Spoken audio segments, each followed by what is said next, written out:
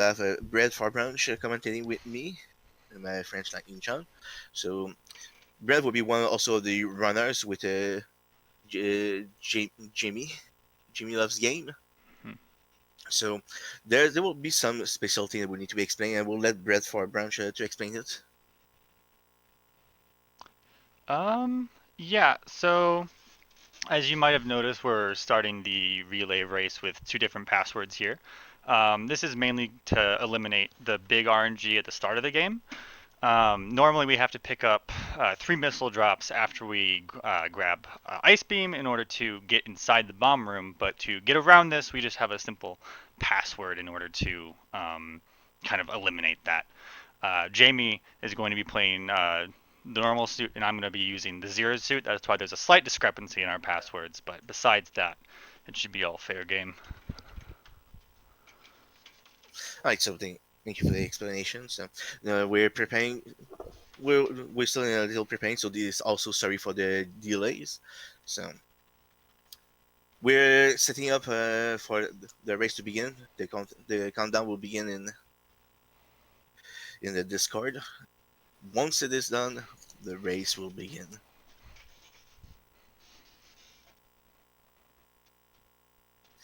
So blue something like Brett said, the code is to eliminate the orange at the beginning of the game, so giving some missiles. Yeah, no kidding. The RNG is actually pretty brutal. Um, the when you kill an enemy after you pick up missiles, there's only about 24.5% chance that that drop will actually be a missile, with the 50% chance being a health drop and um, the rest of it being like nothing. So the probability that you get that you kill that you if assuming you kill 10 enemies, the probability that you even get to bombs is about 30%. Ideally, you want to kill the least amount of enemies as possible, but the perfect RNG, as you could probably work out, is rather low because it's 0.245 to the cubed, which is some small number.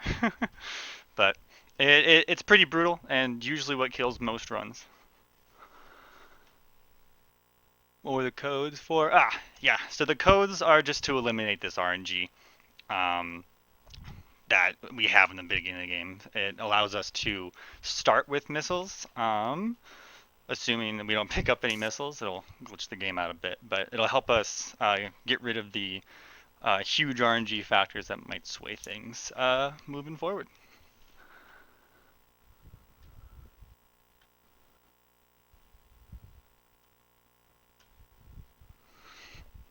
Getting pumped.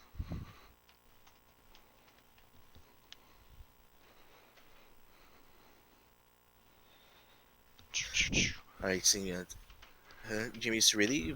Just waiting for you to confirm your readiness in the Discord, Yeah. so we can do the Yep. countdown, and we'll begin soon.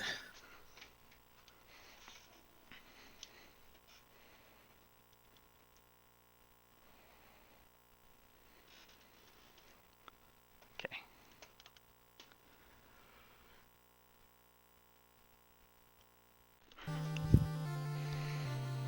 We're off.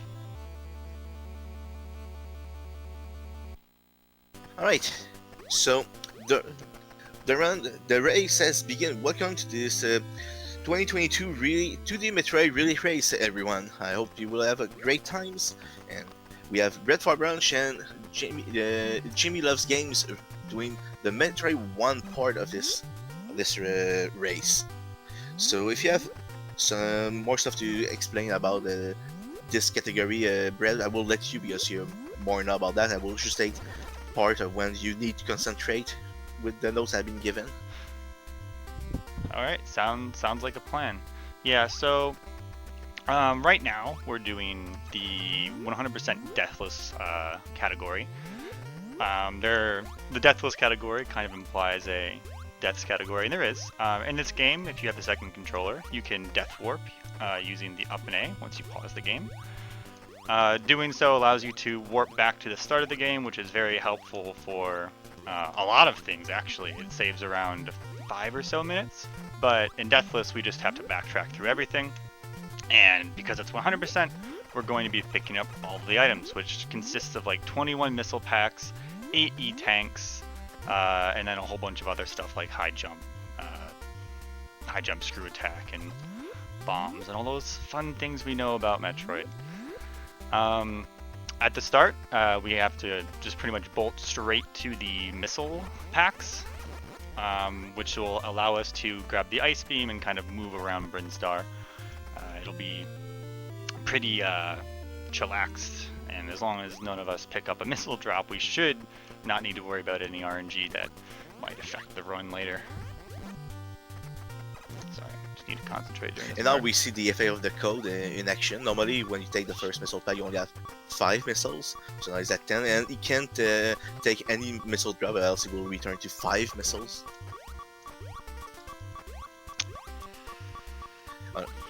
Am I correct on that, Brad? Or did I still... Yeah, you're right. Exactly right. I was actually worried there for a half second. I was gonna pick up a missile drop and we'd have to go back to RNG town, but we're fine for now. Although so coming up is the first like really big glitch that we're gonna see in the game. We're gonna use it a few times during this run. We call it screen wrapping, where you get Samus stuck in the door and purposely morph and unmorph, which will allow you to effectively climb through walls and transcend through the roof. It's crazy stuff. Sorry, I need to concentrate on this one too. Yeah, so the door wraps and like the people to access some place where you normally can't, and screen you can scroll the screen like that in some direction, so you can go someplace you're not supposed to go. As you can see, where normally you have to get a bomb through this area if you're playing this quote-unquote legitly, but we can just scoot on by it and kind of go through this like wall here.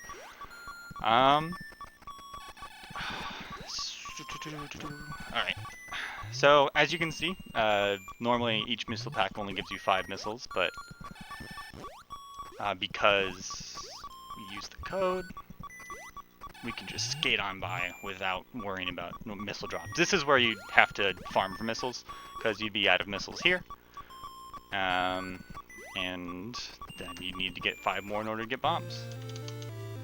Fun stuff. Neither Jamie nor I will have to worry about that, but I get stuck in the habit of farming, even though I shouldn't be.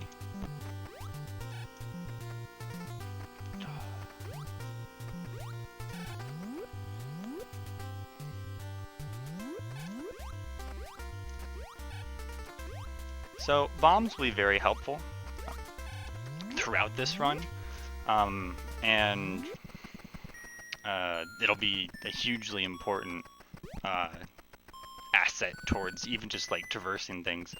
Bombs actually kind of behave in a similar way to missiles, in a way where if you have a bomb placed, you actually can't. If you have too many bombs placed, it'll override the missile spout, to the point where you actually can't shoot a missile if you have bombs placed, which is a bit annoying, but it is what it is. But they're very versatile. You can do fun bomb jumps with it and put a lot of tricks in this game, which make my life harder to live. Make life harder, we make the run more interesting to watch at least. Yeah, no kidding. It's a lot of things to keep track of.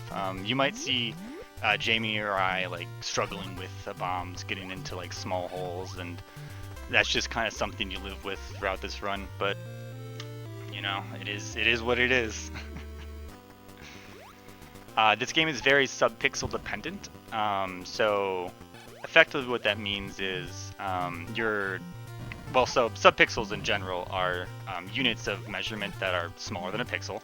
And a lot of Samus's movement is determined based on these subpixels. So whether you get into some holes or not as a ball, or whether you are able to make certain jumps, are really dependent on your subpixel position, which can make things very frustrating to live with. So this wrap that's coming up, the Varia wrap, it's a very interesting one, where you effectively need to wrap like outside. You need to like wrap up to the next screen, and then you effectively trick the game into thinking that you're in a room that is 100% wall that you can only jump through. So you get in these walls and you jump through it, and then kind of jumping through these walls you can navigate in the out of bounds section, so you can trick the game into thinking that you're up higher than you need to be, and you can enter this top door which leads you to Varia without actually needing to like bomb up here or just work up the way you're supposed to do with like Ice Beam or so. It saves a ton of time. As you can see, you don't need to worry about any like shenanigans. It used to be this really, really awful bomb jump that I hated, at least, but fortunately I don't have to do any of that. Nice. So in this game, Varia suit does reduce the damage like the other games, I presume. Oh jeez. Sorry, I was No worries. I was having a rough time. I was not paying attention. Did you ask? Yeah, I asked if Varia suit does reduce damage like in every other Metroid games. Ah, yes. So, good point. So Varia suit. I forgot to mention what was going on about that. So Varia suit works a bit different than it does in the other Metroid games. In the other Metroid games, actually I think it's the same as Metroid 2, if I recall correctly. All it pretty much does is it changes suitless Hamus to have green hair dye, and with the suit, as you saw with Jamie, it just gives them like a pink suit, fashionable pink suit. Kind of neat. Effectively, it doesn't do much as far as traversing Norfair. It only reduces damage by a half, which is helpful. It allows us to tank a lot more things, but in terms of any like special application, it's not that great. You can do most of the. It's helpful, but not hugely important. Actually, while I'm talking about damage, damage in this game is determined by which area you're in. There's 5 different places: Brinstar, Norfair, Ridley's Lair, Kraid's Lair, and Torian. In Brinstar, you take 8 hits of damage. Norfair, you take 10. Kraid's Lair, you take 20. Ridley's Lair is 24, and in Torian, it's 30. And then Varia allows you to cut that damage in half, so you don't need to worry about things as much. So Brinstar would be 4, Norfair's 5, and so on and so forth.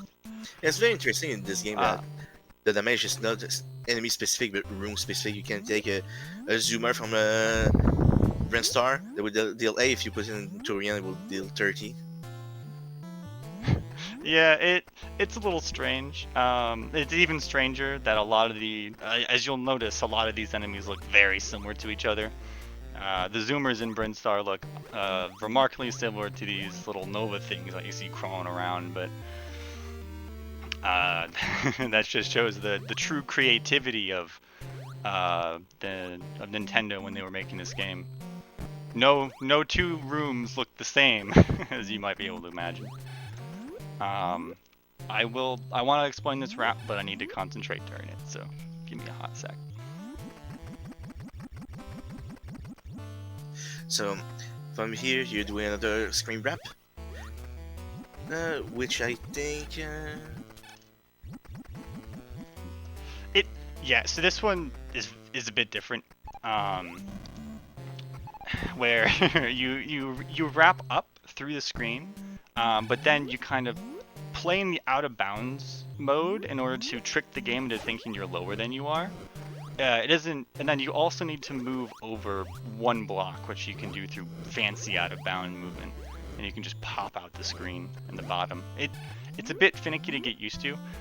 It actually relies on a glitch that is like very specific, where if you scroll the screen down fully, If you scroll the screen down fully and you press right and the A button on the same frame, it'll move Samus exactly 1 pixel into the door. And doing so allows you to get in the door without actually needing to shoot the door and open it, which saves like a solid 3 seconds that would normally you'd have to wait for in order for the door to close again. It's a really fancy trick, but it only works when the screen's fully scrolled down and Samus is out of bounds. So it's a neat trick, but very specific. Oh jeez.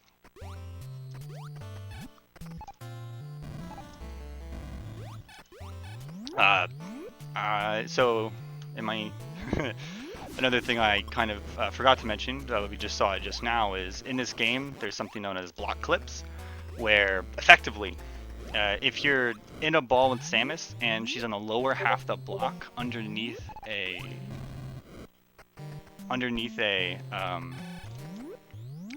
block that has space above it, and you unmorph and then jump. Samus will actually go through the block and allow you to move through blocks that you probably shouldn't be able to. You can actually move through blocks regardless whether there's a block on top. Samus will always clip into the block, but whether or not she goes through it will depend on that upper block above. So clipping like that is something like frame perfect or also sub-pixel dependent? So actually it depends. So with the bomb, whenever you have to bomb up to a block, I believe it actually isn't frame perfect, because I feel like I get it a lot easier than it normally is. But for the ones where you're just below the block and you're morphing and unmorphing, those are frame perfect. So you'll see a lot of people kind of trying and retrying again on the timing because it's a bit finicky. Oh, I'm running out of missiles. But we'll see those later when we're on our way to screw attack. Kind of like an unsung hero of, not hero, but unsung pain of this run is missile management. In Norfair you have to be very careful you don't run out of missiles, because you'll get Nestor stuck. RNG is not forgiving, and the other games seems to, even in Undo, have a lot of RNG to worry about. Yeah, no kidding. Even after the great missile era, you need to worry about missile drops because it'll limit how fast you can go. I'm stuck at 10 right now. I need at least 10 in order to guarantee I can get out of Norfair without having to refarm. But alas, it is the price you pay when you run this game. Another thing I actually forgot to mention a while back, both Jamie and I picked up something called the Wave Beam. It's why our shots went from this nice ice blue to this weird wavy purple that causes a ton of lag. Effectively, the Wave Beam actually, it does double the damage that your normal beam does. It does double the damage normal beam does. The Wave Beam does the normal damage your beam does, but it goes in a wavy pattern, so you can hit things that are below you when you normally couldn't, as we can see. So like that Nova, you can shoot that Nova without needing to lay out bombs. Exactly. And in Destroid, you can only have one beam at a time, except for long beam that can stack. So it's either you have Ice Beam or Wave Beam. And fun fact, there's 2 Ice Beam in Destroid. Oh yeah, that's a great point. It is true, the beams don't stack except for long beam. So, oh my god. So per Hundo rules, actually, we need to grab both of those. So we'll see the other ice beam later on in the run. And also, I think Ice Beam technically can kind of cut your damage by half, because when you shoot, deal damage normally without increasing it. But the thing is that once an enemy is frozen, if you reshoot it, it don't deal damage but unfreeze them, if I'm correct on Yes, exactly. So So, technically, it's a nerf, and uh, you deal only half damage in a way. mm-hmm, exactly. So actually, that's mostly true except for a couple cases. Those cases being the bosses. The bosses are really weird with their health. So for bosses, all beams actually do 1 damage, except for missiles, which does 4 damage Mm. to the And normally bosses. missiles is when you kill any enemies other than the boss and Metroids. Yes, correct. Absolutely. Also, one thing to note is that screw attack. It's if you jump, there's a few frames before Samus will spin to make you invulnerable, and the thing is that if you jump and spin, but you fall at the lower or at the height you initiate the jump, Samus will stop spinning, making you vulnerable again. So screw attack is kind of good and bad. So as long as you go only up, it's very good. The moment you go down, it's no longer useful.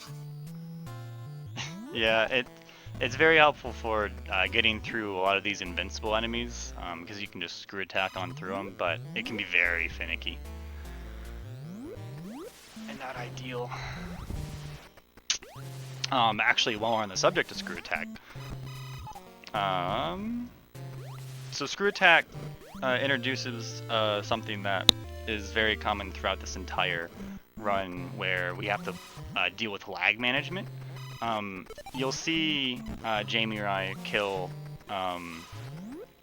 like enemies seemingly just because, but this is mainly to like focus on getting rid of them because we don't.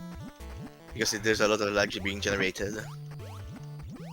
Yeah, Metroid, the old school Metroid has a sprite limit of, I want to say 5 or 6. So anything else besides that will greatly slow the game down. Oh. All right, so we're currently on our way to get high jump. And once we're done with high jump is actually where the subpixels are really gonna come into play. You'll see Jamie or I miss jumps because of high jump, and it's gonna be a huge pain. But that's mainly just because of subpixels. It's the way it is. But now that we have high jump, we're on our way to Ridley's lair. So in this game, I think high jump is something that make you really go very high. It does deserve the name high jump. No kidding.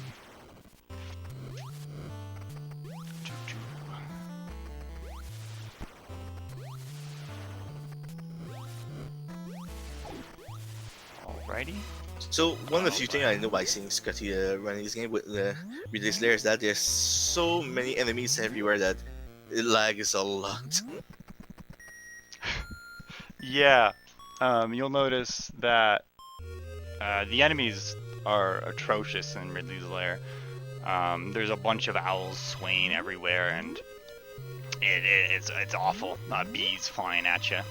A large portion of Ridley's lair is just dodging and killing things, so you don't actually end up, lagging the game out. So you'll see a lot of missiles used, preferably not screw attack used, and killing everything. And it's a colossal mix-up of what's going on. There's a lot of fake outs in Ridley's lair. We'll see a few. There's a hidden bomb block we gotta break, and there's the classic fake out that we all know from Super Metroid as well. We're gonna grab that E-Tank as well, which hopefully. And also that fake out that's also us. gonna make his return in Zero Mission in the remake. It does. That's funny. I've never actually played Zero Mission. Yeah, it's also in Ridley's lair with an E-Tank on the other side that force a player. Oh, there's something good, and fall all the way down. I think the same thing in Destroy, that there's an E-Tank on the other side. Mm-hmm. Here's our little hidey hole. We're coming up to the infamous E-Tank that made a lot of people I'm sure very distressed. And I think here is kind of RNG if it's lag or not. Yeah, it's a little bit. The bald patterns are kind of annoying. All right, we're good. Actually, another trick that you might have seen Jamie or I use like pretty consistently is something called an unmorph jump, where if you go into a ball, roll off an edge, and then unmorph, it'll actually save a jump. We'll see that in action right soon when you see me kind of go through a gap that would normally be very difficult, where you can get closer to the gap by going in a ball, unmorphing, and then jumping in the middle of the air. Very helpful. That jump you just saw me do is actually normally a two frame window if you just do it normally, but with an unmorph jump it makes it a ton easier. Yeah, we did see you do quite a bit of those unmorph jump. I mean. Yeah, they're very versatile. It allows you to do like a ton of things, and it just makes movement way more fluid than it has ever right to be in this game. So, always appreciated it. We're coming up on Ridley right now. Yeah, we're coming up on Ridley right now. Another good. I need to focus. I'm horrible at mashing. Right, so like you said, each shot you will that the runners will land will do 1 point of damage, and each missile is doing, I think he said, 4 points of damage each. And as you can see, depending of the RNG and patterns that Ridley can give, quickly, because as we know with Nestroid, that there's some the boss has some RNG and varying in their attack patterns, but the way the Nestroid has been programmed is that the RNG is not working correctly. So if like Ridley is doing one attack pattern, it will always do it, always the same instead of changing his attack pattern. So you can more or less easily cheese the fight like Brett did in this case. Yeah, so yeah, the patterns are quintessential towards fighting Ridley, because bullets go right over you. The pattern actually is determined by like what cart you have. Front loaders for the NES actually will always give you good pattern, usually, and most like other sorts of like knockoff NES or clone consoles or top loaders will give you bad pattern when you first start off. So kind of knowing which one yours gives you is kind of very helpful for setting up the manipulation on how to fight both of these bosses. I think the Famicom version has the one with the correct RNG way it do change, if I remember correctly on that. Yeah, the Famicom is all sorts of it's way difficult. The RNG works as it's supposed to, as he said, and the bullets go crazy, and you can't necessarily just stand right next to Ridley. You actually need to focus on, dodging and stuff. Well, you can tank most of it, but it's a much more difficult, longer fight. One of the other things also that about the RNG we kind of talk about is when you went Norfair with those volcano shoot those rocks. Normally they also shoot randomly left or right, but in the American version, the American NES, no, it's always the same direction. While the Famicom one will shoot randomly in each direction also. Yeah, and that's also true based on the side hoppers, as we'll see. Side hoppers are anything that jumps, and the seahorses that shoot lava. All those are determined by like the global pattern. Of which on Metroid there's 4. I didn't know about the seahorse and the uppers. Yeah, there's actually one pattern where the seahorses don't shoot anything at all. Which sounds like it is fast, but unfortunately it's also a bad Ridley and Kraid pattern, so it's fast in some aspects and slow in the other. Oh.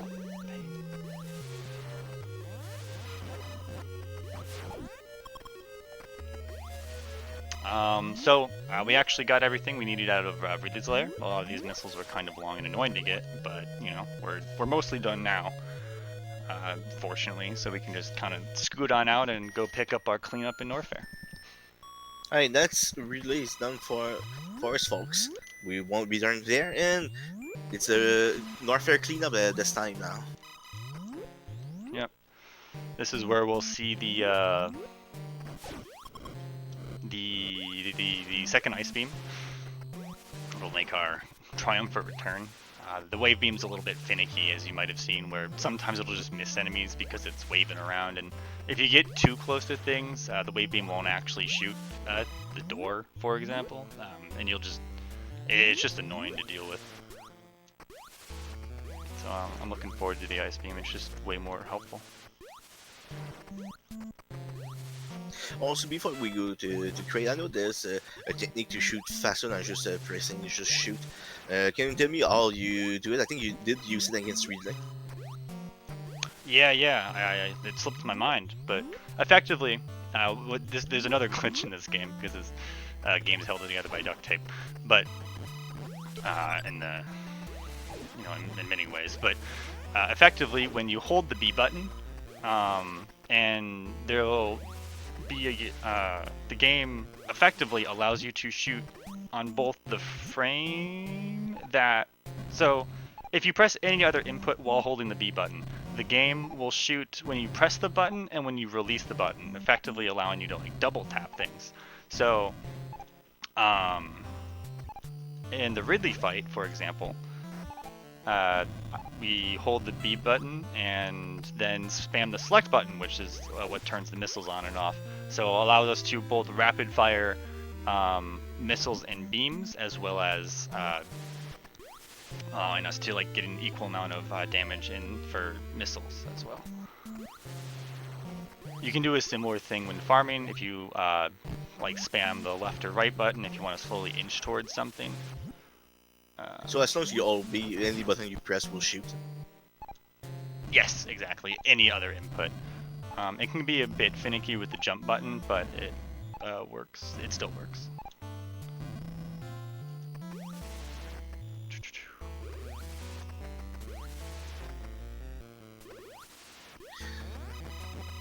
So, is there any remaining items in Norfair, or are we pretty much done now? So besides the ice beam and like 5 missile packs right next to each other, you can tell the devs got a bit rushed with their map creation, world creation. We're pretty much done. Besides those things, we're gonna pick up a bunch of missile packs, 25 in total, and then we're gonna grab ice beam and just kind of head out and go on to Kraid.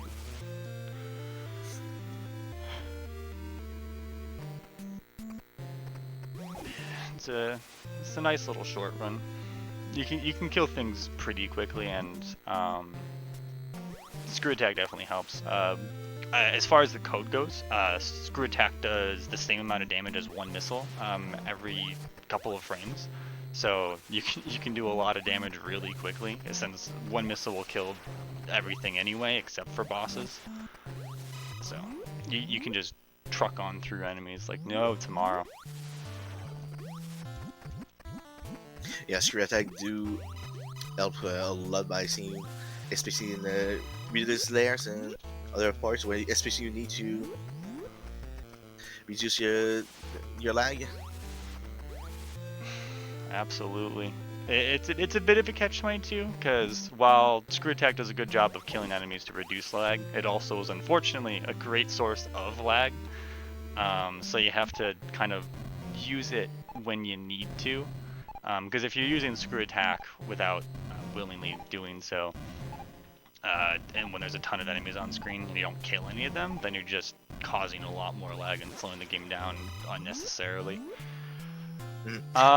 Maybe it's worth mentioning. Oops, sorry. Yeah, so as we can see also, we kind of forgot because since we are the same color here and we can't really see both correctly, especially for you, that there's also the James Love. They are also, as you can see, doing all those tricks.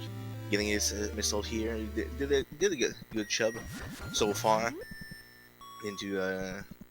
Didn't pay too much attention, so I'm very sorry because it's not the usual setup and me not being used too much to Nestroid, so I might have missed some of the stuff happening, but we have Jimmy Sub being pretty close to Red Frog Brunch all the rounds. Being I think I think 2 to 3, maybe 3 max room behind.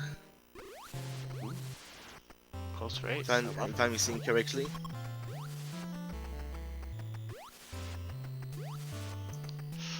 I'll take your word. I'm not looking at you. So just to make sure to. So we have the ice being here.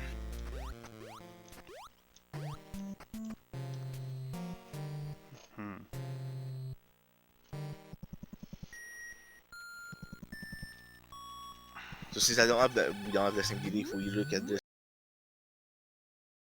for the release, so you just exit the room with ice beam and all. So let's see where Jimmy's oh yes, I think that is now in the room with ice beam. So Jimmy's about like I said, 3 room about behind. So that's pretty a close race so far. Yeah, that's pretty close. It'll really kind of I'm sure we'll get a lot closer together in Kraid's lair. My Kraid is a little bit not good, especially later when we do the Kraid climb. It'll be, I'm sure, a lot even closer, but we'll see. You know, such an exciting moment where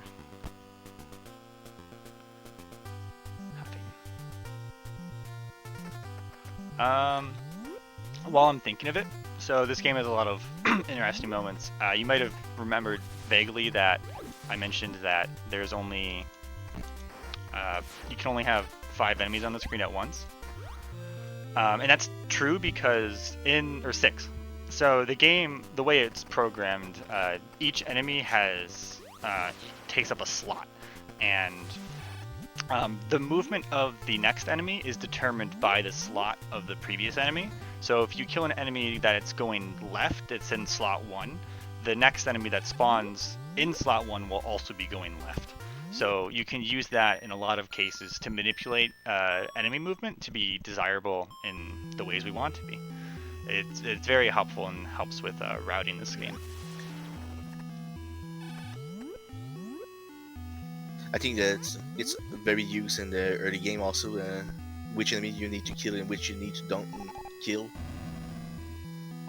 Yeah, absolutely. You might have even seen it way early on where we were trying to just climb up the golden Also, climb. if you just look at if you look at this screen of Jimmy's, you can see that one of the reasons why screen attack is when you go down is bad, getting hurt by the by the screen there. It's not fun when using screen attack downward.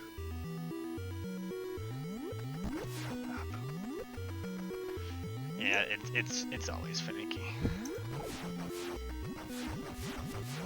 This game is not exactly held together by, you know, too much integrity. Hopes and dreams, that's all you need.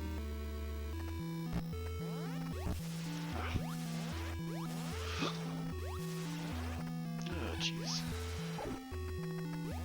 We're coming up on our final wrap here, soonish, where we're gonna kind of do another like screen little trick. We'll be out of bounds and then kind of pop in a different room.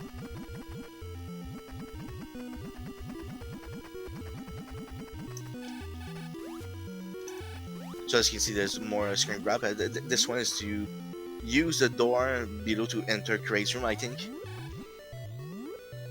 Yeah, exactly.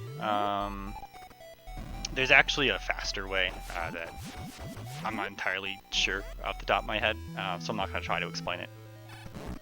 But there's a couple ways to do that route. Unfortunate. We're a bit low on missiles, but we'll make it work. a large part of just all of this run is missile management. You're never usually in a tight spot like you are in 80%, but there are some moments where it gets a bit finicky.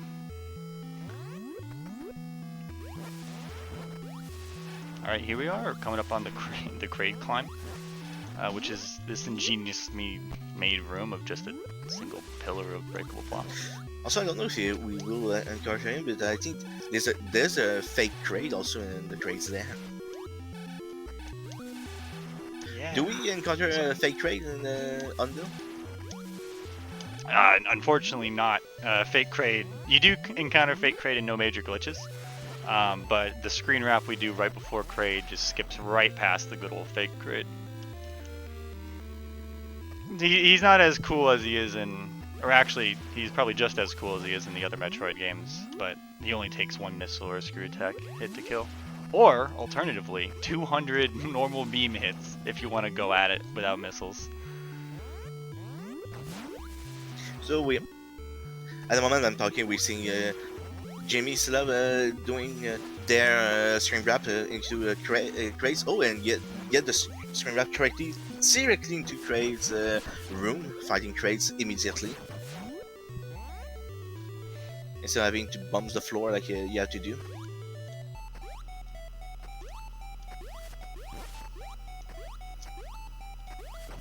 And dispatching of his Kraid pretty quickly also.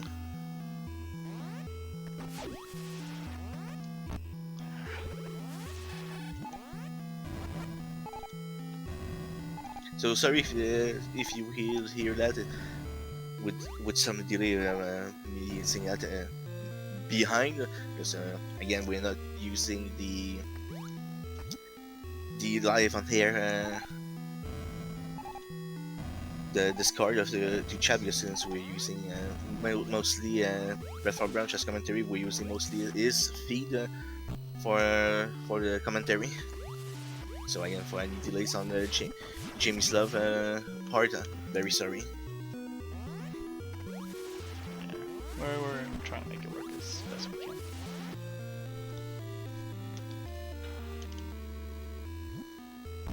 Oops. So, after Kraid's Lair, there's only one item we need to pick up, which is going to be Long Beam. Good old Long Beam, you know.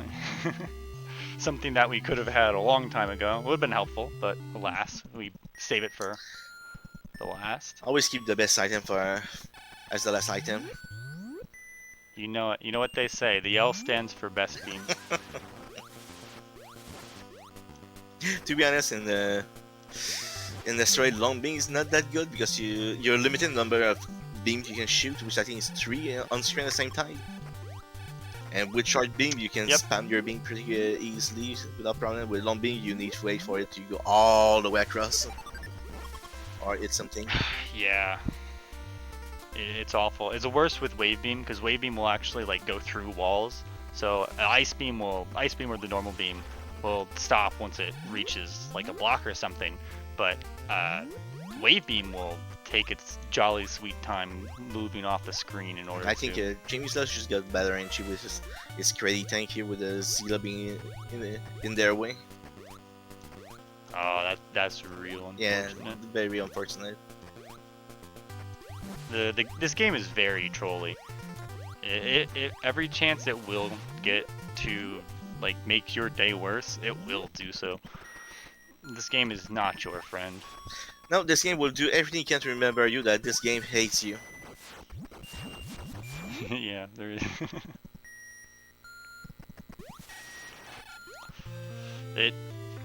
It's definitely a trek, but we're getting through it.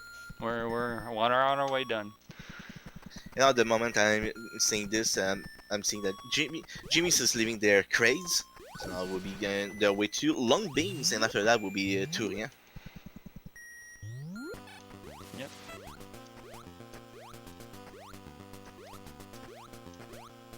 And for Bridge, I think you just got your Long Beam now. Yeah, we're making clean work.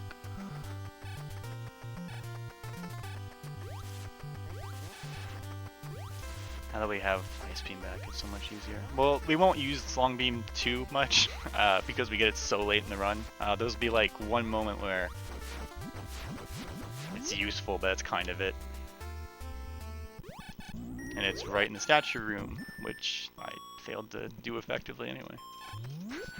It's the only time it's really that useful. Yeah, so you don't need to go near the Ridley statue. Yeah. Also, although it's fun, since you have to kill Ridley, you don't need to do that clip with the Rio to access Turian. Yeah, exactly. We killed both of the bosses, so we don't need to do any fancy bridge skip or anything. We can make the bridge ourselves. Very helpful, and don't have to worry about any more glitches or anything like that. We're in Torian. Welcome to Torian. And now Jimmy's getting their long beams, and after that it's straight to Turian. So if there are delays, because I'm talking to Brad, on Brad stream, so yeah, it is what it is. So while we're in Torian, there are these annoying little Cheerio things that are spawned, known as Ringas, officially. They die pretty quickly, but they're there, and they're always gonna be around 3 on a screen.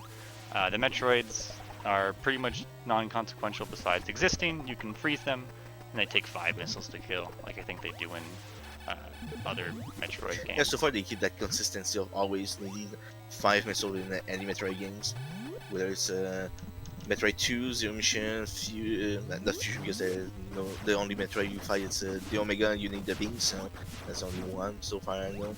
And there's none except for Samus and Dread. And Super Metroid also needs 5 missiles. So. Yeah, and in Torian, a lot of missiles. You need a lot of missiles, namely 73.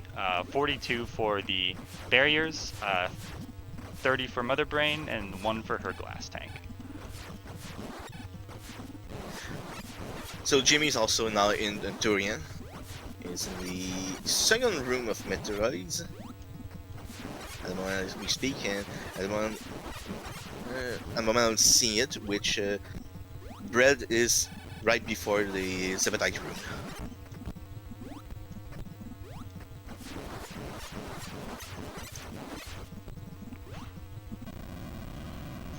Oh,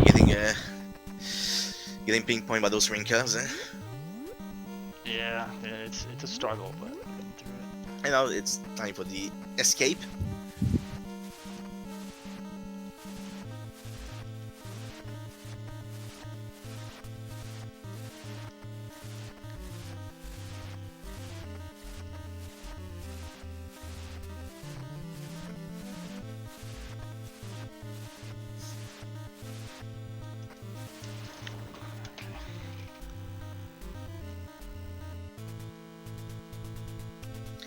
Alright, so when you see that, it will be a GG for Bread. So Bread is finishing. We just need to wait until the end of the screen to pass the baton. I will then join Next Gen Gamer on the live stream with him, so he can explain correctly more about the Metroid 2 that will happen. So thank you, everybody. Thank you, Bread, so for this fantastic run, and we'll also thanks and GG for Jamie's for their run also. So yeah, it was super fun. I'll let someone come in and take over so commentary. I'm back on the live stream now, so I can see both of on real time. Probably hear me a little at the same time. So no, okay, good. So this will be the beginning of Metroid 2. So I will let Next Gen Gamer explain Metroid 2, and GG for Jimmy for finishing their run. Yeah, congratulations, both of the M1 runners. I was watching in the background, and they did a great job. It was a very close race. I believe M2 will be starting soon here. So can you talk to us about Metroid 2, the tricks and the setting, what they will need to do and all? Yeah, so for some baseline stuff, the first thing you're probably going to notice with Metroid 2 is, well, for one, you actually start with more upgrades than what you typically do in the games. In that Metroid 2, you actually start off with Morph Ball and missiles already. And that's going to be important because in Metroid 2, before you get the Varia suit, Morph Ball is actually faster. So we're actually going to see our runners, they are going to be using Morph Ball a lot. Basically, any time where the time spent morphing plus the time saved for morphing faster makes up for just walking, they're going to try Morph Ball. And it looks like we have Scotty getting started here, and again, the first thing I see him do is go into Morph Ball here. And again, this being one of the older Metroid games, movement's not... You got a few movement quirks here and there you got to deal with. In fact, we're actually, even after they get Varia Suit, we're actually still going to see a lot of Morph Ball because of a technique called Spider Throwing, and I'll go into more detail when they get that upgrade available. So seeing that both has now begin their rounds and both the last race are finished, I will leave you for your commentary unless you want me to stay and give some help in your commentaries, but I won't be getting much else, so I think I will go unless you want me to stay. That's fine with me. Alright, thank you and good luck. Alright. Well, to start here, we're going to see Scotty go and head towards his first Metroid. Now, the main focus of this game is going to be on killing all the Metroids. That's the main bosses you're going to run into for the whole game. And there are a lot of them. And there are very different levels of them as well. Now, the first set of Metroids called Alpha Metroids, and these guys are fairly easy, fairly straightforward. They don't really have a whole lot of complexity in how they fight. You're mainly just going to see Scotty lure this Metroid around and land any shots on it, and just land his 5 shots on it and take it down pretty quickly. Now, a couple minor things as well I forgot to mention. In Metroid 2, we're going to see a technique called damage jumping a lot, which is just whenever you take damage, you're able to immediately jump again. And we're actually going to see the runners use this to get access to some places early, as well as avoid taking the regular routes through certain platforming areas. And we're going to see Scotty use that a good bit through this climb here. And now we see Hope has also started her run, and she will be making her way to the first Metroid as well. Now, this game is sort of split off into various different areas we're going to see our runners go through. And each of these areas has a certain number of Metroids they have to kill before they move on to the next area. And so Scotty is going to be arriving at the first major area soon, where there will be a couple of Alpha Metroids that he is going to have to take down.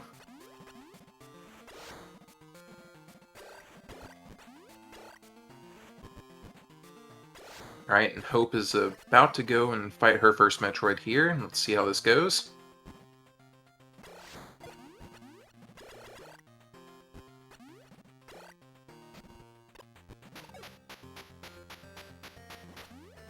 Alright, an excellent fight there. Again, the Alpha Metroids, you mainly just gotta place your shots well and kind of lure them. You typically want to get them as close to the exit point as much as possible, just because you want to be able to leave the room quicker. But that's going to be mainly, whenever we see the Metroids, what they're mainly going to try and do is that they're going to try and lure them to the exit screens, and then they're going to try and just kill them as quickly as possible, either by trapping them in a corner or various other tricks to kind of kill them quickly.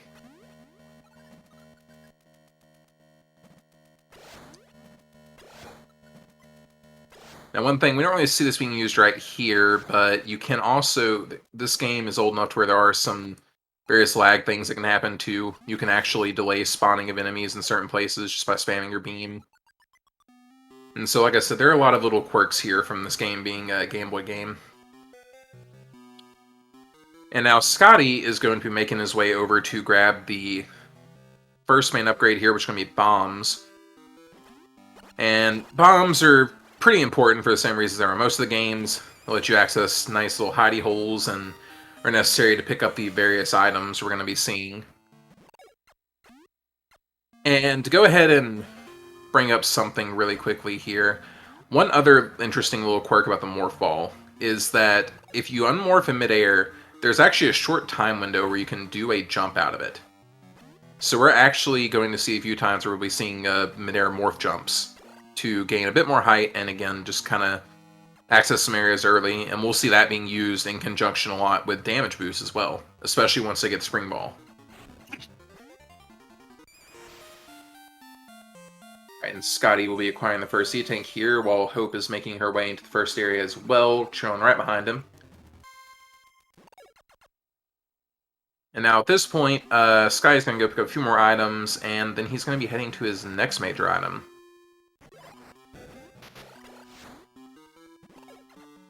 And Metroid 2 has less missile packs than has less missile packs than most of the games, mainly the later ones. But each missile pack does give you a few more missiles, so it's very beneficial to pick up those. And that's one thing we're going to see in Hundo ammo management. Even though that is 100%, ammo management is still very important. And we're going to especially see that towards the later parts of the run. We're going to see that kind of come into play.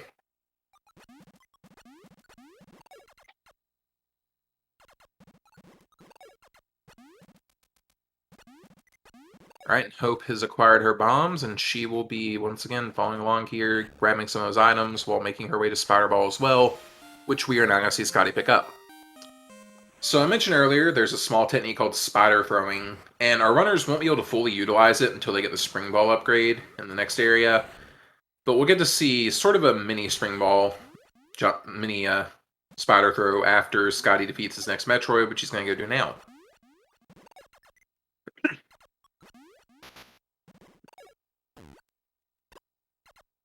And again, this is going to be another Alpha Metroid, so the strat here should be pretty straightforward. The main thing to worry about with these Metroid fights is going to be the room layouts. And we're going to see Scotty, he's going to use a little trick here to kind of get stuck in the ceiling there. Which we'll see a couple of times throughout the run to kind of, especially in the Alpha Metroids, they're very vulnerable to that.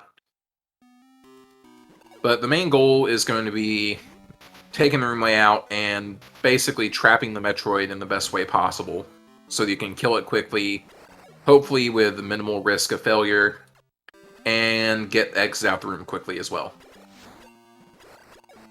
And again, this exit point here, they're going to be mostly just picking up some basically doing a mini cleanup here, picking up some items, and then making their way to what I would call the second part of most of the areas. So each of the areas, there's typically, it's not really official designation, but there's kind of two different versions of them, and that there's the sort of the main hub area, and there's kind of a Metroid nest.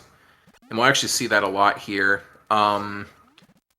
And we're going to end up seeing the runners, they're basically going to go through the main area, kill a couple of Metroids, and grab some items, and then they're going to head towards the Metroid nest part of the area, where most of the Metroid fights are going to be at. And that's where we see Scotty going to now.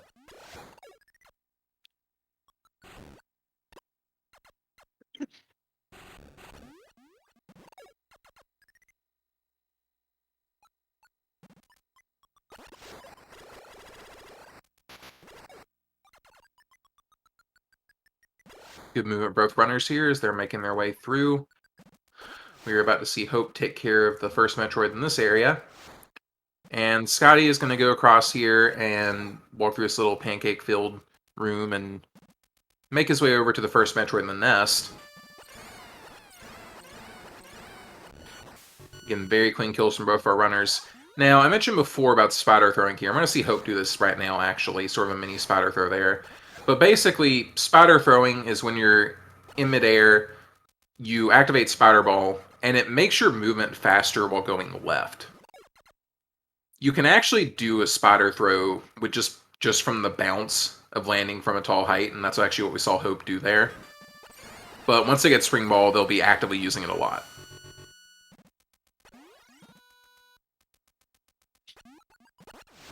And Scotty is almost done with this Metroid nest here. I believe this will be his last one before he moves on to Area 2.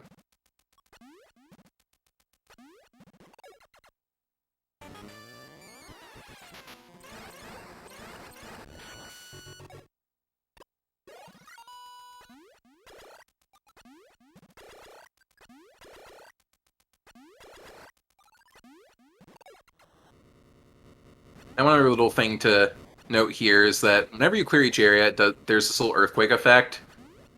And what that does is it's actually clearing out the acid water that kind of keeps them from going to certain places. And so that's the main deterrent behind letting you go super far ahead in the game. And we're actually going to see we're actually going to see our runners. They're going to actually go and kind of cheat sequence break a little bit later on the run, where they're going to actually go to one area a little bit early because it's a little bit faster, and they have the health to tank it. We're not there yet, but we will be seeing that in a little bit. And now Hope has made her entry into the Metroid nest here, and she'll be working on cleaning out these Metroids.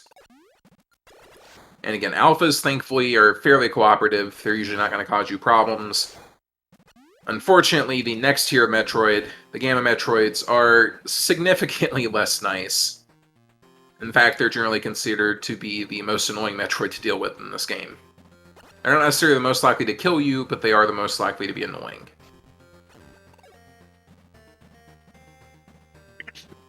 Although it doesn't look like it, that room that Hope went through with the pancakes is actually pretty difficult to do properly. You have to be very careful with your timing on the missiles to actually hit those pancakes before they hit you and cause you to get hit. It's not an easy room to go through, and it's definitely even if you only get hit like once or twice, it's still really impressive just because of how difficult that room can be to go through. And there are like a lot of rooms in this game where they can be pretty deceptive in how hard they are.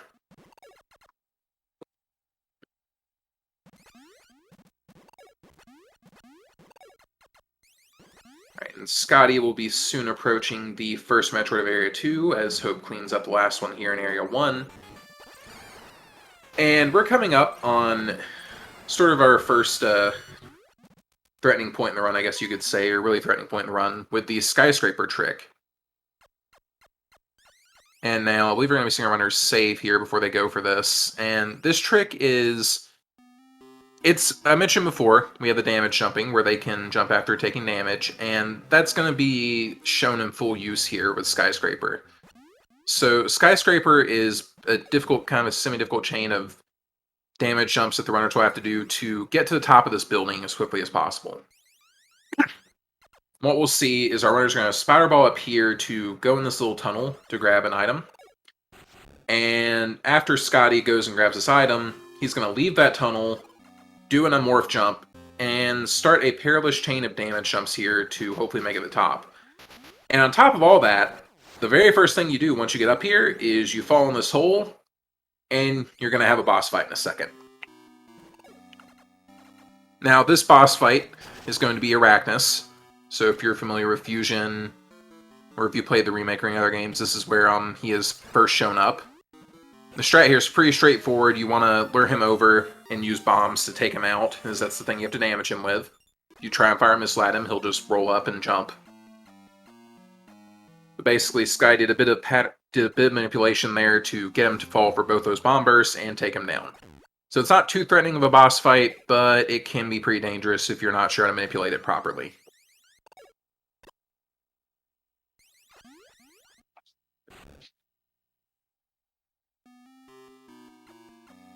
Right, Hope has almost made her way to Area 2 here, while Scotty's going to deal with another Alpha Metroid here.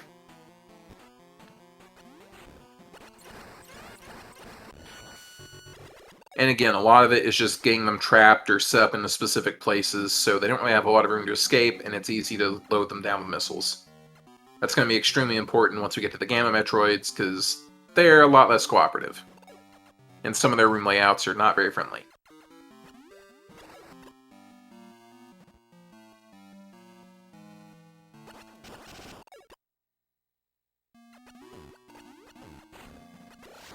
Right, and Scotty is going to acquire the high jump boots here.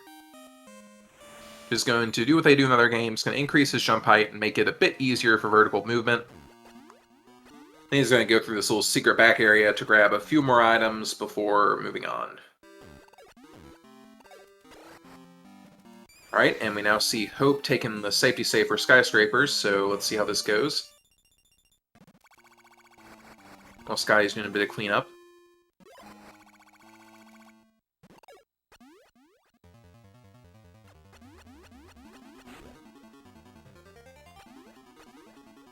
Getting a bit of extra health there, which is never a bad idea.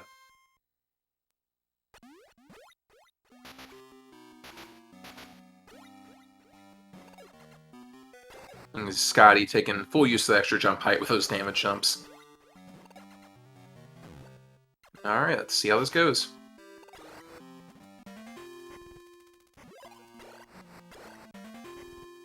A little bit of a miss up there, but that's okay. It's not you making it to the top of Skyscraper with minimal damage is the important part here.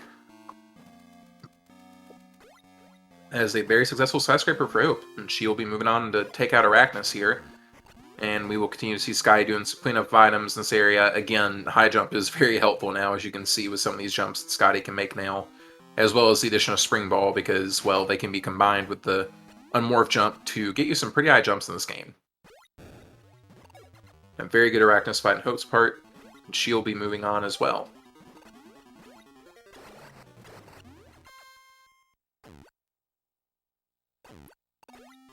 And you can see Scotty now taking full use of spider throwing here. Now that he has excess Spring Ball, he can do it on demand. And we can see Hope doing it as well. And again, this is the best way to move when you're going left for the most part.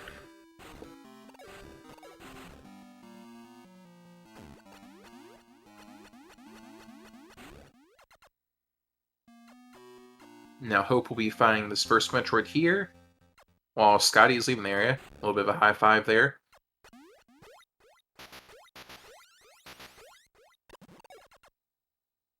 A little bit of trouble with that Metroid, but we're doing alright. And now Scotty's going to get this Metroid stuck in this corner here. Yeah, and I can't reiterate enough that a lot of it is just getting them trapped in the right spot. But we will see that in full force with the Gammas soon.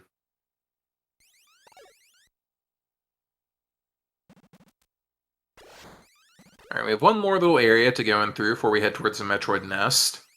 And here, Scotty's going to be going to get the Varia suit finally. And while it's not going to be super useful moving left at this point, because spider throwing is still going to be a better option, having Varia suit is very nice because it lets you move at full speed while going right, and so they don't have to morph as much. Although, as I said, spider throwing is still super important, so we will still be seeing plenty of Morph Ball.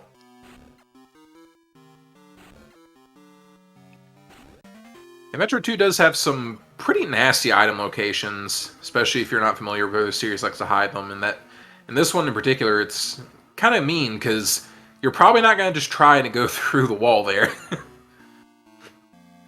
And we see a couple of places where there are some high items hidden in the ceiling as well.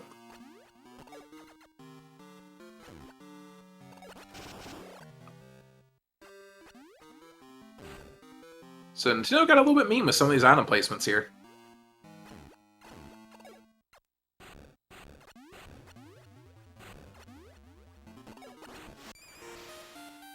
Alright, and Scotty will be acquiring the Varia suit here.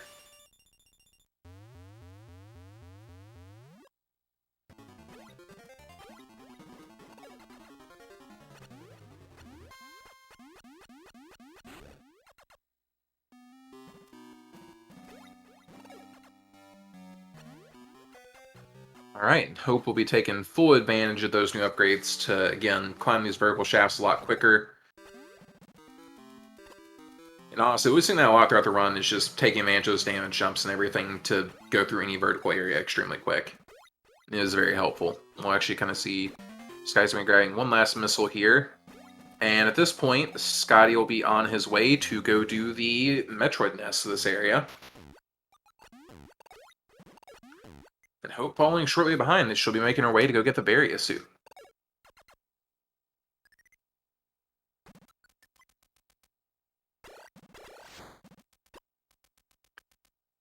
Now, Scotty's going to be approaching what's our first Gamma Metroid. And now, Gamma Metroids are a lot more annoying than the regular Alpha Metroids because, just in general, their behavior is not as nice, and some of the rooms they're in are very uncooperative. So what Sky is doing here is he's getting this Metroid trapped in this corner so it can't move, which makes it a lot easier to hit with missiles and everything. You don't have to deal with kind of trying to kite it around. Whereas Alpha Metroids are very easy to kite around, Gammas are not. Gammas just tend to act in unpredictable ways, and they can be fairly uncooperative. That said, we do have strats for most of the strats for pretty much all the Gammas at this point that are pretty consistent, so we're going to be seeing a lot of that. We're going to be seeing those in use here. But you also get to see where some of the, especially towards the end game, we're going to be seeing some rooms that are very unfriendly towards fighting gammas.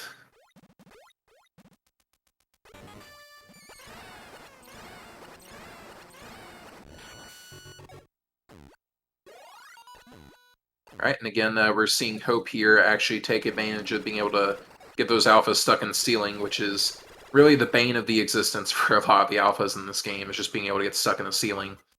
It's a very nice little trick we can do there to help out with those fights.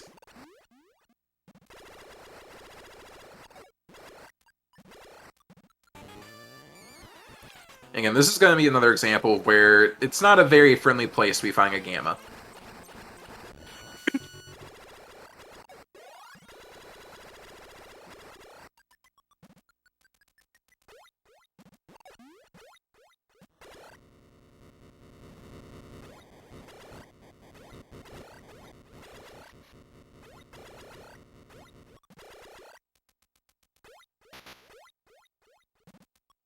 To add a bit of a Varia suit trivia here while Hope's getting it, and to be honest, I can't actually confirm this, but this is what I was at least told, is that part of the reason why Varia increases your speed in this game is because since the game's originally a black and white game, they wanted another way to kind of help distinguish the fact that you actually grabbed a different suit.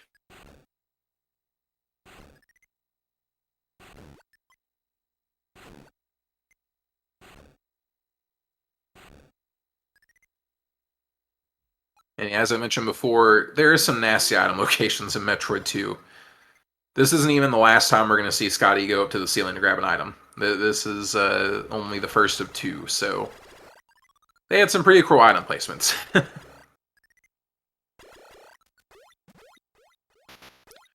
is kind of a small little route change too, actually, that's, I guess, not super recent anymore, but we actually used to go into the building here to go across the other side, but we have found that it's actually faster to climb up here. And again, a good chunk of that is just high jump on morph jumping, giving us so much more speed with vertical movement than what we had before.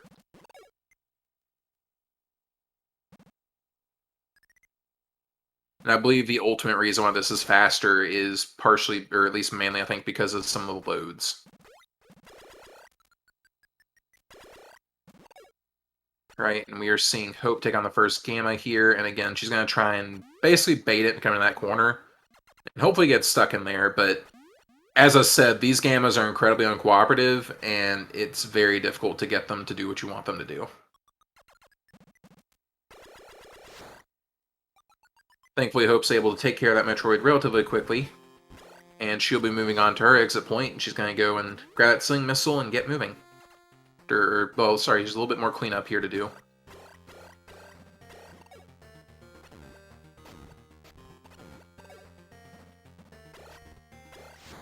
Alright, we see Scotty will be advancing to the next area. You can kind of see some of the acid water here. Again, right now we're not going to be doing our little sequence break, but that will be happening at the end of this next area.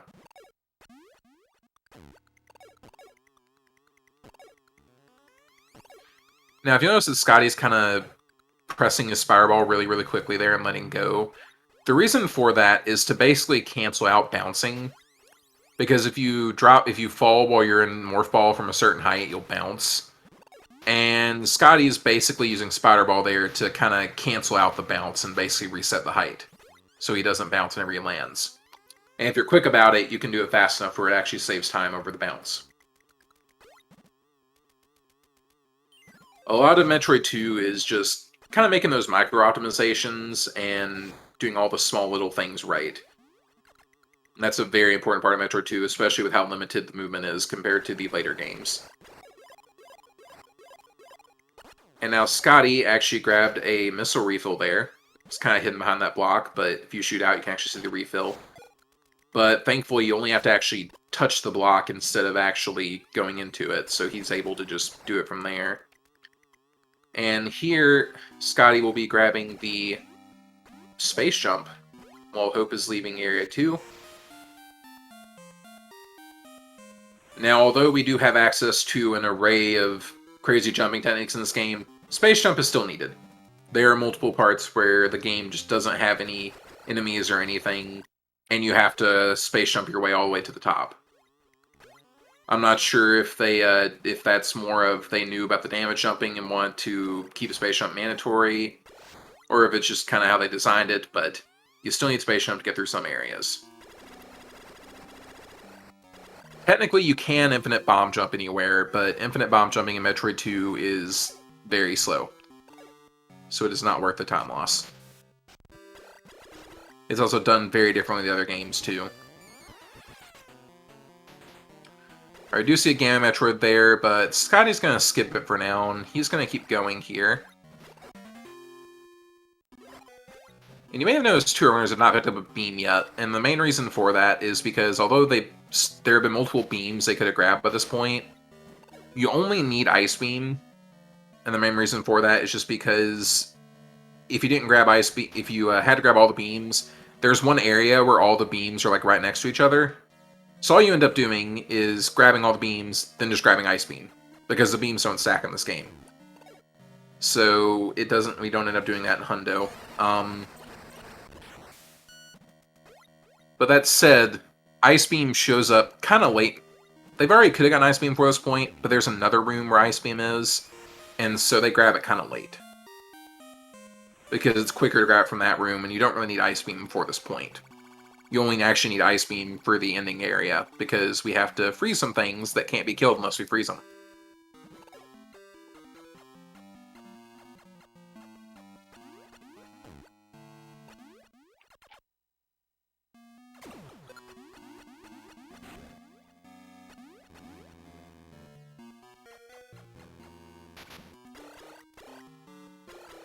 Alright, Hope is making her way onto Area 3 here. While Scotty is doing a little bit more cleanup. Actually about to see Scotty deal with another Metroid here. If you notice, whenever Scotty jumped down here, there was a little way to go to the right, to go to the left. And we're going to see Scotty go over here now. And now for this Metroid, Scotty's basically going to shoot out this block and basically get it into this corner, hopefully. Fortunately, the Gamma did not cooperate, but you got to get it to go down, and then you got to get stuck in that corner, and it's not an easy thing to do. It is fairly precise. And so you have to be very careful with that setup, and as I said, Gammas are going to be the bane of our runner's existence for most of these.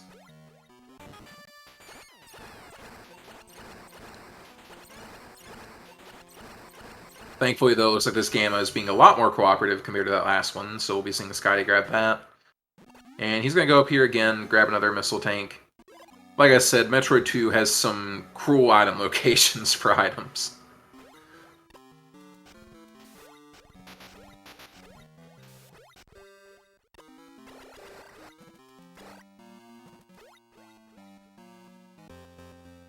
Alright, and Hope is going to go and grab this missile refill really quickly.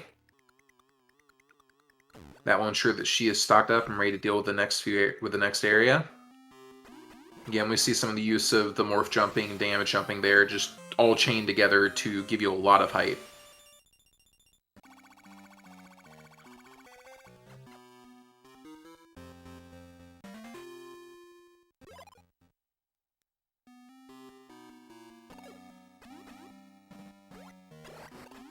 Right now, both runners have acquired the space jump upgrade, and Hope will be going into that previous area to do some cleanup.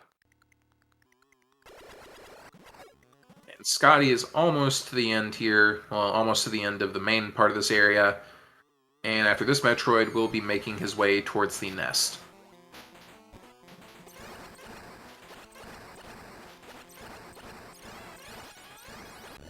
Yeah, thankfully, one of the best ways to deal with Gammas is actually getting them stuck above your head like that, because it's a little bit easier to kind of juggle them vertically than to juggle them the other way around, and to try and kind of keep them away from you horizontally. And that's really true for all that's really true for both alphas and gammas. But alphas are in general just a bit more cooperative, so it's not as much of an issue.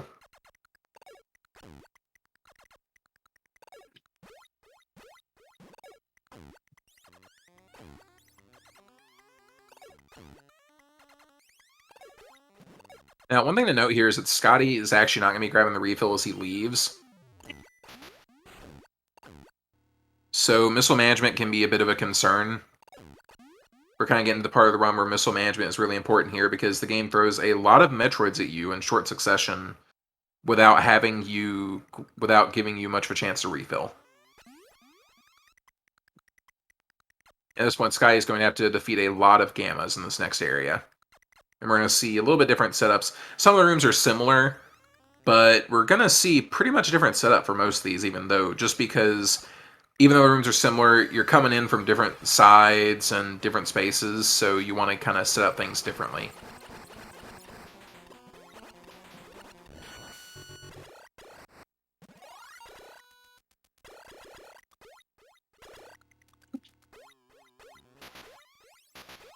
We're actually about to see another little trick here when Sky goes this upper area. He's actually going to ignore this alpha and use it to kind of jump up into this hole via some damage jumps and go deal with this Gamma Metroid on the other side.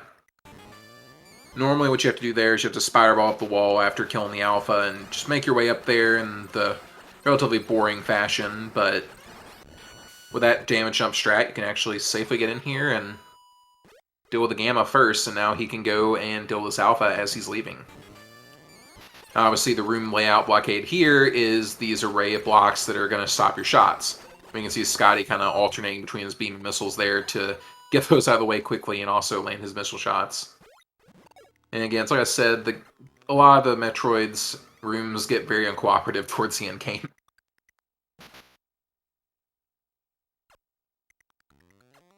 Alright, Hope doing a strat there where she kind of planted herself up into that corner so she could safely kind of juggle that Metroid.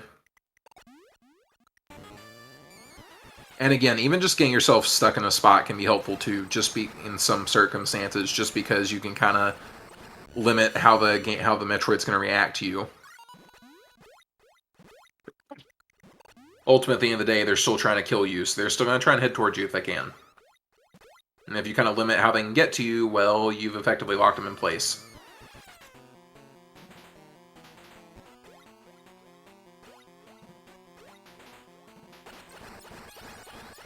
And again, we see Scotty trapping this Metroid above him here so he can safely deal with it.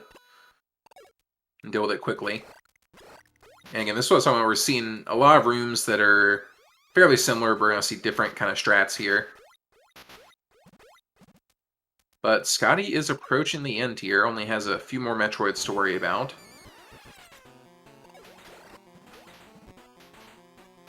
And now for this one, Scotty's gonna kind of let it chase him, and the goal is to kind of get it trapped up there so he can, like I said, a lot of it is finding some way to make it so the Metroids do not have a lot of space to move with. Either by putting yourself in a spot where they have to kind of come to you, or just by doing stuff like that and get them trapped in a corner. And now, here's where a little sequence break is going to happen. We see Scotty is going through the acid water here to make his way over to an area we're actually not supposed to go to right now. And the reason for that is because you're expected to go kill one Metroid, and then after you kill that one Metroid, the acid water changes. And then it makes you basically come back here. However, that one Metroid you have to go and kill is actually closer to the next area than these two are. So normally, you have to go kill that one Metroid, come back here, then go back to where that one Metroid was. But since we can just do the damage walk here to get the lava dive here to get to this area early, we can just kill these two Metroids and then just go back and kill that other one right next to the next place we need to go. And the devs were kind enough to give us a couple of refills, health refill there and a missile refill at the other one, so ammo and health is not really a concern. If you're wanting to, you can pick up the ammo refill.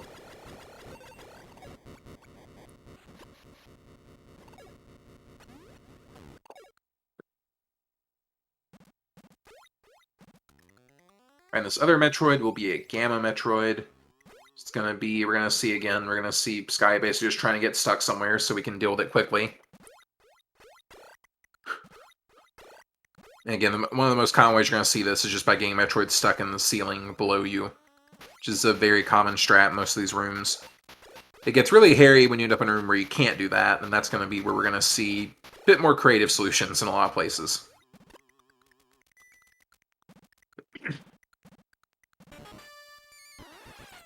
And again, we see Hope doing something a little bit different here with this Gamma, but it's kind of the same principle. She's getting it stuck in that little corner there so it can't move, and she can just unload on it with missiles.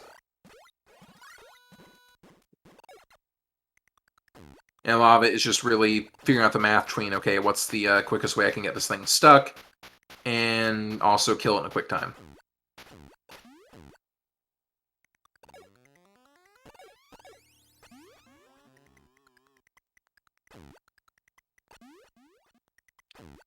One little benefit of the bouncing mechanic with the Morph Ball here is that you can actually use it to do mini spider throws, as we kind of seen. And so, in a lot of cases, even if you are kind of in danger of getting a bounce, you can actually kind of use it to help yourself out a little bit. It doesn't work everywhere, but we can actually see a few places we'll see them kind of do a spider throw bounce just to get a little bit more horizontal distance.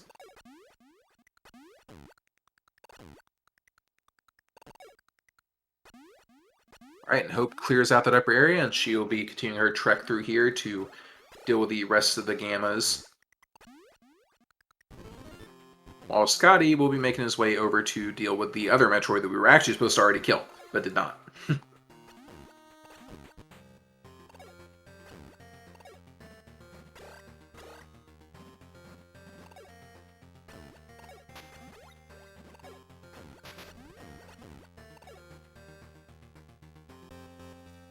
Hope having a bit of trouble with this Gamma Metroid here, just not wanting to cooperate.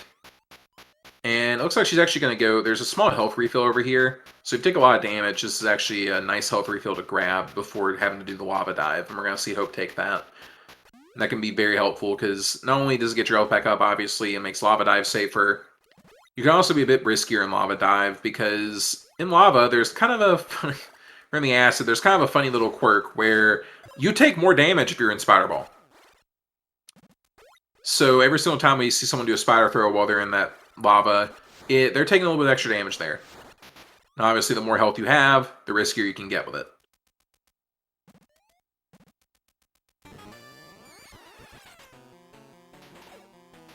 Kind of a little bit of an uncooperative Gamma there. But Hope's able to deal with it. See, Scotty also having a bit of trouble with his Gamma as well. These are, as I said before, the Gammas are not very cooperative, and they don't like to play nice. Thankfully, both the runners are able to get through those, not too much of an issue.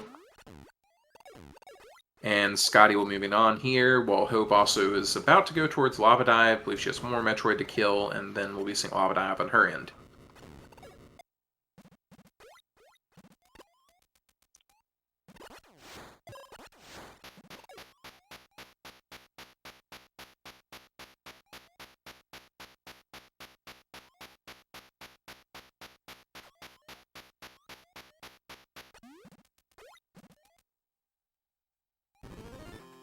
Alright. Alright, now Hope is going through the Lava Dive here. Again, the Lava Dive isn't actually too risky. I believe the amount of health you need is about 2 energy tanks or so. I think it's about 2, I don't remember the exact number offhand, I'm sorry, it's been a bit. But you mainly just need to make sure you don't get hit too many times, and if you are spider throwing, be careful with it. Don't get caught in your spider ball for too long.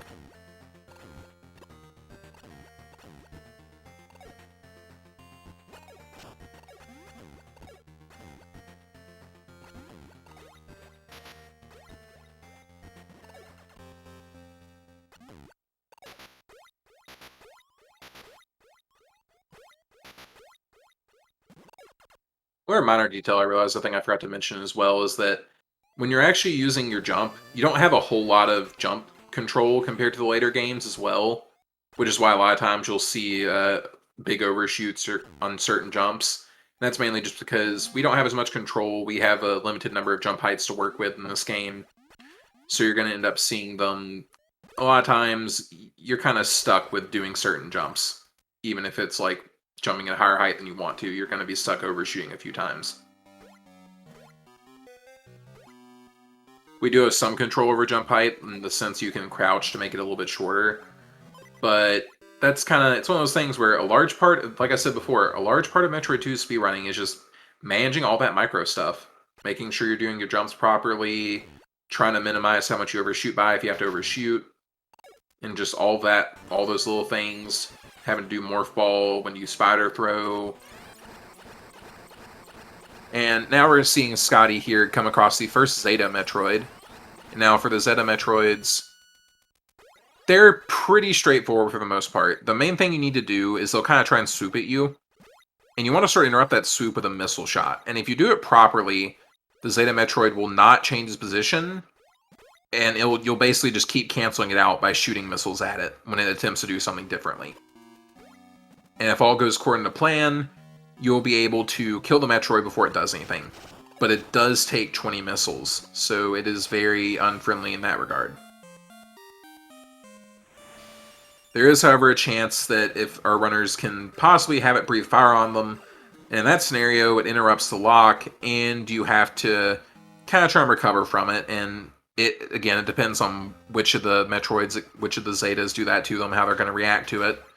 Some of them you can just immediately go back shooting missiles, and while they'll start moving in the sense that the lock isn't working on them anymore, you'll still be able to... You still might be able to kill them before they fully break out of it and swoop at you again.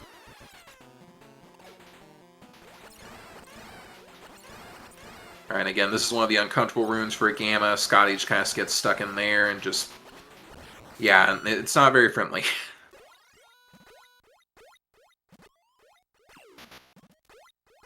We're going to see Scotty here do a couple of damage hits here. This is basically just to give him some iframes so he can walk along the ground there to make things move a little bit faster. Because we cannot Spire Throw going right, so we have to do things the hard way here. And doing those damage and taking those hits there just works out nicely to where you can get some iframes and let you walk on the ground for a little bit to move a little bit faster.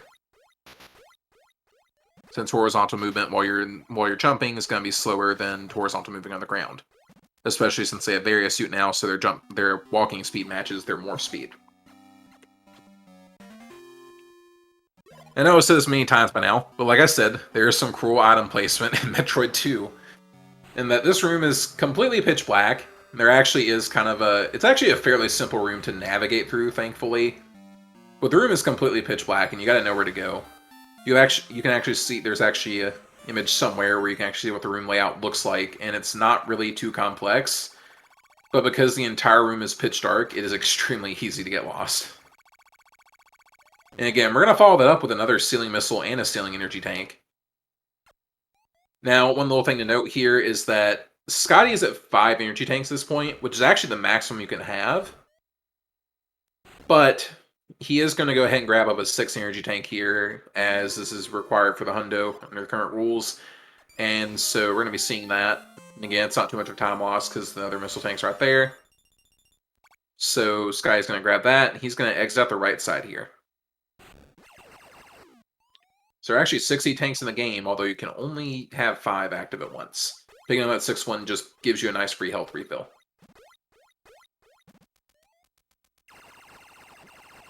Alright, and Hope having a little bit of trouble there with the super pancake enemies, I guess we can call them. The nice thing about these guys is that they do drop a big health drop instead of a little health drop, so you can actually get a little bit more health from them, especially if you're low on health. They can be a decent farm.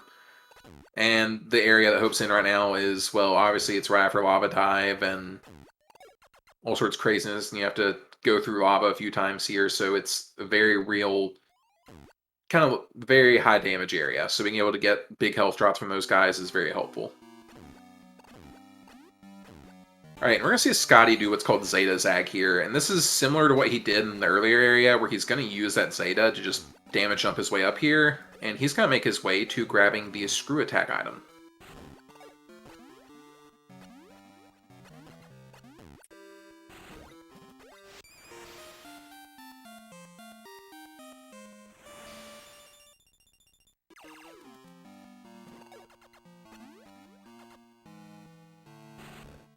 Now it's got a Screw Attack. He's going to have a little bit easier time dealing with these Metroids because they can't really typically break you out of Screw Attack. So a lot of times you can actually use it to kind of help you guys set up here. Now, as I said, the goal here with the Zetas is just let them swoop at you and then try and unload missiles on them. And we did see Scotty took a Flame Breath there, but thankfully this is one of the ones where taking that Flame Breath is perfectly fine as he's able to continue the strat. If you notice, Scotty had 16 missiles there. So as I mentioned, this part of the run is very scary with ammo if you skip the refill. So you have to be, if you skip one of your refills, so you have to be very careful here, and Sky did a great job with his missile management, so he was able to avoid the peril of running out of missiles there, thankfully. He's also going to go ahead and grab his health refill. It's convenient, nicely placed. I believe this is going to be the last missile that Scotty is going to pick up. That is going to be the last missile upgrade. He should have 250 at this point. And so we won't be seeing any more E-Tanks or any more missiles at this point. It's all Metroids.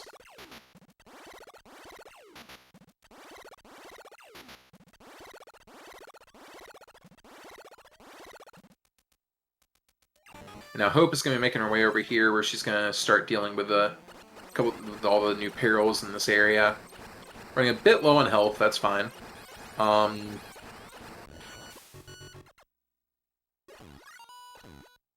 Again, just gonna have to be dealing. The first Zeta Metroid is fairly cooperative, thankfully. You just gotta get that shot in and you'll be fine. You do typically not want to fall off that platform if you'll notice that Hope is right on the edge there, and the reason why is because you don't typically want to fall off that platform because it makes it a little bit harder to do. Yeah, Hope had a bit of a scare there of getting hit with the fireball, but she was able to land. She was only one missile away from killing it, thankfully. And so now she's going to go and believe, my memory is not failing me here, she's going to go and grab Ice Beam. I think Scotty grabbed this, and I don't really comment on it at the time, but Ice Beam is up in this room here. And so each of this room actually has a room for every single beam. But as I said before, the beams replace each other, so we just end up with Ice Beam anyway. So they're not going to grab the other beams, they're just going to grab Ice Beam and get moving. Which, as I said, even though it's not required until they get to the last area, there is an Ice Beam in the last area, but it's kind of annoying. It's not really worth it to grab, it's way slower. So they're going to be grabbing the Ice Beam there, and it's going to be a nice little help, even though it's not mandatory yet. Being able to freeze things is always going to be helpful. I hope I'm in a little bit of trouble there dealing with that enemy, but she's going to make her way through anyway. Thankfully, Hope is fairly close to getting a health refill here, though it's getting a little scary there.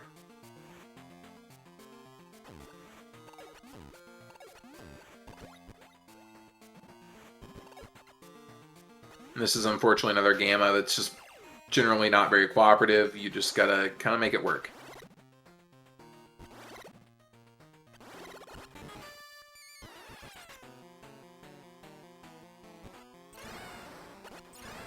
Yeah, I think Hope's going to choose here not to offer those damage boosts. Probably just save a little bit more health as she's kind of low, so she's going to play a little bit safe here so she can go grab that E-Tank and be good to go. Now Scotty is going to fight the last alpha of the game. There's no more alphas for us today. Sorry, everyone. That said, he's also now going to have to go and fight the first Omega Metroid of the game. Now, for the first Omega Metroid, or each of the Omega Metroids, they all have a strat you basically want to do with them. So they're going to sweep at you, and you kind of want to avoid it as best you can. And you want to get behind them, because the Omega Metroids take triple damage from shots to their back. So the thing is, there's one other little quirk. You'll notice Scotty's kind of timing his missile shots here. He's trying to time it so that each shot hits perfectly after the Omega quits kicking its legs. And the reason for that is because if you shoot an Omega with a missile while it's kicking its legs, it's got iframes. So what you have to do is you actually have to time your missile shots so that every missile hits it right after it finishes kicking its legs. And if you do it properly, you will kill the Metroid completely. It won't get to do anything. And that's also another type of Metroid where having screw attack is very helpful because it lets you have an easier time repositioning those Metroids because they don't like screw attack. Alright, we see Hope here dealing with the worst Gamma Metroid in the game. And that Gamma Metroid is trapped in a room full of the sand blocks. And you basically kind of have to shoot them out of your way and land your missile shots as best you can. There isn't really a fun way to deal with that Metroid, unfortunately. So you just gotta roll with what you can there. And at this point, Scotty is basically on the home stretch. Not a whole lot left to deal with regarding the They need nothing too dangerous left to deal with here. Just gotta make sure those Omegas go, and that you're able to successfully deal with the larvas when we ever get to that part as well. And the Queen Metroid. And for anyone who's wondering about the HP of the Metroids, the Omega Metroids do have 42 HP, and so they take 3 damage from each missile shot to their back, which is actually kind of nice, because since they take 3 from every shot in the back, you actually only need to land 13 missiles to the back of them. So as long as you get those 13 missiles in the back, you can just shoot them once in the front and they'll die.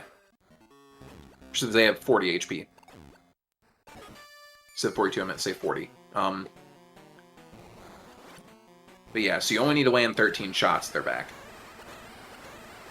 42 HP is how much damage you do in total if you get it perfectly.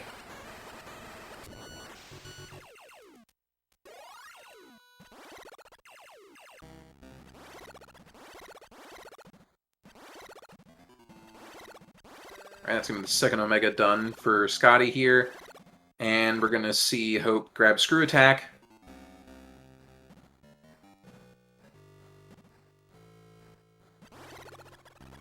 We'll see how this Zeta fight goes.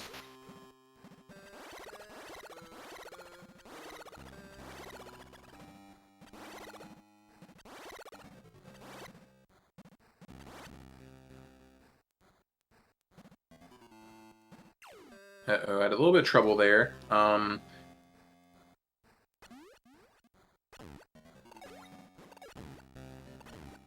Yeah, if you get the stun lock messed up a bit there, the Zeta will start kind of climbing up, and that makes it hard to hit, and eventually it'll go in the ceiling and you can't hit it anymore. So we're seeing Hope have a little bit of trouble here, but she's able to clean it up there.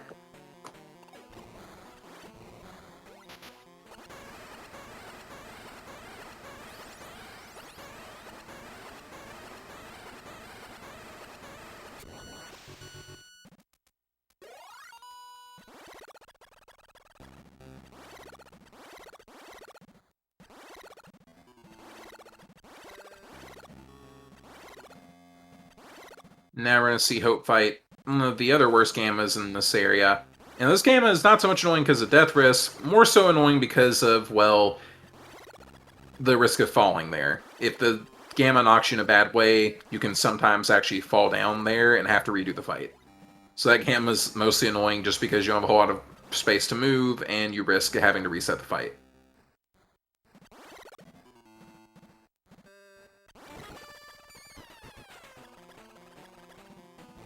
Alright, and Scotty is going to try and clean up the last Omega here. There's only one more Metroid left after this, guys, right? That's all that's left.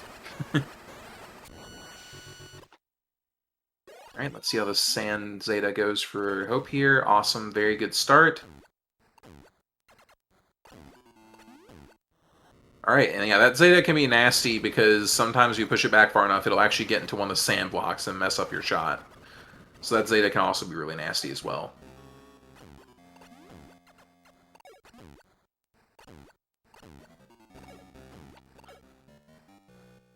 That is going to be it for this area for Hope, as she is going to move on here and start making her way onto the next area, trailing right behind Scotty. As Scotty is making his way towards the last area. And again, this is where we're going to see a lot of space jump usage, because we have some very large rooms to navigate, where not a whole lot of enemies to jump off of.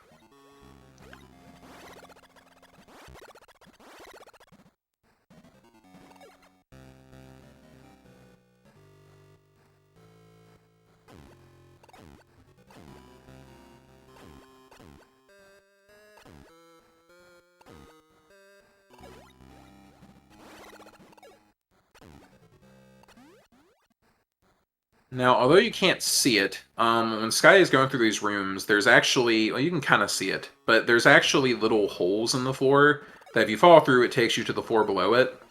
And so we're actually going to see Scotty kind of jump over those. And if you look close, you can actually kind of see it. They have a little bit of different tile. But basically the goal is to avoid falling in those holes and having to restart this climb all the way from the beginning. Yeah, Metro 2 has some kind of mean spots here. I think the intended thing they wanted you to do is space jump over these, but obviously that's slow, so we try to do the minimum. We try to do the minimum we can to avoid these while keeping our speed up.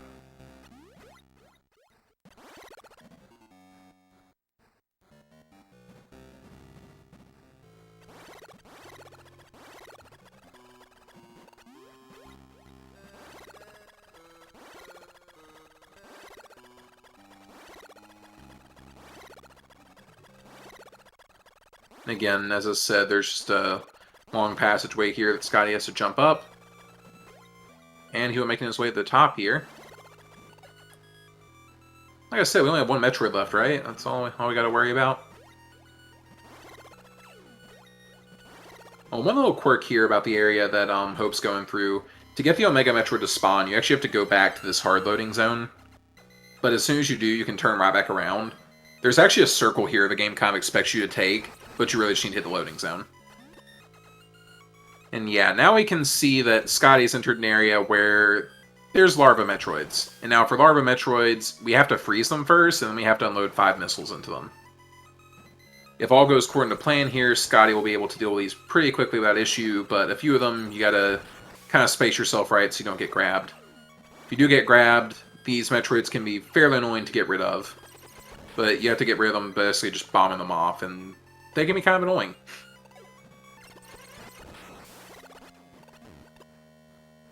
Alright, I hope having a bit of trouble with the Omega not cooperating there.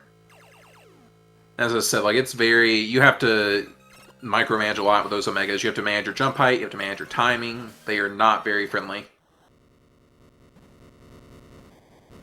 Thankfully, we only have to fight 4 of them, so it's not too bad.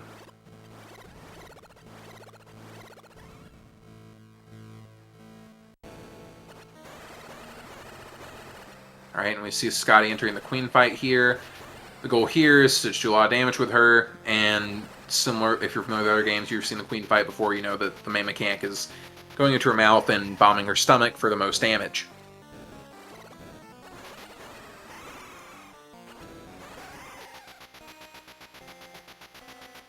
Oh, Scotty doesn't have all of his E-tanks out right now. He does have a good chunk of health to work with, and Screw Attack, which is going to be a big help for avoiding her main attack.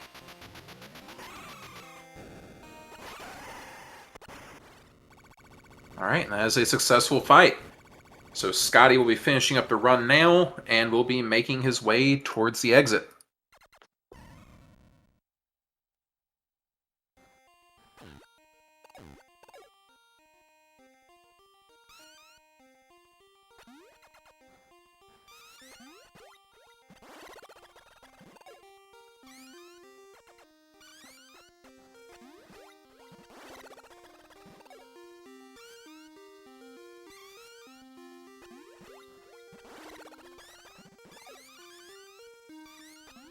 And again, at this point, the only thing Scotty really has to worry about is how cooperative and how nice the Baby Metroid wants to be, as you need to eat these little blocks in your way, and sometimes it's not very nice, but thankfully it looks like things went pretty well for Scotty there. And at this point, all Scotty has to do is make contact with the ship here and leave. And Scotty will be our first runner to complete Metroid 2.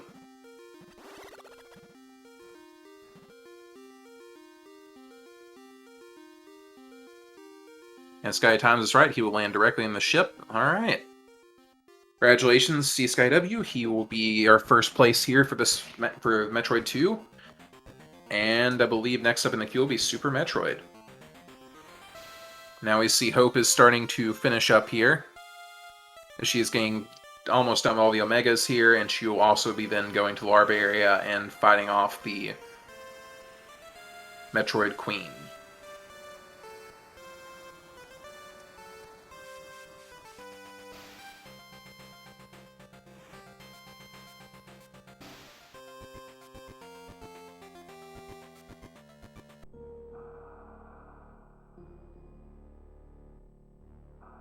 All right, and Hope's going to make her way here. She has the last 2 Omegas to deal with. And again, both these are fairly similar in how you set them up. You basically want to position yourself so that they swoop at you in the right way, to where you're able to get behind them and then proceed to unload on them with missiles.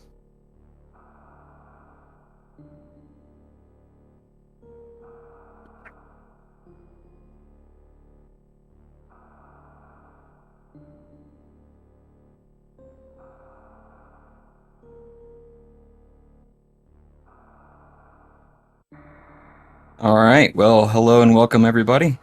My name is Dark Zoa. I'll be one of the two commentators that are doing the Super Metroid 100%. And GG's to Scotty and our M1 runners earlier. As you saw at the end of Scotty's run, that last Metroid is now in captivity and the galaxy is supposed to be at peace. See how long that lasts. Yeah. So there's a cutscene that Professor School and MGA, Mr. Guy Average, I'm sorry, will be skipping. That does a little bit of explanation, but Samus brought that little baby Metroid down to this Ceres station here to be studied, and unfortunately, right as she was leaving, it got attacked. So she's gonna have to go check this out and see what is going on.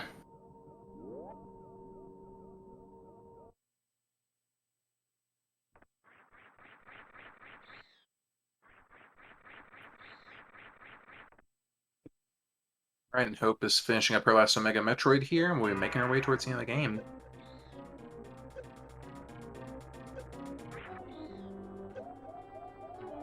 So yeah, Ridley shows up, um, gonna grab that baby Metroid. It is possible to defeat Ridley there with 100 shots.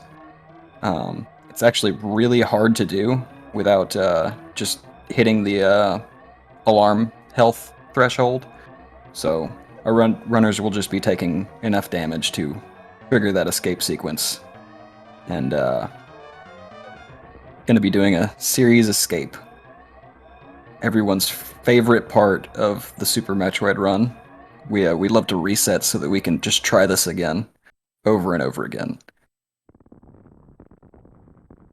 And Professor School finishing up that series escape with a respectable 44 time.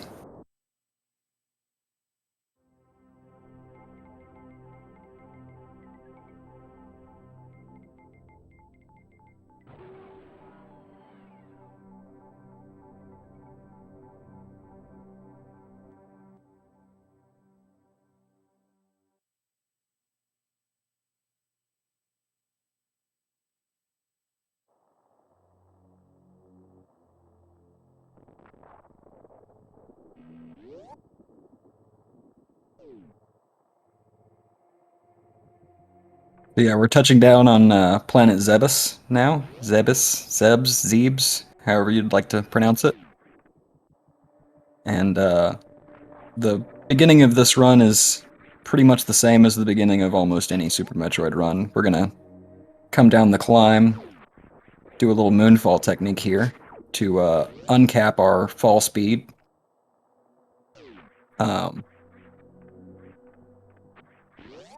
And we're gonna grab Morph and a missile pack and then head up to bombs.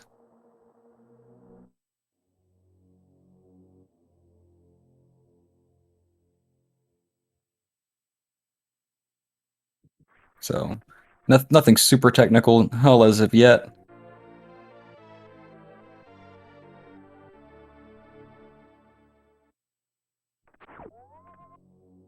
Fun fact, that Morph Ball icon oscillates between pink and yellow balls. And so when you touch it, it freezes on one color. There's a few other items that do that as well, Varia and bombs, but we like to see which color Morph Ball we get and pretend that it determines something in the run. So Professor School with a yellow ball there, it'll be interesting to see what color ball Mr. Guy Average comes up with.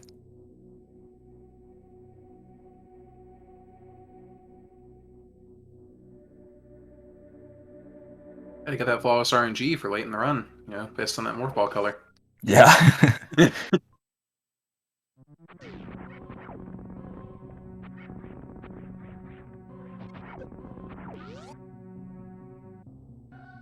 So this is a fairly obnoxious room right here that Professor School's just entered, the climb going back upwards. There's a few different ways you can do it. Professor School's doing the tried and true wall jump climb, and does a very nice job of executing that. And very nice tight ledge grabs in Parlor.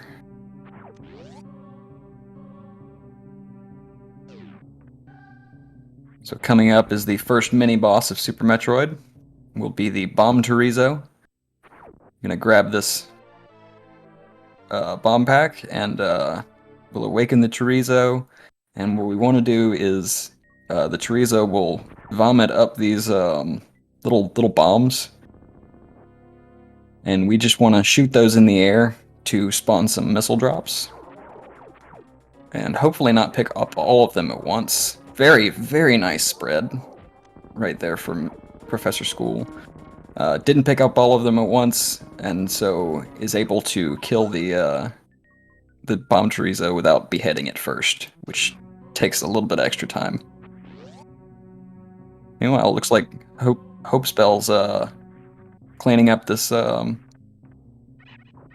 it the Metroid Queen, is that right? Yes, Hope is going to be finishing this fight soon, and through this point, she is basically done. Gotta escort this little baby Metroid around, but that will be the end of the Metroid 2 run. Awesome. GG's to Hope.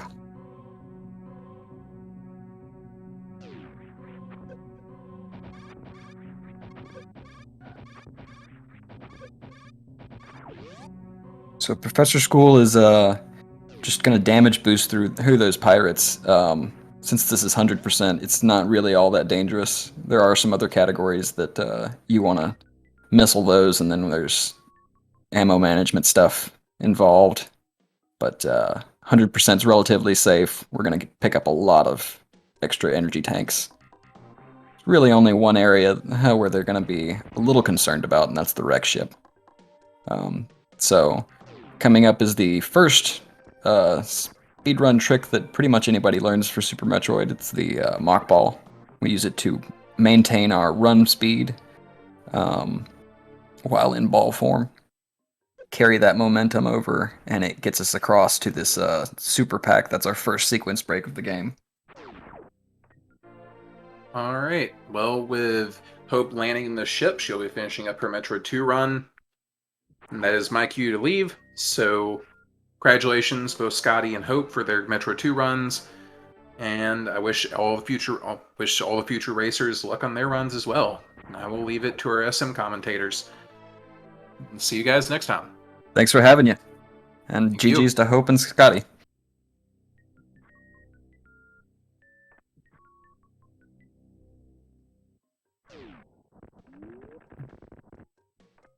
All right.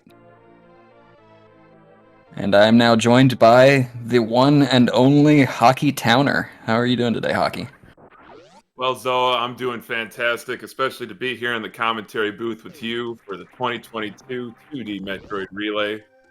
We got ourselves some SM 100%, huh? Yeah, it's not the category I'm most familiar with, but it's basically KPDR with a bunch of safeties, right? Yeah, precisely. A copious number of safeties. Yeah, those runners will be collecting 100 items. I think that's like over 7.5 minutes of fanfare. So, you know, if you drop that off of a world record, you're pretty close to 1 hour on this game. So it's pretty short, but compared to GT Classic, quite long, I'd say. Yeah, absolutely. So huge GGs to Scotty as well as Hope Spell on that Metroid 2, and phenomenal commentary from Next Gen. That was terrific. Yeah, absolutely. It's been a great relay so far, so hopefully keep that going. Professor School versus MGA, or Mr. Guy Average. That's right. Mr. Guy there is setting up and going to enter the Ceres station to check out what's going on with our last Metroid that's supposed to be in captivity. Meanwhile, Professor School's heading down the Red Tower, opting not to do the extra moonfall there. Did go with the bomb block strategy there. Kind of maybe miscued a tiny bit.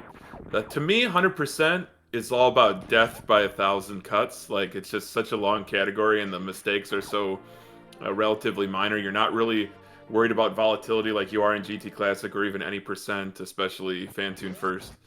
But Yeah. it's all about optimizing all the rooms that you traverse through here on Zebes. But I know this is cliched at this point, it's a tired joke, but there is nothing average about Mr. Guy Average. We're gonna see some absolutely spellbinding movement, but don't think that I'm discounting Professor School. He does hold an advanced degree in Super Metroid speedrunning after all. Oh yeah, and class is in session, so I hope everyone in chat is taking notes. There will be a quiz at the end of this relay, so heed Zoe's advice. You better take some very good notes.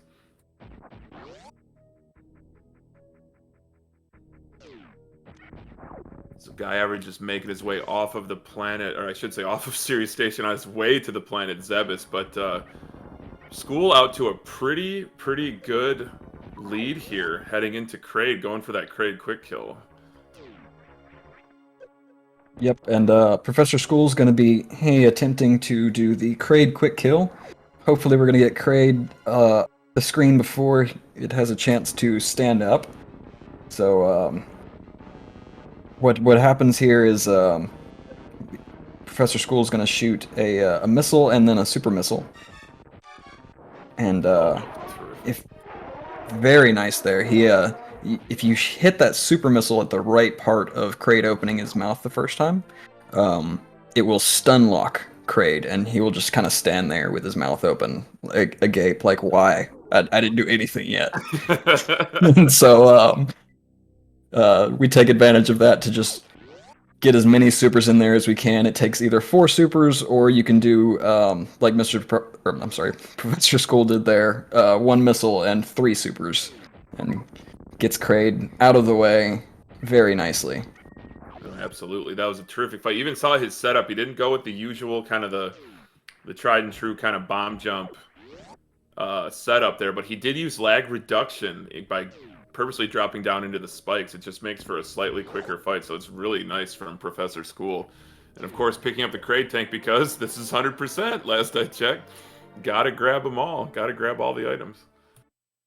Yep, there is one item that's left over that they're not able to grab yet in the warehouse here, but we're gonna come back to clean that up towards the end of the run. That's an excellent point, Dark Zoa. That power bomb pack, I should say regular missile, but it requires a power bomb pack to access. Yeah. I know there's only a few runners that run kind of a red tower first type of route for 100%. They actually grab early power bombs to not have to double back into Kraid's warehouse. But it actually doesn't save a ton of time unless you're able to do a lot of power bomb lag reduction strats that are not the easiest to pull off. So the only runner I can think of that comes to mind is Zosty, who does in fact do the early power bombs route. Speaking of routes, though, we'll have a bit of a route divergence between our 2 runners today. Professor School will be running a late Crocomire route, and Mr. Guy Average doing the early Crocomire. Tons of grapple strats that go into the early route, so those will always be pretty fun to see.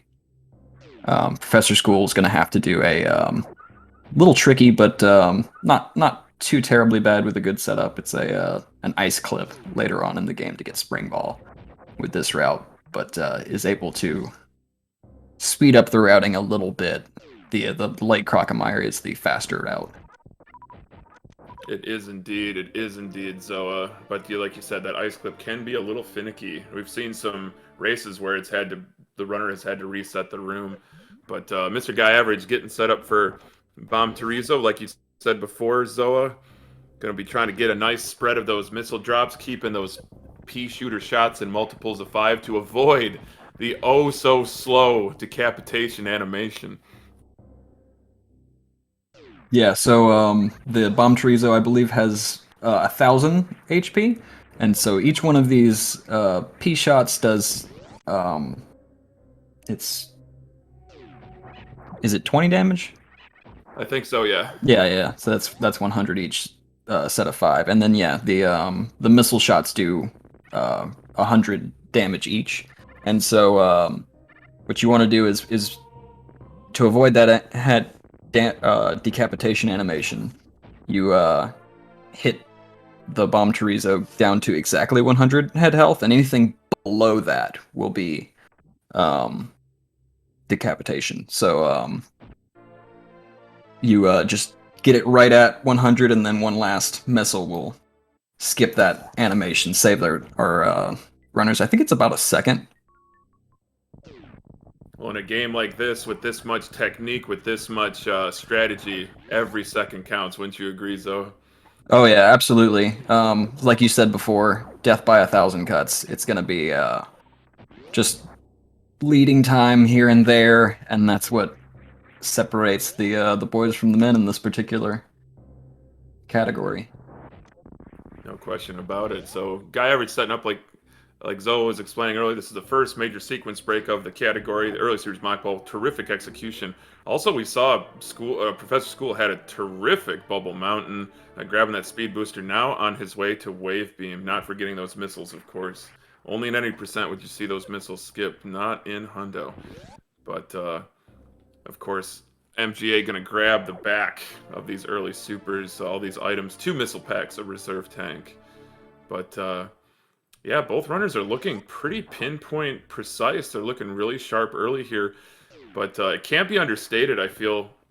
You know, we did mention kind of the concept of, you know, you bleed time just so many different times in tiny amounts, but to be able to have the mental stamina to just shake it off and just keep going. And the game does give you a couple breaks. It does give you the bowling cutscene, and a couple boss death animations do take quite a while. Right, yeah. So, yeah, and then you've got, it's about 7 seconds per item fanfare, so since there's going to be 100 of those, there's nice little spots to crack the knuckles if you need to, and all that good stuff. Exactly. Not dwell on a missed ledge grab here, a down grab there, or, you know, an extra swoop on Dragon or what have you. But, yeah, it's still early, but both runners looking sharp. This is the 2022 100% 2D Metroid Relay, right here on Speed Gaming, Dark Zoa. You couldn't ask for a better afternoon. Absolutely. Nice Sunday afternoon racing. Or is it Saturday? I don't even know what day it is. It's got to be Sunday somewhere, so hey, you're not wrong, Zoa. We'll go with it.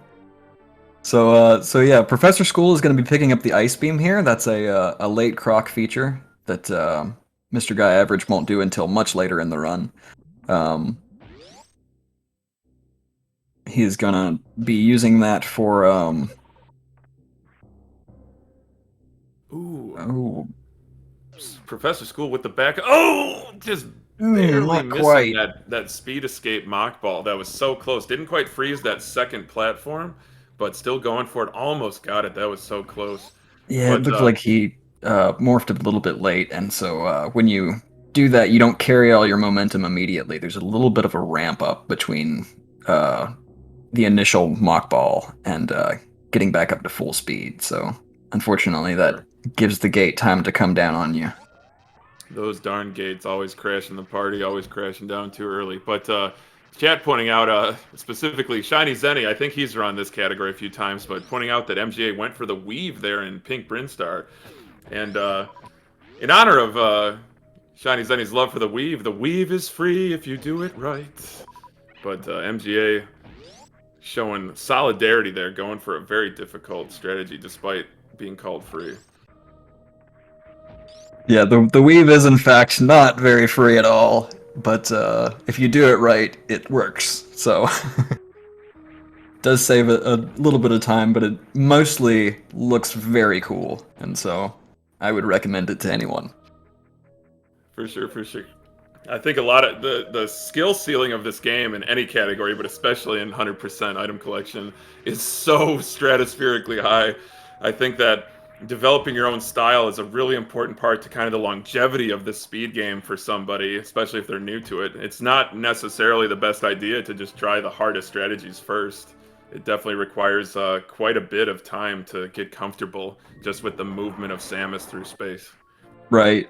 And so there's a lot of different movement techniques that you don't see in really any other. I think Dread has a lot of momentum carrying, but you don't see a lot of that, or at least not nearly as much in our other 2D Metroid games. So there's a lot of tech to work on, little things to optimize, mechanics to understand. So Various we pick up there for Mr. Guy Average. Kraid is defeated. No sweat there. Nobody took Kraid to prom. That is no standing up of Kraid. But love that beta power. Oh, sorry. Love that beta power bombs room from Professor School. That was really nice. yeah, very nice indeed. And Professor School is going to be taking a safety save here. Mr. Guy Average will as well. That's right. It's really the only risky part of this category is coming up a little bit after Fantoon. There's the spiky room of death, where, as the name implies, you could very well die. But hopefully we won't see any of that. Professor School's just going to knock this out and be on his way to clean up the rest of the wreck ship. For sure. There's So a lot let's- to pick up, but looks like setting up for a little ocean fly here. Or should I say ocean spark. Going to be a 2-part spark here, Zoa. Yep. Yeah, it looked like it at first he was going to go for the full ocean fly, but didn't fire off that missile, and I'm not sure if that was input error or if he decided to just play it safe there. I think it might have been just to play it safe. But I love that kind of that moonwalk back, opening the door to have enough room to ensure you get that short charge, because while that short charge at the ocean, I should say the West Ocean, is a 2-tap, it can be a little bit tight. So he definitely, Professor School, guaranteeing that he got that short charge with that setup. Yeah, and you can actually do that charge really, really easily if you just back up there like he did, and then you just walk forward without holding run, and then just during the door transition, you press run, and it gives you a 1-tap for free there. Precisely, yeah, absolutely. I'd love to see that. So we're gonna see. Oh, didn't quite get the speed ball. You can use your blue echoes from the speed booster there to eliminate that bomb block without having to stop and bomb it. But we're gonna see Fantoon up on the screen, and hope that we don't get any dreaded slow patterns. Let's hope not. And like we said, this is a difficult part of the run. The runners do have a relay safety here by saving at Red Tower. Even with Varia suit and 3 tanks and a reserve, it still can be a little dicey. And that was in fact a slow on the first round. Professor School is going to be Dopplering. I think MGA will be pausing to turn off his Spazer so that he can do X Factors. Nice mid on the backup. Oh yeah, that was a really nice second round Doppler from Professor School. He's got just a bit of health to drain off of Fantoon. That's a beautiful fast. What a fight from Professor School. That's one ghost busted, Dark Zoa. Absolutely. So that's slow, mid, fast. We got the grab bag of patterns there for Fantoon. That's right. We got one of each. We Coming got out trips. Coming out with very nice drops there. I'll say, yeah, those are terrific drops. But we've restored the power to the wrecked ship.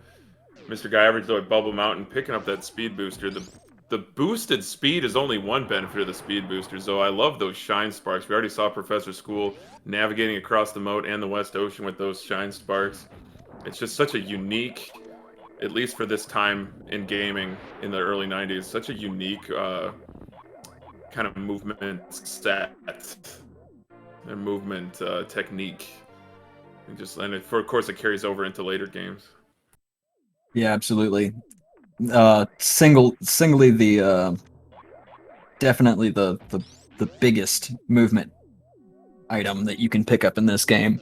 Although there are quite a few others that have a plethora of tricks that they can offer to you as well. So, luckily, since this is 100%, you're going to get to see a little bit of everything here. No, for sure. We're not going to worry about worst room in the game. It's only going to be another room in the game, similar to your item set at the kind of the mid stage of GT Classic. GT Classic has very similar movement given the item loadout, but just in kind of different places, different order compared to 100%. So 100% does follow the typical KPDR boss order. Yeah, so Professor School's cleaning up, made it through that spiky room of death without any issue, had terrific health for that, and is going to grab this energy tank, and hopefully with this bomb jump, very nice, makes brilliant. He made that look so easy. That is not an easy bomb jump. Fortunately for Mr. Guy Average, he won't have to do that, as he will be doing Crocomire early, which he is on his way to now, and that will afford him the grapple beam. Just grapple across. And my gosh. So we were so enamored with Professor School's horizontal bomb jump at the wreck ship E-Tank. MGA got the bomb spread leaving Bubble Mountain. Oh, did he? That's what Chad said. I can't believe it. What a swag move. I can't believe I missed that. I was actually looking forward to yelling "Spread my cheeks." That's that is MGA's preferred name for that trick. So that's wonderful. I was gonna throw it out there for him. My goodness gracious! So let's Crocomire down for MGA, grabbing that Croc E-Tank and eventually grabbing that grapple beam. So I don't know if anybody saw it, but MGA did shoot a charge shot into the wall there. There is a door on the other side of this room that he just opened. I'm not sure if he got it, but that's probably the easiest wraparound shot in this game, so I'll assume that he did. And assuming he did, that door will already be open when he gets over there, and he will probably be sparking straight through it to make it all the way across this room and the next very quickly. I can't wait to see it. Love myself a good shine spark, especially when a wraparound shot is involved. Ooh, Professor School with a little morph ball technique to get under that worker robot. Oh, MJ just barely missing it. Didn't quite make it, but this is a pretty easy backup jump, since you have speed booster and high jump boots. Gonna just fling yourself on up there. No doubt, no doubt. That's actually, Dark Zoa, that power bomb there right after Croc, that's my favorite room in SM because it kind of foreshadows Lower Norfair. It's the only room over here that's super heated and it has those creepy statues. That it does. Little bit of foreshadowing lore. That it does. So, Mr. Guy Average is gonna come over here and grab this grapple beam. Doesn't quite make the speedball into grapple, but not a huge time loss. We're about to see here is an Indiana Jones on Mr. Guy Average's side. Not very easy. Let's see. Get the one. And misses the second. So close. So he's gonna run back over and reset the room to hopefully try that again. Meanwhile, love the commitment to this trick. Indiana Jones, let's go. Meanwhile, Professor School's coming up on the bowling room. Looks like MGA made that on the second try. Very nice. Yeah, right into the missile pack. So Professor School's gonna. Oh, it looks like he's not going for Robot Flush.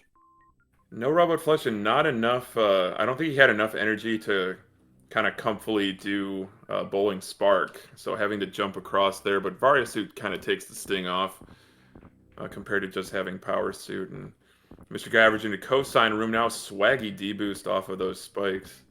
But yeah, Professor School's been having a really nice wreck ship. Just gonna pick up the speed locked reserve tank and missile back there, but also grab that gravity suit before he leaves it for good.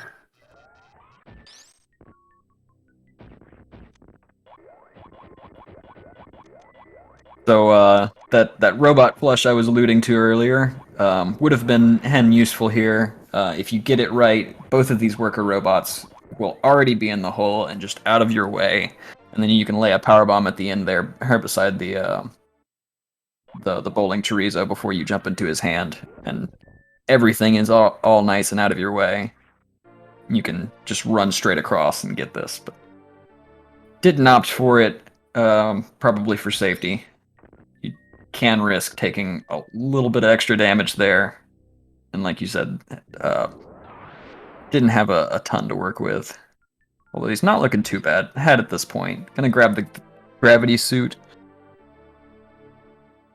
And I believe we'll be heading towards Meridia next.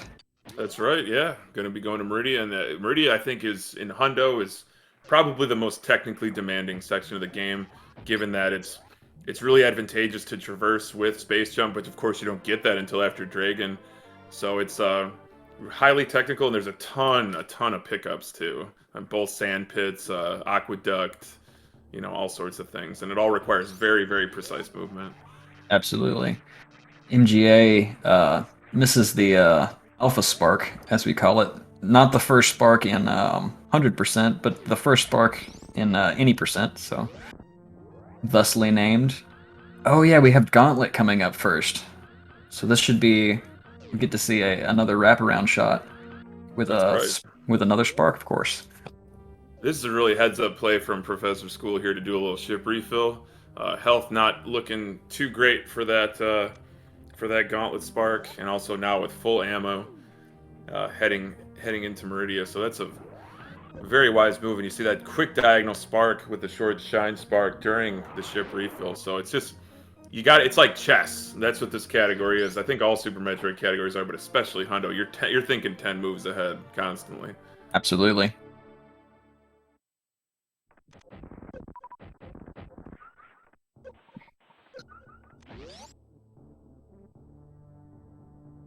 MGA showing off the utility of that grapple beam. It's not just for Dragon quick kills. It's not just for swinging from blocks. It is the fastest door opener in the game. It has almost I think it has the highest projectile speed of anything in SM. But here's the aforementioned Gauntlet Spark, perfectly executed from Professor School. Very nicely done there. And I didn't see if he did it. I know he paused there, or he should have paused. Maybe he didn't because he refilled, actually. I think he was going to turn off... we'll see in a moment when he shoots his beam. But I think normally you turn off Spazer and... yeah, there you go. He did. So he turned off Spazer and Ice Beam. So he's getting away. He's going to be able to use some X-Factor techniques. There are special beam attacks for each one of the beams in Super Metroid, where you only equip one beam plus charge, and select a power bomb, and you will be able to hold a charge shot until... ooh, not quite making it across the moat on Mr. Guy Average's side. So gonna take a dip there. Zebus is the moat's refreshing this time of year. After the spring thaw. It is starting to warm up in most places, so, and I know Mr. Guy Average is in Southern California right now, so maybe it wasn't a good time for a dip. And a little crash there on the Ocean Spark, but gets it on the backup, having to go back and do that 2-tap. Might have even been a 3-tap, judging by how little ground he covered to get that short charge. That was really impressive.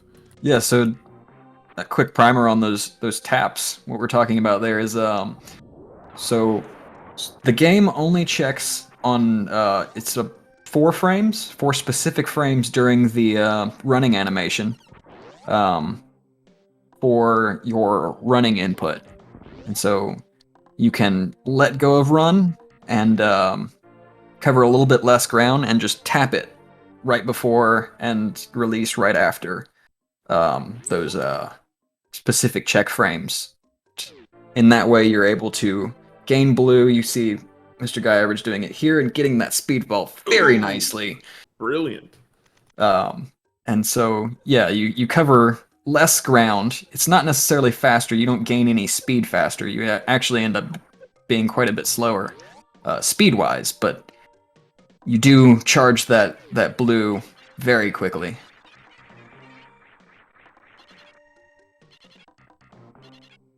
I didn't see if MGA took the save at Red Tower. I did see him pick up beta PBs, then I was over on Prof's screen.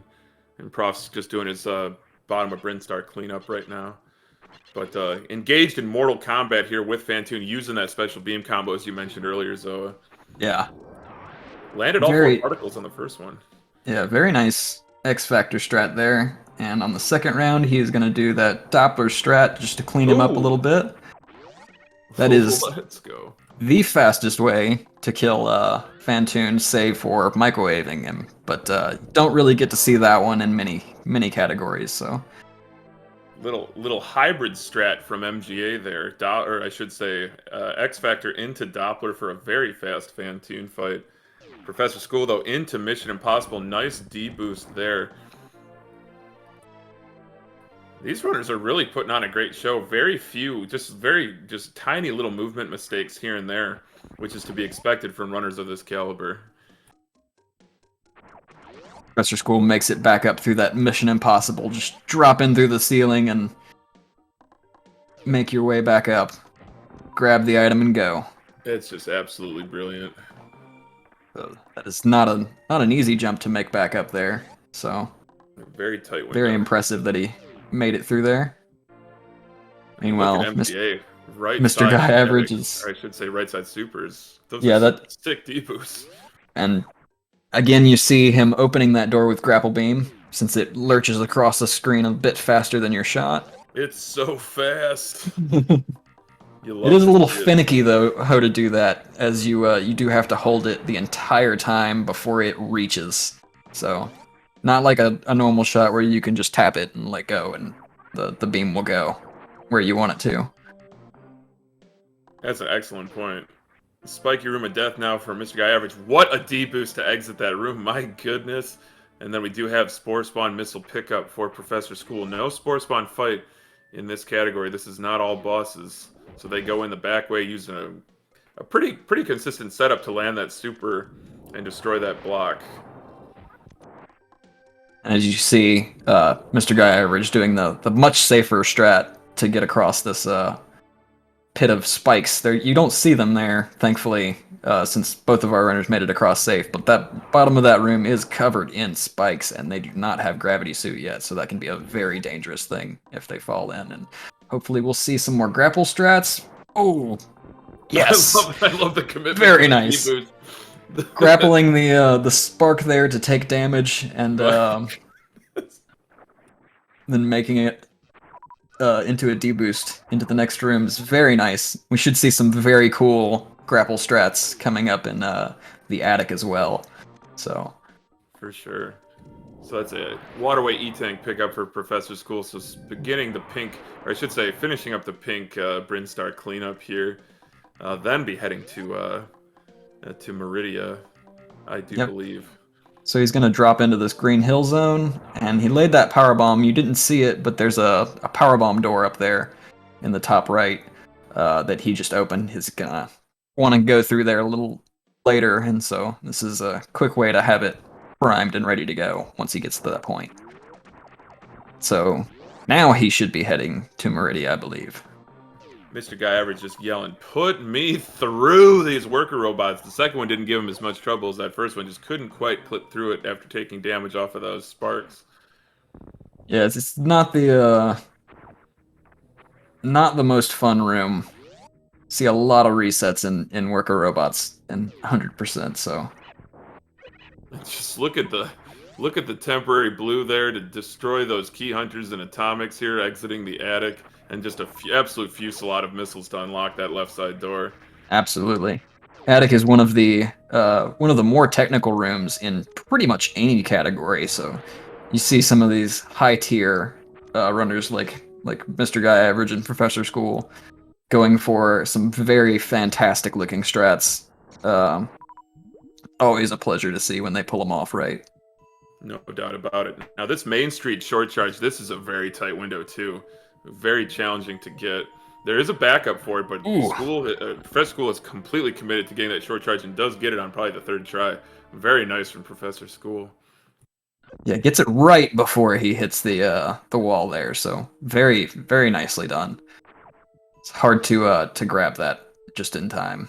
looks like he was going for the late jump through that door. There's a 1 to 2 frame window to be able to make it and not hit your head on the ceiling on the other side. So didn't quite get it. Looks like he was a little bit late, but he is going to the Mama Turtle room.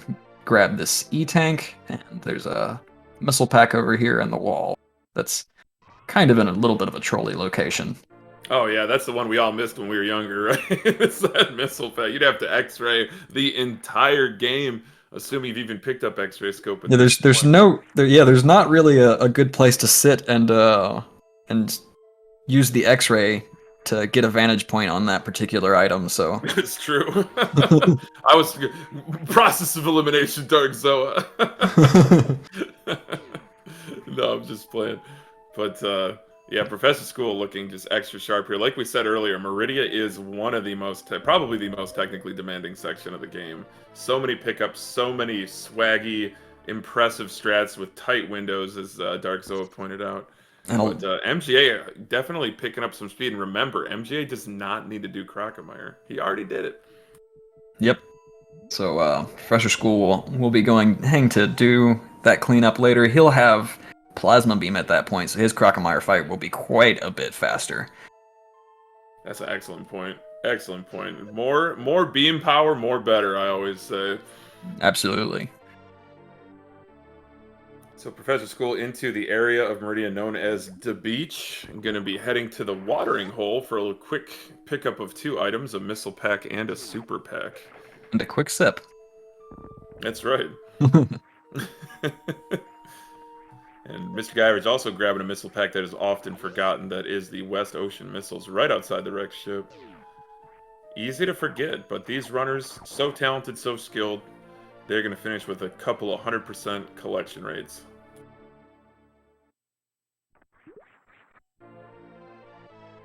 Absolutely. We got a nice reminder in chat. While Professor School's at the watering hole, remember to hydrate, everyone. That's right. If you want to grow up to be a successful Super Metroid commentator, make sure you drink a lot of water.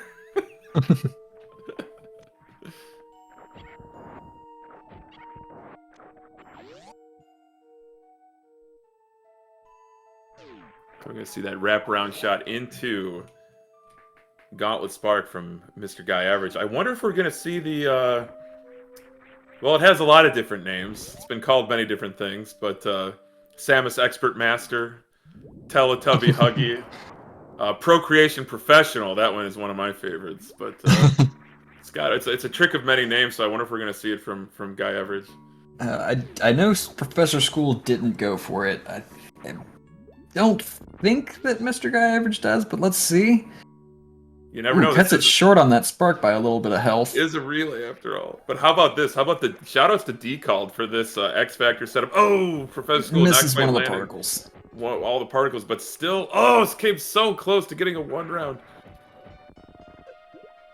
And that's still a terrific Batuin fight. Yeah, cleans that up very nicely. Hey, well, Batuin is still stationary in that hole. Batuin has one of the jankiest hitboxes in the entire game, if not the jankiest. So. If not the jankiest, I have to agree. Gotta agree with you there, Zoa.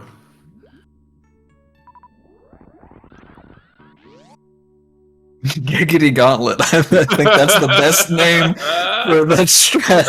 Now I'm kind of sad we didn't see it. Oh, Professor School was setting up for the full halfie. Didn't quite make it up before accidentally activating that spark, so gonna have to traverse the Colosseum the hard way. And this is definitely the hard way without grapple beam. Still sticking those D boosts, but having to rely on those wall jumps to get through Colosseum. And missing that super, but that's not a huge deal. Not with this ammo and 100%. Let's see. Yes. Professor School was saying earlier that he really needs to remember this particular missile pack. He missed in a couple of practice runs earlier, so glad to see that he did get the precious missiles. I was going to have to say something. Hopefully he was listening. If he missed them, he could have got them on the way out. That's right. The precious room, precious missiles, very important. So Guyver's doing a little bottom of Brinstar cleanup. Quite a few items to pick up here, but Looks like Professor School's going to be opening up against Dragon with a little 1-2 combination of a Shine Spark with an X Factor. So pretty strong opener. Does just a tremendous amount of damage to Dragon. Yeah, absolutely. So that Shine Spark, Dragon has, I think it's about 3 different hitboxes. 2 of them are Oh overlapping. my gosh! Wow, and he gets the blue suit. Let's see if he can turn that into a spike suit. Maybe. So close. And get One more try. Oh, doesn't quite make it. Very close. Very close. So that blue suit hook glitch is caused because Dragon, when Dragon dies, it forces Samus into a standing position, and so when you're in mid Shine Spark, that getting forced into a standing position kind of saves the blue suit for some reason there. So, but we do like to turn that into a spike suit when we can, because the blue suit, you can't, if you press run at all while moving, you will lose that blue suit, as you saw Professor School do. He just went ahead and gave up on it. No, for sure. But Professor School showing off the backup, the OG strat. It's called the Womple Jump, keeping his run speed through the door and then executing a perfect series of space jumps. Phenomenal from Professor School. He says it himself. Not only is Professor School an accomplished Super Metroid speedrunner, but a tremendous commentator. And he refers to the movement in this category, and I quote, as poetry in motion. And that is what we're seeing from both of these runners today. Absolutely, especially you just saw how Mr. Guy Average pull off that very tight not Indiana Jones, Mission Impossible jump back out of the room at the same time. So both of these runners doing a fantastic job so far. Yeah, this has been terrific. We're not at the finish. I was gonna say from start to finish, but we're still at kind of the midway point, and it's just been terrific to watch. But looks like Professor School heading into that sand pit. Guy Average picking up that wave tank. So yeah, it's hard to say with the route divergence who's got a firm lead. I think that Professor School did start like probably about 5, maybe even 7 minutes before. I don't know if it was that long. Do you know how long it was? It seems like about 5-6 minutes, something like that. Professor School did get a nice little early game lead there. Yeah. So. But it's just been phenomenal to watch these runners, and we're gonna see that wonderful ice clip here in a couple seconds. So. Yep.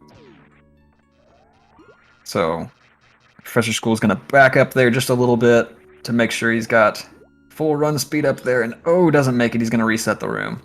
So you wanna freeze that top Poyo in a certain position, and then jump on top of it. And if you break spin when you do it, really, that was actually a different method than what I'm familiar with. It looks like he unmorphed on top of it, and that allowed him to clip through the ceiling there. So now we're gonna just wait for this little cutscene for Check Tool to break through all of these blocks for Professor School, and he will be picking up the worst item in the game, which is Spring Ball. No, not you too, Dark Zoa. Not you too. Oh no. I mean, at least in 100%, you do get it so late that you really can't benefit from the movement that it provides, but Spring Ball's a great item. I can't help myself.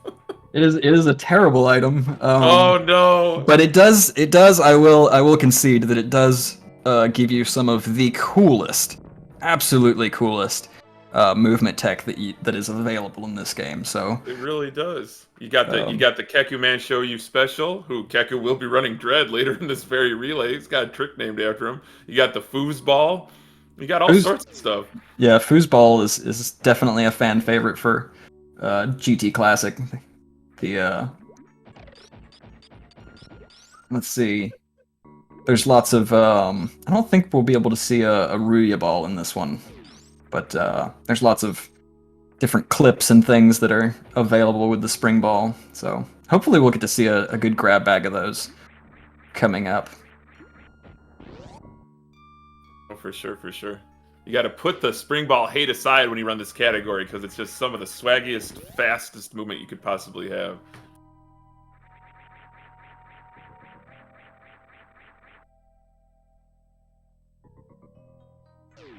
Yeah, if I were either of these runners, though, I would be just ecstatic with my performance. This has been lights out. I just love to see these Ooh, and runners perform at this caliber. You see that Main Street Shine Spark from Guy Average? Check the box. You love to see that one. It is a very short, very tight shine spark to grab. Meanwhile, Professor School having a little bit of trouble getting up Kazuya's room. These pancakes, as we like to call them, or as I like to call them at least, giving him some trouble. Unfortunately, you're moving back and forth a lot, hiding that one, so you can accidentally trigger damage boosts, as you saw, that just knock you right back down. And when you fall in Super Metroid, you fall all the way, as we like to say. Just Professor School taking these pink plasma guarding pirates to task with that newly acquired plasma beam. That is the full beam combination. Strongest in the game. I believe 900 damage for a charge shot. Or is it 1,000? No, it's 900. It's 900. Yeah. So the plasma beam is going to allow them to shoot through enemies. If you noticed, the shots just kind of explode into have been exploding into the enemies as they've shot them. Plasma beam will now just pass right through them and can continue on to another. So you can see some cool grouping strats throughout the run. The runners have grabbed plasma beam, so should be some cool tech coming up there. I believe MGA had a spectacular Mama Turtle too, showing off the benefit of grabbing grapple early. I know he went for the missiles on the side first, and it was just spectacular movement. Yeah, there's a few different ways to do that room. All of them looking very, very cool. Professor School backtracking a little bit, head back through the Botchwoon hallway. Or no, that's Botchwoon E-Tank room. Gonna come back through these the sand pit and hopefully grab blue. Looks like he didn't grab blue, so he's gonna do a backup, very short charge here. Looks like he's having a little bit of trouble with it.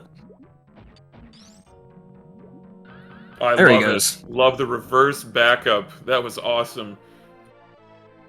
Absolutely, and Mr. Guy Average touching down in a watering hole at the same time. So once again, remember to hydrate, everyone.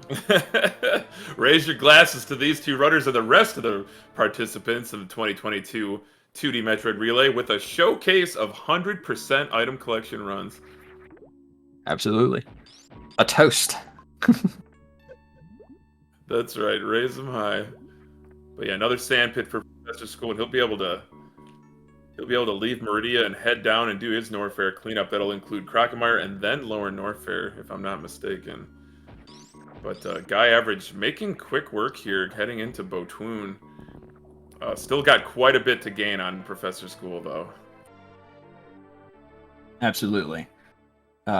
Should be going for some more X Factor strats. We can see that decalled D Factor here. I just love the setup for it. Just fling those particles right into Botwoon's face. It is just a fantastic. It's so much more swaggy, and it sets you up in such a great position as opposed to the normal setup for that. And as shout outs to Decalled for coming up. Shout outs to Decalled and shout outs to the 1 round on Botwoon. Oh my! And setting up for full halfy here. Looks like we've got a good. Oh, the corner. Just a little bit too high, but watch these grapple backup strats. Oh my goodness. The full bonky. Shout outs to Toasty for that one.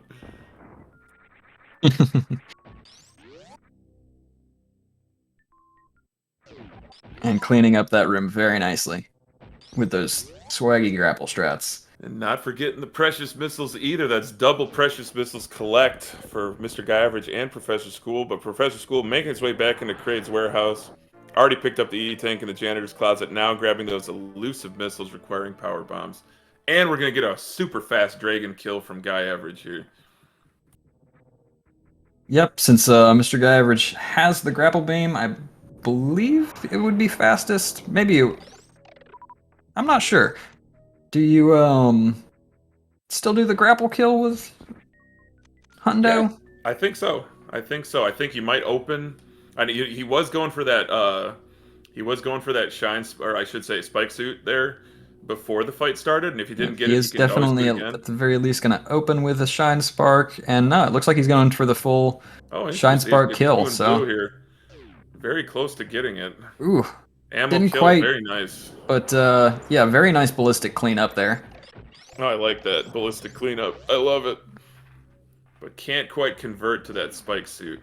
So no reverse full halfy, unfortunately. And Professor School cleaning up Upper Norfair, coming through this crumble shaft. Yeah, heading to the Croc Speedway, where if you don't keep your wits about you like I do, you'll just start soaring through this speedway going, I believe I can fly. But Professor School's boots are firmly on the ground, blowing away those pirates and those speed blocks. Absolutely. So we're going to see, hopefully he can keep his speed through the store. Very nice. Going to come across the spiky acid room snakes with lots of momentum. Brilliant. Always very nice to see. Some great space jumping from both runners there. We had another Womple jump, Dark Zoa, from Mr. Guy Average. You'd love to see it. That is... How about this?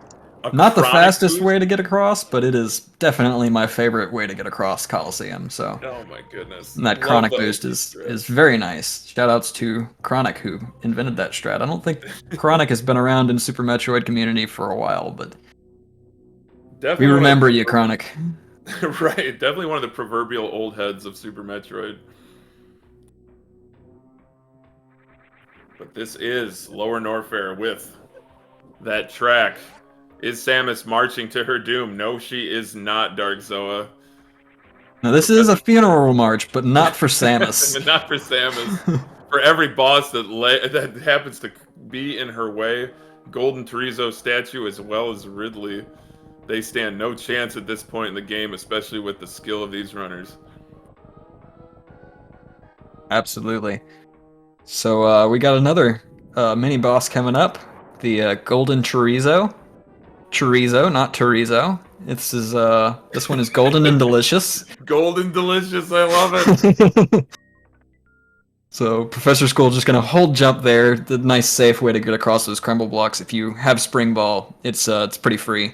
So meanwhile, speaking of Spring Ball, Mr. Guy Average coming across to Shack Tool, and he is gonna pick up that Spring Ball shortly. Watch this for you fighting game fans out there. This is the corner trap on Gold Chorizo. Just look at it. Yep. The boss stands no chance. Just the onslaught of charge beams with that full beam combination. Yeah, one of the more dangerous bosses to fight casually, but we just cheese the heck out of him and force him into that corner and keep him there. Very nice blue keeps, temporary blues on Mr. Guy Average side, just showing off there a little bit. Tried to aggravate the snail there to get him to come and destroy some of those blocks a little earlier, but knocked him the other way on accident. Ooh, very nice GGG room from Professor School there. It's gonna carry a Shine Spark and just blast through those fast pillars. That is just too good. Fast pillars, spark, too easy. And then worst room in the game? Nah, Dark Zoa, just a room. In the game. Just a room.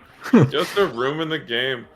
I had to take a second because D-Call's got me cracking up in chat, calling GT Gordon Chorizo, brother of Bob Chorizo. I had to bite the inside of my mouth and unkey my mic.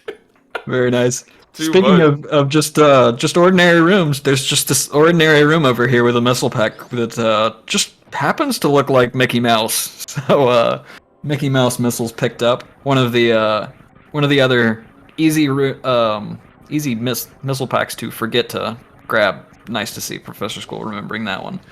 No, for sure. But something in my headset here, Dark Zoa. I think it's one of the speed gaming staff. They're saying we cannot use that term for the shape of that room. It has to be a famous mascot from a media empire. So it's a little bit longer to say.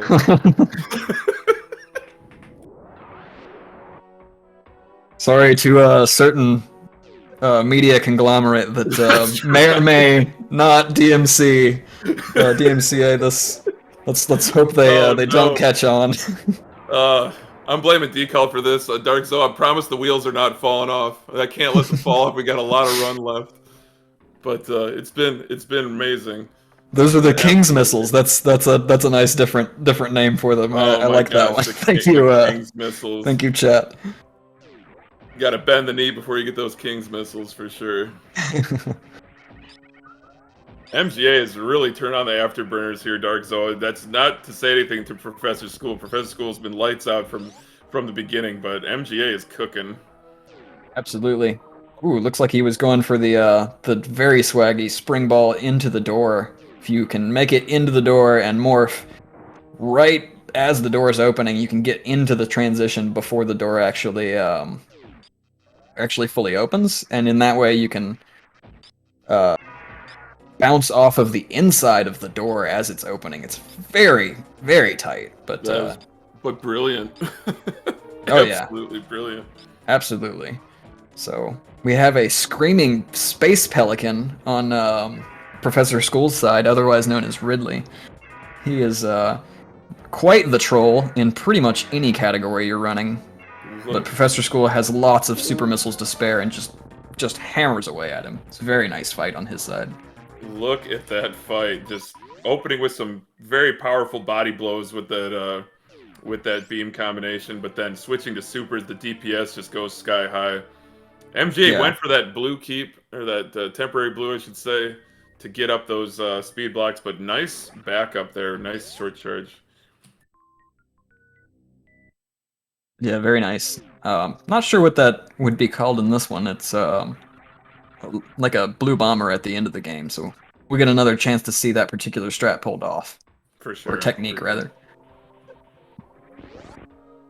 Yeah. Very nice reverse powerhouse on Professor School's side. Yeah. Check, like I said earlier, check the box. He's got it all. These runners got it all. Oh, yeah.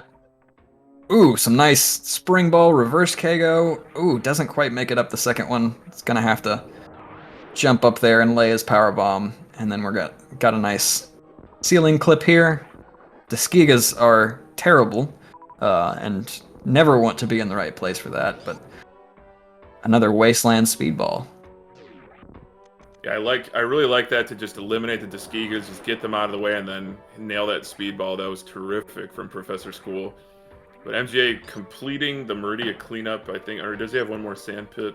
I think that was the last one. Yeah, I think that was the last one. So that's cleanup, and we're just gonna head down to straight to Lower Norfair. Yeah, because he's already done Crocomire. So yeah, School's on the way out, but MGA on the way in, but still quite a bit to make up. But it's been a close relay, and there's still a lot left. We got 3 games left of this relay. Absolutely. We got some fantastic runners running all of them, so should be quite the entertainment for hours. Oh, no doubt about it. No doubt about it. I think even tournament organizer Whalerenth will be running Zero Mission. Yeah, I believe it was Zero Mission. The Whalerenth is going to be running, so. He's not just a TO, or I should say a event organizer, but he will also become a common contestant. Nothing common about and these anybody. Contestants are anything but common, so. You got to be uncommon to run these games. You got to be just talented and skilled. Yeah, especially at this kind of skill level. The reason I love Super Metroids particularly so much is just the skill ceiling is so insanely high. It's hard to believe sometimes. It's just the way that this game has been pushed and pushed and pushed for going on, what, like 2 decades of continuous speedrunning.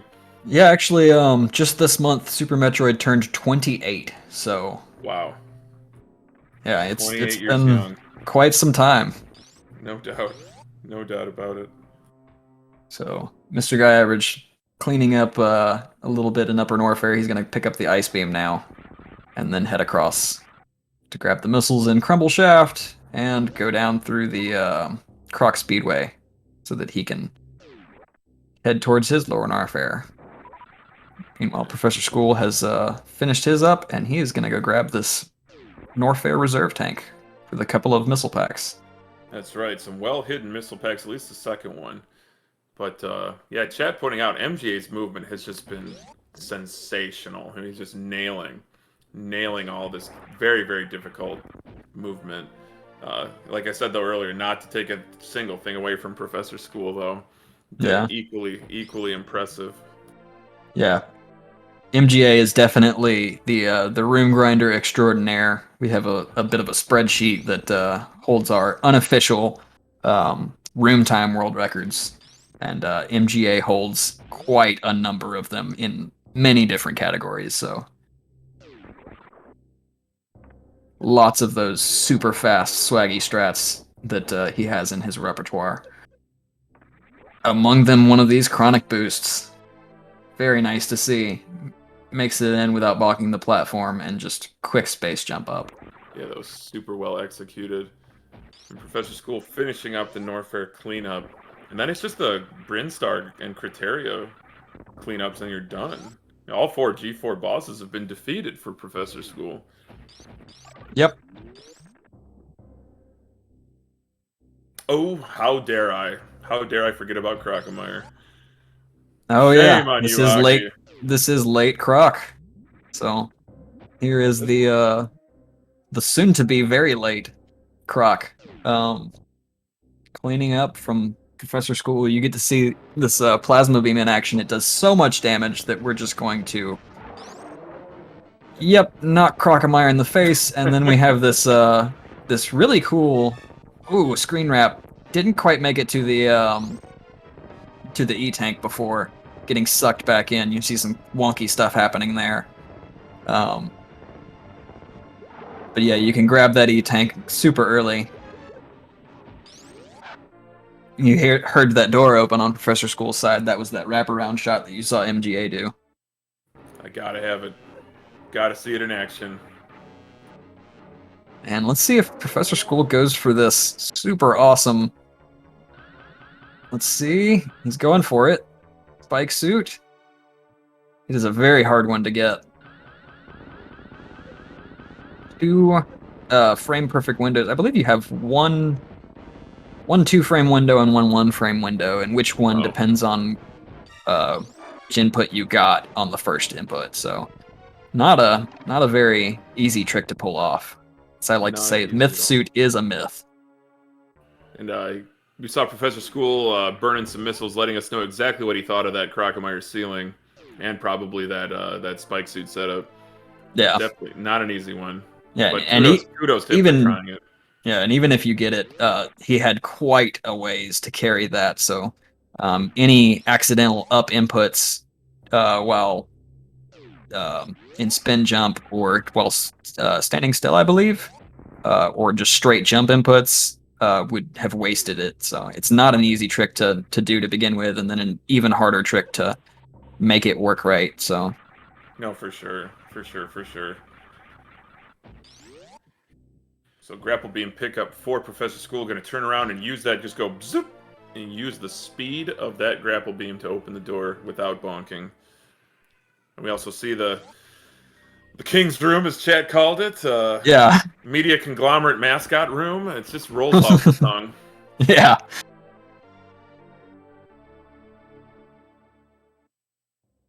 Mr. Guy Average showing off that space jump. Gonna go right through these annoying pirates with that screw attack. Screw attack, one of the most powerful items in this game, just wrecks through everything, as you've seen Professor School Hull has been doing for quite some time now.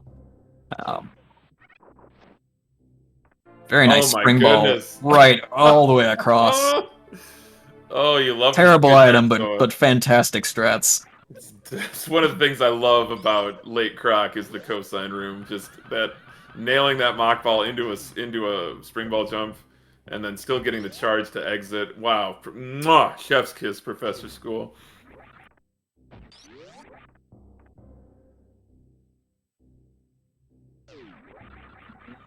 See, we get double Kago through the Kazan platforms there on Mr. Guy Average's side. Very nice to see.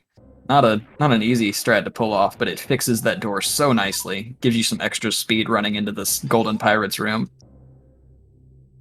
Just easy in, easy out for MGA there with those pirates. Just terrific. And great ammo. Oh! Ridley. Looks like Professor School might have lined that super up perfectly. Let's see if it hits the gate, and it did. That is not an easy shot to get. Woo-hoo-hoo. Just sniping that super missile in there. My goodness gracious, Professor School. What can't this runner do? Nothing. There's nothing this runner can't do. He is certainly the wise elder in this regard. He is one of the better Super Metroid runners that we have. Oh yeah. So again, MGA. hope everyone's taking notes. There will be a quiz. We said, yeah, there's going to be a quiz, but MGA getting a bit trolled by Ridley here. Some kind of bad patterns, getting picked up once. Had the tail eat a couple of his shots, but he's made a good recovery here. Yeah. Ooh, looks like he thought he had enough shots. Ridley, interestingly, doesn't actually die when you deplete all of his health.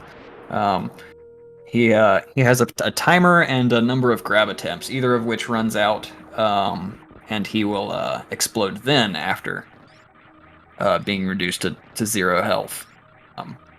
But yeah, MGA getting grabbed there triggers that death sequence for Ridley, and he's going to move on. That was a good recovery to a bit of a, I wouldn't say sketchy, but a bit of a challenging fight. No risk of dying, just yeah, not in this category, thankfully, but yeah, we've been out of the woods for a while. We're almost at maximum energy.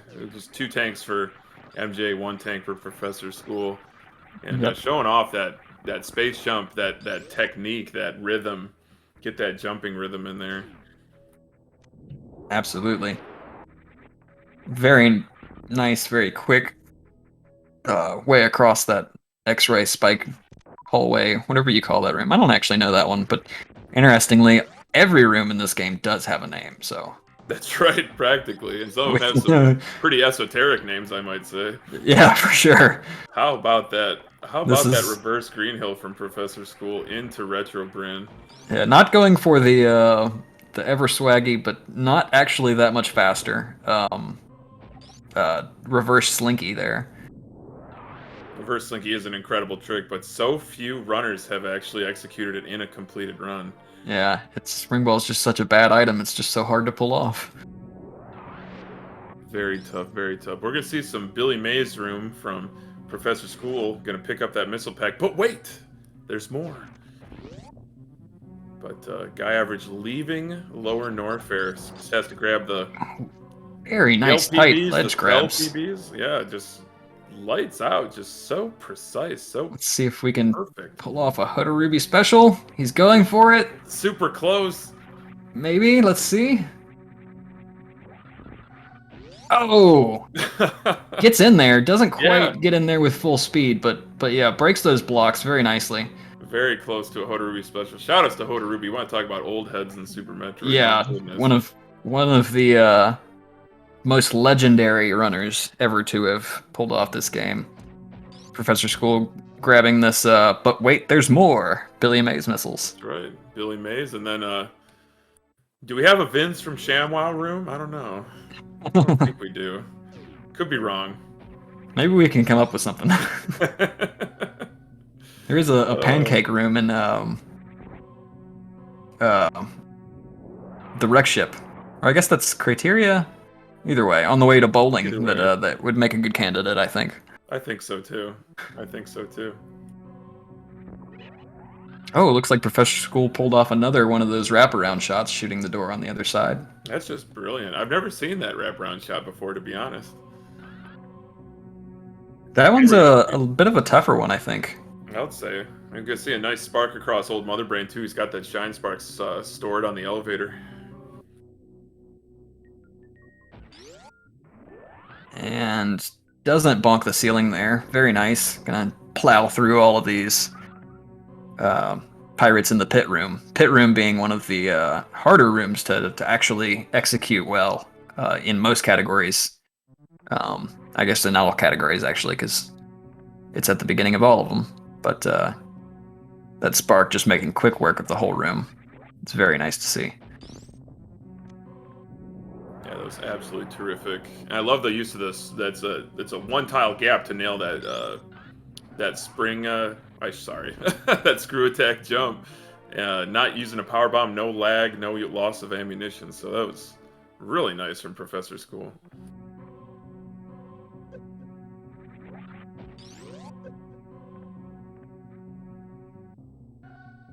MJ not forgetting this well-hidden missile pack here in Bubble Mountain. We've seen people skip it before, but not these runners. But Professor School's just got to grab 230 missiles and book it to G4, and that's a wrap. Yeah, speaking of esoteric room names, this is the dental plan here he's coming into, because it gets your 230th missile, tooth hurdy being the pun here. What time do you have to go to the dentist? 2:30. The dental plan. Oh my goodness, love it. What a great speedrun community Super Metroid has. Just, it never takes itself too seriously, but just serious enough to produce some spellbinding movement techniques and runs, but a lot of room for laughs and humor as well. Absolutely. And it is a very large community. There's lots of runners. If anybody's looking to adopt a new speed game, there is a lot of resources and runners that are always willing to help. We have a fantastic community. No I'm question about it. Best I've been very part happy. of. Yeah. And shoot, I don't even run the game. They just let me flap my gums, and I couldn't be happier. Oh, you're good at it, though. No. Speak for yourself, Dark Zoa. You're no slouch. You've done a terrific job. So Mr. Guy Average gonna clean up while Professor School is in that Golden Forest statues room. All these statues gonna blow up here for him. And he is going to make his way to the final area of the game, known as Torian. We're going to see a repeat of that Metroid 1 fight with Mother Brain. Get a little rematch action going on.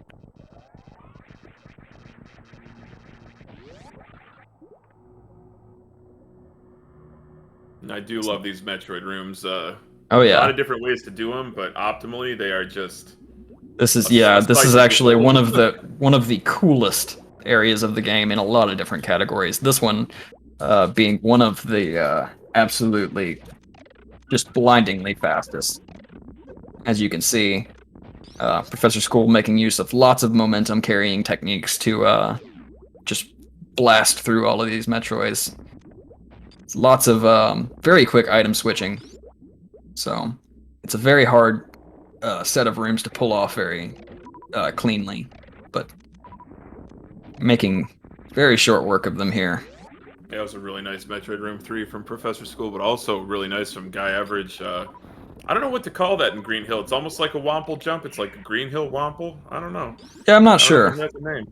It is also not reverse slinky though, so I'm gonna have to give him some heck about that Oh later. my gosh. First no Teletubby Huggy, now no reverse slinky. But is there a forward slinky? Come on. Who named these strats?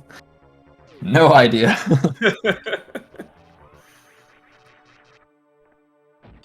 All right, so we've got Professor School setting up for the baby skip, and as you can see, the baby has been on quite the strength training program. That's right. It is just Hypertrophy. completely beefed up and just raring to go. He's got the jump rope. Ooh, and he gets Oh! grabbed at the very last second. Oh, so close. But Professor School is going to face right. That's going to save him. I think it's about 40 frames. Yeah, I'm not 100. 2/3 yep. Yeah. By facing right, because there's no animation. They didn't expect you to be facing right, so there's no animation for standing up there as you see it. Takes about 40 extra frames if you're facing left. Although some runners opt to do it just for the never look back attitude. So. They say that, but also speedrunners always do what's faster, so I mean, you can't have both, right? I won't let them, Dark Zoa. They can't have both.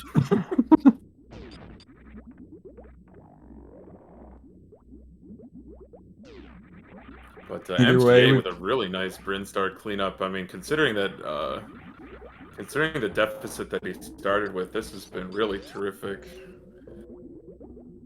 Yeah, absolutely. It looks like they've both kept pace pretty evenly.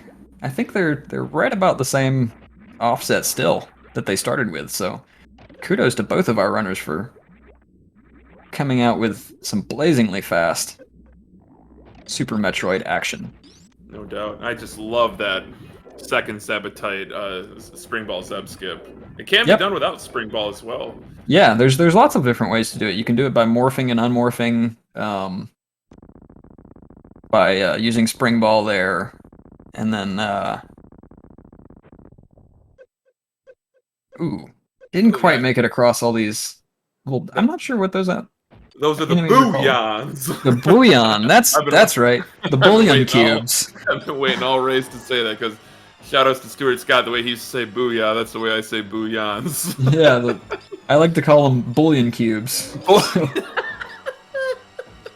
Oh, it's even better. The bullion cube. Who would have thought? So Professor School into Mother Brain 2. 20 shots is what it's going to take. Already into the catch-up phase. There's only a few shots left and already into the baby cutscene, damaging down. Yep, gonna take some damage there just to get himself at the right HP range. One of the trolliest bosses when you're casually running this game is Mother Brain, because if you're not at the correct HP, you're supposed to be locked to the ground here.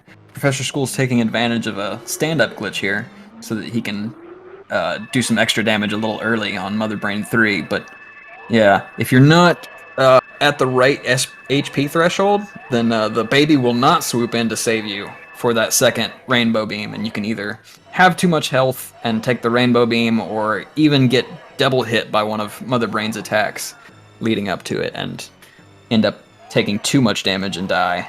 So no, for sure. Glad to see that Professor School didn't do that. There are a couple of things to watch out for during this stand-up glitch. Looks like he just avoided one of them. You can get stuck to the ground again there. Can you X-ray out Dark Zoa? You can X-ray out of it. So it's not the worst thing, but can induce a panic attack with some of the less experienced runners. No doubt. I think the worst soft luck I've ever seen, I think the baby got stuck in the upper right corner, and that was just heart-rendering. So if our runners jump too high here, then the baby can detach too high and then will not warp back to you. The other one is not really an issue with 100% because you have a lot of health for the baby to refill. The baby can detach too far to the left and not be able to get hit. Any of those would have been soft locks, but glad to see that Professor School did not do any of those and had a fantastic stand-up fight there. Mother Brain just taking one hit at the end. That's the most optimal, right? Is the single shot. Yeah, so you can actually do too much damage, and it's still a single shot, but causes a little bit of extra lag. I'm not sure. I didn't count the shots, so I'm not sure which one he got, but still very fast. Oh, man. Either way. MGA putting on a clinic in those first two Metroid rooms. He is just lighting up the afterburners. Metroid Room 3. Oh, my goodness. Spring ball strat. Oh, no blue bomber for Professor School there. No need at this point. This is a victory lap. This is fantastic for Professor School, but that is some incredible Metroid rooms in Torian from MGA. Absolutely. So yeah, chat mentioning a soft lock if you release a shot, just as the game gives you hyper beam. That's actually not a soft lock, although it is commonly misunderstood to be one. You can just hold item cancel the whole time, and for some reason the game will give it back to you after about a second or so. That is a significant time loss, though. So good on chat for mentioning that one. No, for sure. There are a lot of other things too, but as we like to say, there are 1,001 ways to fail stand-up. So hopefully we don't see any of those. Yeah, hopefully. Hopefully, MJ still got to get to Mother Brain, but that's going to do it for Professor School. GG's to Professor School and Team Decora. Absolutely. Maintaining their lead. And I'm gonna step out and let the commentator for the next game take over in my stead. It's been a pleasure. Thank you very much to Hockey Towner, and thanks everyone for watching. And also, before I go, I'd just like to plug, we have a GT Classic tournament going on right now. We've got 2 matches coming up tomorrow night, one at 8 p.m. and one at 10 p.m. One with the world record holder for GT Classic, and so that should be some fairly awesome matches to go. Follow the GT Classic channel on Twitch if you want to see that. And that'll do it for me. Thanks everyone for watching. All right, well, thank you so much, Dark Zoa. Always wonderful to commentate. I think that's the first time being co-com, so thank you so very much. And yeah, it looks like organizer Whalerinth is setting up to do Zero Mission. And we now welcome in, I think it's Kaio? Yes, Caio, common Brazilian name. Hello, guys. Hi, how's it going? Welcome, welcome. We're just finishing up Super Metroid here, but tell us a little bit about the Zero Mission 100% category. Well, first and foremost, this is the first time I'm making commentary in English. I'm not a native speaker, so sorry for my accents. Probably it's like weird, but well, I think it's understandable. Anyway, they did tell me to give a message to you guys. During Metroid 2, the 2 runners played on separate platformers. If I remember correctly, Scotty played on the actual GBA, Game Boy player, right? While I forgot the name of the other runner, sorry. I think it was Hope Spell? Hopes. Okay, thanks. I think she played on the Game Boy, Super Game Boy for the Super Nintendo. And the Super Game Boy does have a problem in that it runs the games faster, like every game. And it seems a very trivial change, but it kinda isn't. It gives an advantage to any player playing on the Super Game Boy. So because of that, your actual final time on the Super Game Boy needs to be multiplied by a small number, which does make a difference in our long category. Because of that, the player on the right will in fact start the run slower. We need to actually calculate the advantage that the Super Game Boy player got after the run's over, and we do calculate by hand, so we could not apply the penalty not to Super Met. No, sorry, we could not apply the penalty before Metroid 2 starts because we only know after. And since we do need to calculate, we could not apply it to Super Metroid. So now we do know the penalty. It's like not supposed to be a penalty, not even the correct word here. It's like just to make it fair because the player, the Super Game Boy does run faster. So the player on the right will start the game 1 minute and 34 seconds after he's supposed to. This is not like a penalty because of any item loss or anything. It's just because it's a difference of the Super Game Boy. So you guys will see the player on the right staring at the title screen for a while. They asked me to explain this because, well, it might be, without the explanation, might be weird. Asking yourself, why isn't he starting? That's the reason. No, for sure, for sure. We really appreciate that explanation. And like you said, to emphasize, it's not a penalty. It's just because the clock speeds are different, right? So it's just a difference of hardware. Yes. Fun fact, Super Game Boy 2, as far as I know, does not have that problem. It's a Super Game Boy 1 problem only. Gotcha. So it only affects Super Game Boy 1. But Mr. Guy Average on Team Etakun on the escape, leading out of the Leodoc's room, while Whalerinth is starting Zero Mission. And it's Zero Mission start. So yeah, Zero Mission, if you're playing randomizer, first hitting is remarkable. It cannot be avoided. And yeah, this is 100%. There are 2 main routes for 100%. You either do Brainstar very early, or you do it only right before Mother Brain, so late Brainstar. I actually do not know which route we are going to see here for both players, but we're going to see in a while, sure. Well, that'll do it for MGA. GG's to Mr. Guy Average and Team Etakuns, and that will bring my commentary to the end. So best of luck to all future commentators and runners and the rest of the 2D Metroid Relay. It's been a lot of fun. Looking forward to watching it.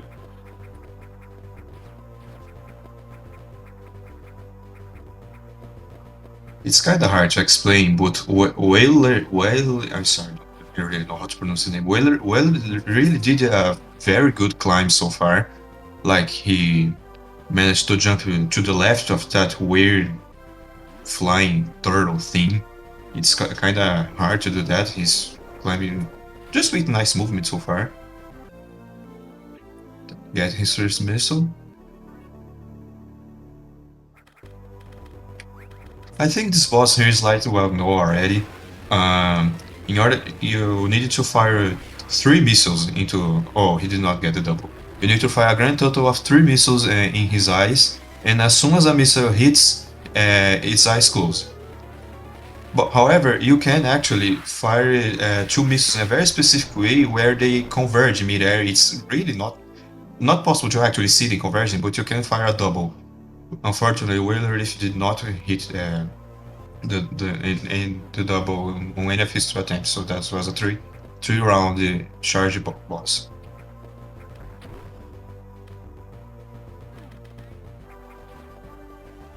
I think that in the past, people kinda dislike the Charge Beam Metroid Zero Mission. As you guys can see, he did wait to get the Charge Beam. Of course, in 100% you are going to get Charge Beam regardless, so might as well get it early, I guess. But I do remember, like many years ago, seeing some speedruns where Charge Beam was actually acquired only in cleanup. Well, in recent times, people actually prefer to have the Charge Beam.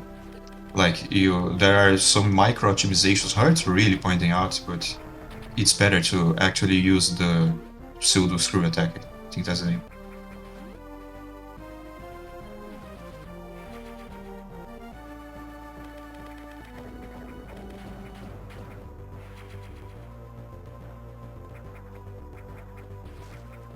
So, not a whole lot happening right at the beginning.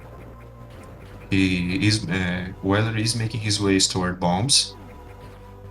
This right here is... Oh, that's weird. We almost just saw one of the examples of charge being saving time, because you can charge a shot before that run and then jump on that weird zoomer thing.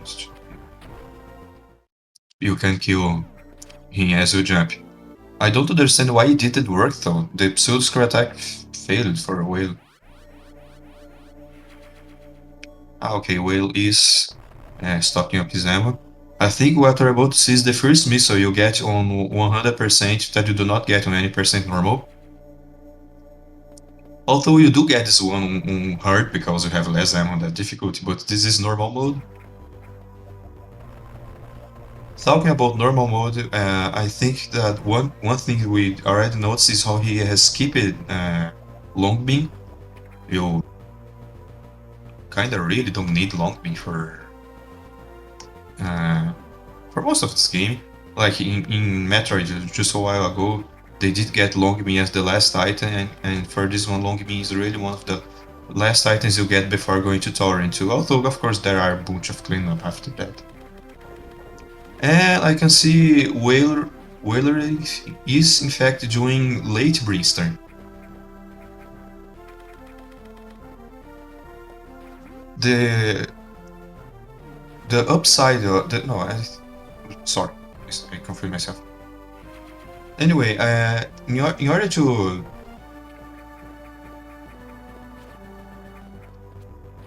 some people ask themselves, what's the fastest route, late Brimstone or early Brimstone? And really, if you ask that on the Discord for Metroid Zero Mission speedrun, I think you start a fight there. People kinda do not have a definitive answer on which is faster. Yeah, that's right. Yeah. By the way, this is Rubik's Cuber. I'm just joining here on this 2022 100% 2D Metroid Relay. Happy to see Whaler and Destructor joining here. And yeah, is it Cow or Chow? Caio. Caio. Okay, Caio. I'm sorry. Yeah, it's a Brazilian name, no worries. Oh, awesome. Oh, we're doing a great job here today. Yeah, exciting to see these 2 players. These are 2 highly ranked players. I think they're both top 10 players in this category, so we should see some really interesting strategies here. And yeah, as you were saying at the top, there are a couple different routes you can take. There's late Brinstar or early Brinstar. I think both of these runners are going to do a late Brinstar. And then there's some different options you can take when you get to Norfair, depending on how risky you want to get.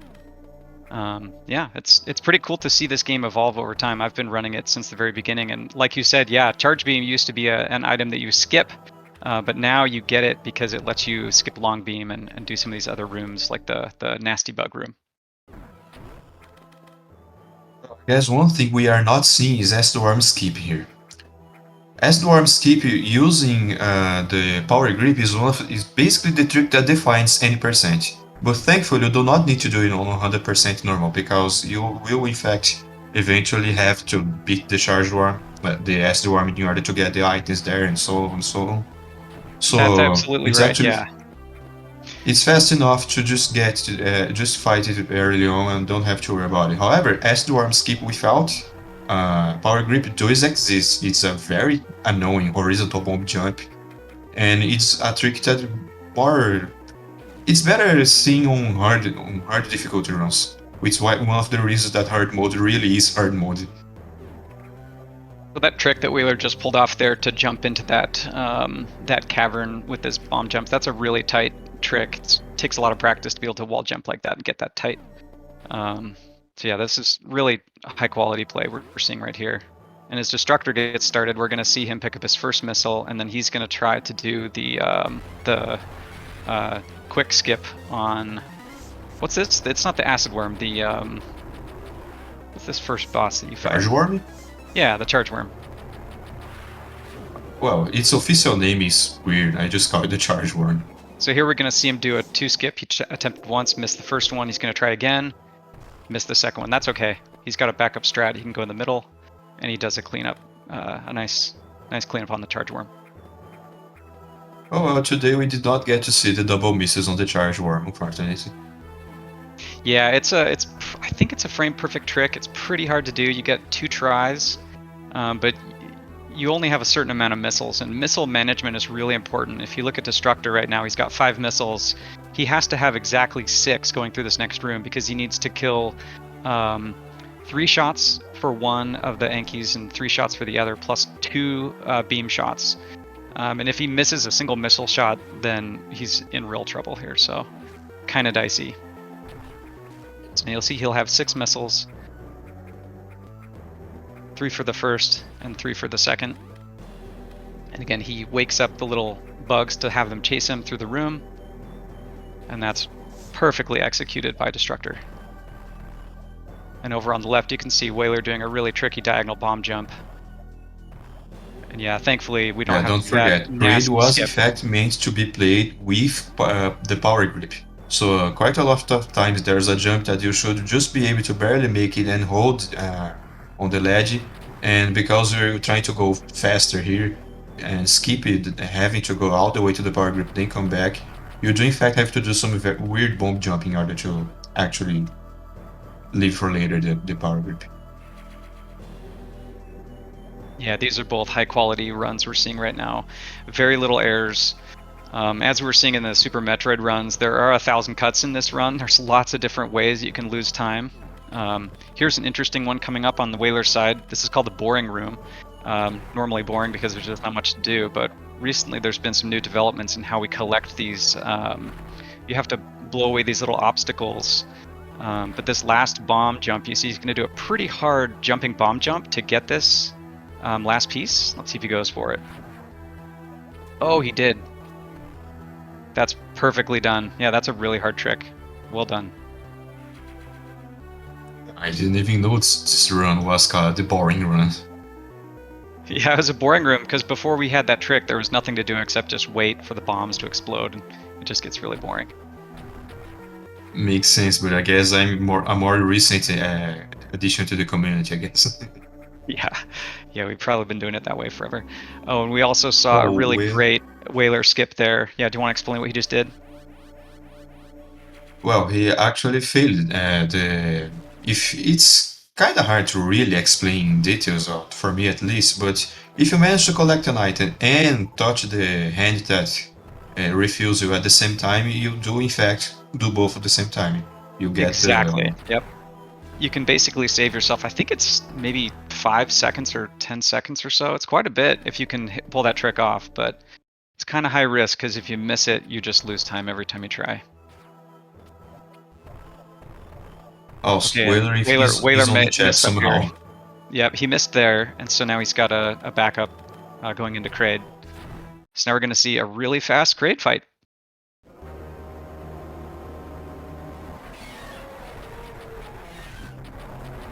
Oh my gosh, that is some amazing Kraid action right there. Yeah, Wow. that was a very fast Kraid fight. And that's without super missiles. I think it's widely known that if you fight Kraid with super missiles in this game, even though it's an intended technique, you end up finishing the fight almost as soon as you start. It's like this fast. Yeah, and what was tricky about that is that he was having to hit 2 missiles on every single jump. So if you imagine how your thumb has to move across the A and B buttons to do that, it's pretty tricky because you have to shoot a missile going on the way up of your jump and then a missile on the way down, and you have to aim those both at the right time to hit Kraid in the mouth. So it takes quite a bit of practice and tempo to get that right. And now Wheeler's picked up the best item in the game, the speed booster. You might think, oh, I just need to press B as fast as possible, and that's surprisingly not going to work. In order to shoot 2 missiles on one jump, you really need to time it. Yeah, that's correct. If you go too fast, the game buffers itself and you miss the shot. Oh, there could be another route divergence here. Whale is getting this E-Tank as fast as possible. I think it's possible for it to be faster to leave it for later, especially since they are going to bring Norfair for marathon safety purpose. But Whale decide to get the E-Tank earlier anyway. Okay, so their Destructor missed that shot, but he has a nice bomb jump backup. Yeah, I think that E-Tank you can get either now or later. I think most Hundo runners I've seen do it early, I'm not sure. If you're a PB attempt, I think that you should get it early because you can then survive Norfair without having to heal. However, on a marathon where you do pretend on healing because safety purpose, it really would be a shame to lose a run halfway through.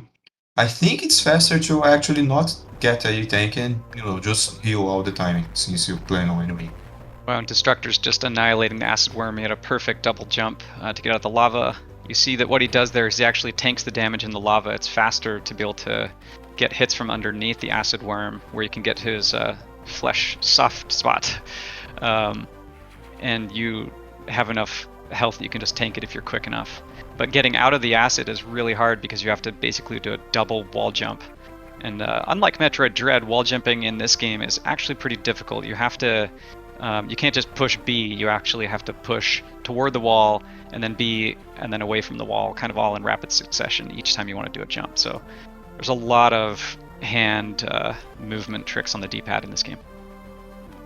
I still prefer this wall jump over Super Metroids, but you're right, it's not like free like in the Metroid Steam games. Yeah, Metroid Dread, the wall jumps are free, so...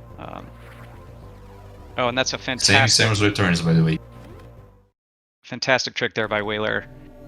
Getting that speed boost, speed keep there through the corridor saves a few seconds. And now we get introduced to Mother Brain, which is, you remember, this is a remake of Metroid 1. So all the enemies and all the kind of areas that you're going to see in this game are the same as the original Nintendo that you've seen, but of course with updated graphics and a couple new moves. Yeah, and no love for fusing wall jumps as is tradition.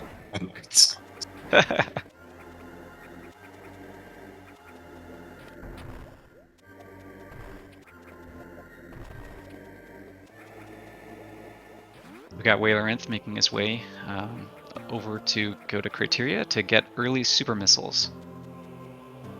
Meanwhile, Destructor is making his way down into the depths of Kraid to fight Kraid. He's going to hit the boring room first, so we'll get to see how he does this room.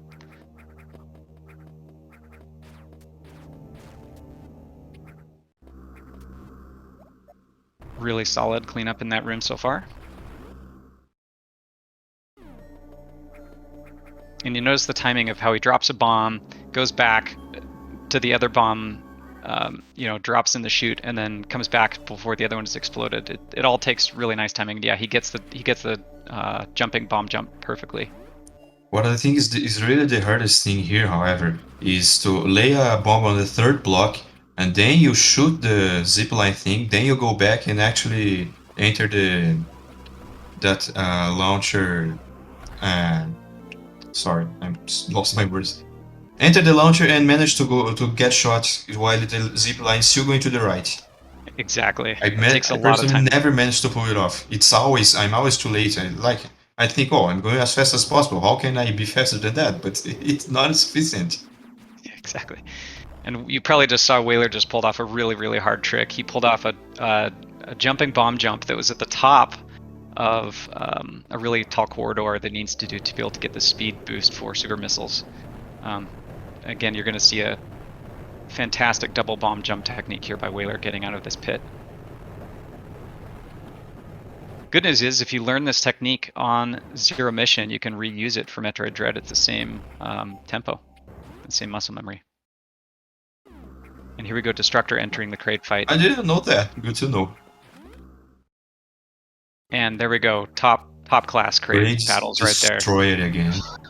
Both these runners are just top of their class. I mean, Kraid normally takes me about a minute to kill, and these guys just took, 10 seconds, 5 seconds.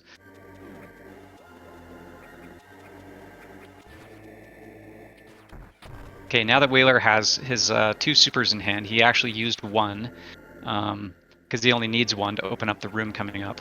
And now there's a route divergence, so he either gets to choose to go down or go up and get the ice missile first. If he goes down, it's a little bit risky, but it could be a time save later. If he goes up, it's a little bit safer, and it looks like he's probably going to go up. And he's going to go for the ice cream skip. Oh, I thought he was going down. Oh, that's a really hard trick. Whoa, he hit a really cool Shine Spark, but no. Yeah, that's Ice Cream Spark. That's a really hard trick. That's a pretty surprisingly hard Shine Spark that does not save you as much time as you wish it saved for such a hard trick. It's a swag strat for sure. He's flexing here. But it is pretty great if you can pull it off. And Destructor also got that energy tank, which I'm imagining here, if your plans on healing might be faster to not even bother with it.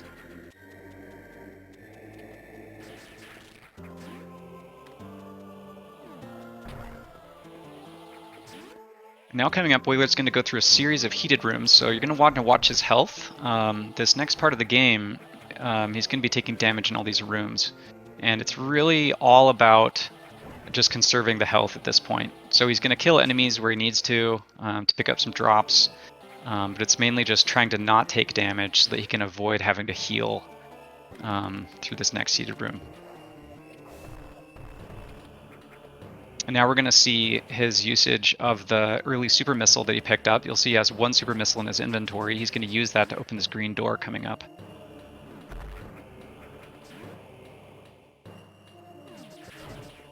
Meanwhile, Destructor's on his way back from Kraid. He's coming over to Norfair through Brinstar.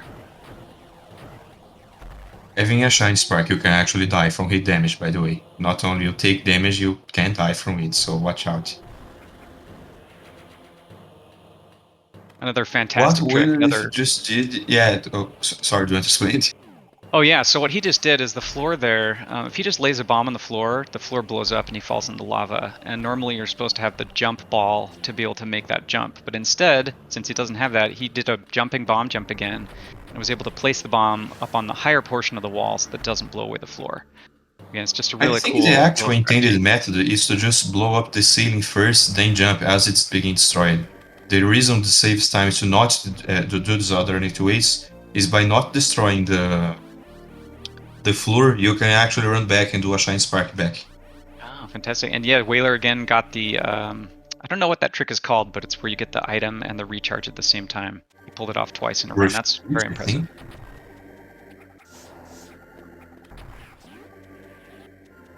And Destructor's making his way across.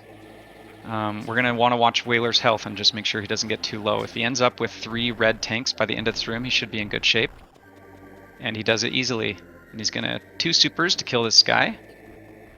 Ooh, he took some damage there. Or not killing him, okay. Maybe that was intentional. Well, he didn't even keep supers, so I guess yes.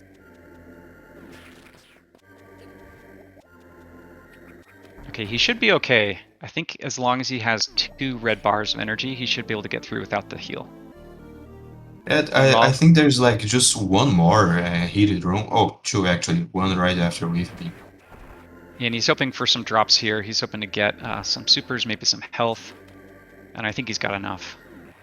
Meanwhile, Destructor is about to pull off the early supers trick. Let's see if he goes for the jumping bomb jump at the top of the height of the pillar. 1, 2, 3. Okay, he goes for the safe strat to the left. That's what I would recommend most players do if they're going to learn this. Okay, now keep a close eye on Wailerant's health right now. As he goes through this next heated room, this is kind of risky. It's a heated room with only 2 items. He's going in and then out. He just has to be careful not to dip his toes in the lava or get hit. So far, he's pretty clean. Yeah, he should be safe. He should be safe. I don't know. But I it always hold is my breath kinda for here. scary to see Oh, okay, he got it. 74. He's good. He's good. Now he just needs It's to kind of get. scary to see him below 1 He actually tank, has but one more heated room here and a bunch of enemies that he can't take any damage here from, and he gets through perfectly. Okay. Meanwhile, Destructor's on his way well, to down. be fair, worst case scenario, he could just heal at wave beam right now. Yep, Oh, and he he's got good. a big energy. He doesn't need. He got enough energy to get through, so he doesn't need to heal. Meanwhile, we just saw Destructor use his 1 super missile to blow away that invincible enemy, Zevitite or whatever it's called. Ooh. That was close. Will actually crash into the enemy without screw attack. Whoa, this could have gone badly. That could have But gone okay, very okay, badly. he's alive. He's alive. Yep. 1 hit by that guy and he would be dead for sure. Okay, he's got just enough health to make it through. And again, he's got to really watch his health on these guys and not get hit. As these big monsters come rolling toward him, he's going to lay some bombs and hope that he doesn't get run over. Ooh, that was close. They don't really do all that much damage. And there's any tank here, guys. Don't worry, he's safe. Full refill. Yep, he's now got full health. Meanwhile, Destructor's on his way into make a choice of whether to go with Newfair or Norfair. And he's going to go ice, so he's going to go with traditional Norfair route.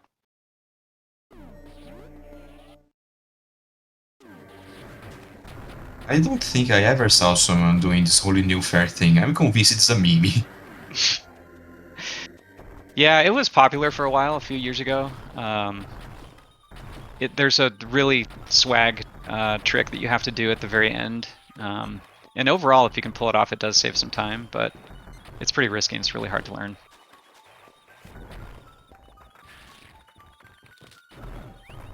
Well, had a clean fight, I guess. Not the best possible, he did miss a few misses, but kinda good. Yep. And now he's gonna dip down into Ridley. We're gonna see a cutscene. Ridley's, of course, perturbed that you killed his friend Kraid, and so he's been alerted and he comes to the planet to see what's going on. So he brings his big ass mothership, and here, of course, he decides to take it off on his own and just fly out into the jungle. And somehow he flies into the depths of this planet faster than Samus can get down there, but who knows? Maybe he has a backdoor. Also, his screen is on the way. Of course, Ridley is going to screen all the time in this marathon. That's right. Okay, we have Wailer going for a pretty tricky fight. He's got to not miss any of these shots to get a single quick kill, and he does it. Does Wow, it perfectly. that went well. Meanwhile, Destructor's going through the heated Also- room. No soft lock. Uh-oh, and there you saw Destructor actually bomb the floor on accident. He just missed that jump, Oh. costing him a little bit of time. He's going to reset the room. Oh, meanwhile, Wailer is going for a really hard trick. Fantastic speed boost through that room. That's pretty hard to pull off. He got the Shine Spark, unfortunately did not get the Super Missile drop. They find a Super Missile, that weird mono eye owl thing, in hopes that it's going to drop a Super Missile, so you shoot one, get two. Unfortunately, Let's try. that was not the case. Oh, He he was did looking get a for a Super few Missile there, drop on yep. their enemies. And now you're going to see the first glitch of the game. Do you want to explain what this is? Well, explaining it in details is kinda surprisingly hard, but what's happening is he's freezing two enemies at more or less the same place, and then dropping a bomb. What happens? The bomb destroys one of the enemies, and the game attempts to place him on the other enemy. However, because the other enemy also died for the bomb, the game freaks out and pulls him all the way to the bottom of the room.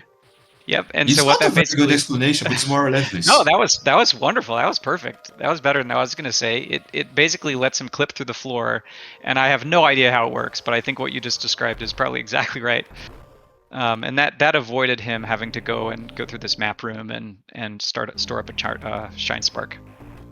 Because you notice the floor that there glitch was is considered more technical than it's actually hard to execute. It's a surprisingly easy trick, but yeah, the reason it works, as far as I know, is related to the fact that the bomb destroys 2 enemies, but the game first kills one enemy, then updates Sam's position, then kill the other enemies, and do weird crap from that. Yeah, there's also a subtlety there because there's another enemy that's further up on the screen that you have to kill, and you have to collect its drop for that glitch to work. If you don't do that, then the 2 enemies won't get frozen in place. Instead, you'll just kill them. So there is some glitchy programming at play. I'm not entirely sure how it works, but yeah, it's a pretty easy trick to learn. It's really fun when you pull it off for first timers. And here we see Destructor going through. So while we are talking about this glitch, Wales is actually showing us quite a lot of optimized shine sparks, because it's considerably easier to just shine spark straight wherever he's going, like shine spark straight up, then shine spark straight right. And he's actually doing diagonal shine spark in order to just break a small barrier and then actually begin his next shine spark or his next walk immediately right after. Yeah, exactly right. Zero Mission has so many little subtleties and so many ways to add kind of your own personal flair in how you collect items and how you do your shine sparks. And all the rooms have multiple ways. Example, this room has a few different ways of getting through it. There's an old school way where you actually do a ball spark through this room. Both of these runners, again, there's not so used many... on 100% though, right? Because you do miss the item on the way. That's right, yeah. And yeah, there's so many little subtleties with the way that these players are moving. It's hard to pick up every single detail, but yeah, every input that they're making is perfect from what I'm seeing.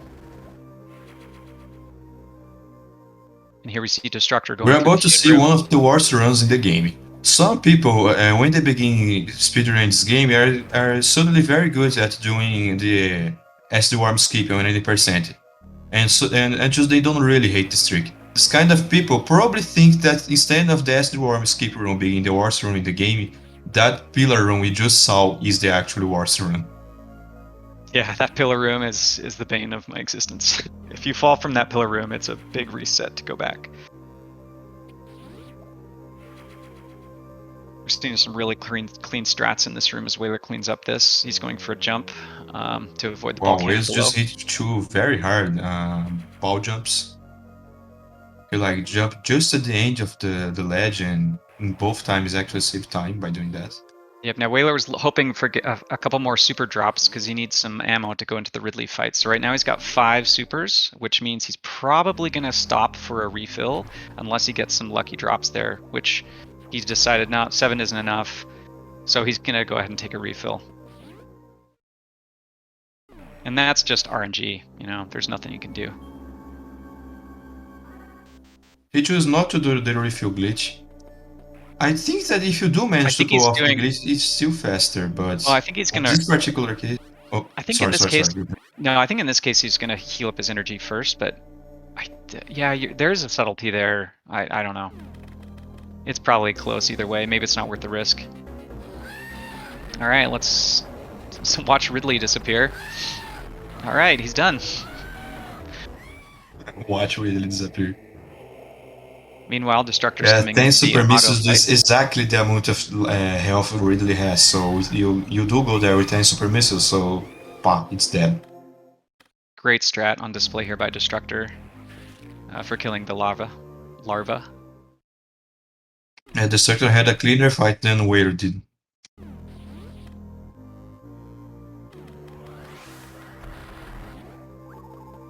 So now Whaler's gonna pick up some supers on his way through here. Whale's kind of getting terrible RNG so far. I think he got no super missiles on Ridley, then only 2 on that big refill room. I don't know its name, And he only has 4 super missiles. He'll probably have to take another heal before actually going to Taurian. Hopefully here he can get some supers from these creatures here. Some of them drop supers. Oh yeah, those owls, I forgot about them. The owls, that's right. I don't know any of these enemies by name. I'm sorry if that makes the commentary a little boring. I know what they look don't like know when the they enemies die. I tend to call most of them beetles and flyers, whatever. And meanwhile, Destructor got a perfect Imago fight. And he picks up the supers as the way you're intended to pick them up, but he's already got them. And let's see if he gets this speed boost. Yep, he got the speed keep. Again, Let's really see who hard gets the trick on drop, display though. by Destructor, and he got the drop. Aha, Destructor did get the drop. See, fires 1 super, gets 2, 1 profit.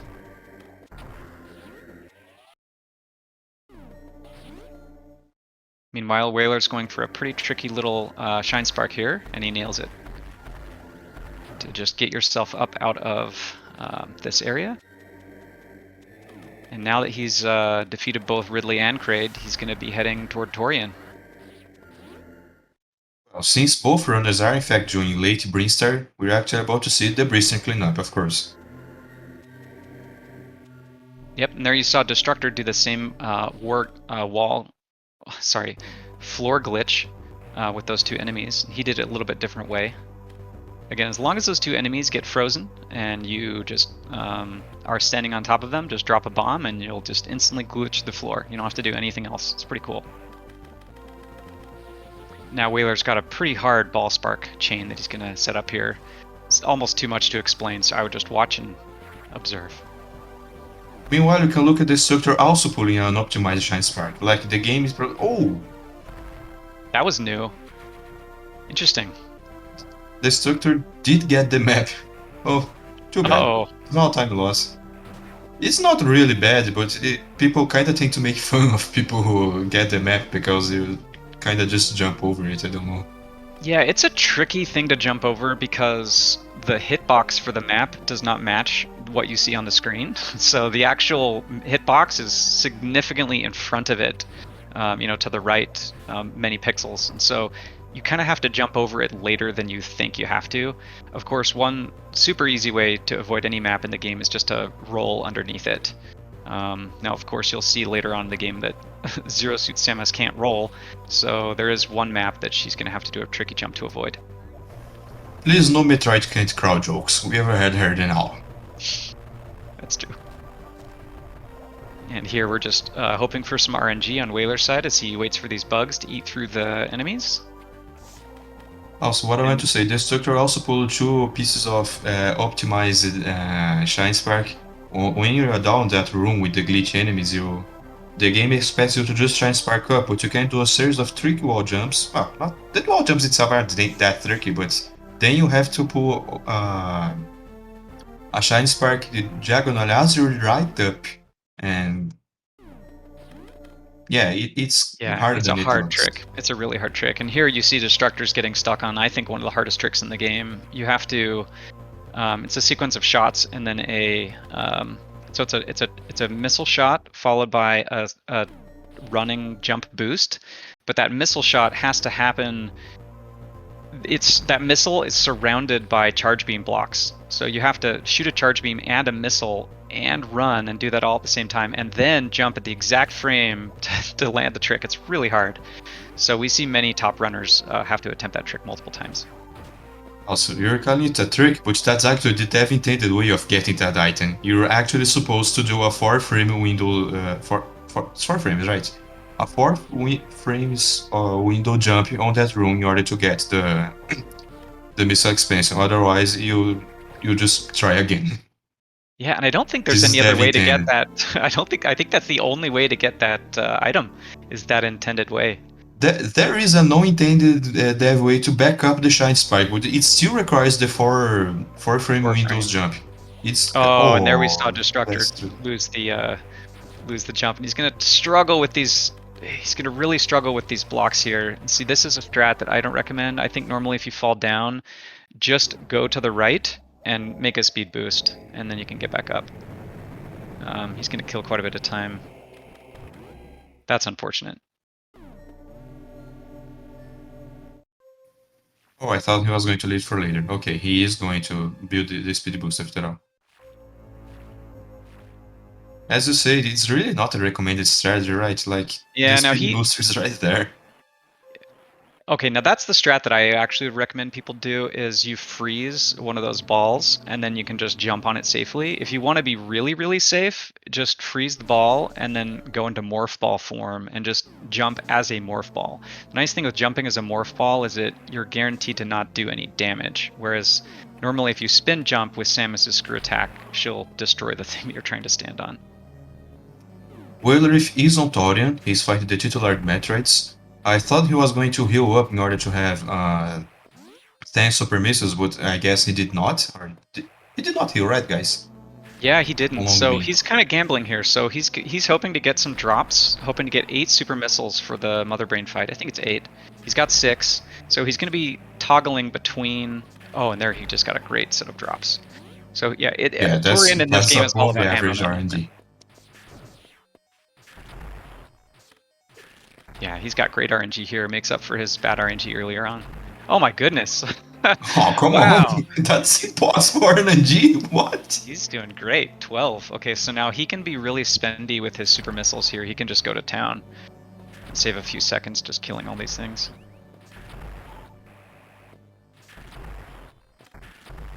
What are these things called again? I've been playing Metroid Dread for so long I don't recognize those enemies on screen. Sorry, I'm Me making trying to remember the name of the Green Mogre in Shrek.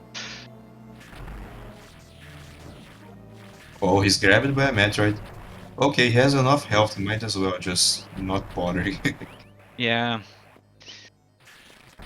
The thing with not having health there, though, is that usually not having full health affects your drop rate for supers. But apparently, if RNG's on your side, which it is today for Whaler, he's in good shape. Now, ideally, he wanted 8 supers coming into this fight to get a quick kill on Mother Brain, but he should be okay with. We'll see how he does. You said 8 supers? I think it's 4, right? You need 15 misses for Mother Brain, 15 misses and 4 supers for Mother Brain, and also 20 misses for the glass.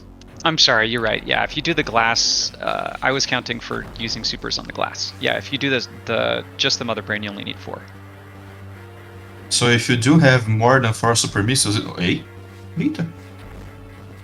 Sorry, I was distracted. Will's kind of failed that Shine Spark. He Shine Sparked right, unfortunately. I was going to say, if you do have more than 4 super missiles as you're entering Mother's Brain Room, you might as well spend some on either the glass or on the Zebetites. The Zebetites, yeah, good call. And with Mother Brain dead, Whaler's just working his way out. He got a pretty good Shine Spark after Mother Brain died. And he's just going to make his way out. And the game is going to be over. Or is it? Spoiler alert, the game is not gonna be over, but okay. So one thing that I did see come up in chat, but we did not talk about yet, they do not pick Varia suit. You need to pick 99 of the 100 items in the game, and those content having 100% of the items. That is right. Yeah, there is an item that you can skip in this game, a major item.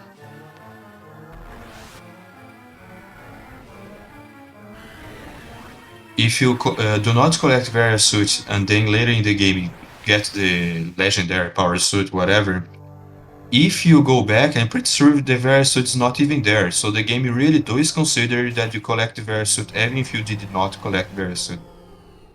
Which is kind of non-characteristic for this That's game. kind of cool. Yeah, so you can't go back and get it once you've gotten the gravity suit. This game, for the most part, do not force you to get items. So much so that devs decide that 15% should be low percent enough, yet you can actually finish the game with 90%. So, oh. Wow. Destructor is going for a pretty hard trick there, but he kind of messed up a little bit, but that's okay. It's a really tough trick. And I gotta give credit to these runners. They're doing really hard tricks and doing them back to back to back and not messing any of them up. So it's easy to call out their flaws when they mess up, but these tricks are all incredibly hard. Yeah, I gotta say one thing. I really like to play Metroid Zero Mission any percent. When I got into it, I thought, whoa, this is not so hard. I just need to learn the S-Storm escape. When I decided to play 100% on normal, I thought it was also going to be pretty dang easy. And it kinda wasn't. 100% is a harder game than I thought. It's not hard to play the game casually 100%, but the speedrun is harder than it looks. It's like demanding. Yeah, and the good news is there's lots of different ways to play it. There's late Brinstar, early Brinstar. There's just lots of variations, and there's so much variation in the game. And then when you get to Zero Suit Samus, which we see Whaler doing right now, it's almost a completely different game. And those of you who've played Metroid Dread will probably recognize some of this artwork and some of the music and pacing here. This is actually the inspiration for the Emmy zones of Metroid Dread. It came from this game. So here Whaler is chasing away from the space pirates, and since there's no power suit on Samus, if she takes damage, it's going to be painful. So all she can do is run. Also, runners did agree to actually heal before the sweetless part. Like the game, I think devs actually thought this game might become a speed game in the future, so they gave you an option. Do you want to actually heal all the E-tanks that you have and be safer? Or do you want to go in not being able to take a single piece of damage, but That's it's right. going to be faster? Yeah, they almost built in their own dread mode. So yeah, if you want to go through this whole part of the game with only 99 health and that's it, you can, and save yourself that heal. But it is very difficult, especially when you get to the Charlie It's fight. not that difficult. You can kinda train for it. However, for this marathon, since it would be a shame to lose a run almost 1 hour in, the runners agreed that they are going to heal before the sweetless part, no matter how safe they feel.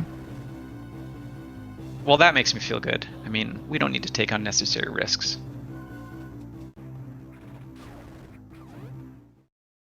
So we're also going to see a heal from Destructor. It has been previously agreed upon.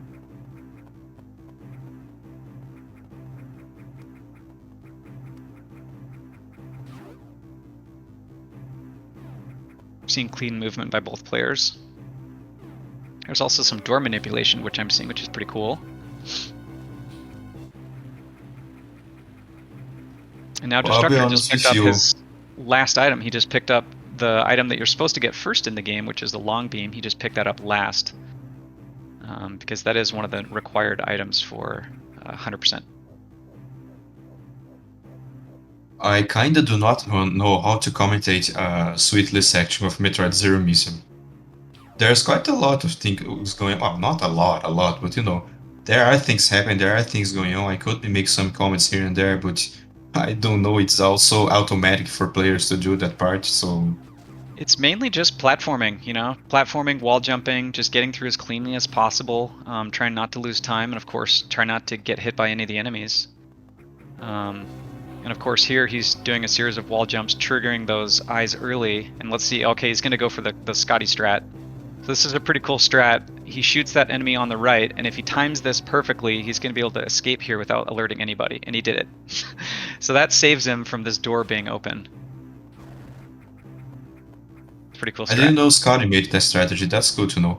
Pretty sure, I may be wrong. Someone in chat can correct me if I'm wrong. I think Scotty figured that out. Well, to be fair, I never bothered researching upon it. I just saw both Scotty and JRP doing it and thought, hey, I might want to try this too. That's right, we all just steal from Scotty. Yeah, and it's really not all that hard. It does go wrong sometimes, but I don't know time, I don't know anything, I just try it out. Destructor began to already get some good RNG, but unfortunately, I think he went through the last room without any super drop. He's not getting that extremely blasted RNG that Whale got. Yeah, well, we'll see. He's still got half a turn left. He's got 4 supers. Meanwhile, our Whaler's just making his way through, trying to not get noticed or sniped.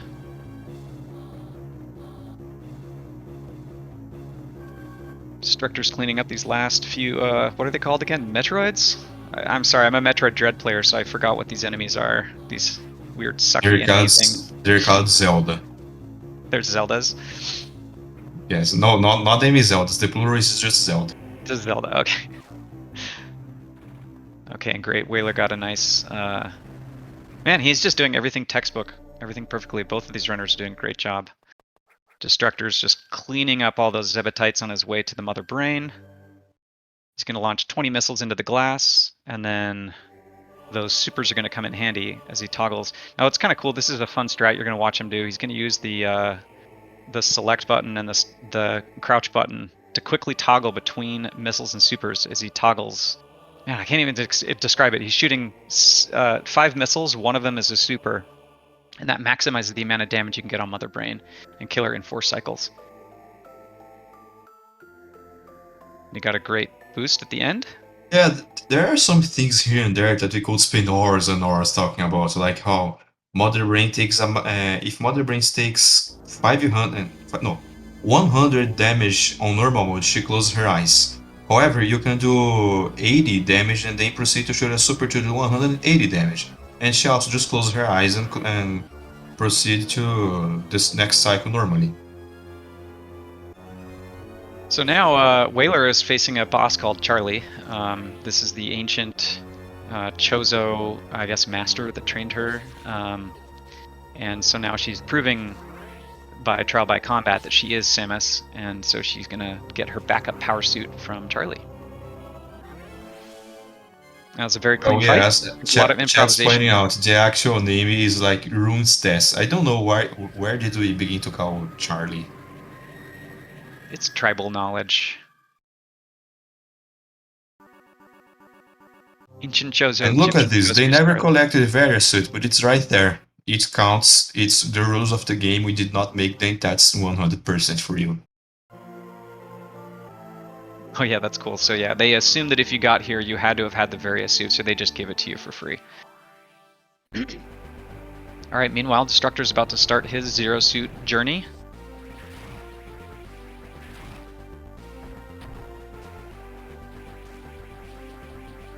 And of course, these players run in Japanese because, like many games, the text scenes are a little bit faster.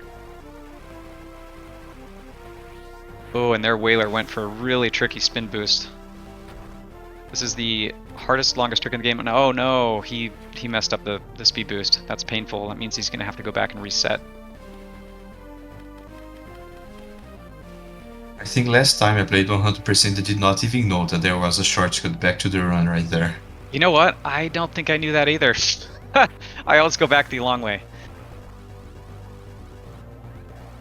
There he goes. He gets the speed boost. So there is in fact a safe way of doing this, which is to just shine spark first and then climb a little later. Oh, Destructor did skip the map. Good. Yep, Destructor just did a really hard. I don't know if it's frame perfect, but it's a pretty tight little window that you have there to do that jump over the map and save yourself a good 10 seconds. I don't think it's frame perfect. It's not like that hard. It's just that, as you say, the hitbox tricks you. It's I think like it's just, consider it's move the to hitbox. right. Yeah, you're right. It's not frame perfect. It's the hitbox.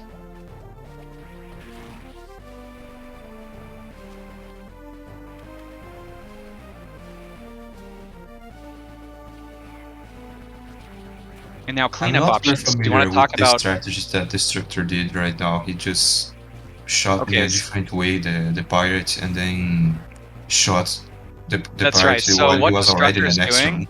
Yeah, so this is a new strategy that Destructor does. So what we normally do in that room is we blow up the floor and then we do a tricky wall jump to avoid triggering the pirates. But if you trigger the pirates early by destroying the floor, you can actually get through that room a few seconds faster, and then you can manipulate the enemies to shoot each other, which is what Destructor did. And then once the enemies are dead, it unlocks the door. So you can actually get through that room a few seconds faster this way. Kind of cool thing I love about this game, that even though it's such an old game, there's still new strats that are being learned and developed every year. One of which coming up is early power bombs. Do you want to talk a little bit about that? I think this is where our two runners are going to have a divergence in the routes. I think Whaler is not going for early power bombs and Destructor is going for early power bombs. Oh really? I thought not neither were going for early power bombs. I might be wrong. I Sorry, thought Destructor was going. No, I thought Destructor was going for early, but yeah, you might be right. Maybe they're both.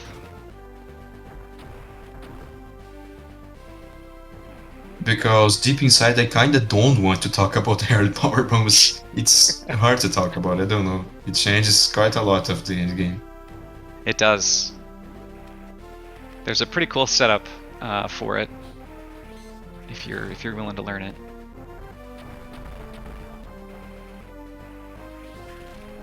So yeah, Whaler is just running through the kind of the traditional cleanup route. And Destructor is making his way through Jozodia. I never really understood the geometry or the layout of this map, because somehow it's this ancient ruins, but it also is connected to the pirate ship. There's like a bridge, I guess, that extends, so maybe the pirates landed and they just happened to land near this ancient civilization.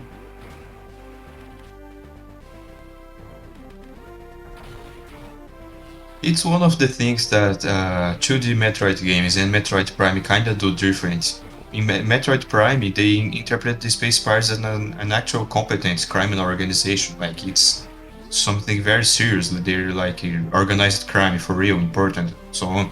And in the 2D Metroid games, they kinda dumb goofies. I don't know. They're really not all that smart. Yeah, here's a not very smart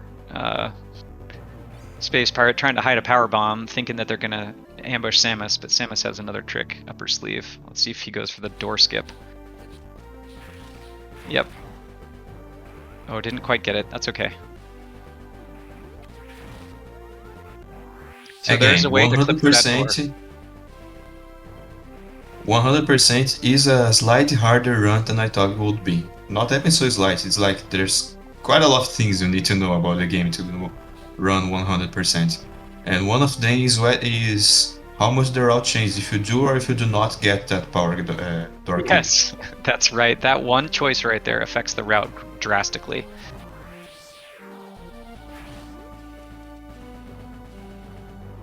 And the reason that is because there's just so few power bombs in this early part of cleanup. But there are a few power bombs locked behind power bomb doors, so you need power bombs to get more power bombs. So there's a choice of when you have to clean up, and that all depends on if you get those early power bombs or not.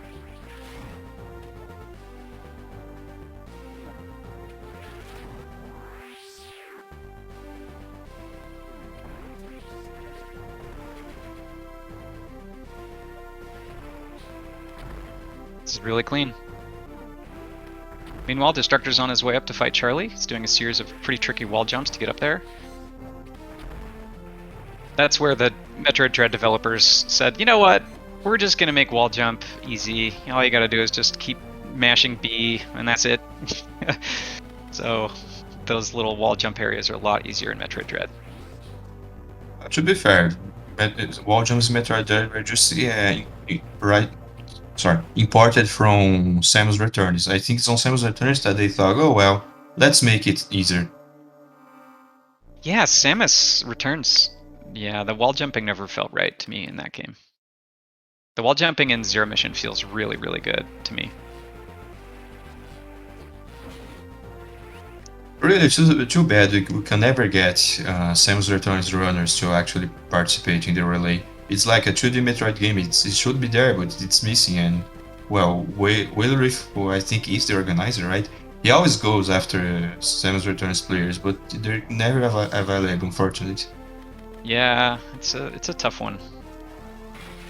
Okay, so here's going for Glass Room Skip. This is probably the hardest trick in the game, if at least technically. Oh, and he gets it wonderfully. Okay, perfect. Wow, that's nice. So being able to get that lets him do a whole new route change, because now he doesn't have to come back for that energy tank. So he can basically go through the rest of this route backwards and not have to come through here again. But in order to get that trick, you only have one chance to do it, because once that glass tank blows up, you can no longer store a speed boost on it. So you basically drop your power bomb, run across it right before the glass breaks, get your speed boost, and then you have 5 seconds to use it, and then you only have one chance. So it's a pretty cool trick, pretty hard. Saves a lot of time if you can pull it off. Meanwhile, Destructor just picked up the gravity suit. Talking about saving time, there was a small possibility that Wailrith could have found a power bomb in that room full of Zoomers. He did not, and he's going to do, instead of having one extra power bomb to later on, he's going to have to do some tricky shine sparks. Oh yes, you're right, the lotto. I completely forgot.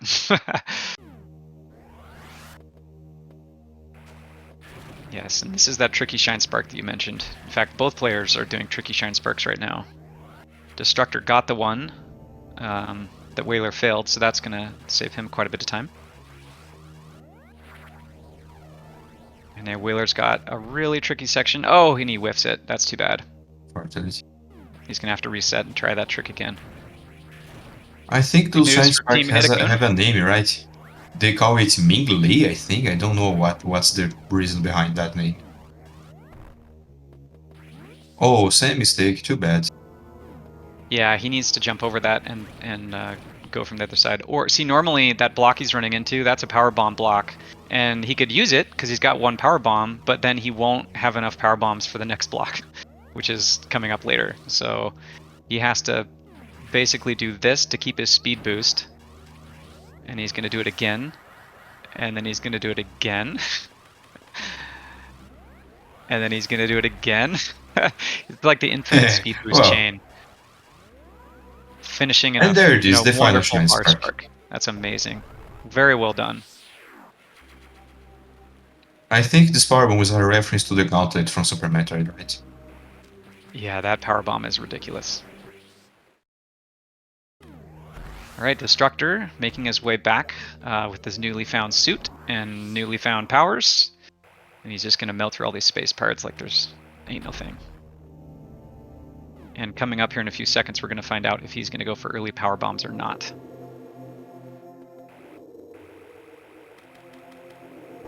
Meanwhile, Whaler's making his way back down into the depths of Torian that's already been destroyed from the previous fight with Mother Brain. You can see there's all this green goo. I think it's brain matter. It looks weird drinkable. I wouldn't drink it.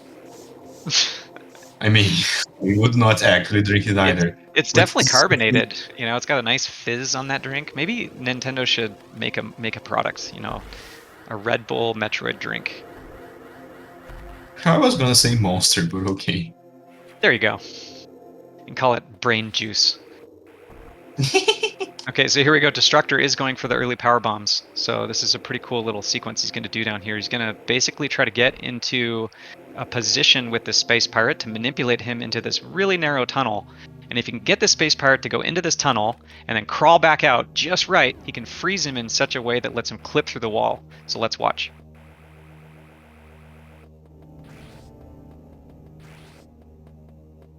Oh, we got it! Okay, so that clip works. lets him get early power bombs. That's phenomenal. I think this is normally the last power bomb tank you collect, and you just collect it first. Yep, and that's an example, like I was saying earlier, of how this game has evolved over time. That trick is relatively new. That's within the last couple of years that trick was learned.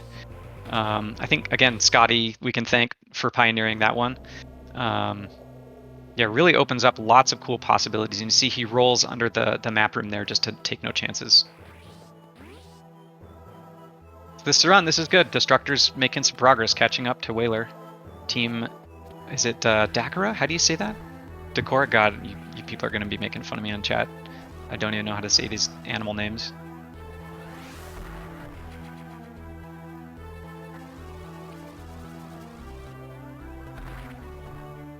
Also, I gotta admit one thing. Since I'm no expert on the early power bombs route, I kinda don't know how is Destructor going to manage his power bombs from now on. I think he has to do more refill. He has to do, yeah, he will take a refill right here. This is an intentional refill. There's no way around it. You have to refill here. This gives him 2. This gives him enough to get through the glass room and still have enough to try the lotto.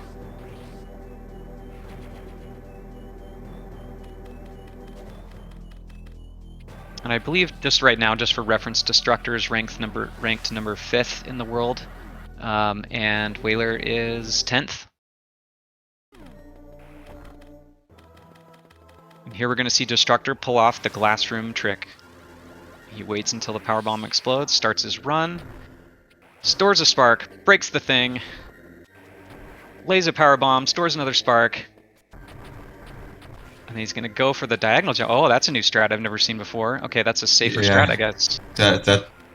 It's safer, but it looks scary to be honest, It's a because he little fell to that scary, yeah. room, it would not work. But it's probably actually safer. Yeah, if you clip there, and see, he is going to refill one more time just to get another set of power bombs. Yeah, I don't know if I like that strat, because if you mess that room up, you have to redo your whole route. But he's in good shape. He's got 2 power bombs. Let's see if he gets any more. Meanwhile, Whaler is setting up for a pretty hard spin boost trick. I think this is one of the only spin boost tricks in the game. Oh, he actually didn't get it, so he's just going to go ahead and work his way through manually. Just running. That's a really hard trick. At least he gets the back end of it.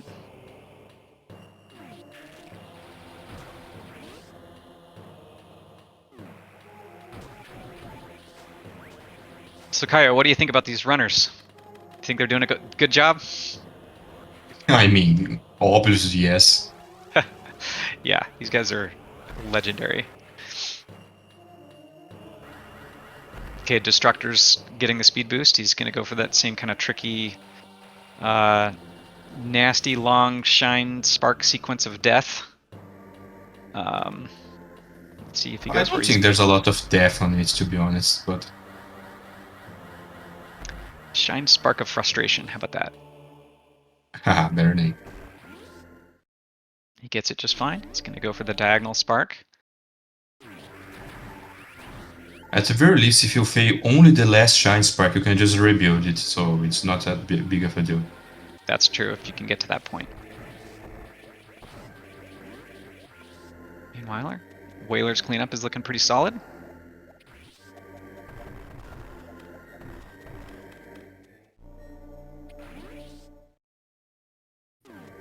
Something I don't know, how many power bombs do you need to have by the point in the game where Whaler is right now? He has 4 and chose not to get more power bombs on the high jump boots statue, like, wouldn't it be safer for him to actually get more? I don't think he needs too many more at this point.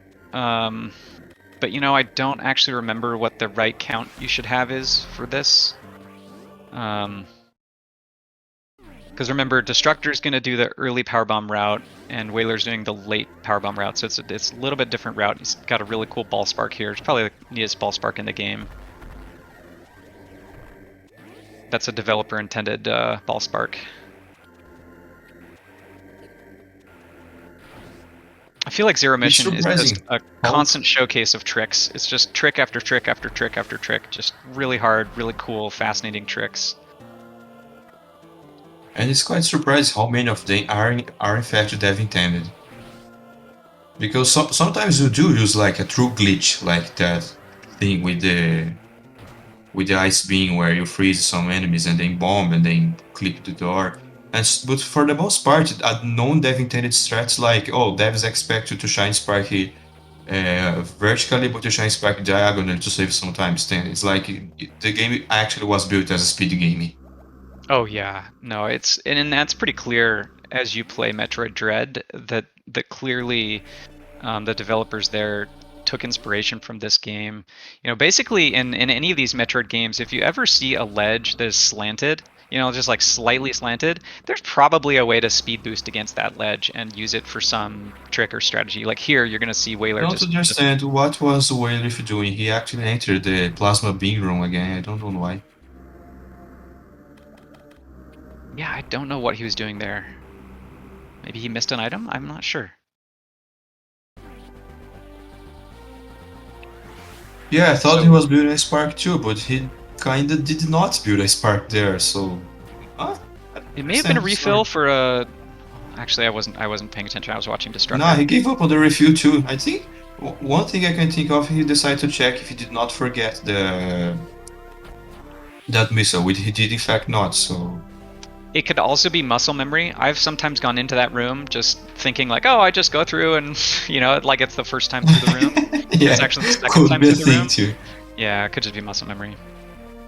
I mean, these runners people are asking if early PB save time. Yes, by the standards of this game, as far as I know, it saves a lot of time. Yeah, early PBs definitely saves time because there's a whole backtrack that you no longer have to do to go back and get this item. So you're gonna see Destructor start to choke up on Whaler as he finishes cleanup here. It's kind of an interesting question too, how much time early PB saves on hard mode. Because since you do not, since you only get one power bomb per tank, and by doing early PBs you would have only one power bomb tank, together with the fact that you need to take damage in order to do early PBs, and on hard mode you die 4 times as fast than on normal mode. Because not only you have reduced health, enemies also deal double damage. So you're dying 4 times as fast. Early PBs do not save as much time on hard mode. I think it saves like 10 seconds. Yeah, and you'd need to take damage, like you said, to even get those PBs. So if you die trying to get those early power bombs, that's not worth it. So yeah, I mean, it's like anything in this game. There's risk versus reward, and a lot of these strategies, you're risking 2 or 3 minutes just to save 10 seconds. Maybe not 2 or 3 minutes, but maybe you're risking 20 seconds to save 5 seconds.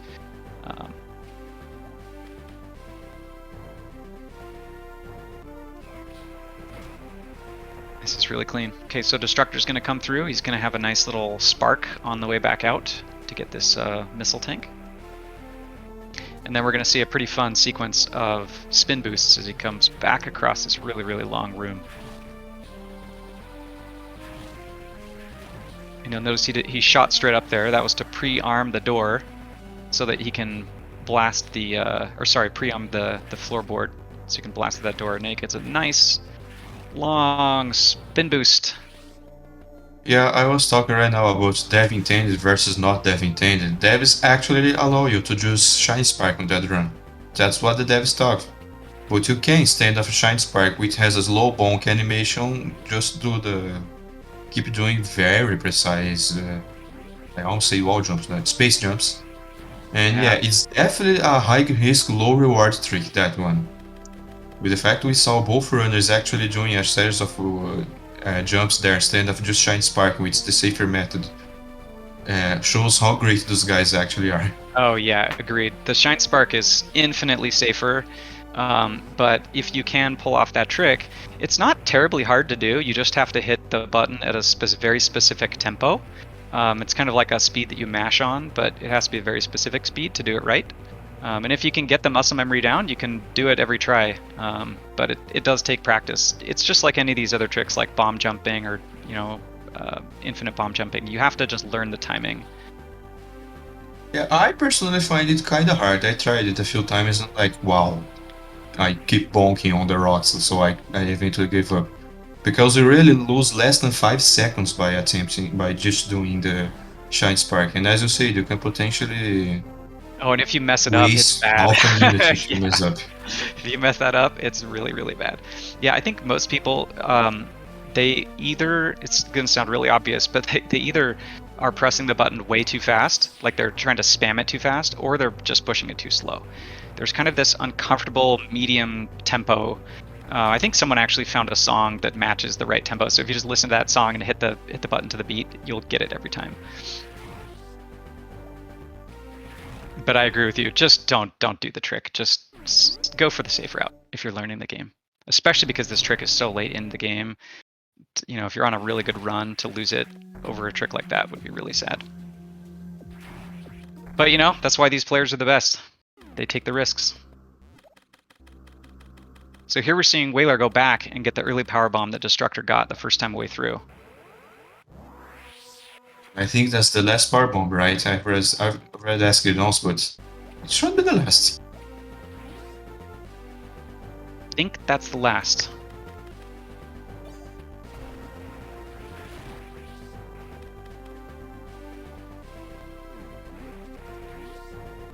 Destructor's coming back through the temple one last time to get the final power bomb that's hidden up there. So his final power bomb will be up in this area.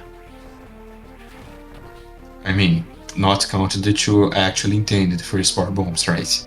That's right. Oh, that's right, yes.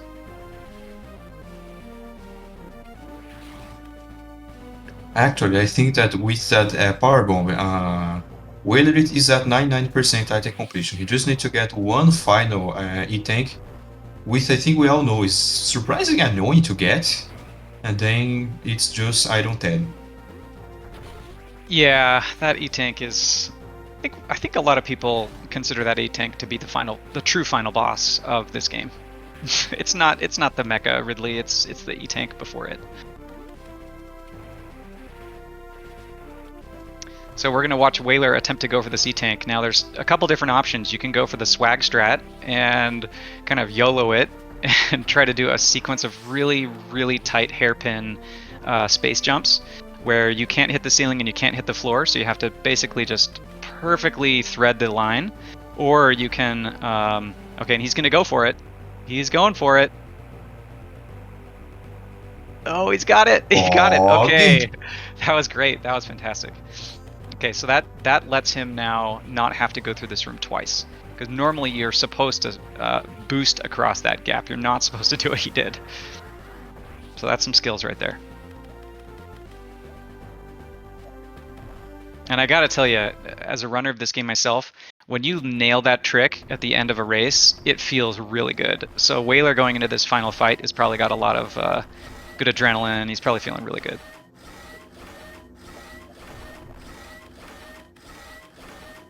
And even though you... Oh, sorry, let me talk from the beginning. So I think at this point widely known fact is if you have 100% of the items, Iron Tat does in fact get triple health and double damage too. I have seen some people in the past claim, oh, it's a dynamic difficult thing. The more items you have, the more health he has. It's not really dynamic. It's like from 0 to 99% of items, he has a certain amount of health. 100% of the items suddenly triples. Now, that's a funny glitch I've never seen alive. before. I've never seen that before. What the hell is that? Oh, it glitched. What's going on? Oh my gosh. Okay, I've never seen that before. That's cool. Alright, so now he's got the infamous Metroid countdown. I don't know, he's got 4 minutes to get this done. Do you think he'll get it done in time?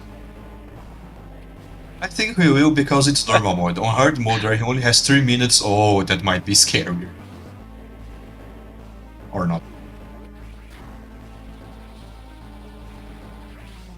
Meanwhile, Destructor's making his way back up. With his early power bombs in hand.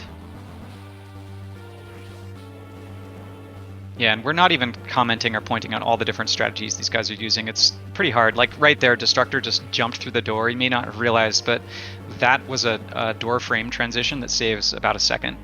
If he jumps through the door doesn't have to transition vertically in the black space off the screen.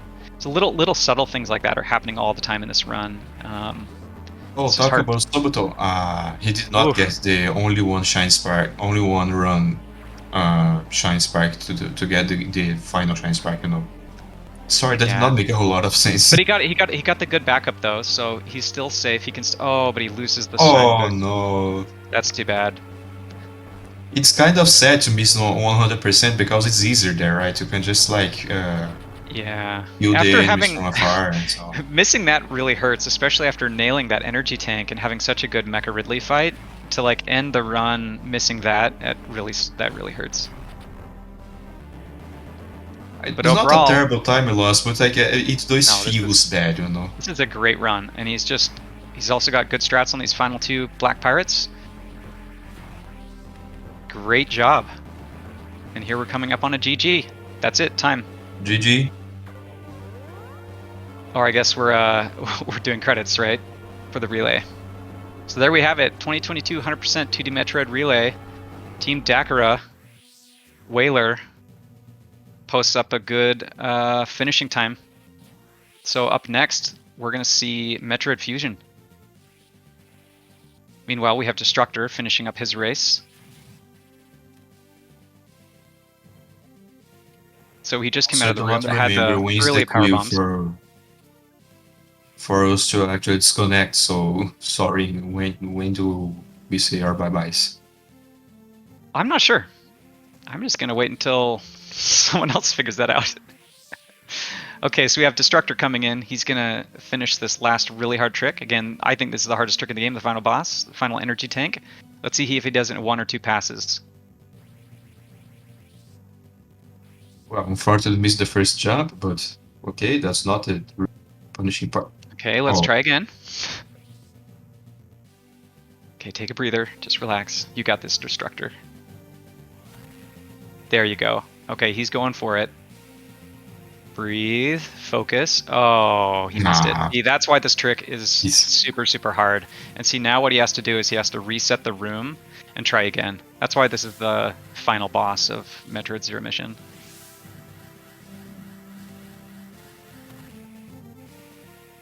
And he's trying again. No Shine Spark for me. He's going for it again. Ghosts. Oh. No. It Okay, at hurts. this point, I It think hurts he to should watch. just use the Shine Spark. Well, he might go again. He might go again at this point. We'll see.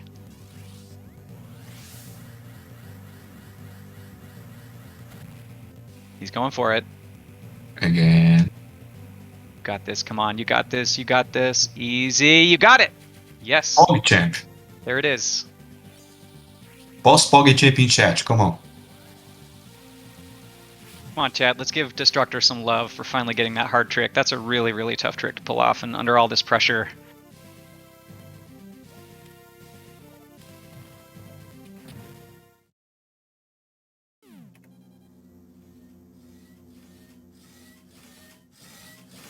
Great one run by Whaler, executive producer. So we're about to see the final time coming up. And hopefully we see Samus in a certain costume, because that means that we get 100% of items. If not... Now, we already know about 100% because I don't add to twice as long. Oh, that's true. Yeah, you already knew. However, one thing I want to mention, even though he needs 6 super missiles to die, you need actually less than 18 to kill him on 100%.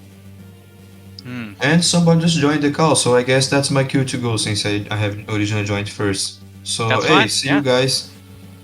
Take It was care, fun to thanks. commentate. I really hope my commentate was like good enough. My accent is the greatest. I don't often train speaking English. And see you all. Thanks, Kaio. I think you did a great job. And there we go. Clear time, 54 thank minutes even. That's a fantastic time. 100% items. Great job, Whaler. GG for Whaler. A special thanks to Whaler for throwing this whole shindig, setting this whole thing up.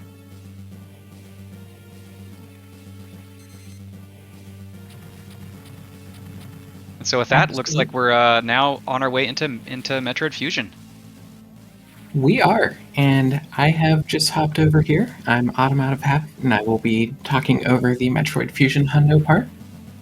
So we've got Ryan Ford already underway for Team Decora.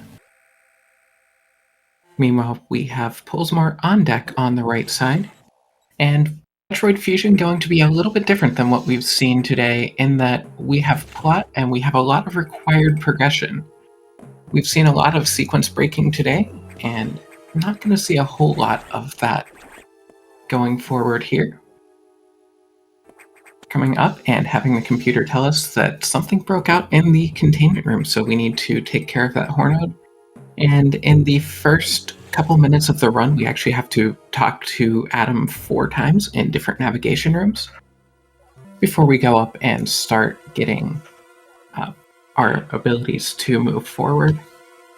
Yet another game that we do run on the Japanese version of the game, at least for any category that doesn't use memory corruption, which requires English.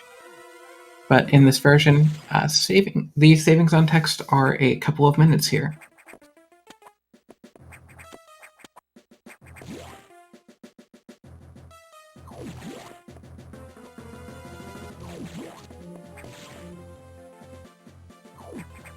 And chat referencing my history as a rando player, asking what item we'll see in the first data room, and of course the first item of the run will be missiles. But right now, Adam telling us that we can go get those missiles upgraded us from the previous cutscene where he said we had a 10% chance to survive to now we have a 20% chance to survive. But having seen some of Ryan's runs in the past, I think he'll do a little bit better than that 20%.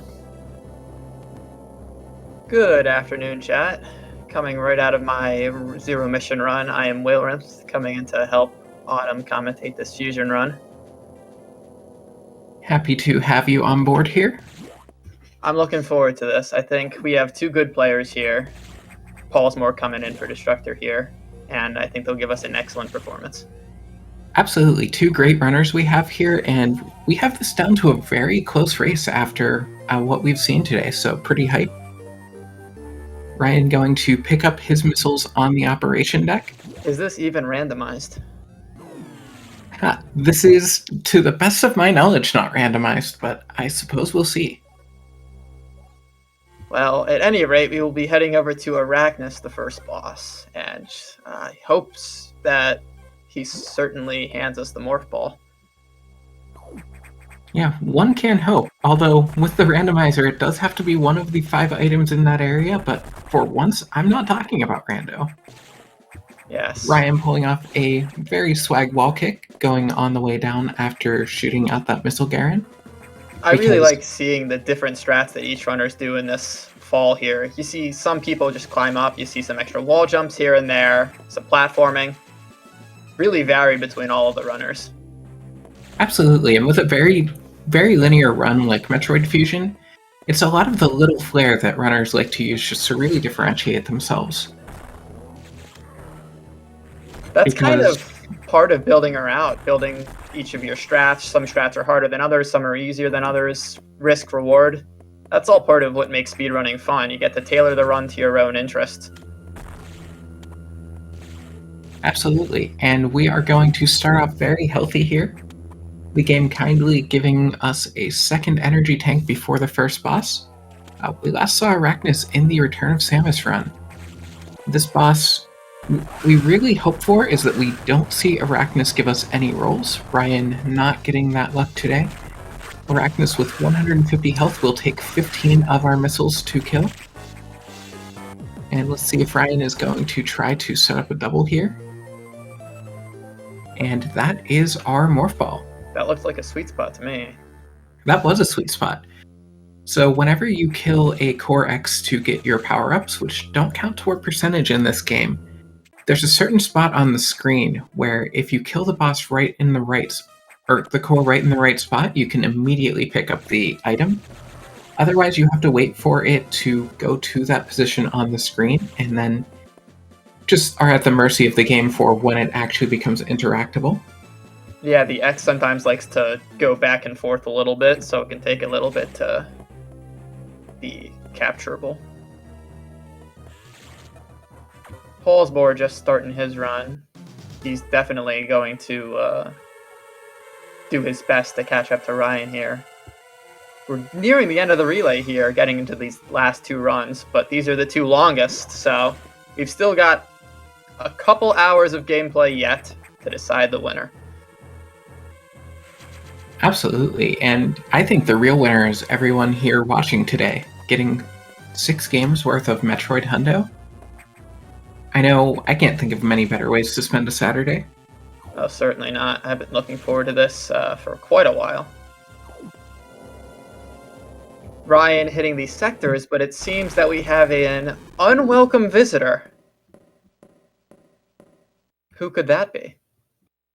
You know, this looks like the person we were looking at 2 games ago. I think you're right, that's Samus. But then if that's Samus, who are we playing as? We're playing as Metroid, clearly. Ah, but Metroid can't crawl. He cannot. You know, I really want the Metroid game where the super missiles you get can just blow up a door like that. I think that will be very satisfying. You know, you have to wonder why our super missiles aren't nearly as effective as those ones. Yeah, actually, one thing that's been pointed out to me based on the sprite is the super missiles here are the same as the regular missiles from Super Metroid, as opposed to being full supers. Now, here's one thing that we do since the community switched a few years back to RTA timing is tech smashing is required. You can't just hold down a button here. You need to hold down a button to make the text scroll more quickly, but then you have to let go and tap another button in order to move on to the next box. And it waits until you press the button again after switching the text box to let it start moving quickly. So there's a bit of a rhythm and definitely an art to it. That's one of the reasons why we're running on the Japanese version, partly also because this game's in-game timer only goes in terms of full minutes. So using RTA timing gives us a way to get a little bit more precision in our timing. And Pulsmore has his missiles now as well, making his way down to Arachnus.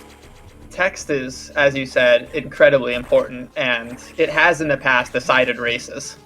So that should give an idea, Chad, of just how significant text is. Even just separating the time between the English and the Japanese versions of the game, you're dealing with approximately 3 minutes of text, if I recall correctly. Yeah, that sounds about right to me. Now here, on the way down here, you'll see Ryan morphing in the air and unmorphing. The Samus does not travel slower than her missiles, but you need the missiles to clear out the pirates below you. When you morph or unmorph in midair, it stops Samus's vertical momentum. So by doing that, you can stall just enough to let the missiles fall down faster than Samus to take the pirates out of your way. And usually we might see our runners fire an extra missile, and the reason they might fire an extra missile is because you never know whether the pirates are going to be on the right side of the room or the left side of the room, and taking extra insurance just in case a pirate might be there is always a good idea. Yeah, typically you see 3, but every now and then the pirates decide to disrespect you and give you a 4th.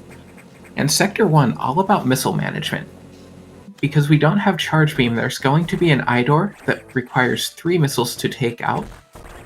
You can come into this sector with 20 or 25 missiles, depending on the routing. And you need to use missiles to get through a lot of the enemies quicker. You'll see a lot of runners, and one thing that we'll see Pulsmore try to do, we'll try to not take any damage through Sector 1, partly because we don't want damage, but also when Samus is at full health, you guarantee a green X drop, which gives missile ammo. Ryan is getting here with 5 missiles though, so we may see him try to get a double missile on the eye door. And the way that works is you do a spin jump while firing your missiles so that one of the missiles starts slightly ahead of the others. Eye doors and core X's, when you hit them with a missile, immediately go invulnerable, but if you hit them with 2 missiles on the same frame, they will take damage from both of them. Ryan's definitely trying to set up the sweet spot here. Absolutely. It looked like he was also going for a double setup that is a little bit tight to get. Unfortunately not getting it, but he will pick up his Charge Beam, which will be a great way of dealing damage moving forward. Absolutely one of the more challenging doubles to get are on these beam cores here. Yeah, a trick with the beam cores, they're only vulnerable when the eyes open, and only the eye portion is vulnerable. Now Ryan here doing a little bit of a skip. Well, you're supposed to go around the room, shoot a hole in the wall, and shoot the stabilizer. That's slow. So what we do is just take some damage off the stabilizer so that we can clip it to its hitbox. Charge Beam, it looks like one shot, but it actually has 2 particles, and there's also a flare at the end of Samus's gun. Each particle is going to do 10 damage, and the flare does 5. And if you get all 25 damage on the stabilizer, you take it out in one shot. So that is something that we will see a few times throughout the run. Oh yeah. Ryan taking out the last of the stabilizers. The atmosphere going unstable in Sector 1. So that is our first mission. Each sector we go through, basically we have a little bit of a mission to go on. And that's really one of the things just from a Metroid game being ported onto a portable system with more power than the original Game Boy, is that they wanted to make everything kind of bite-sized in what you had to do so that even if you had a short session, you could still make meaningful progress. Definitely used to have some mixed reaction to how linear the game can be, but time has really improved the community's opinion on Metroid Fusion. I definitely think, especially for the Fusion community, there's definitely some frustration with all the text, but as for the actual gameplay, a lot of the runners do enjoy it. Absolutely. It's like, I feel like the logical comparison to make here is Fusion has text, Super Metroid has all of that long time that you spend sitting through item fanfare. Yeah, fortunately Fusion not nearly as bad with that. This is also an interesting hundo run, in that A lot of the run looks very much like any percent, except with more ammo and more energy. But then once you get past Ridley, you just go on a world tour, making sure not to set foot in any navigation room, and have to go around and collect all kinds of stuff that, as a speedrunner, we really don't need. Some of those tricks we'll see on cleanup are going to be really, really cool. I know I always look forward to Sector 6 and Sector 2.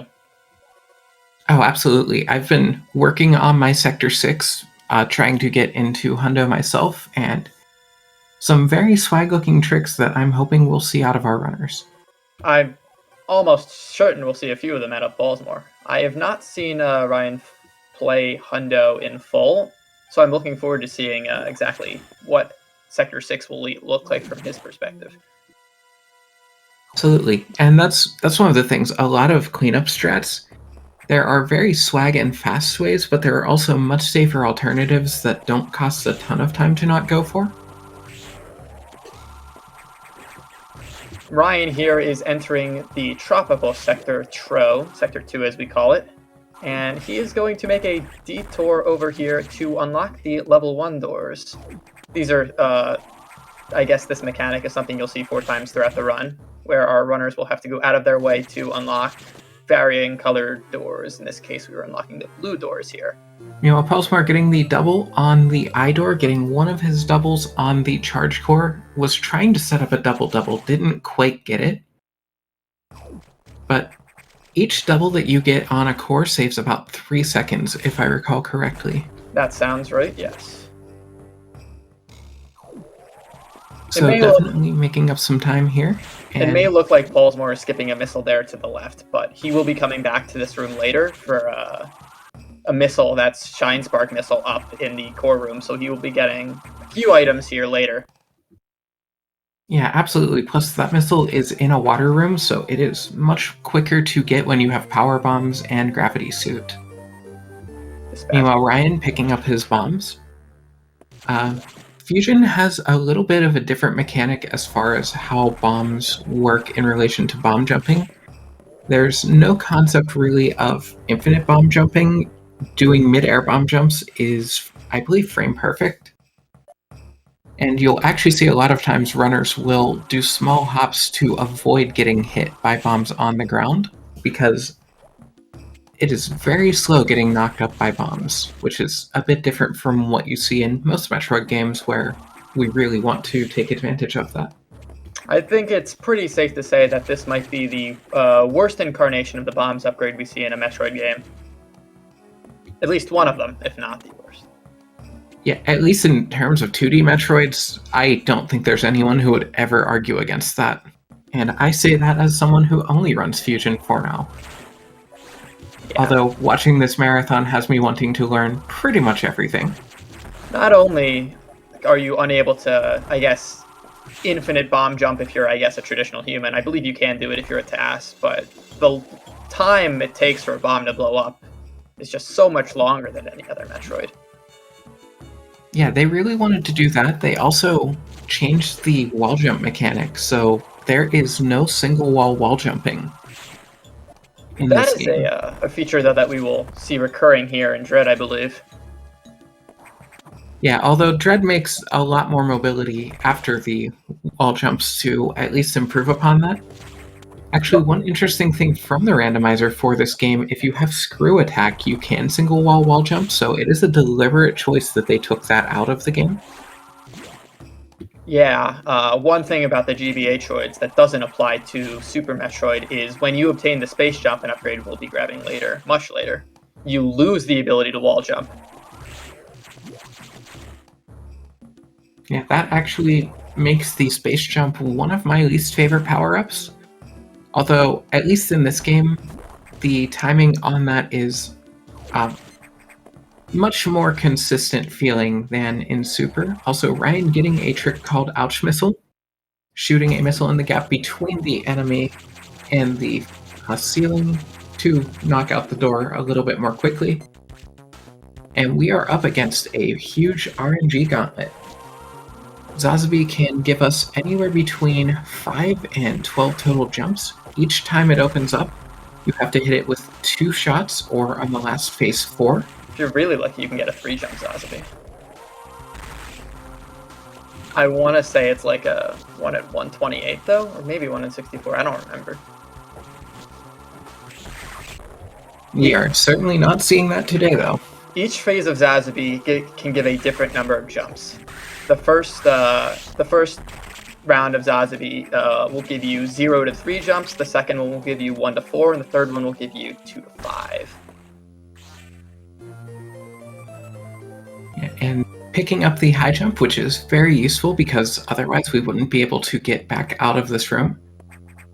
And what Zazabi's attack is really trying to do, it's trying to eat Samus, and then you have to bomb it to get out of there. Much like we saw with the Queen in Metroid 2, except you can't damage it from in there. Interesting to note, another thing from Randomizer we seem to be calling back to Rando quite frequently lately is power bombs do not actually work to get you out of Zazabi's clutches. Only the bombs. So that is one of the usages of bombs that are exclusive. Oh, Ryan going for the sack skip here. Oh no. Oh no. You hate to see it. This is a skip that you can do if you have 4 energy tanks. But that is going to send Ryan back to the beginning of the game, it looks like. I don't know all of the specifics on the positioning. I've just been learning that skip myself. And with the right positioning, you just hold left and you can get out, but I've noticed there are complicating factors. In a situation like that, what you have to do is you just morph. You can jump over that. It's very tight, but the easier way to get around that is if you morph, the super missile will just go right over your head. Good to know. I actually had a recent run where I just did a panic jump and somehow jumped over the super. Not recommended, though. And we see Ryan making his way back through the beginning of the game. Meanwhile, Pulsemore going through Sector 2 here.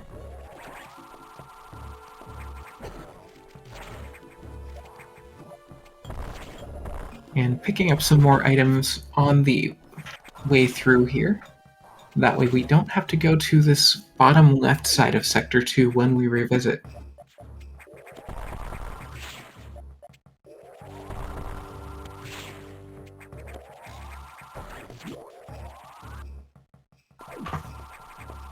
And chat talking about how this will give Team Etakun a bit of a chance to catch up here.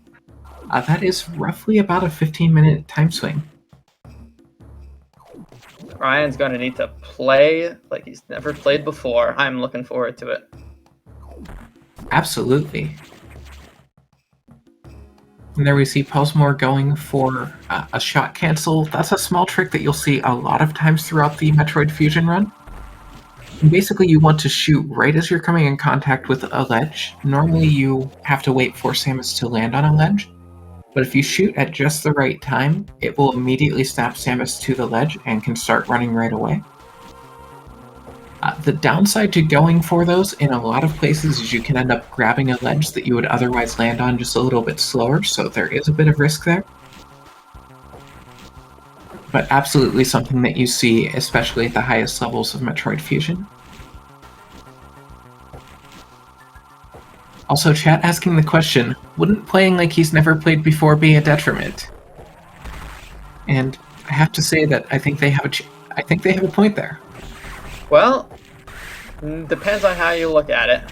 You can either PB, or, well, we'll assume that's what's going to happen. You know, Pulsemore with the very nice sweet spot there. You saw him wall jump and then shoot and immediately respin a couple of times in the air. Whenever that happens, that also pauses momentum and basically allows Samus to slow her descent. And what Pulsemore was doing with that is trying to lead the core into the right spot. And then you saw that he shot a couple of missiles up.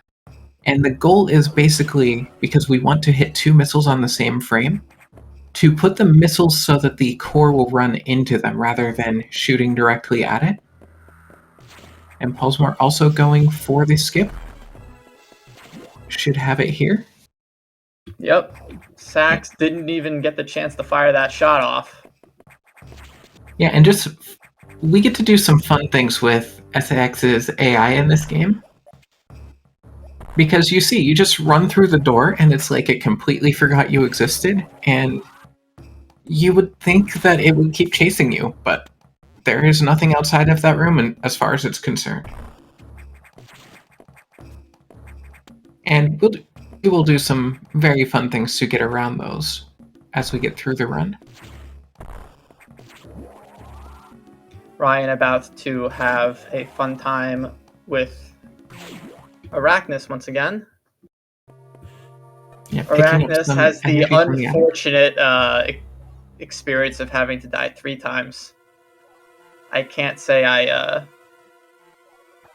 don't feel bad for the fella. Yeah, but he's giving rolls both times, so I think he deserves it. Yeah, especially I at the think you're right higher about levels, that can be the difference between PBing and not PBing, is what kind of luck you get out of Arachnus. That's true there. Not just Arachnus. Zazaby as well. Yakuza. All sorts of bosses love to make RNG traps for our runners, and animals too, as we'll be seeing later. Eye doors. Fusion really, at the end of the day, unless you're playing easy, is just an RNG simulator. There is one way around that that I've found, and that is just be bad at the game, and the RNG can't really cost you. Got that right. But unfortunately, we have 2 good runners here, so that isn't quite an excuse they get to make. Yeah, there are trade-offs. I suppose when speedrunning, it's better to go fast and have an RNG gauntlet than to just not go fast. Osmar on his way into Sector 4. Adam telling us that there is something going on with an entity called Ceres that is fast and powerful and could threaten the station. So this is a good chance to call back to the power of the charge beam. I believe we were talking just about how powerful the charge beam is here, but we're going to be using that, I guess I'm not sure how you would call it, a shockwave or something that comes right out from Samus. It's kind of like a weird crevice circular. Yeah, we call that the flare. Yeah, the flare. But the goal is to fire both halves of the charge beam as well as the flare into Ceres to be able to do a total of 26 damage. This will allow us to kill Ceres in 2 charge beam shots. Yeah, and there is some RNG involved in Ceres as well. It has a few different movement patterns, as we'll see. Some of them are easier to predict the follow-up than others. And Posmore just putting on a clinic of how to get through Sector 4. And you see waiting for the bomb to go off before standing right back up to make sure that he is not launched by that bomb. And we have a lot of ladders and monkey bars in this section.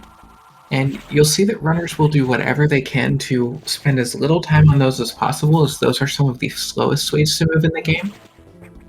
Also, we will see that runners try to stay on the ground as much as they can, as Samus's horizontal speed in the air is half of her speed on the ground.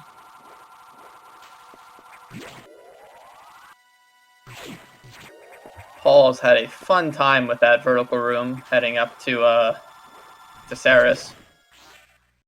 Yeah, also using the charge flare and the 2 portions of the beam to one-shot that eye door. That one being underwater, it is very difficult to avoid its shots. We always know that Ceres is going to start with that pattern it gave there. And then it has a few things it can do. It can crisscross between, it can go straight, or it can do a large arc. And Pulsmore making short work of the Sea Serpent. And going to line up a sweet spot. He gets it, and there is the speed booster. We can officially go fast now. That's about as perfect of a Ceres fight as you're going to see. 100% on that. So now here, normally you can't get a spark off in a 2-tile high gap, but by mashing the buttons or double tapping A in a certain pattern, depending, you can actually spark through killing those enemies and being a little bit faster to build up your charge to get out of there. And now we're going to clean up a few items through the rest of Sector 4 on our way out. Sector 4, interestingly enough, is the only sector that you don't pick up any items when you're in cleanup. You do go through it, but you don't pick anything up. Yeah, although you do have to pick up one item on your way out the second time. And that is an item that, if runners get a 99%, that's often the culprit. Ah, yes, that hidden power bomb tank, I believe it is.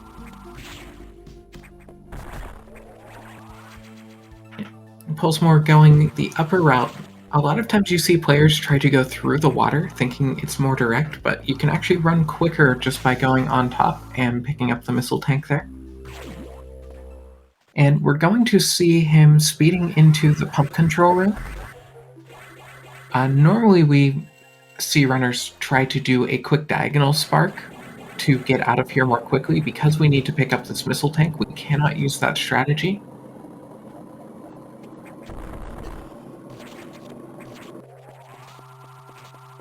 But we are going to be coming up on what could be a very swag strat here, trying to get a precise shine spark. Not getting that. So we'll just run out of the sector. Oh, right, we don't go for that in Hundo because you have to pick up this missile pack. Nope. Just a quick divergence here. Oh, Paulsmore not generating enough movement to get that speed booster. He has to reset the room. And then just as soon as that speed is available, immediately setting for that spark and going back. And that's just one of the things that you see happen at the high levels of play. Oh my gosh. Paulsmore killed that crab at the wrong frame, so that yellow X that spawned just circled the crab on top. Not much he can really do about it. I don't think I've ever seen it give that bad of a pattern. It happens every once in a while, but I would like to point out, though, that he got the frame-perfect morph to store that speed booster charge. That's something we want to see a runner get in Sector 3, which is just coming up here in a minute. Yeah, meanwhile in here, it is just for swag purposes, as there's not really much to do with it in Sector 4. The goal is to be able to spark that crab, but not with the pattern Paul's got.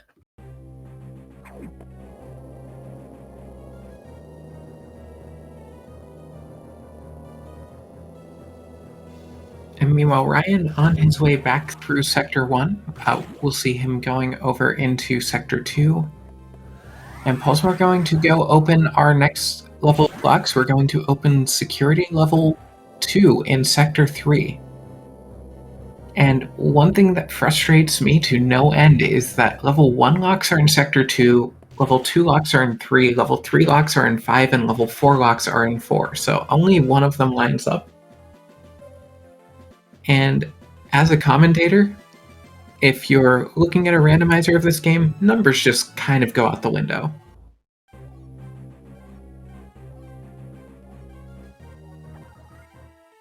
And Pulsemore getting some very good mash on the text there. We need to go to a data room to download our super missiles. That will make missiles 3 times more powerful. One thing I really, really like about this part of the game, though, is for the accessible parts of Sector 3, you won't find any enemies here until you unlock these level 2 doors.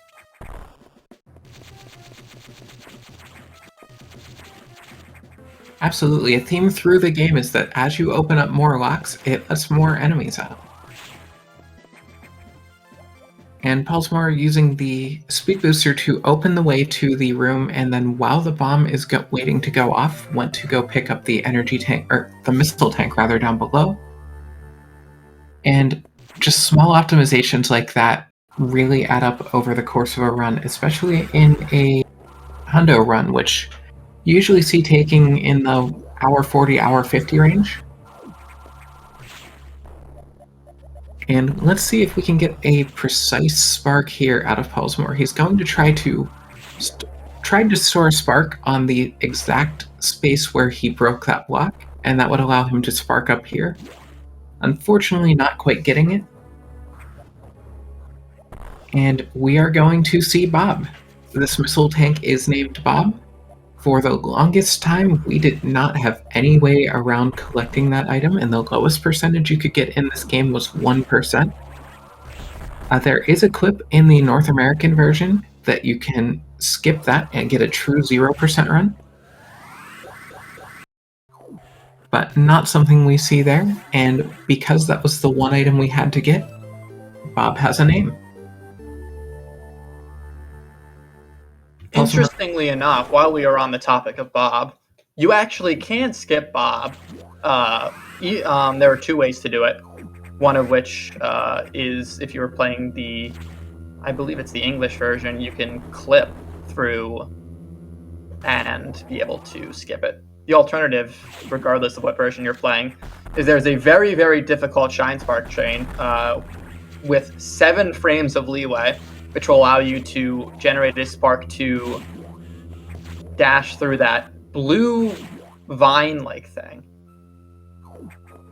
Yeah, it is so precise that I forgot that's even a method that it has been done in real time, but we would never see that in the marathon. And now, get your cat jams in chat. We have everyone's favorite security robot box here. But just as we say hello, we say goodbye. Box is going back into storage. Very quick fight. There are a couple of other strats that try to keep Box from moving to the left at all so that we don't have to wait for it to move back. Those can be a bit dangerous though because they involve clipping into its hitbox, so you don't see that all the time. It's always fun when we get to see that strategy, but Pelsmore just going for a very classic and efficient kill.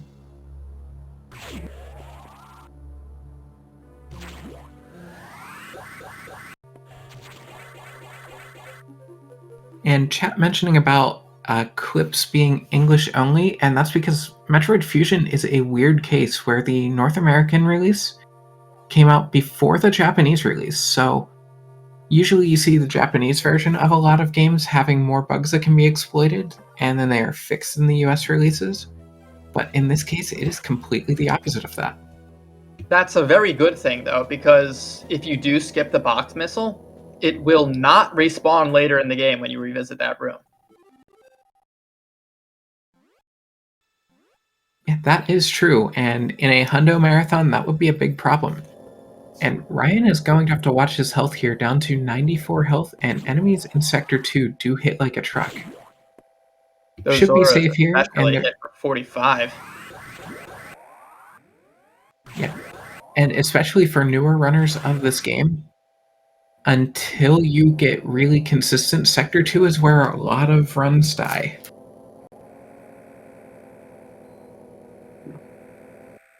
He should be home free to that E-Tank at this point, though. Yeah, it would take something truly unforeseen. Meanwhile, Postmore going into our dark sector, Sector 6. Being sent over there to download the Varia suit, because every time that we have used a data room so far, the X have then come through and destroyed it.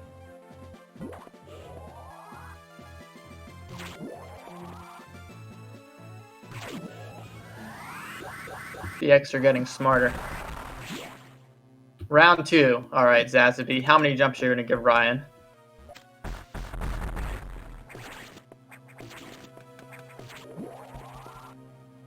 So far, we've got 2. And Ryan impatiently swinging Samus's gun around. That is something you'll see a lot of runners do to express our displeasure. 4? And Pulsar just making very quick work of Sector 6, using a respin to the left and shooting some blocks out so that he doesn't have to go through a maze-like room. And we are going to get the freest energy tank in the run. Oh, jumping a little bit early. The goal here is to lay a bomb before you pick up the E-Tank a little off the ground. It will blow up in the fanfare when you pick up the energy tank. And that way you don't actually have to spend any time getting that E-Tank. So that is the most consistently picked up ones in other categories. Of course, in 100%, we don't really think about skipping anything. And we're about to see, speaking of skips, another SAX skip. There are a few different versions of this one, so let's see which one Pulsemore goes for. So here, if you just jump up and shoot the SAX in the foot, it'll run back and jump over you every time, giving you room to just walk through and go through a door. And once again, SAX just losing object permanence, and once you're through that door, you might as well not exist anymore. This is a concept we will see enhanced upon in Dread. It looks like Ryan taking another death here does have a safety save that he took before that skip this time.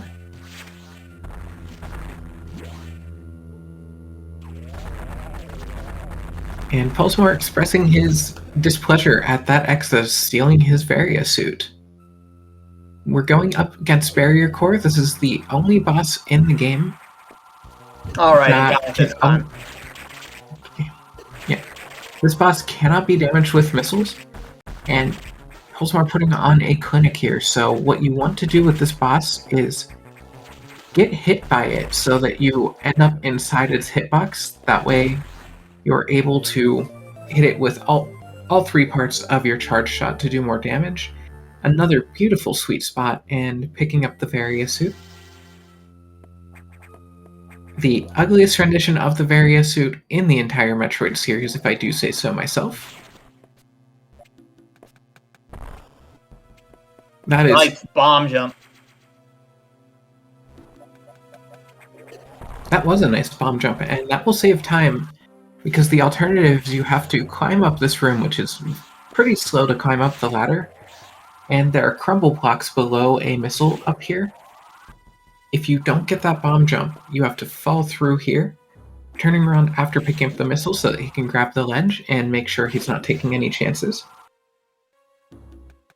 Speaking of that room, though, I really like how they work that room. The first time you go through it after picking up the Varia suit, you'll notice how most of the Ice X try to run into Samus to kill her, but the one at the very top will actually run away from Samus, signifying that it recognizes that they are no longer a predator.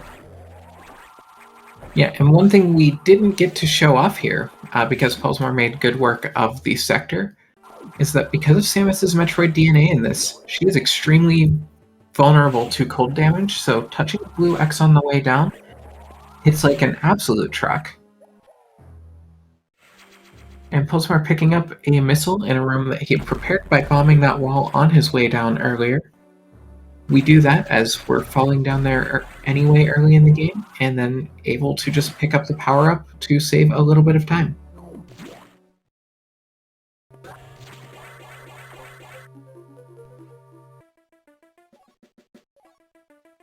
And now Adam is just going to express his surprise that the X were able to download a power-up that was meant for Samus. But now that we can handle cold, we are going to move over to Sector 5, the Arctic sector. This will be the only sector that we revisit, I believe, 4 times. Yeah, that is true. I never thought about how we end up going through here 4 times. And at chat, calling the suit the kinder name that we call it is the mustard suit. Have to say, really happy that Dread did a redesign on that suit.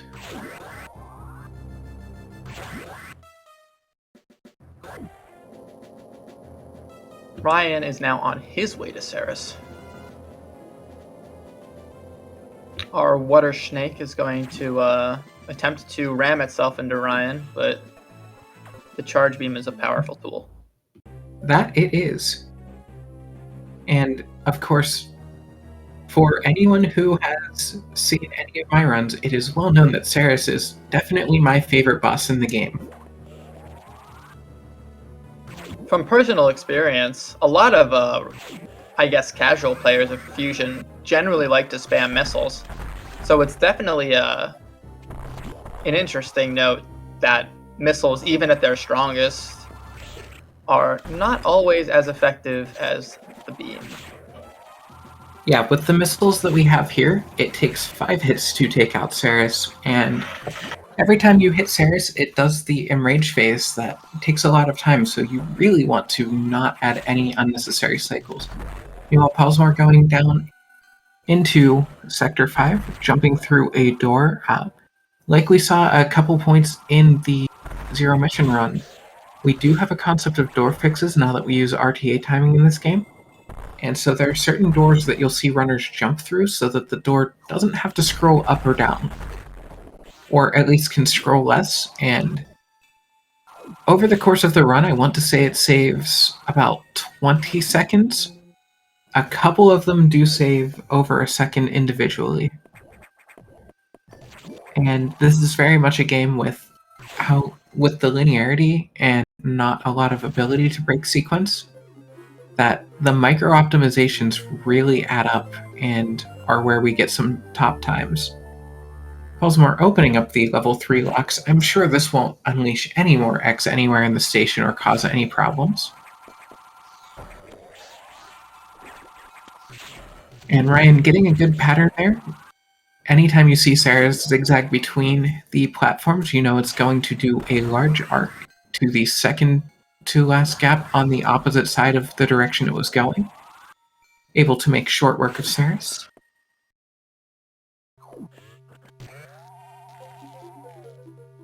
Now he's got the speed booster and going fast. And Palsmore going less fast, picking up the ice missiles, so we've been using missiles a lot throughout the course of the run to take out enemies more quickly, but now they will freeze before they die. And unlike in other games in the series, we don't have the ability to turn any of our upgrades off. Missile upgrade, I say missile downgrade. I would agree. And that doesn't even take into account the fact that every missile upgrade you get increases the amount of time you have to wait to fire your missiles. And that also makes it even more difficult to get doubles as you go through the game, so that becomes progressively more difficult. Although at least you do get some increase in damage on the ice missiles. They actually add an additional 10 damage to your missiles, taking the total up to 40 out of the 45 that we will have by the end of the run. What is that shadow going in the back of Palsmore's screen? I don't know. We can't really worry about that, though. Get your Frankers in chat, because we're having a problem over in Frankers. Emergency and Franker Z. And I'm sorry in advance, chat, I don't know the song.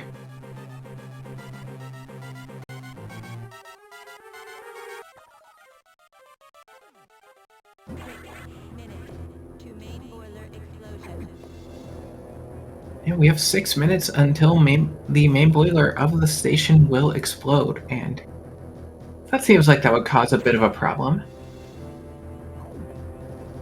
Ooh, Ryan shine sparking just a couple pixels high there, going over the item instead of collecting that missile on the way over.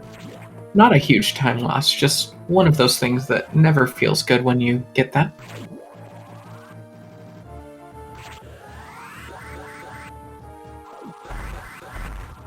Yes, from chat.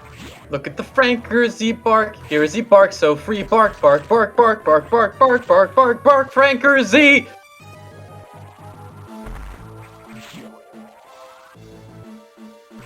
I mean, I'll let you keep going. That's the entire thing. It's pretty short, but it's always fun. Hey, you can't blame me for trying to see how long I could make you go for on that. I mean, I wish it were longer. I would sing for as long as I would have to.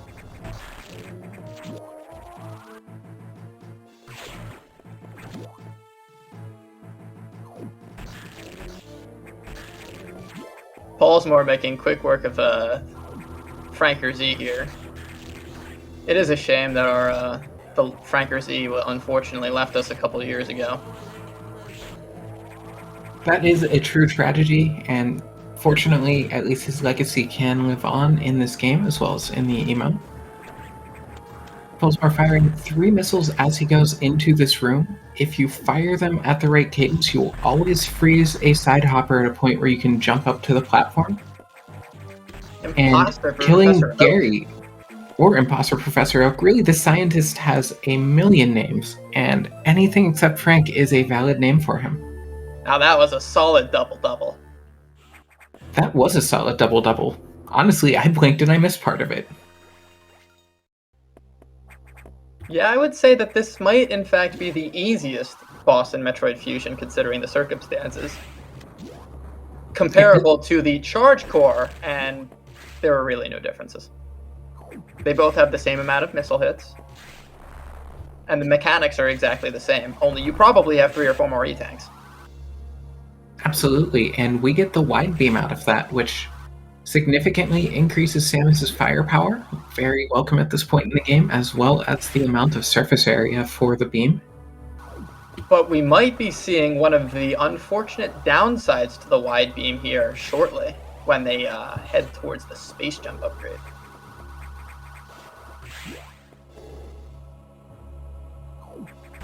But we can talk about that when we get there. That we can. This climb that Baltimore is doing here is actually pretty difficult. It definitely takes some practice to be able to get those perfect timings on those enemies there. Yeah, it is beautiful to watch, though.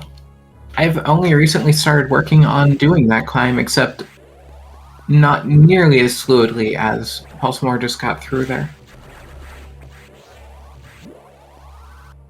But unlike in other Metroid games, this game is going to force us to save the animals. I mean, I don't even know how they got here, because from what I saw in the Super Metroid runs, I don't think we saved them. Must have happened when they were, the Super Metroid runners' screens swapped over. Either that, or they just found another way off the planet, so I mean, maybe we're not killing the animals whenever we don't save them in SM. Maybe they just have another way out. Well, there is one thing to consider. We only get that frontal view of the planet. We don't get to see who's flying off the back end. We are only playing a 2D game here. We can't exactly see everything. Ryan about to have his attempt at the quick kill on the box, the security robot. Yeah, and it will be interesting to see which strategy he goes for. Box is definitely one of those bosses that the different runners take care of in pretty different ways. He's not topped off on health, so I would be reluctant to think that he's going for the fast strat. But you never know. Yeah, going for the more secure strat with some diagonals and going to try to get some missile spam here. Does have enough to at least tank that hit. One more missile left? Yep, one more. Slightly off on positioning on a couple spots, but Box is ready to go back into storage once again. Meanwhile, I did not see Pulsmore going up the room with the stretchies there to see if he did impossible strat or which strat was going on. I can't say I was paying attention myself either. I did not know if he went for impossible strat. But so the problem when our runners go fast is that you look away for a second and they've already done the thing. Now that's what impossible strat's all about, saving time. I'm sure chat will give us the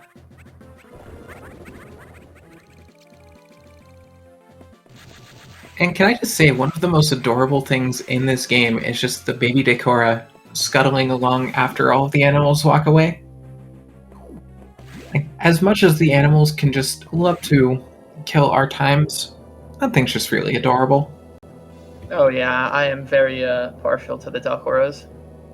And here we go with a little bit of story. Samus is basically saying, hey, I've seen these things before. What are they doing here? And the only cutscene we get there with the mustard suit going down that elevator.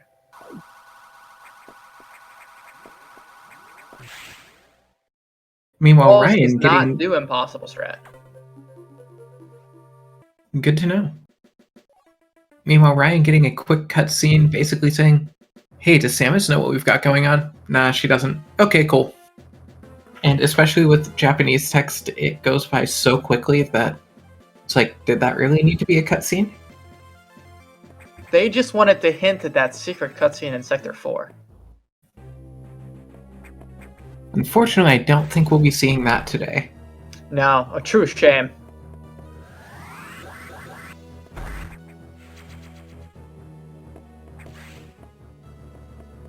The only intended sequence break of a major upgrade in the game. However, fortunately for Pulsemore, the SAX destroyed the wall over there, so able to go over to the left with the speed booster and pick up some missiles that would otherwise be accessible.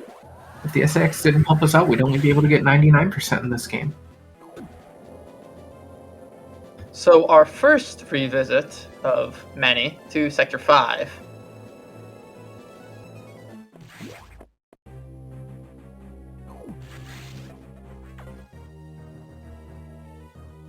And the best Adam cutscene here. Adam told us to go to the data room in Sector 5, the only one we get to use twice, and then we get down here. Hey, remember I told you to go do the thing? Go do it. Now the question is, will Pulsemore be able to remember that this is his second visit to Sector 5? He does. He goes for that spark. Some great swag, and showing off that if you hold down the A button as you do a horizontal shine spark when you hit a wall, you get a free jump out of it. I'm not entirely sure. Is that spark faster? I believe I've heard that it's faster, but not by much. It's certainly not nearly as pivotal as the spark we will be seeing on our next visit to Sector 5. Yeah, a lot of times shine sparking is a slower way just because it has a large startup and ending animation. Oh, that's unfortunate. Paul's missed the fast rat. Yeah, there are a few ways that you can do this. There's a spot that you can wall jump off of the right wall to just be able to shot extend a couple times and get over there. Jump extend, rather. Or you can back it up by hitting a ripper, but sometimes you just take a plunge and have to climb up the ladder in shame. Fake E-Tank, what is this?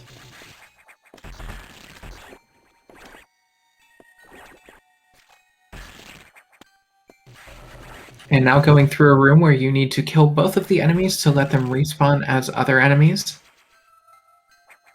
at the mercy of the RNG determining when they'll spawn so that you can pick up some missiles in the ceiling.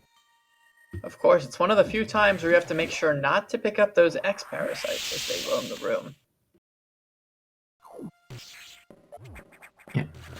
And now we have our third SAX skip. I promise the SAX is in the room here, laying a power bomb and jumping through the hole, running out as the ice beam does not have time to catch up. Firing a few shots at that enemy to spawn the red X, not needing it to get a refill, but able to have that pop up eventually. Meanwhile, Ryan just picking up his Varia suit. Now, will he go for that amazing bomb jump? That's a good question. Single bomb jumps are fairly precise with timing, but by no means impossible, but it looks like he's just going to go conventional here. Ah, that beautiful climb out of Sector 5 from Pulsemore. And making sure that he builds up speed, it's pretty precise when you can shoot the gate out of the way going into that room. And if you miss it, you bonk in and you have to wait for a power bomb to go off to destroy the barrier. And now going for one of the best puzzle rooms in the game, Pulsemore voicing a bit of displeasure here. A room we call Ripper Road. And you have to freeze a couple of rippers to make platforms so that you can go over crumble blocks. I suppose you technically could do crumble jumps. If you press jump on the exact right frame, you are able to get a jump off of them, but not worth going for. We will be seeing at least one of those later.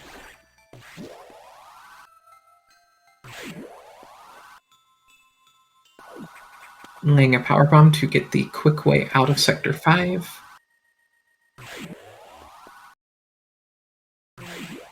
And Ryan getting a little bit trolled by the enemy patterns in Sector 6 on his way out. So definitely after that start, making up a lot of good time here. And Pulsemore has to go back up to the ship. He hasn't really been told why. Just has to go. Just a few elevators here, a few elevators there, and quick movement, and the ship will be right there. Nothing can go wrong, right?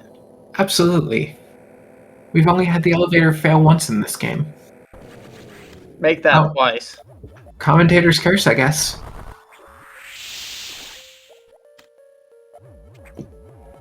And now we can see everyone's favorite pelican, apparently, Ridley. Ridley doesn't look like he's doing so well right now, though. A Core X appeared to just be flying away. I'm sure that won't happen. That won't be anything later, right? Nah, certainly not. Nothing we need to worry about.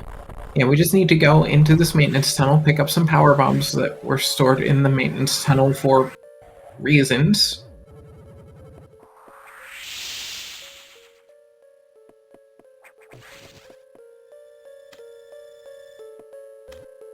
And now we're going to see Pulsemore laying down a power bomb as he falls off of on that platform, shooting a couple of missiles into those power bomb blocks to time when he can move away from the room. And basically the goal is to get through the door transition right as the power bomb hits those blocks, so that they will be out of our way in a moment. Ryan is now into his first visit of Sector 5.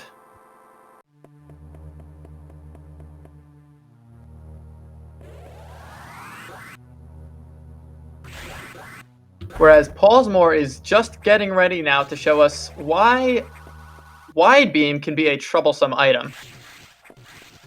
You see, these diagonal shots that he fires down don't actually hit the entire 3-block wide range that it may appear to hit. There were some gaps between the shots.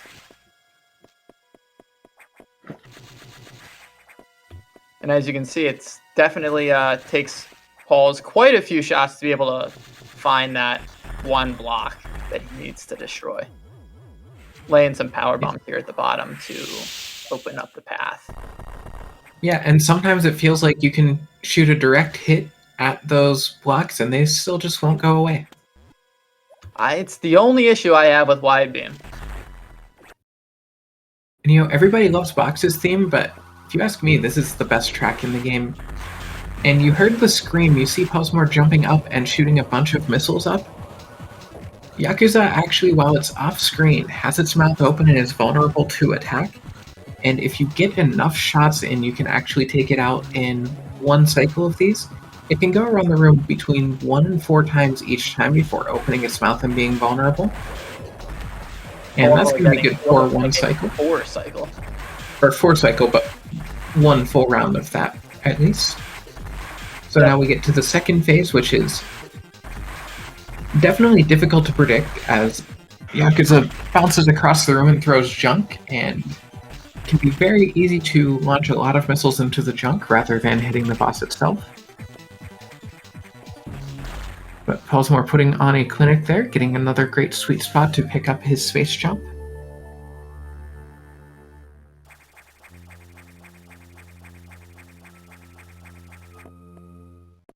And it's a good thing because you can't get out of that room if you don't have space jump. Unless you are tassing and want to get out with bomb jumps.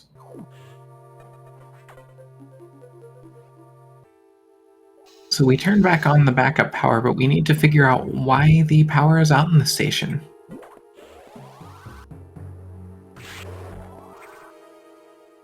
Also, all of the enemies that used to do 45 damage in Sector 2 earlier, now they've hatched and are key hunters, and if you get hit with the wrong part of them, it's, I believe, 127 damage.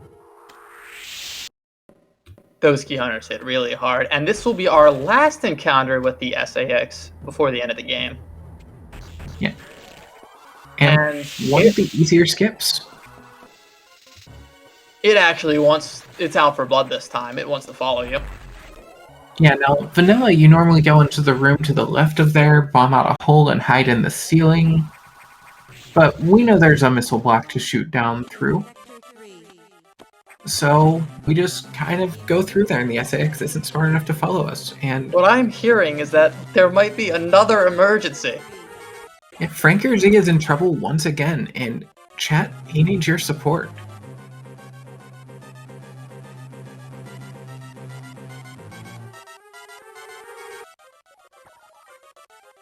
And shoutouts to the tech team for making sure that we get to hear the Franker Z music once again.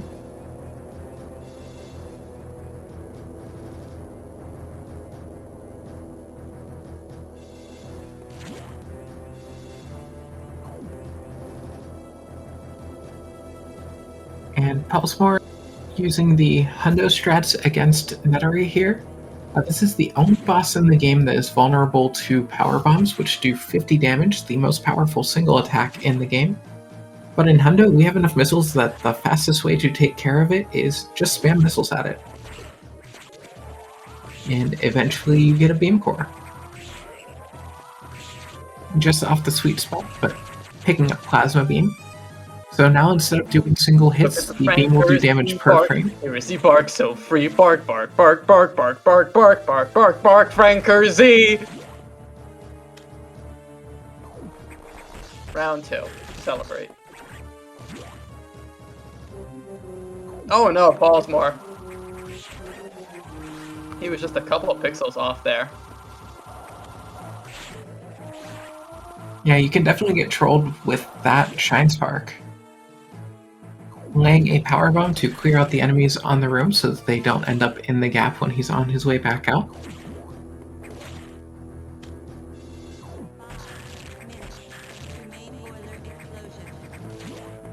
Oh no, 5 minutes until main boiler explosion.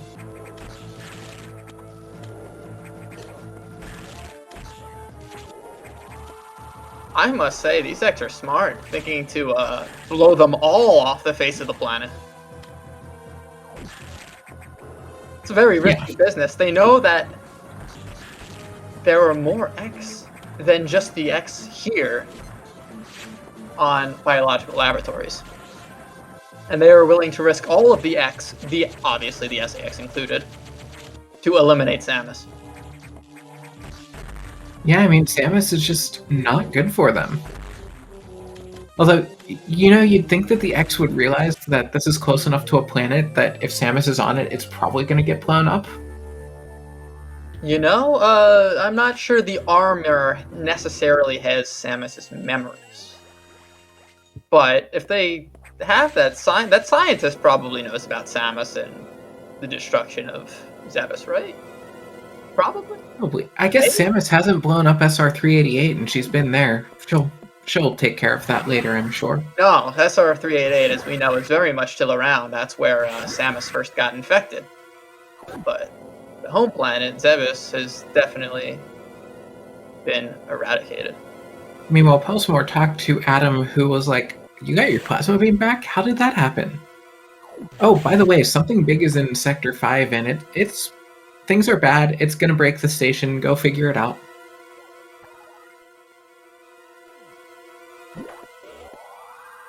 And chat calling for Pulsemore to go for a space boost. A space boost is... I sure hope Pulsemore goes. Yes! Pulsemore going for...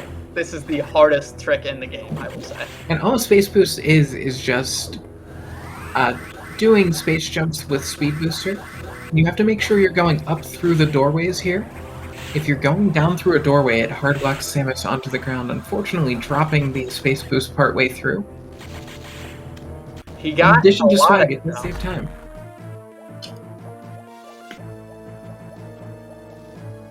Baltimore did not let us down. And Ryan is on his way to save the animals, proving once again that Metroid Dread is canon. Always love to make sure that Metroid Dread is canon, because who doesn't want those wall jumps in their life?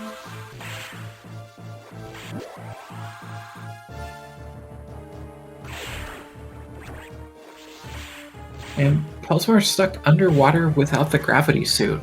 Really hope that he'll find a way to navigate that more quickly because water is slow.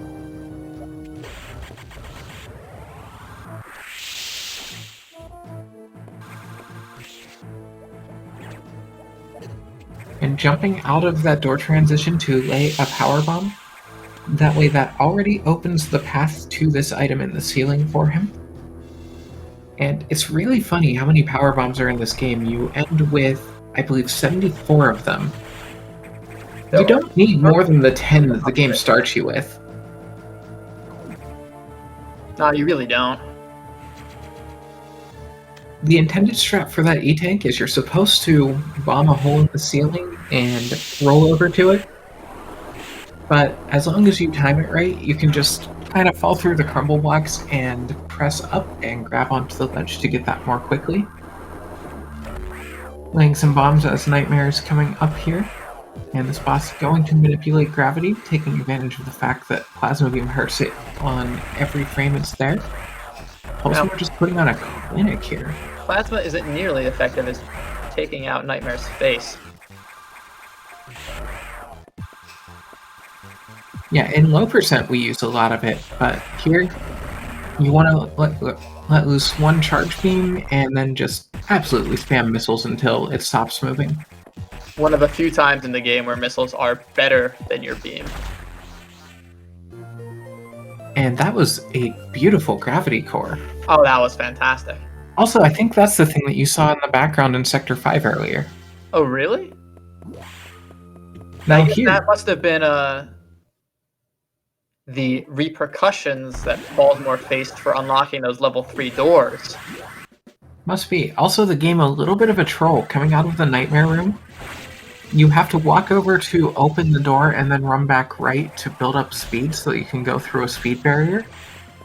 If you just walk up to the door, you don't have space to build up that speed. And now we are in Sector 4 for the second and last time.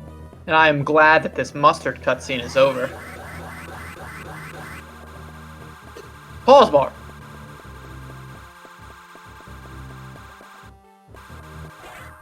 Not sure what he was thinking right there, but...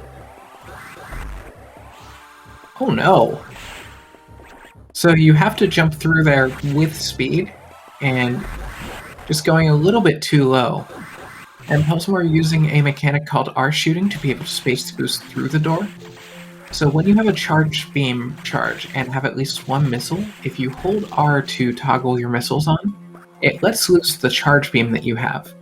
Normally shooting in midair kills Samus's horizontal momentum, but if you R-shoot, it doesn't. So that allows you to be moving quickly but still shoot doors or enemies out of your way.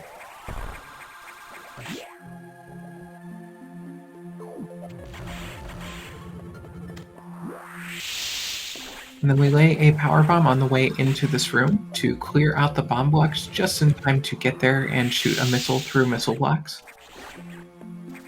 Quickly dispatching these enemies here in lower sector 4. My favorite part of Fusion. Oh, absolutely. Just the best part of the game. And Pelsmore about to open up level 4 locks, the first level that Adam did not authorize. No, very much unauthorized. That's why they are hidden deep within Sector 4, and I know at least a number of friends of mine actually had trouble finding these ones. Yeah, and coming through to a room we affectionately call Crab Battle. And you have to use a power bomb to take out the crabs below to spawn 2 golden crabs. Once you kill those, you can get through here and pick up an energy tank for your trouble. But you need to make sure not to... This is another one of those rooms I'm mentioning where you need to make sure you're not grabbing those X parasites because those golden crabs cannot spawn otherwise. Yeah, you want to make sure that you lay your power bomb off to the right because power bombs create a vacuum that suck all of the X into the point where they detonated, which is something that can be used in runs where ammo's a little bit tighter to pick up drops more reliably by laying a power bomb before killing something to produce X. But in Hundo, we don't really need refills for anything. No, certainly not. We get 20 energy tanks in this game, which is just absolutely absurd. Ryan being debated by that false E-tank there. You know, it would be so much funnier if there wasn't an actual E-tank in that room, and it was just a fake. And Pulse, we're going to try to go for a very swag Shine Spark here. Like in Zero Mission, you are able to keep speed by Shine Sparking into an incline. Tight window to store the speed, and intended strat is to go down below, build up a Shine Spark that's slow. We would rather just take the speed we already have and go up for that powerbomb tank. Ryan facing off against the SAX. Well, I promise the SAX is there. I know it's off screen, you can't see it, but believe me, the ice beam was coming from the SAX. And just fast enough to get through there. And if you do a suboptimal jump there, it is possible to get hit by that ice beam and have a bad time. I totally don't speak that from experience of losing some any percent runs. Meanwhile, Pulsmore picking up diffusion missiles can now charge the missiles to shoot out flakes and making the missiles much slower. But they can freeze things that they don't directly hit now. Now, we didn't mention this earlier, but I guess we mentioned it in passing, but diffusion is the only skippable major upgrade in the game. And there's a special cutscene that you get to see if you manage to skip it.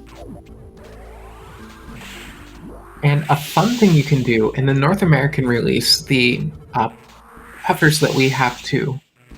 Or not puffers, the PAL amps that we have to use the diffusion to get through to get out of the data room are in a different position, and you can actually angle an ice missile in there to freeze them. Because missiles keep Samus's horizontal momentum. The cutscene will congratulate you on the Shine Spark trick, but in the North American release you can get it without ever doing a single Shine Spark on the way. Ryan making quick work of that Ripper room right there. Very clean.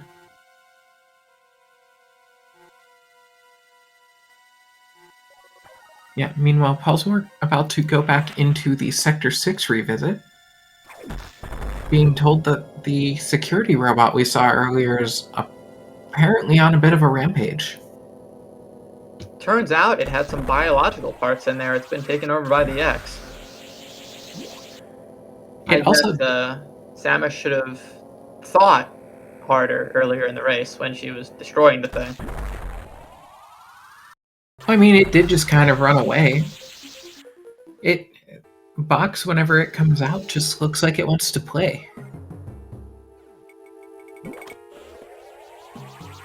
The second fight, it shoots missiles at you, but the first fight, it's just kind of hopping around and throwing some firebombs like it just wants to have a good time.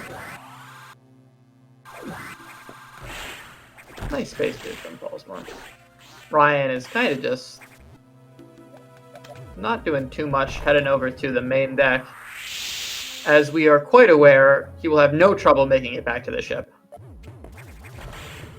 I lied. Apparently we're going to have another elevator problem here.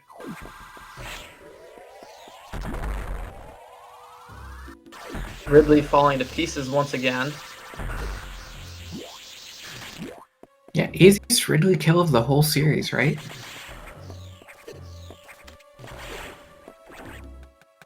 We all know that the true antagonist of Metroid is not Mother Brain. It's not Raven Beak. It's Ridley.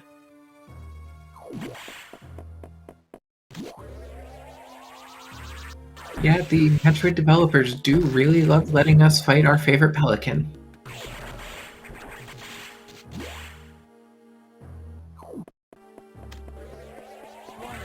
Oh, Pulsmore just finding out there's, in fact, no entry without authorization here.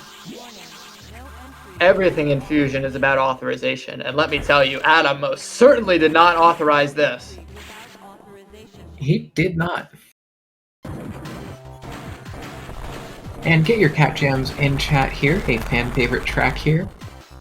In an older version of the randomizer, we had a fun bug where this music, if you fought this boss, would persist through the whole game until you picked up a major item. And Pulsemore just making very quick work of... since this is the second fight against Box, this is Xbox, because it has an X now. This is a beam core that we don't try to set up doubles on. It is technically possible, but the setup is extremely precise, and you'll very likely lose more time to trying to set it up than you ever could possibly save with getting it. It only takes 4 shots to take it out anyway. If the only person I know that's actually gone for that and runs is Monkey. I would be surprised if Jagger G hasn't gone for it a time or two. I don't have anything to base that on myself, and Ryan here is going through this room. I have no enjoyment. I do not like this room. Yeah, this... we call another room worst room in the game, but I think this might be second worst. I think you might be right there. Now, what is this explosion going on Pulsemore's screen? Oh, hello. There are Metroids. I thought those weren't supposed to exist anymore. No, I thought we destroyed them all. They took out that SAX for us, though. Like, that SAX didn't even care about Samus. It was mad at the Metroids. Didn't they say the last Metroid was in captivity? And we saw that Metroid die. Yeah. And Ryan showing off, letting Yakuza carry him a little bit higher before dropping to the ground, because you just smash out of the grip, and that way Yakuza is a little bit higher and you can get a couple more shots in there. That can be the difference between getting a 1 round or a 2 round. Quickly dispatching of that second phase of Yakuza, Ryan now is going to pick up his space jump.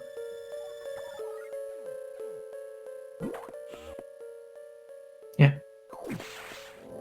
I would say this is the last major boss where it isn't actually particularly difficult to get those doubles. After this boss, it gets much, much harder to get the doubles, I think. That is true. Because diffusion missiles really just make it that much harder. Although they let us get this E-Tank here, so, you win some, you lose some. Got that right. I do think there is an argument to be made for Nightmare, but I feel like Nightmare's room isn't nearly as wide as Yakuza's. I could be wrong about that.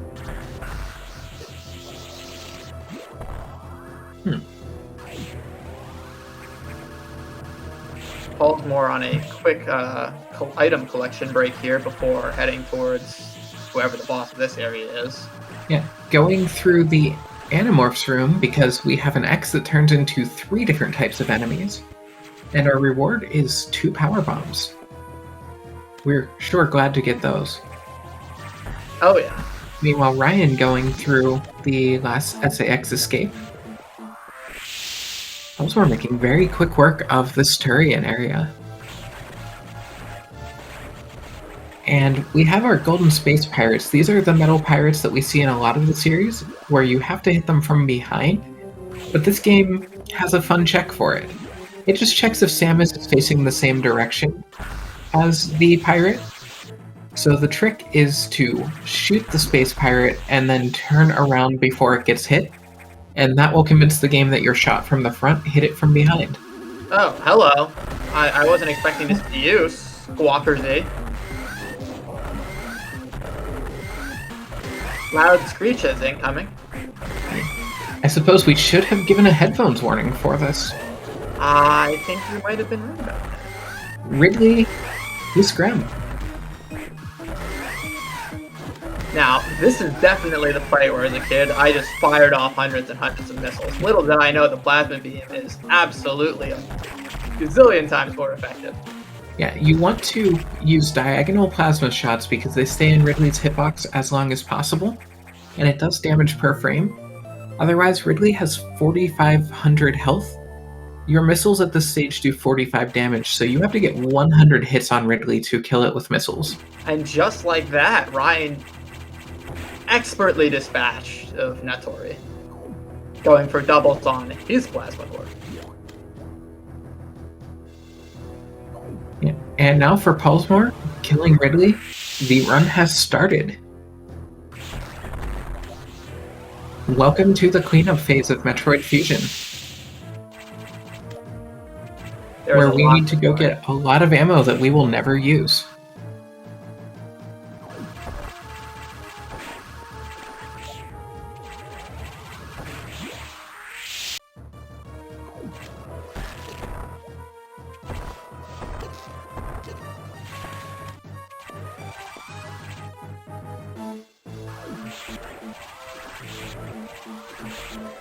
So this is the part of the game that you mentioned earlier, Autumn, where you have to avoid those navigation rooms like the plague. Yeah, if you go into a navigation room, it starts a cutscene that triggers the end of the game. So for a lot of first-time players, they end up not being able to get 100% because they accidentally lock themselves out of sectors. But with Screw Attack, there are conveniently little individual Screw Attack blocks that guard tunnels that go through between each of the sectors. Now, fortunately, that is a change that is handled after you beat the game. They reopen all the sectors for you.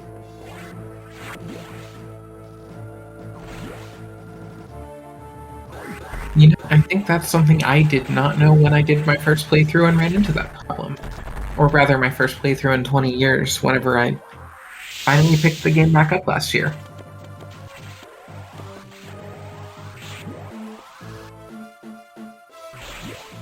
I heard that a nightmare is in store for Ryan. Oh no. I hope he'll be okay. Yeah, I'm not sure. I certainly don't suggest sleeping. At least for him. That sounds like that would be a poor decision. Now, Pulsar going back into the charge core room, having to pick up an energy tank that was there the whole time, but we did not have the ability to get it the first time. And here's a room that you called out earlier in the game, a room that we call the Crab Rave. The crabs, I'm not sure what they were planning, stocking up on missiles. Hey, I think it's smarter than power bombs, to be honest. Not like anyone wants any of those.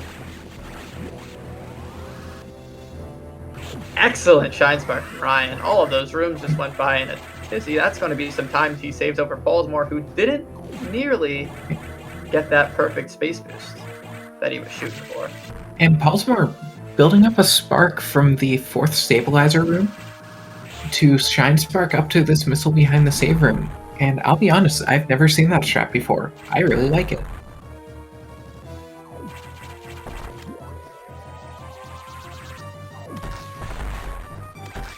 And finishing the cleanup out of Sector 1, and we are going to be going counterclockwise through all of the sectors, entering each sector from the right, leaving through the left,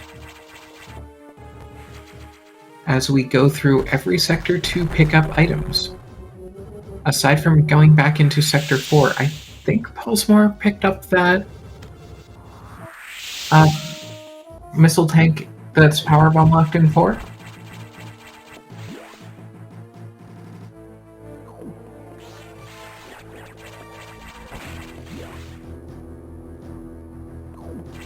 And going through the top of this room, this is where we would have access to Sector 2 if we rolled out of here to the right. But we want to end in Sector 2, because that gives us that is the quickest to getting up to the SAX at the end of the game.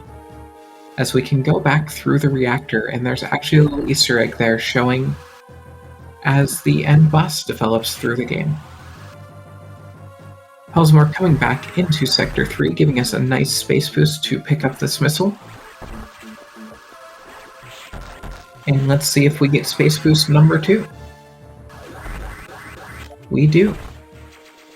Nightmare time. Look at all that goop coming out of that machine biological thing's eyes. Terrifying. Yeah, that's just not a great time. No wonder this thing's called the Nightmare. That is disgusting.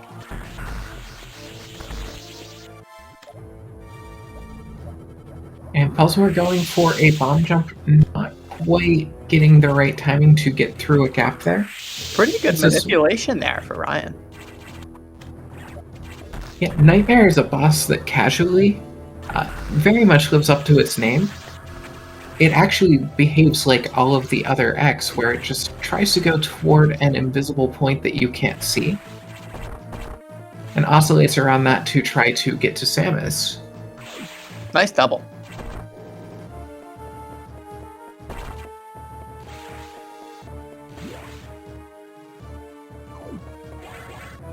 All more than trash duct here. Yeah, and I mean, just 2 powerbomb tanks in here, and widely regarded by the community to be garbage, so there's a reason this is in the garbage chute, but since this is Honda, we've got to pick up that trash. You'd think they could just throw those down into the lava down here and incinerate them.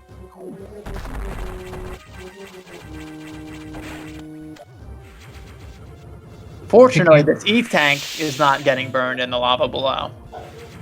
Yeah, energy tank number 17. That's wild. 20 E-tanks. Do our fusion runners really need that many? They do not. Most runners I've seen will pick up between 2 and 4 in any percent. Beautiful space boost. Ryan showing us firsthand why this is called the worst room in the game. Having some trouble with those snails there. Yep, those snails just take a lot to kill, hit you with those sonic booms, and just... they are incredibly annoying. And not only are those enemies annoying to deal with, but the actual layout of the room is really, really inconvenient for runners. It's a mix of bad and bad. You can't get much worse than that.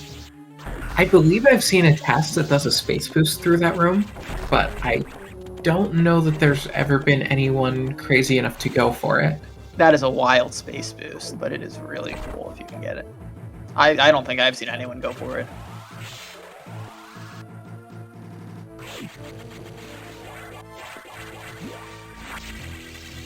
Meanwhile, Pelsmore going to get the last 2 items of Sector 3, and we'll be going into Sector 5 for trip number 4. And maybe a bit of a hot take, but also I think Sector 5 is the worst sector in the game. Like, it's just the least interesting to me. Pelsmore using a bit of an optimization, doing a speed booster jump to break those speed blocks rather than doing a shine spark, that way he doesn't have to wait for the shine spark to take him all the way up. Ryan entering grab battle here. Pelsmore back in Sector 5, picking up some power bombs up in the crow's nest. There aren't too many items in Sector 5. It's only a short revisit.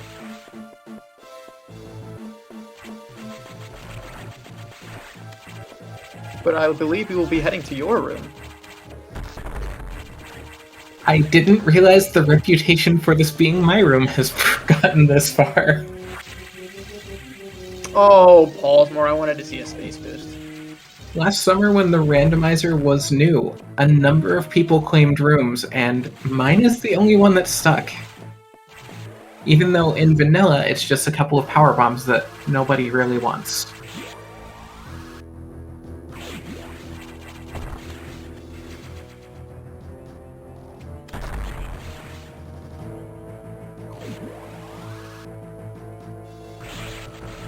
Alright, that's all she wrote for Sector 5. And now we'll go back to Sector 6, which has a couple of really nice space boosts that I hope we'll see Pelsmore go for. This is the height of fusion gameplay right here. There is so much, the skill ceiling for this cleanup area is so high. Yeah, and those 4 screw attack blocks are the only reason that we couldn't pick up either of these items earlier, because there's not space to build up a speed charge. Ooh, getting trolled. Like Pelsmore's trying to...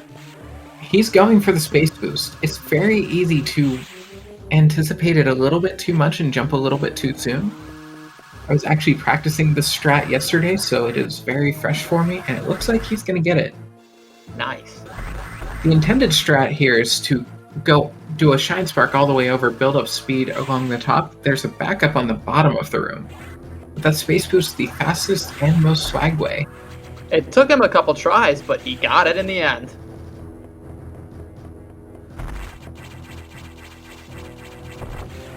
And there's Space Boost 1 of 2 for this part of the game. Now we're heading down to Box's room here, but we will not be encountering any other rogue security robots today. Unfortunately, the game has given up on authorization at this point, so we can just go in here. It may look different than you recognized from the earlier segment of the game, though. Yeah, we kind of yeeted a lot of it. So normally the expectation is that runners will do a Shine Spark and it takes them back up to Ridley's area. That is really slow because we want to turn back and come out the way we came in. You know, that would be a curious navigation room to visit. I didn't even think about the fact that there's a navigation room there. So that would have to be your last item of cleanup, but instead, Well, you just build up speed and jump through the blocks at the bottom and use space jump to I pick think things up. that's one of the circumstances where it wouldn't really matter if that's your last item of cleanup, because they can't really lock the sectors because you're in them. That's a very fair point. And Ryan now- is now going into Sector 6. Will we see a high five? Oh, first try crumble jump for Pulsemore. That is frame perfect. Double frame perfect crumble jump. That one on the way back, while it saves a little of time, that was, I think, largely for swag. It's certainly not necessary by any means. Now, this is the other space boost you were talking about. Yeah, this one, a bit riskier of a space boost.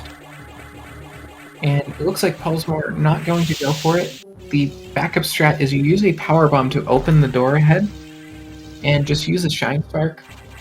The space boost, honestly, I'm not sure if it even really saves time. It should save time because you can R-shot the door. And this room, we call it Pillar Highway, and it is also not a very nice room to go through. Because if you bomb the wrong spots, there are vertical pillars that will come up. And any of the pillars will block your ability to build speed, and you need speed to get out of the room. And our runners are so close together at this point. They are in almost the same spot, but at very different points in the journey.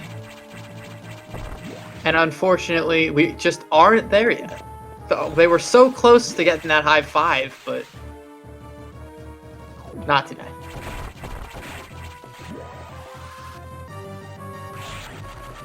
Now, Pulsemore might not have experienced an authorization, but I can tell you Ryan is not authorized. And technically, we do come back into Sector 4 just for a quick trip to fall all the way down and go to Sector 2. Don't worry about the geometry of how these sectors line up. Those blockways, it works.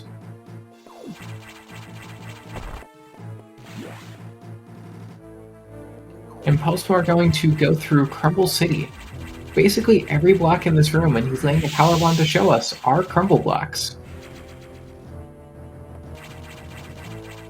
These items, the bottom item here is possible to pick up without space jump. It is very difficult to do so.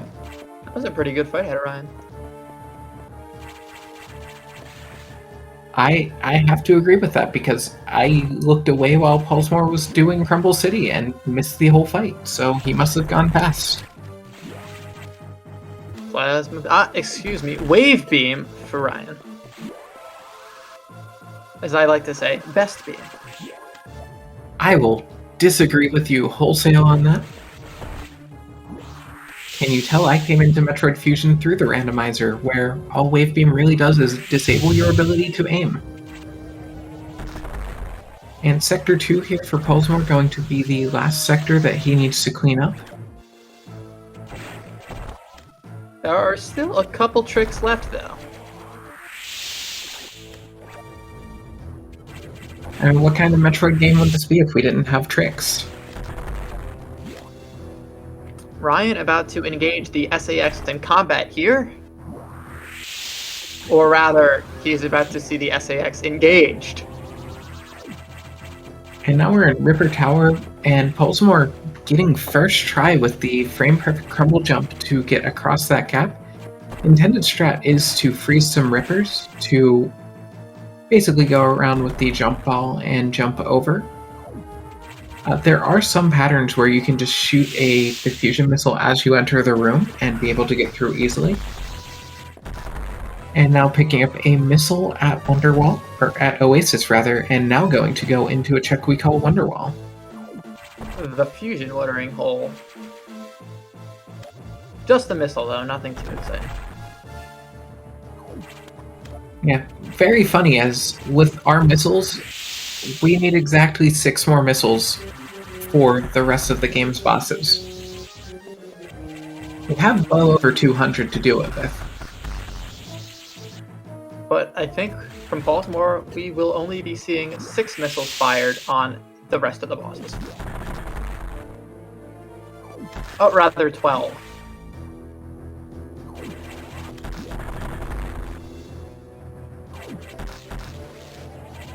Baltimore plays on keyboard, so we will be seeing the traditional horizontal strats on the SAX.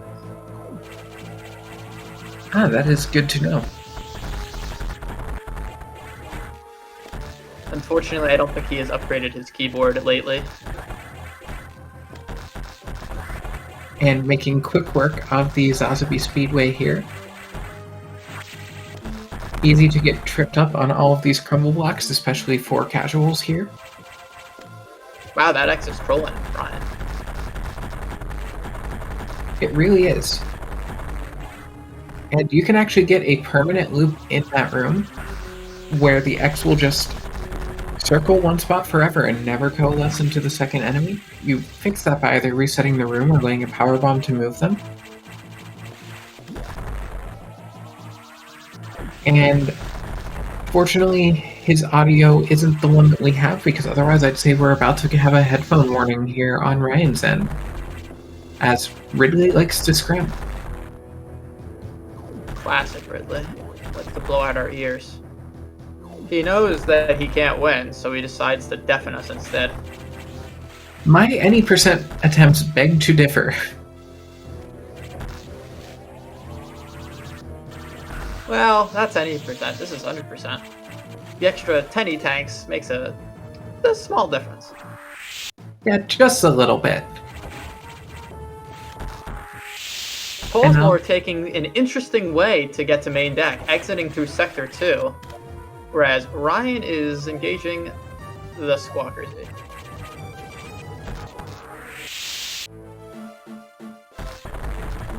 Or I guess I should say Squawker ZX. Appreciate the correction there. And going through the reactors, that is the fastest way. Lets us avoid 2 elevators from anywhere else we could go. This is the last core in which Ryan will be able to get those position doubles. The next core is a beam core, so you have to be precise. Can't use the strat of hoping the core walks into them. Yeah, there is a setup, and we'll see if Polesmore can get a triple double on it.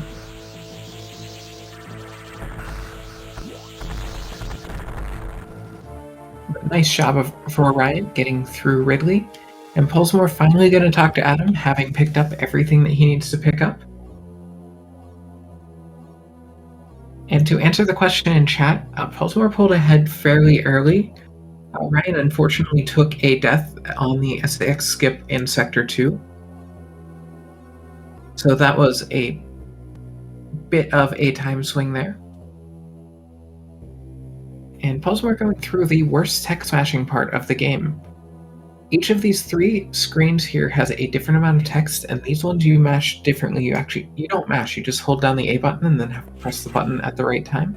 And then you have to step off of the platform and come back on to tell Adam, hey, I want to blow up the station. Adam's like, no, you can't kill yourself by blowing up the station. You need to crash the station into SR-388 and get off. Any objections, lady?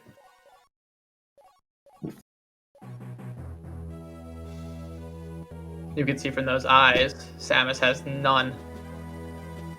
Yeah, and it's set up very early in the game where Samus says, this computer reminds me a lot of my CO.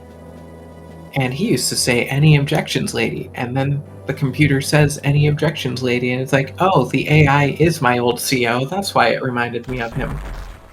No wonder, that makes tons of sense. Ryan officially beginning his cleanup. Oh my gosh, that is some wild positioning, Baltimore. That is. And taking 8 shots to get through there. Normally, if you remember playing this casually, it takes far more shots to get through the SAX. And taking out the most cursed horn node in the game in 2 shots. If you freeze the SAX, normally it only takes damage for 1 frame and immediately becomes invulnerable. If you freeze it, it takes damage for every frame. So we try to get a stun lock. A lot of players do a horizontal. Beautiful triple-double out of Paulsmore, landing the Corex in the sweet spot. And now he just needs to set the propulsion sequence to crash the station into SR-388. And Ryan here is just finishing up with his Shine Sparks here in the middle of Sector 1. We do have 2 or 3 more tricks left in the run for Paulsmore, though. Now, if I were Paulsmore, I would go for Pogo. That's the reason why I said 2 or 3. I think we'll see a Pogo attempt out of him. I sure hope so. For a treat. Getting a nice weave between those platforms. Much more difficult to do that than it looks. Now, I believe this is called the baby's first wall jumps from Ryan, but the wall jumps have been disabled. They have. Oh! No low height here for Pulsemore. Not getting the Shine Spark storage. Following in my tracks of not even attempting the last Shine Spark of the game. He did at least get the door fix, though. And shooting a bunch of missiles into this Omega, which, unfortunately, this isn't Metroid 2, so it doesn't care about those. What's consistency between games? Like, Super Metroid's Ridley takes damage from power bombs, Ridley X doesn't. Omegas in other games take damage from missiles, this one doesn't. 1-1-1 from Baltimore.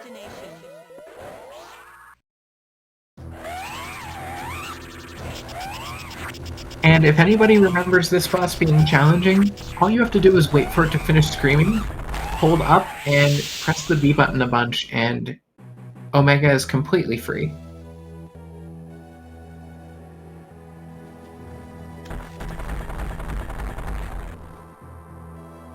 And that is going to be time for Pulsemore, so get your GGs in the chat for that fantastic run that we just saw.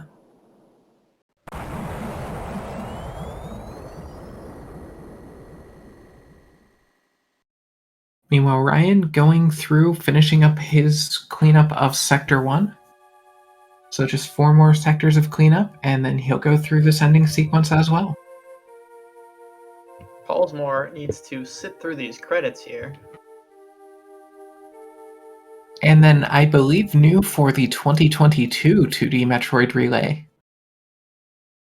Is Metroid... Our last game isn't Zero Mission. We've already seen that. We're going to see the introduction of Metroid Dread into this event. I know it's something I've been looking forward to seeing since it first released. We didn't have a chance to include it in the Relay last year, Sky vs. the World, as it had not yet released.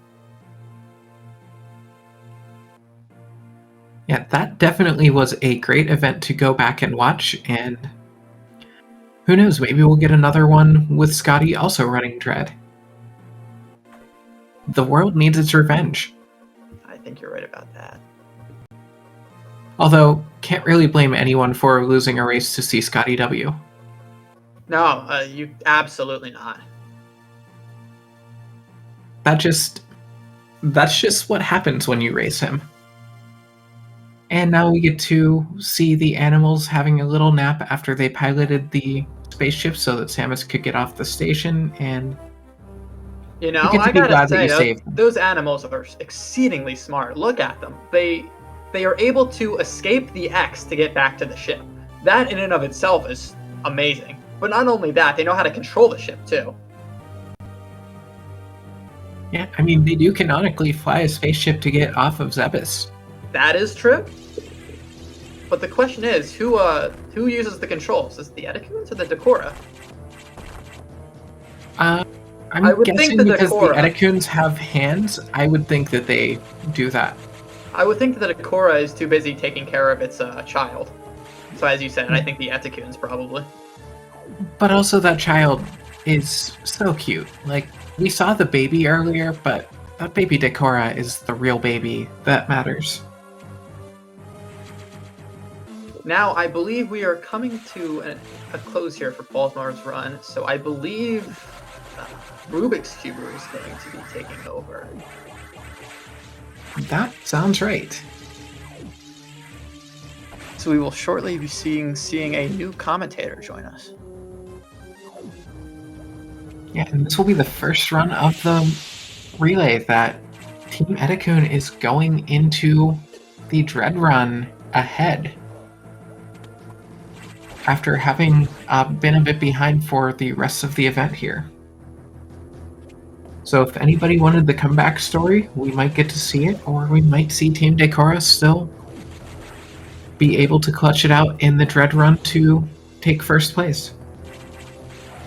It's certainly been a long road for Team Etikun to get to where they are now. Also, I just want to shout out Benny Noble in chat saying, the animals. Thanks for nothing, Samus. We have plot armor.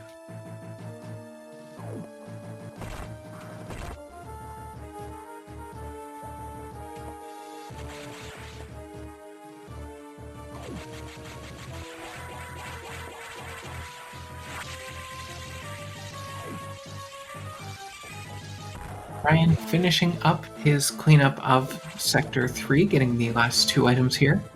And then we will be heading into Sector 5. Yep. And laying a power bomb before picking up the missiles, that way the power bomb can, unlike in Super Metroid, here, whenever you lay a bomb or a power bomb and have an item fanfare on screen, that doesn't pause the timer, so it will actually go off while you're picking up the item.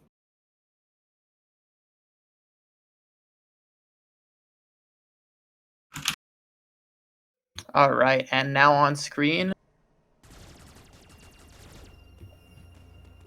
we are beginning Dread.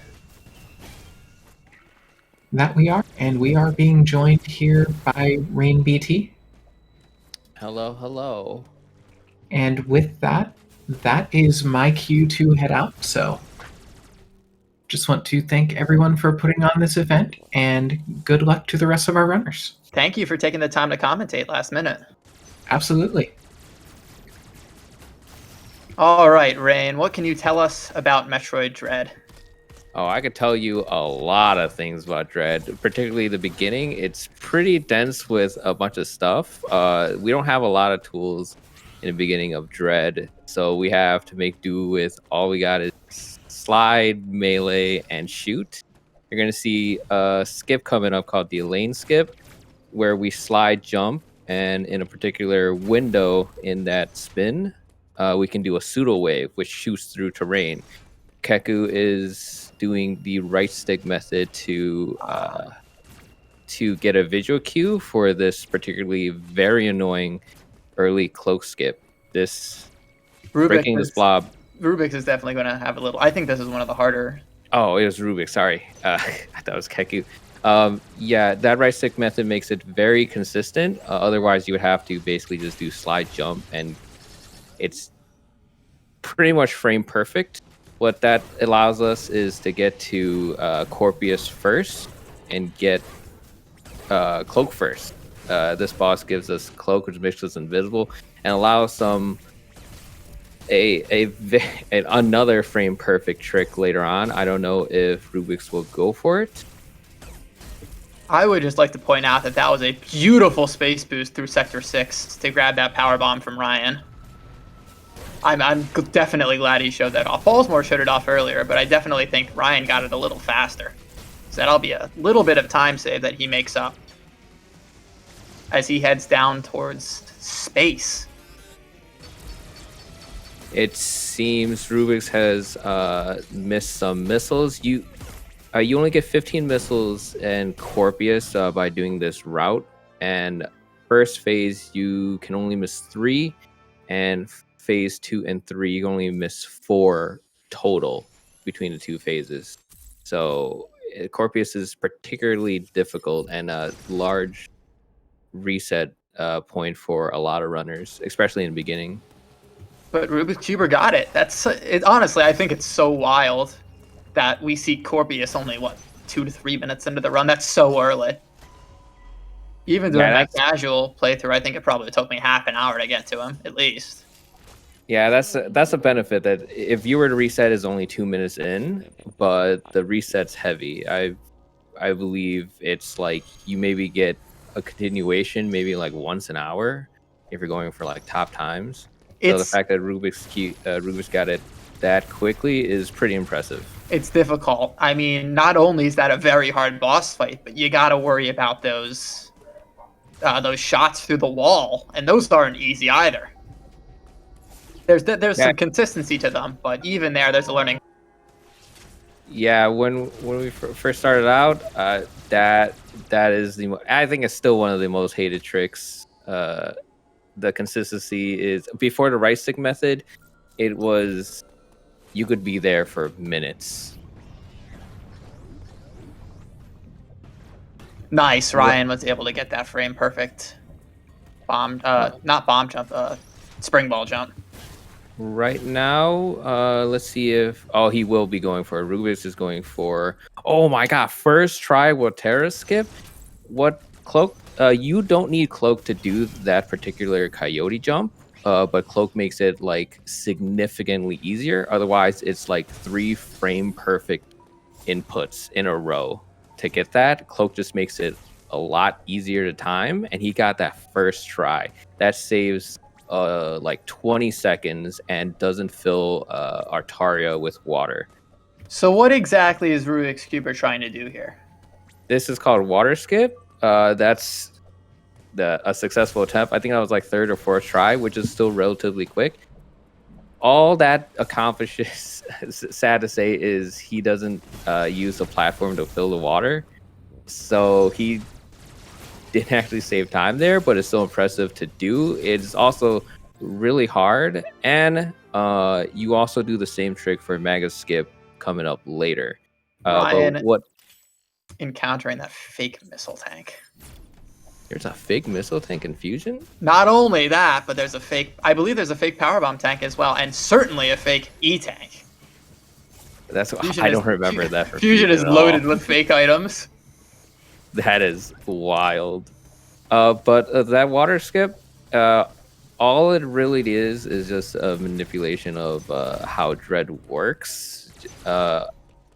Basically, he wall jumps and unfurls or stops spinning at a particular frame and kind of just bonks his head on the slope, which gives you a weird boost back to the wall at a higher height than if he didn't unfurl, giving you a higher wall jump, and then you just basically respin back and reach the ledge.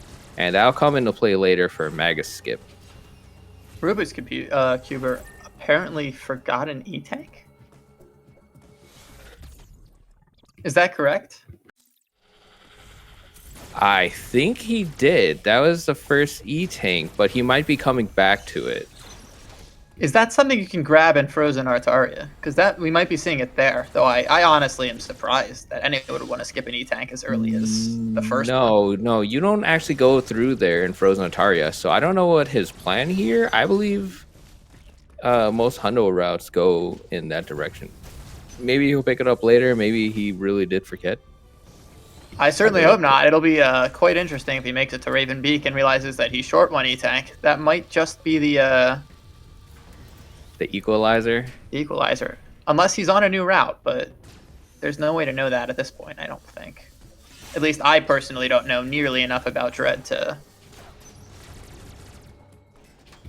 I honestly, I hope he did not forget.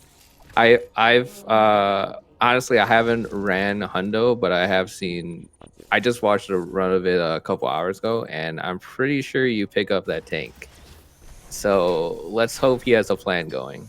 Trying to open this charge door to the Jaffe room. Usually you would do that with the wave ping. It's clearly he has his own strats. Here's Maga Skip. You'll see the same thing with Water Skip. Wow, first try. That actually is harder than it looks. It's harder than the Water Skip, but there's a melee setup for it, and there's actually two slopes there. So if he was even a little bit higher or lower than where he was, he would just start being flung around everywhere. Ryan had an excellent room to get those double power bombs and is now entering Oasis. And shortly Wonderwall. Ugh, I can't speak. Oh no, Rufus. He was trying to skip the cutscene and started pausing and adjusting his brightness. So coming up on Rubik's, he's gonna do a fairly scary looking quick kill for the white Emmy. You gotta be particularly fast to get up here, give you enough time to shoot the faceplate. Oh no, he accidentally started charging the Omega Cannon. Because he did Mega Skip, the white Emmy, when he does that turnaround, he does it extremely fast, and it's pretty brutal if you're not prepared for it, because it just whacks you, and then suddenly you have to parry for your life. Luckily, he noticed that he started charging the Omega Beam and basically fixed his mistake. Ryan going through the runway here, resetting his spark here multiple times to be able to climb through this room. I believe Paulsmore actually... Oh, he was just a little too low there. I saw this earlier. It looked very impressive. You have to spark the wall to the left, right?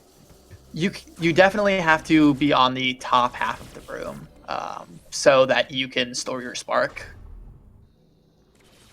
a little higher, since there is a 1 block gap. If you're really, really high, you will, I believe, hug the ceiling and you won't even need to restore your spark. But you don't want to be that high, because ideally you're able to hold the shine spark that you store up top and bring it down here, and you won't have to walk across the bottom half of the room that Ryan did to get another spark, if that makes sense.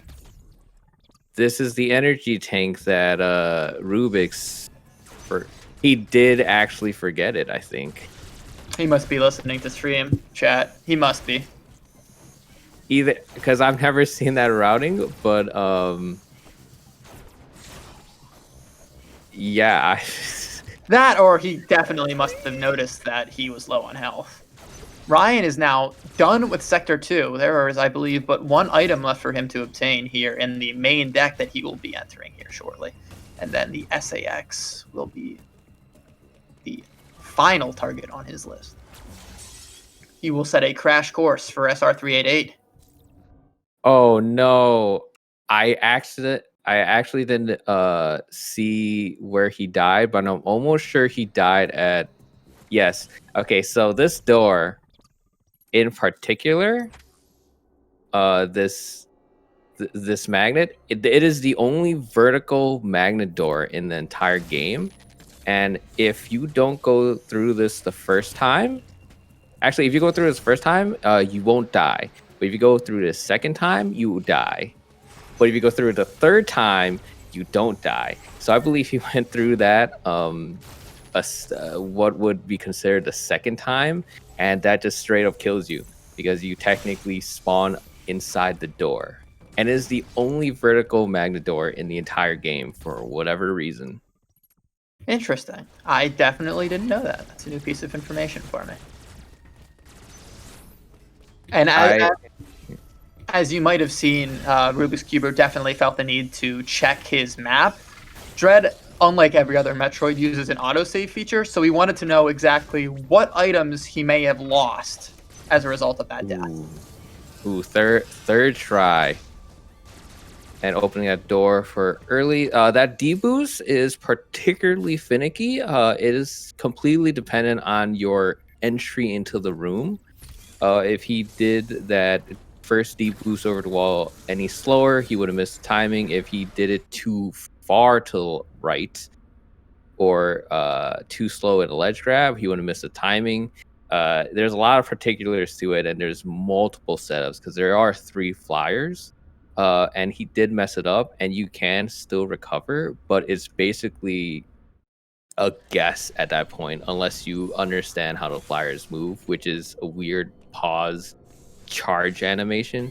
I'm glad he got in a 3rd try because I would have died for it personally, and I have died in it in a race for it. There are a lot of strats where runners are so intent on getting that they're willing to throw everything at it. I know I personally love to go for difficult strats, even if it kills me. Definitely the heel skip and suitless is one of them in Zero Mission. Yeah, I've died for strats too. There was a particular point where it was really sketchy through those lava. Those lavas actually do a lot of damage. I believe it was like 20 health a second or so. On hard mode, they do about 40 a second. Lava increases in damage the longer you spend in it, though, right? I believe that's the same for ice rooms. Ice room and heat rooms, yes. Lava, I believe, is a set. That was fire. I also think that's a set amount. And in hard mode, that increases. In dread mode, they instantly kill you. They're not considered environmental. So it was a good thing he got some health from those flyers and the thumper. Otherwise, he would have died. Oh, going for the magnet boost. It's just another one of those dread tricks where we still don't have any tools, so we got to make use of what we got, and all we got is pretty much those annoying flyers. Rook's going through the hell run. This saves a whopping 3 seconds from going below and risking your entire run on it. Because if he did that any slower, he would have straight up died. Ryan unfortunately did not get any of the doubles on the SAX, but now he is setting his crash course for SR388. He will begin his escape. Honestly, I think it's just wild to see the difference in graphics between these 2 games. It just showed just how long it's been since a 2D Metroid released.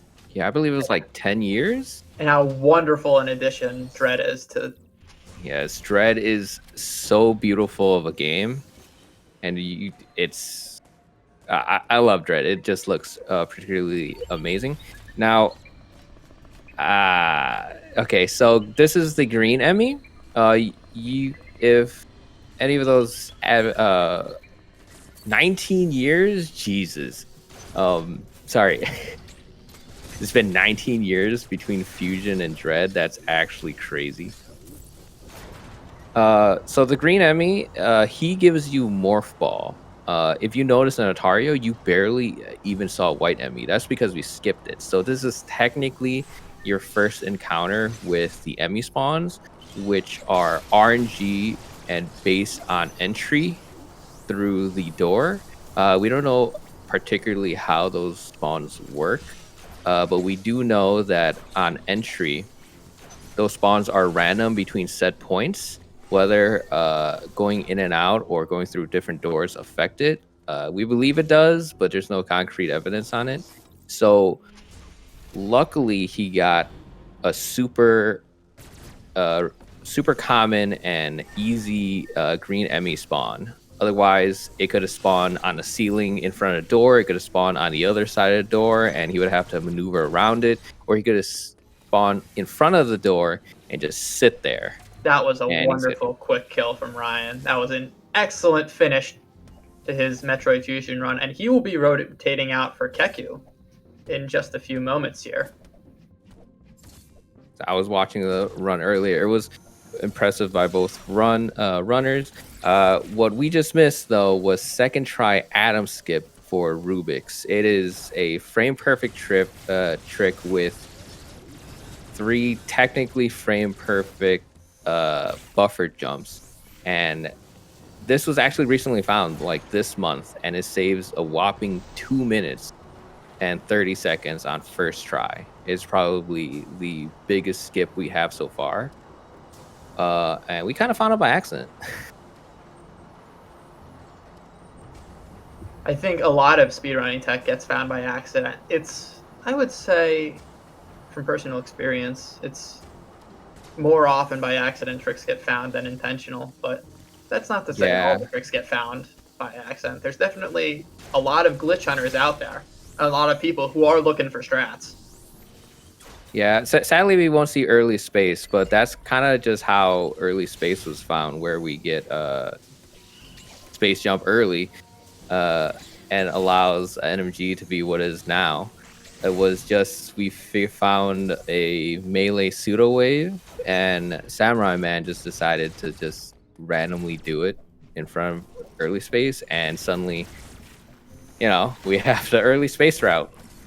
But the specifics of Adam's skip, which you'll see in Keku when he gets to it, is that slope affects your jump height and your respin and kind of slows you down.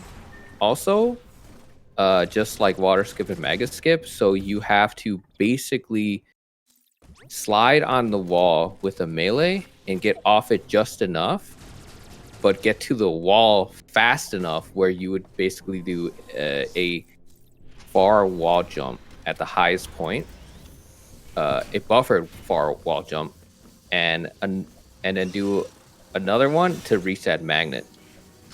We were actually trying to figure out it before, like 3 months ago, and then someone decided to try again and magically made it work. It is is a very difficult trick. Probably top three hardest tricks in Dread right now. That's wild. This game definitely looks like some of the tricks are really, really hard. Yeah, it's. I would categorize as top three. It just shows how either incredibly lucky he was, or how incredibly how much he grinded that trick. We're heading over to Dyron now, which I believe is a factory of sorts. Yes, this is. It's very hard to say stuff about the lore in this game because there's basically none. You know, Dark Souls has like stuff littered around and stuff. This kind of sort of does, but also doesn't. You get that little bit of information that Adam shares with you, but aside from that, all you get is really kind of these little things scattered throughout the backgrounds of the areas. Yeah, and no explanation to it. And Quiet Robe explaining basically they were farming Metroids to kill X, and that's kind of about it. There are definitely some hints here and there, and some stuff that's alluded to, but unfortunately, I won't get to explain any of that. I believe we have a new commentator here to replace me now that the Fusion segment has come to an end. Yes, hi. How's it going? And with that, I will bid you all adieu for now. Good Thank luck to you, both of the Will Fusion Rance. runners, and both of you enjoy your commentary. Thank you. Thank you very much. Thank you for commentating the Fusion run. All right, let's see. Rubik's got wide beam. I don't know what the timing is, but I'm almost sure it's like 20 minutes wide beam, which is a very good time. It is absolutely a fantastic time. We'll see when Keku starts. Dairon is a particularly annoying place for most runners. Rubik's just putting on a show, just showing how much he's dealt with Dairon. Oh, you can easily die in Dairon. It looks really benign. It looks like you're not gonna be hit by anything, but you can actually just die at any point from those flyers that we call Pedro. Like right here, if he gets by that, he could possibly die right there, and had to deal with those YB blocks again, which if you don't shoot them incredibly horizontal, you don't move them. And even if you shoot it horizontal, it feels like RNG and it doesn't move them anyways. They are incredibly annoying. Yeah, and at least in my runs, I've always found that neutral stick is the best way to go on that. So it does seem like Keku is finally on their way through Arteria. So while Rubis goes back into Cataris to head towards Morph Ball to kill that green Emmy you guys saw earlier, Keku is going to the climb and to Emmy skip, and let's see how fast his early cloak is. I know both of these runners have been grinding since basically day one, so I highly doubt they'll have much trouble with most of these tricks. Looks like they're making a very good climb up through the initial Arteria. Just a little bit of a trouble with the pseudo wave beam. Looks like they're doing the right stick. Yeah. Method. Having a little trouble with the visual cue. Even with the right stick method, you can unconsciously move the right stick while holding it. So that seems to be the issue with Keku right now. Compound, I believe Rubix uses turbo. I'm unsure if Keku uses it, but I don't think so. Mm-hmm. But just so everyone's aware, turbo, even though it has a stigma to it, it doesn't actually save that much time. Like, things don't just disintegrate with turbo, because this game is like 90% movement, like, and using missiles. So those beam spams aren't actually that beneficial overall until you get to exactly. Yeah. Especially with the 100% route, it is route knowledge and mechanics more than just fast spam. So, yeah, that's a great point, Rain. Looks like Rubix is already got Morph Ball and heading over to Varia soon. So. We'll go over the green Emmy quick kill later when Keku goes over it, but Rubix is heading towards Varia, like you just said, right? And oh my god, Keku destroying Corpius. I don't think that was a great Corpius. Oh, he basically killed him on his very last missile. That is particularly hard. If he missed that last missile or any more missiles, he would have just had to do with what Rubix did and just had to wait for the spit. Mm-hmm. Yeah, I'm still struggling with early Corpius myself, and I end up usually just doing the second melee counter because I don't want to deal with the spit, the RNG spit.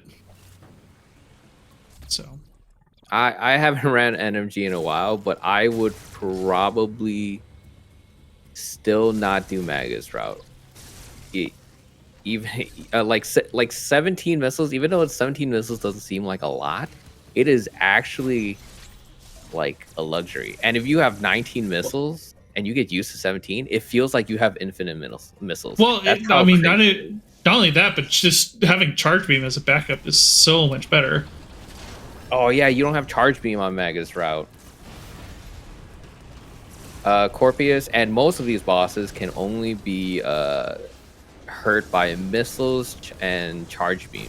So beam basically does nothing to it. Yeah. Looks like Rubix is going through the Varia Gauntlet. It's like a pretty solid route. Keku trying to do the Watera skip earlier that Rubix got first try. If you saw Oso, he got a first try Watera skip. Unfortunately, I missed it, but looks like Keku's having some trouble. It is a 15-second No, it's actually about 20 to 30 second save. So Rubis getting it first try just shows you how horrible this trick is. Well, Keku did eventually get it, so they're well on their way. Hopefully they get the water station skip. First try, let's go. Try. I know he grinded that a lot. I haven't seen him really drop it in his runs recently, so he definitely put in time for those, and I sure Magus skip won't be an issue for him because it's basically the same trick. Yeah. Okay. Looks like Rubix is going back to face Kraid. Let's see if Keku gets the energy tank because I believe either Rubix has a different he's getting the energy tank. Either Rubix has a different routing to most people, or he forgot about the tank. I certainly hope he didn't forget about the tank. It is 100%. I certainly hope too. I mean, I guess he does have to go through Frozen Arteria, but I don't know if that really is much of a time save. You can't even go into that room in Frozen Arteria. Oh. Well, yeah, So, that's going to be a huge problem. Yeah, that would have been a huge problem, but he did go back and get it, so either he remembered or his routing was specifically there.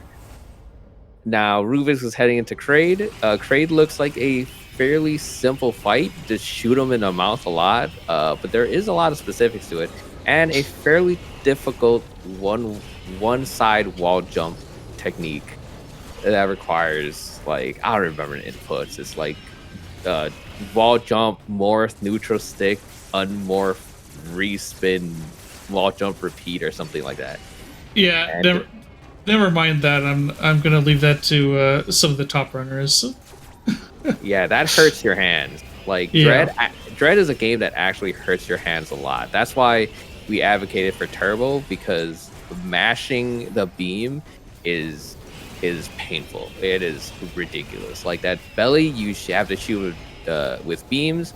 Kraid hurts my arms just shooting that belly. It's actually ridiculous. Well, it looks like with the Turbo, they opted to just go with the normal route and not go for the wall jump skip.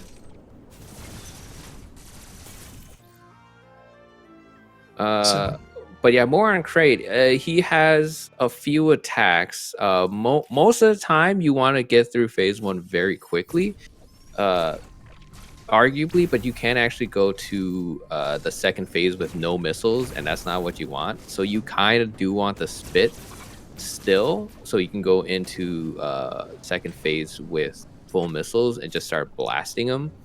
The punch is the only one you never want to get, because it's I think has like 3 timings to it, and you get punched, you go straight down and have to shoot his belly again. Yeah. Looks like Keku got Magus skip second try. Taking out the control unit just fine. Actually, I didn't look at Ruby's missile count. If you actually have to save 2 missiles after Kraid, otherwise you wouldn't be able to open the door for diffusion, and you won't be able to open the door to the grapple. But it looks like he has missiles. It looks like he has missiles. And honestly, with diffusion beam, you can also like kill the whatever the lizard or worm things that are in the ground. So, but it looks like they made through early grapple just fine in the locker room. They those worms, they usually just give health, I believe. They have a chance to drop missiles, but it's usually mostly health. That's true. So it's like you kind of got to bet on RNG, and the RNG in Dread is not ideal, to say the least. It's not like yeah, absolutely. It's not like SM where we can influence it with health or something. It gives you health or it gives you missiles. You just gotta hope. Yep. So we do our utmost effort to not have to deal with RNG in the slightest. Well, Keku had a pretty solid Arteria. They're looking to escape right now. Let's hope that we'll see if they do the quick escape or if they're going to take the Rail of Shame. Wait, did you just say the Rail of Shame? Yeah. Oh. Oh wait, no, I call them that. Oh wait. I was thinking about early grapple. I'm like, I don't know what rail you're talking about.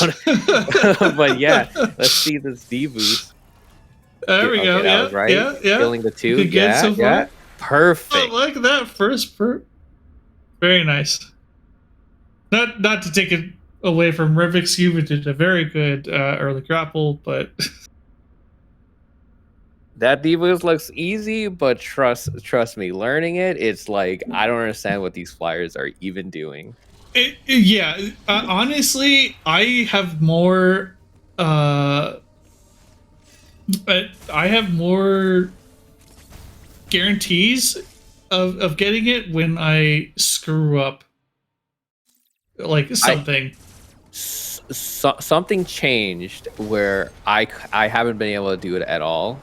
And I always miss the first try, and I just scramble to get it like second or third, or I die and I have to reset. Okay. Like, I don't know. I have to either get hit by something or I have to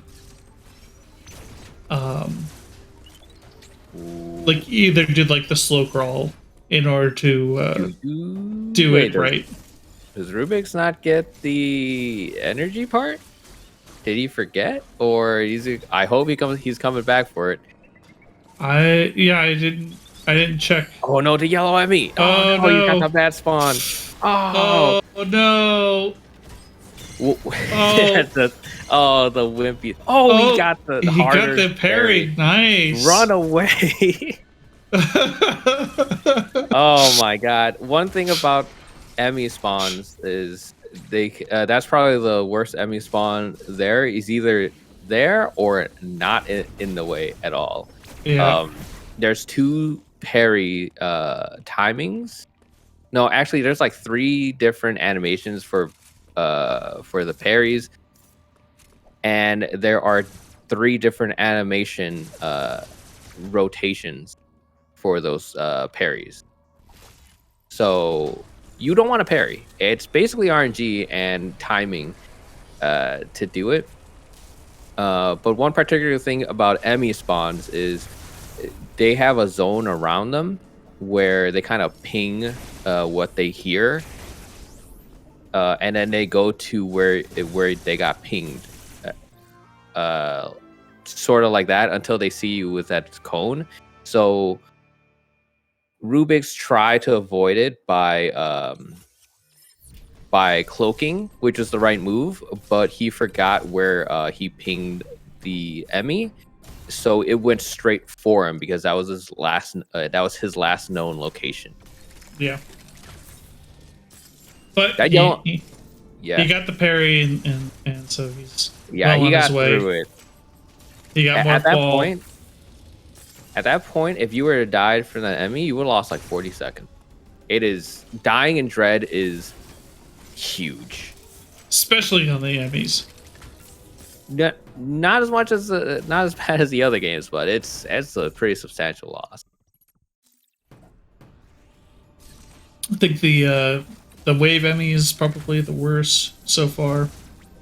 Like when you're trying to do the Emmy kill. But so Keku is you just come back from the checkpoint, but it's still a substantial time loss. But yeah, Keku, I think he's on his way to Atom Skip now, I believe. Yep. Let's give him your energy, chat. He needs to beat second try. I know he's been labbing this a lot. All right. Just like Well, most let's runners. see. Oh, failed. That looks It looks close. short. Yeah.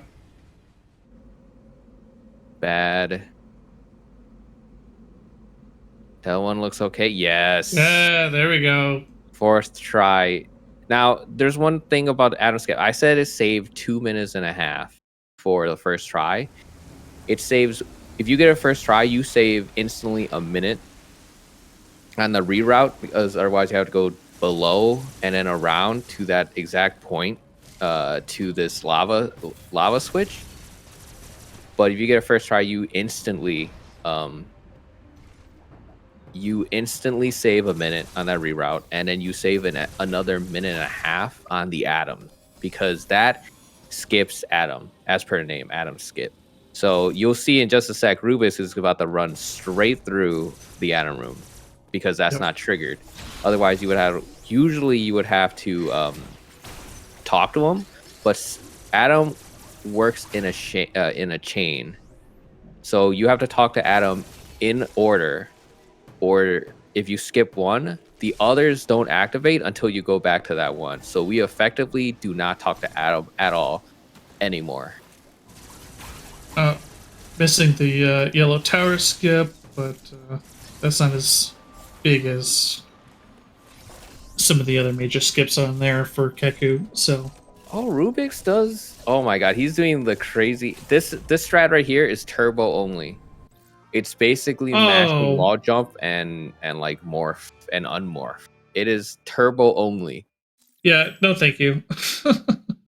Well, it's turbo, so it's actually easier than it seems, because it's just you just bind morph and jump on turbo buttons and just hold it down basically, or something like that, or time hold jump and then time the morph.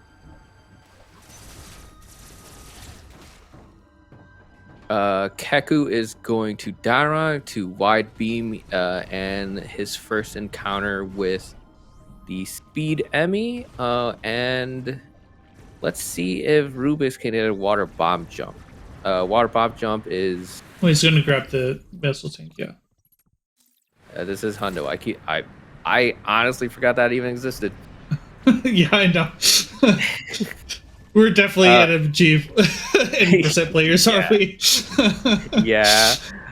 Okay, so here comes the water bomb jump. So specific on that is you can only bomb jump to a certain height.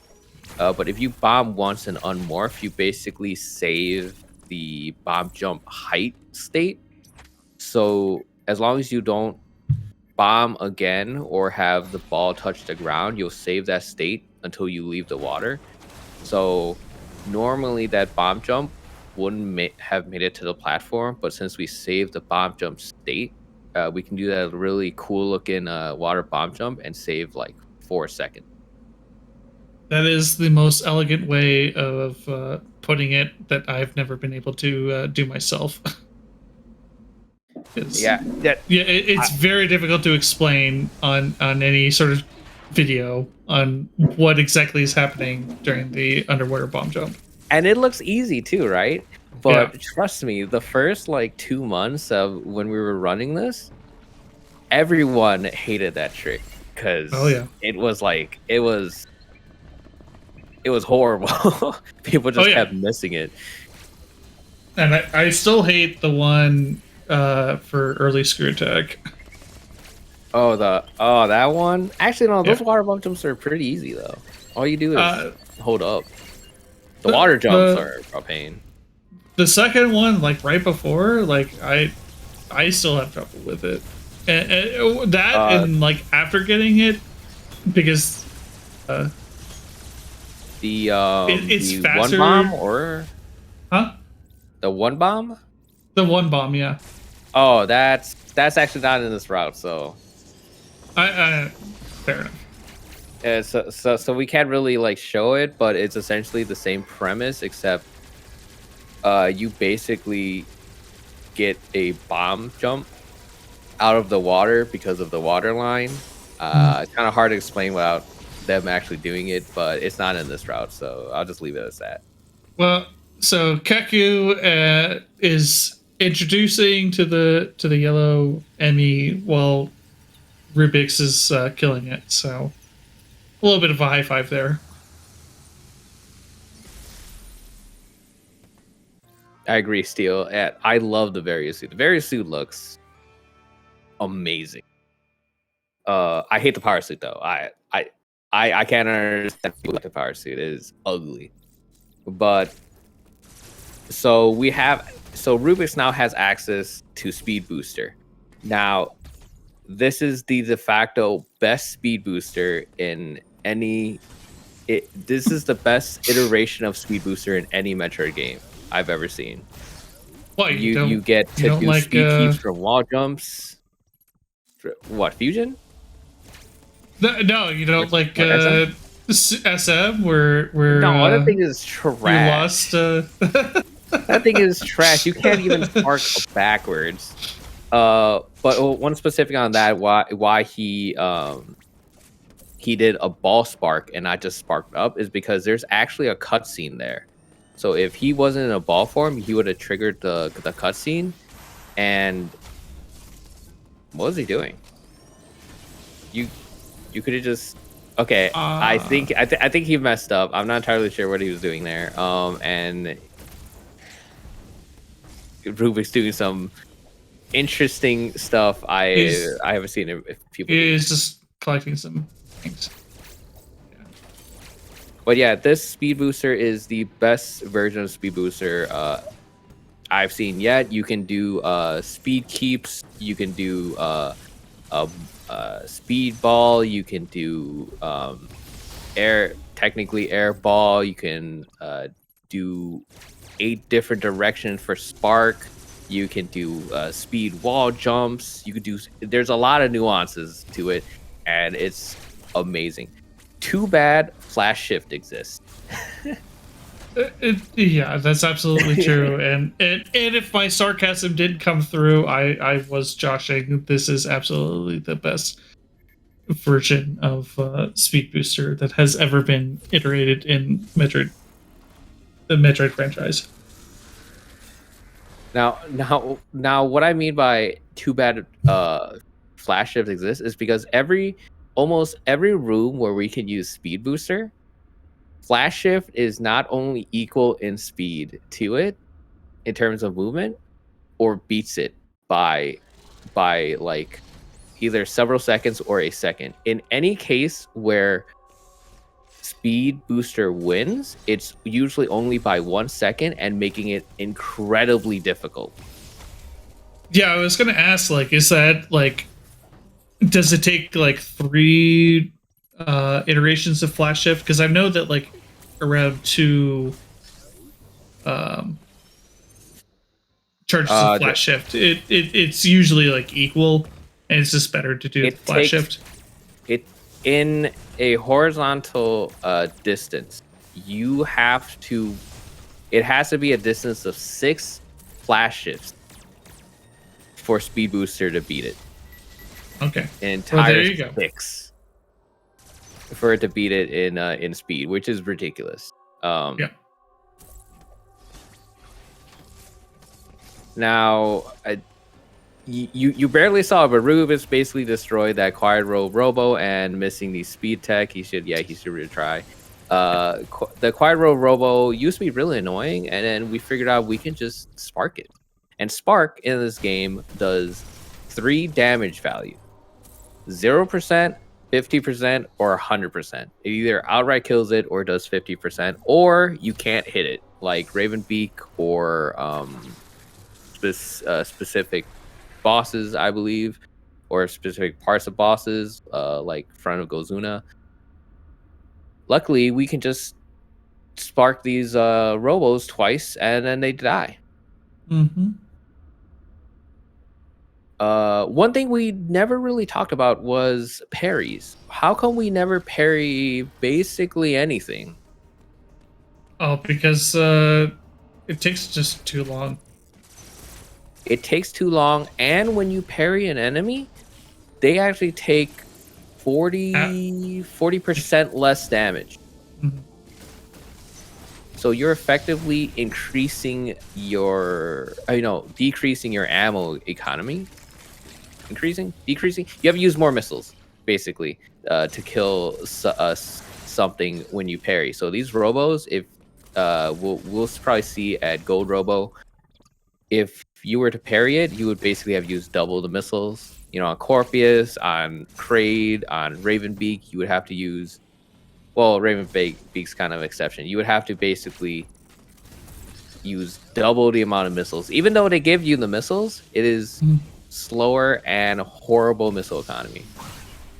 Agreed. So I'm actually interested. Keku skipped the missile plus tank, and I can't quite see the missile economy of Rubik's. So I don't know if they skipped it as well. The lava tank. Yeah, the lava tank. I believe the routing, they come back for it because they have to go through that area again, anyways. Okay. And you don't really need those missiles, anyways. I know you don't need them. It was just more of like just a routing question. Yeah. For those wondering why missiles even matter, it only matters outside of Hundo. Because the only reason you want even missiles at all, even though, is for Raven Beak. Raven Beak second phase takes roughly 50 to 52 missiles to phase to third phase. So you want to pick up at least 50 missiles, so you could phase them after. I prefer 63 because that's how my routing goes. But some people go as low as I think people go like 49. If you have turbo, I believe you can go as low as like 32. Yeah, I prefer 55 myself on my routing. God, that's so low. You only miss 5 missiles. It's fine. Yeah, it's fine. Just you got cross bombs. Oh yeah, we'll explain what was it? Void bombs later when it comes up. That is. Oh, Keku hitting Kraid while he was waiting for the staircase, or not the staircase, but the for the spikes to bring down the magnet wall for him. So that's an interesting thing. I'm gonna have to include that myself. Oh, he's doing a spark. Oh, I love this. I love that I saw this in Keku's run earlier, and that spark up. I'm like, I almost want to run Hundo just because of that speed. So yeah, very very advanced techniques on both players. We're gonna. It seems like it's like a lot. Well, was in the chat they said like 20-minute difference between their times at the moment. I'm not entirely sure what they're talking about. But these two runners, I believe they're 15 minutes apart right now, which seems like a lot. But Rubik's is 10 minutes slower on his PB than Keku, with different strats, and all these strats are like pretty difficult to pull off. So it can actually end up at a pretty close race, and I'm hoping it ends up as a close race. Yeah, absolutely. So you see another utilization of the spark on this. Since we sparked it, choosing to do. Oh wait, how many missiles does he have? I think it's like 60 something. Man, Hundo is kind of crazy. Making you rethink your decisions on what kind of runner you are? Nah, I'm still any percent glitchless. But having that amount of missiles for Gold Robo is kind of nice, because you do the spark on it, and it I believe it has about 9,000 health. So you still have to do 4,500 health to the gold robo, which is about 29 missiles. So generally, you don't actually you go into there with like 32 missiles at max. So it's pretty tense, especially for people starting out. They die a lot at gold robo. Sure. Yeah. If anyone has seen my second race for Ukraine, where it was on hard mode, they know exactly what it's like. Oh, Ruben's trying to go for the grapple boost, I think. If he charge beamed that, I would have cleared it out. I personally started going for the D-boost method because ever since I've met a Matrix Bird, I was like, yeah, no, I'm not dealing with this anymore. Because I cleared out those birds, and a single bird evaded my beam shots spam for like 5 seconds. An entire Really? 5 seconds. Yeah, I'm What? like, yeah, I'm over this. I'm deboosting. The grapple strat is slightly faster than the deboost strat, except a lot less consistent. Does look cooler though, but very hard because you have to grapple in a specific angle at a specific spot, and let go as the grapple pulls you up and morph into the tunnel. So it saves like maybe half a second and is very difficult. I still like it though, but ever since the Matrix Bird, I gave up on it.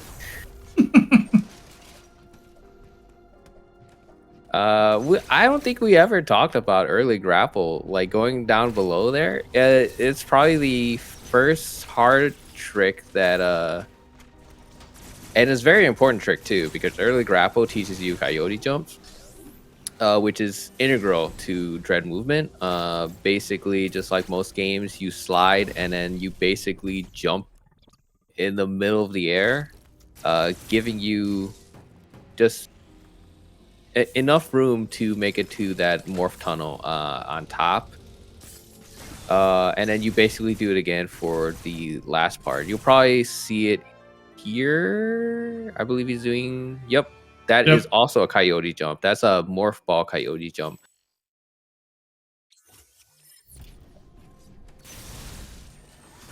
That one is also pretty finicky. Oh my god, Rue was going for the speed tech and missing it. Oh no. So close. So that speed tech is actually faster by about half a second than just flash shifting. It is particularly difficult, and you have to set it up properly because the plasma room with the blocks, if you don't, you have to only break the rightmost block. If you break any more than the rightmost block, you can't get enough room to speed boost. So kudos for getting the speed boost. You can actually accidentally ledge warp there, which would invalidate his run, which is both hilarious and scary. Because you can easily ledge warp. And for those of you who don't know, ledge warp is basically you ledge hop and morph. Basically like a frame perfect trick. Let's see. Oh, he missed the spark shot. I'm pretty sure Keku would be able to get it. But ledge warp is basically you do a frame perfect ledge hop morph, and it'll look really weird. And then once you unmorph, you basically go back to that ledge. So that can happen at literally any point in anybody's run accidentally, which is both hilarious and horrible. Anyway, they clear some of those camera shingers. Yes, those camera lock is a major glitch. It's unrestricted only.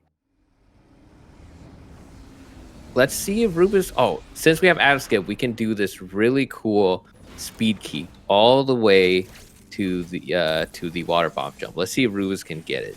Oh, wait. This is Hundo. Yeah, he's not going to get it. Yeah. But they'll get to do it later. I saw on Keku's run, they get to do it later. Oh, for the... Yeah, for cleanup. Cleanup.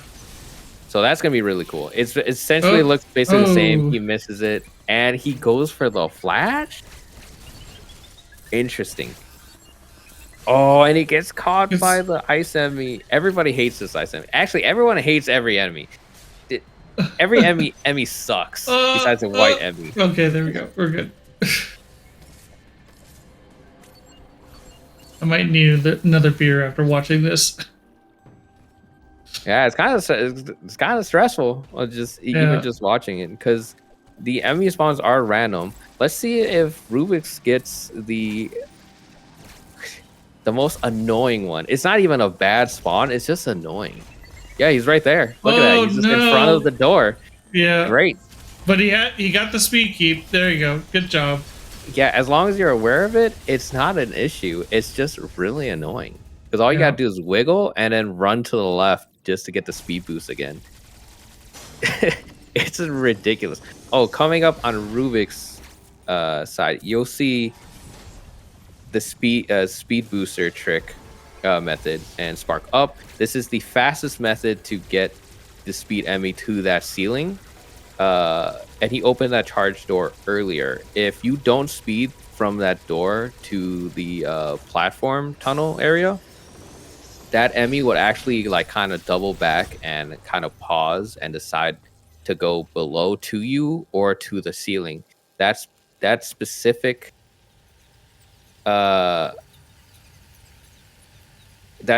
movement is to force it to not decide and just go straight up. So that is the fastest movement in that room.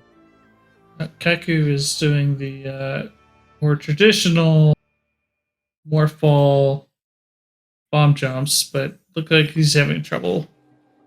We'll come more in that sec. But to answer your question, well, you got it very fast. To answer your question about dread mode and then ice enemy, no, that thing does not actually do damage. So it's not. It won't kill you in dread mode. And Rubik's accidentally falling, trying to get, I think, that missile. Is he coming back for it? Wait. Did he get it? I thought he got it. I hope he got it. His routing is a little weird. Do they get spin? No, they skip spin. Is spin not required? I don't think it's required. Ataria. I know they go to Frozen Ataria. But if spin's not required, they get to do some pretty cool tech. Spin not required? Oh, that's pretty cool. It just makes Frozen Ataria harder. Yeah. Oh, can you actually get that early? That's crazy. That's actually crazy. Yeah, I like that. if that's possible, that's awesome. That actually saves. That would probably save like 3-4 seconds, I believe. That would save more than that. Kaku missing the water bomb jump. I think this is like his third try. You just see how annoying it is. Yeah, it's not the easiest trick, and it's. But he will come back for that missile tank later. Now we get to go to early graph puzzle. This is an intended sequence break, and even though you can get it easily, like it's not even that difficult. But trust me, you're gonna be hating it fairly quickly because even top runners miss it. Look, see, miss the speed. You have to get a speed. Yeah, you have to store it at a specific spot to keep the speed, the spark, and break the blocks at the same time. Going for the diagonal for the swag. Going for the safe slope. That looks really flashy and looks really easy, but it's also extremely easy to just get caught on the slope and just start sparking your brains out. It is that thing's infuriating. Yeah, Keku's making his way to the yellow ME control unit. Soon he'll have speed booster. Missing the charge shot. That's not good. I guess he has plenty of missiles for Hundo. Oh yeah, that's not a consideration. I almost forgot because in NMG in like the green enemy room, you need exactly 19 missiles and all 3 of your charge shots to hit to break it, and you only have 19 missiles going into that green enemy room. Yeah. But let's see. You guys saw Rubik's do kind of like the spinning charge shot thing. It's part of the quick charge shot, I believe. Yeah, quick charge shot tech. Basically, you can do a shorter charge shot timing if you do like a spin jump, a turnaround spin jump, a turnaround. I think Flash also enables it. Do you know anything more? Also, I think those are all of it. No, I've only heard of the 180 turn and the spin jump. I did not know that the Flash could also do it as well. Yeah, Rubik's did it earlier with Flash. Okay. It's super interesting to see Frozen Arteria with Adam Safe Skip. It definitely it's Frozen Arteria is actually really cool. Oh, that was actually a pun. I'm sorry. I forgot it was actually Frozen. No, missing the charge shot. Shot, man.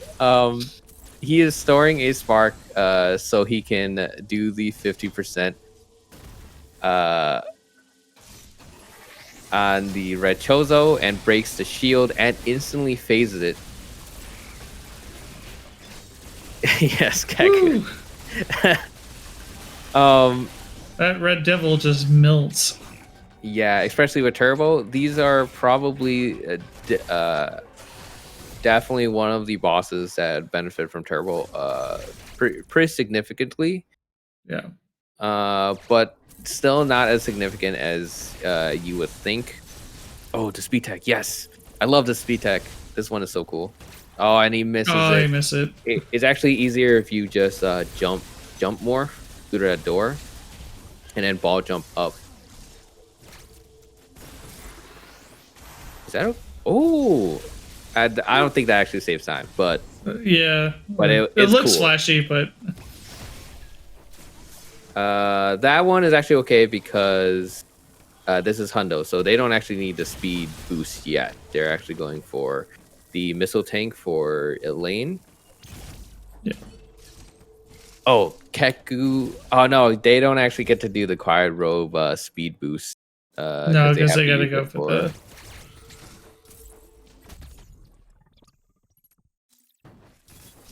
Little energy tank. Is that faster than sparking? I'm surprised he didn't just spark there.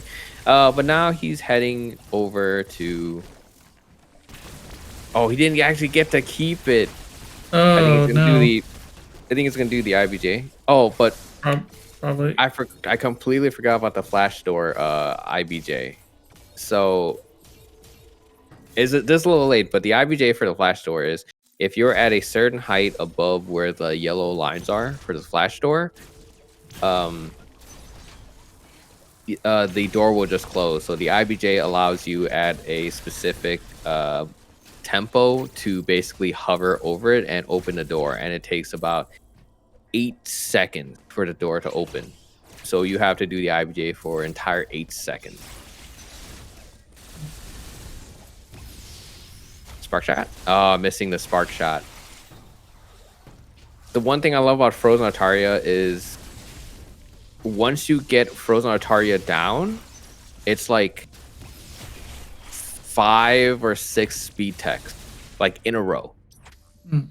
And if you miss any of them, you basically lose like 20 seconds. It's actually just why I don't run Hundo. It's actually no, it's not Hundo. This is any category that goes into Frozen Arteria. You just so all bosses in Hundo. Yeah, and glitchless. It is actually dope and horrible because it's incredibly consistent. But if you miss any of it, you just straight up lose time, like by a tremendous margin. I'll stick to any percent. Oh, you can do any percent glitchless. No, thank you. Is Keku doing the speed? Oh, he's doing the other variation. Yes, someone has done Mappo already, and it took him like 10 hours or something. I believe it was. I forgot who. I think Zyceron. But more on Frozen Ataria. You saw him. You saw him kind of after the IBJ up to where early cloak was. Mhm. You saw him kind of stutter and be careful. Is because that water isn't there, and it's supposed to be there, but it's supposed to be frozen water. If you actually fall in there, you die. Yeah. Which is hilarious. Now Z57, so you don't really notice it in Hundo because they have a lot of health, but everything in Dread hurts, like a lot. Of the smoke on the ground, they do like 20. No, they do like 20 health a second. Z57 hits you like a tank and a half. Yeah. Or something like that. That His thing hits. swipes are like 2 tanks. Yeah, that thing that's like shooting at him does like 2 tanks. Well, Gozuna, you'll see it earlier. Like, I think none of his moves hit below 2.5 tank. Even touching Rubik's is doing wall jumps. That's incredible. He has no spin, so he's got to. Oh, Keku's doing a Varenia 2 speed keep. Oh, he doesn't keep it. Sadly, you won't see the last part to it because it's Hundo, so that they don't actually do it. Oh no! Ooh, this is my favorite speed tech, and Rubik's misses it. You can actually speed keep all the way up to the spot and then continue it. And then really? He misses the second part. No. Oh, I love the speed tech in this game, and it always hurts to see it just not be done. Oh yeah, so the spark is pretty much required because what is it? No they don't have spin. spin. Yeah. Keku at Drog Skip, this pseudo wave, he did it in 3 shots.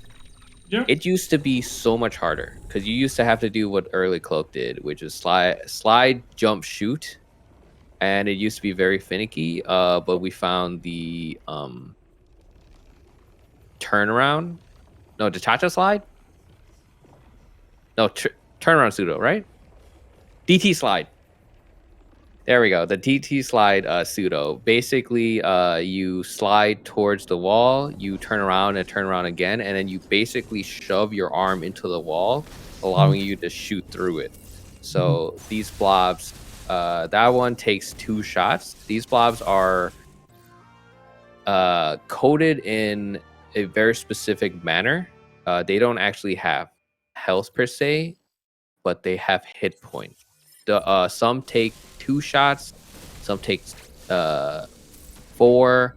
I think some take 1, but it might actually be 2 because the fusion also counts as 1, if that makes sense. But yeah, blobs are weird in this game, and there are diffusion blobs where only diffusion beams or wave beam can break it. Oh, Rube is going for, yes, I love the speed tech. The zipper spark also required. Oh my god, the speed tech. I love it. I think that actually saves time because if you don't get it, you actually have to go into the save room to store the spark and do what Rubus just did.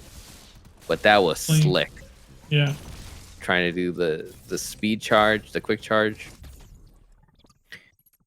I don't know how long the race has been going. Frozen Ataria. Well, I joined about 50 minutes, so probably at least an hour and hour plus. I know cleanup is after Red Chozo, so I don't think we've even seen Gozuna yet. No. Yeah, this is where our knowledge of Hundo kind of starts to get lacking. Just a little bit. getting the speed keep here, I don't even know if you can continue it all the way. I don't doubt that you can up to that point anyways, because speedball hates air. If you don't ball jump and the speedball gets any type of air, you lose speed, period. And you can't unmorph in the air, otherwise you lose speed. Speedball is kind of stupid. But there's also a specific mechanic that Dread introduces with this, which is instant spark. You don't actually see the slow spark at all, because these guys have been practicing instant spark for months. But generally for a beginner, oh, there's that lava tank that you were talking about also. Yeah. Yeah, I was wrong. It's better to come back. But yeah, for instant spark, for beginner run, you'll definitely see them do like slow sparks where Samus kind of charges up. But you can instant spark with using shoot, melee. I think that's about it actually. Shoot, melee. Aim, shoot, and melee. Yeah. And then pressing B, you can and spin. No, yeah, those three. It's a little complicated, but yeah, those three allows you to do an instant spark where you don't have to do that charge. Now there's more specifics with it, with like actions like melee also counts, sliding, flash, spinning, kind of matter, and then like a technical macro. But yeah, you can instant spark in this game, which makes speed boost and spark so cool. I'm kind of hoping Kaku goes for the Elune speed keep. I don't think he actually goes for it. I really hope he does. But Rubik's is heading over to Gozuna, I believe. I think. It's gotta be Gozuna. I can't think of anywhere else he would rather if he's go. going for orange, it's going for Gozuna. I wasn't sure if he was doing any more guitarist cleanup. He's not going for the speed keep. He broke the 2 blocks. There's only 4 blocks there, and he broke 2 of them. So he's definitely not doing it. Now keep in mind, the flash shift is just as fast and only very slightly slower than a perfect speed keep. So which is a trend in Dread. Trust me, I've tried to find as many speed keeps as I can, and they've only, even the hardest ones, only save roughly a second over flash shift, which is both really cool and horrible. Because you're basically making the rooms like 20 times harder to save a second. Exactly, yeah. And what is the if you fail the speed keep, like how devastating is it? In Elune? Yeah. You just lose a second. Actually, in that room specifically, where Rubik's actually failed the speed keep, you don't actually lose time. Okay. So, might as well just try it.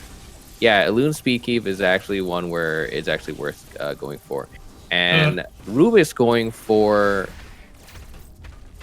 He was trying to do the more consistent version of it. There's actually 3 methods to go. 3 methods to Gozuna. That allows you to do 4 sparks total in this fight. Still going for the spark, and he's still gonna get it. Actually, technically, you get 5. You could. Oh my god, that thing chunked him. He touched it and got hit by electric. If that happened again, he actually gonna die. But yeah, I'm not worried about people dying in Hundo. Yeah, but if this was NMG, he probably would have died right there. Oh yeah, absolutely would have died. or been very close. That's how ridiculous the damage output is in Dread is. Now, the 3 methods I was talking about for Gozuna, they all result in 4 sparks total. The main ones you want are on his third and fourth form. Fourth, definitely, you need 2.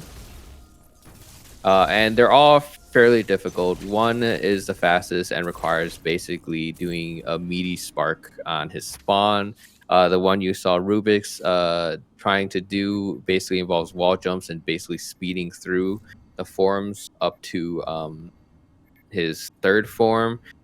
We'll see what Keku does. I believe he does my method where Keku doesn't get the stupid blue Emmy spawn. Yeah. I'm pretty sure Keku does the my method with the jump flashing. So I'm sure he'll probably get the 4 spark because that is arguably one of the more consistent methods. Yeah, I do the jumps, or I do the jump spark on the third. Keku getting the proper method, and Rubik's choosing to do the speed keep through instead of the biggest time save of the year, which is the spark shot, which is an I'm sorry, absolutely Raid. How much time does that save? It saves a whopping 1 second. It actually saves 2 in all bosses, I believe. Which is actually no, it doesn't save 2 seconds. How does it save 2 in all bosses? It involves Adam, but since we have Adam skip, it actually doesn't save 2 seconds anymore. It saves 1. Yeah. So we're back to 1. Yeah. It's actually not as hard as it looks. Your fingers just gotta be quick. But I'm sure Keku will do it. I think he did the Loon spark shot. I completely forgot about it. Wait, did Rubik's get this one? I don't remember. I don't think Rubik's got the power bomb. I know he does a different route and a different cleanup than most, so he's probably coming back for it. Because he definitely didn't go through Pulse Radar. Is he going for space now? It looks like he's going for space. Yep, he's going for the crossbomb method for space. Yeah. And no. I have never seen that happen. Get in there! Get in! Oh. Okay, so there are 3 different methods to get early space. This is one of them. This is technically the intended sequence break that Mercury Steam made, which is using crossbomb and spark. The other method is to use regular bombs to break the 3 blocks and doing a wall jump in there and doing. It's pretty difficult. I kind of wish early space pseudo wasn't found, because the bomb jump is really cool. Like it's actually really cool. I agree. It is. It's absolute Metroid mechanical prowess, like at its finest. Like I wish Cat could actually see it. It's actually like really cool.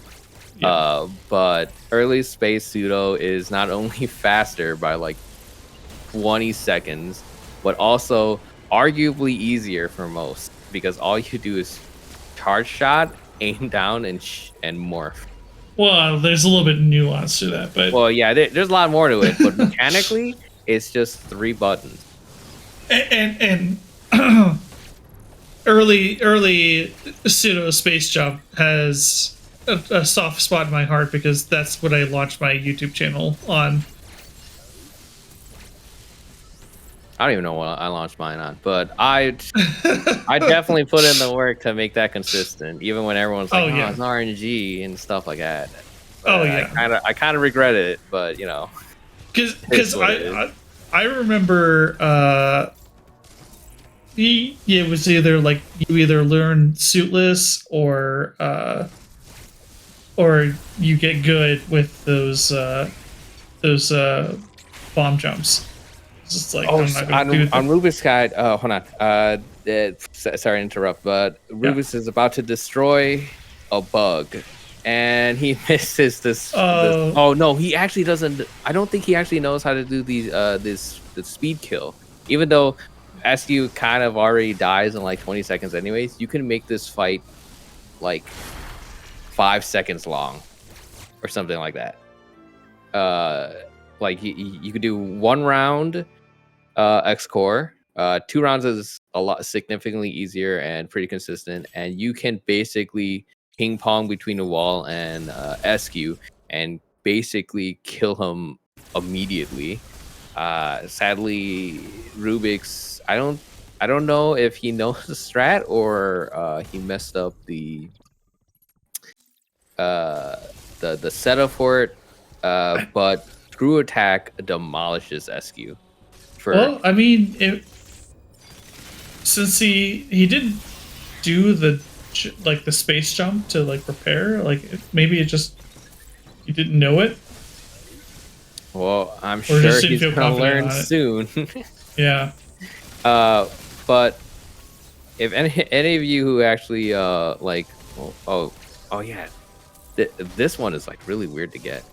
Oh, that's nice. I like the I forgot all about this. I like the flash shift. Yeah, only for his energy part, because no one cares about energy parts. But yeah, if any of you actually played Dread casually, you would remember SQ being like very difficult. Like he was actually a very difficult boss. But Screw Attack basically negates everything he does, which is dope.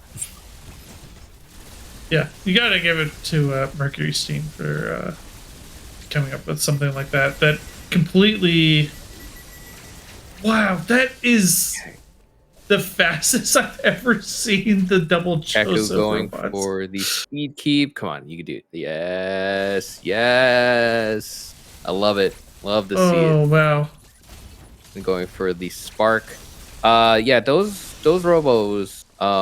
Like I said before, Gold Robo has about 9,000 health. The Gray Robos actually have 7,500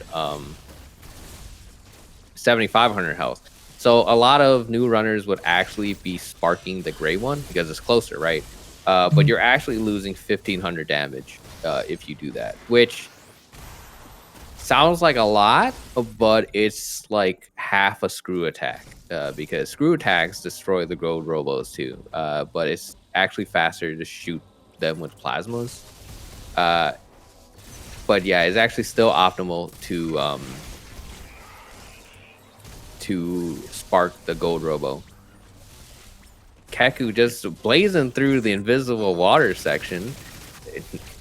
It's actually very easy to accidentally kind of just walk forward during the transition and just go into the water and die. I personally getting have not half the done that, PP, but missing the I'll spark believe shot. you on that. Let's see if we can get the other speed keep. Yes, almost perfect. Oh, is that Wave MECU? Oh my god, it's so fast. I actually didn't notice. Screw Attack also instant kills brains.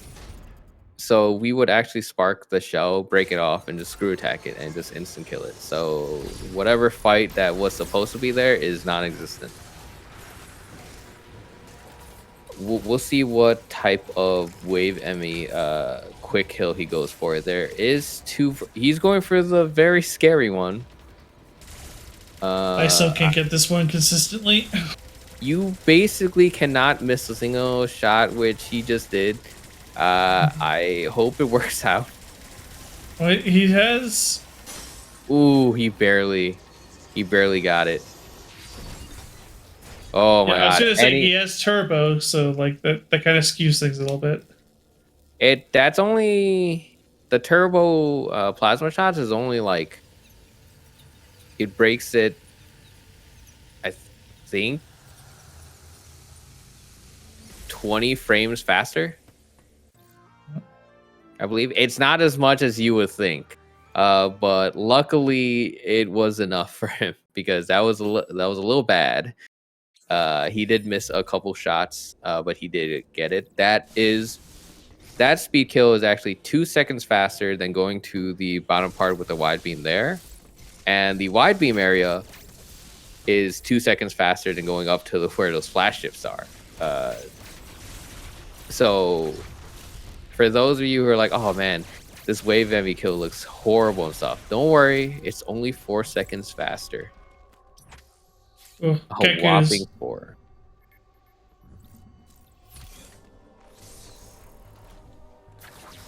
Doing the Flappy Bird method on. Oh, he's just straight up just Right. taking it to the face. Yeah. He already has the. Oh, yep. Oh, 1 jump is enough. I usually wall jump there. But yeah, he just taking all that. He Apparently. was pretty close to death. But Well, I actually sent him. No, he didn't do it. There's actually a method where you could do the wall jump, and he misses the slope too. Are you kidding me? Oh no! Don't miss this, Kaku, please. Nice. Hey, You can also ledge warp there by accident.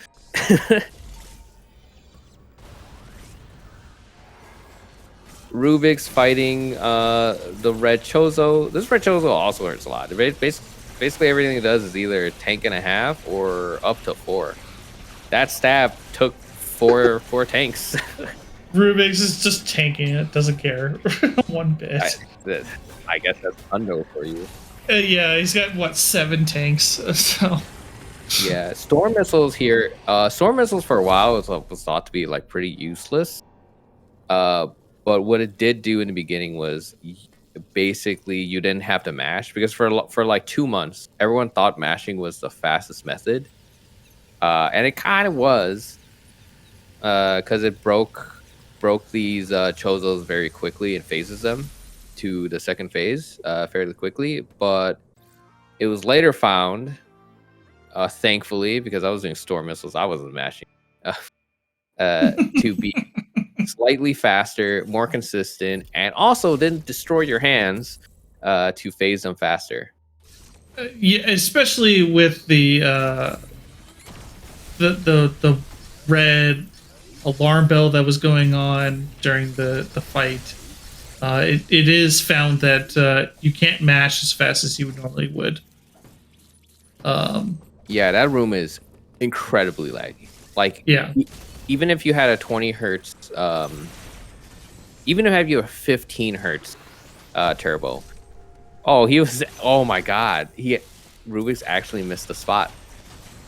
Even if you had a 15 hertz, you would, in that room, you would actually have a hard time getting 15 hertz, let alone 20 hertz. It's just that lag. But since Rubik's killed the red Chozo, I believe it is now cleanup time. So you're going to see a lot of speed keeps, a lot of flash, a lot of movement, and a lot of items being mass acquired.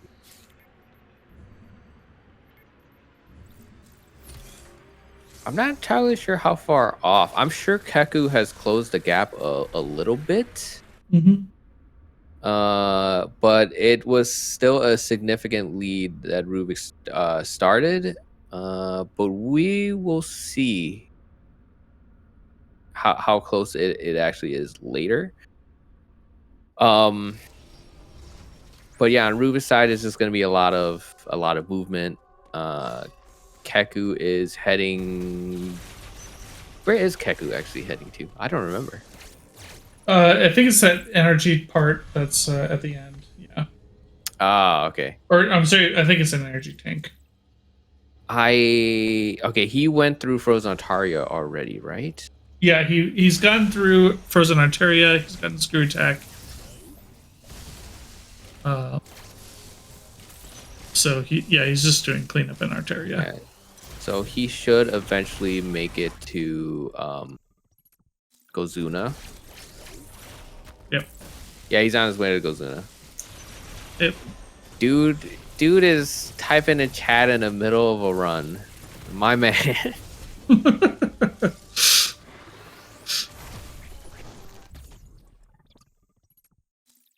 Rubik's doing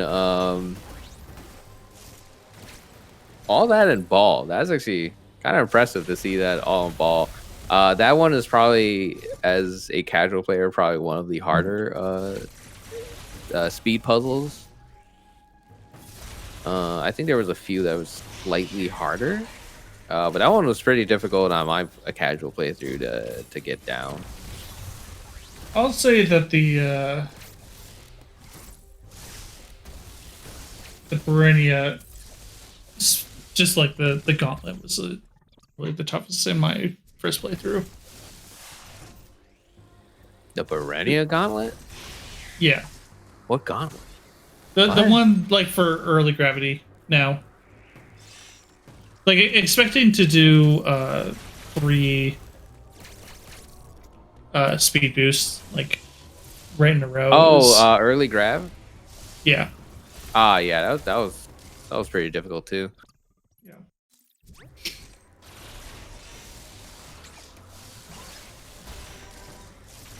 It only gets harder, boys.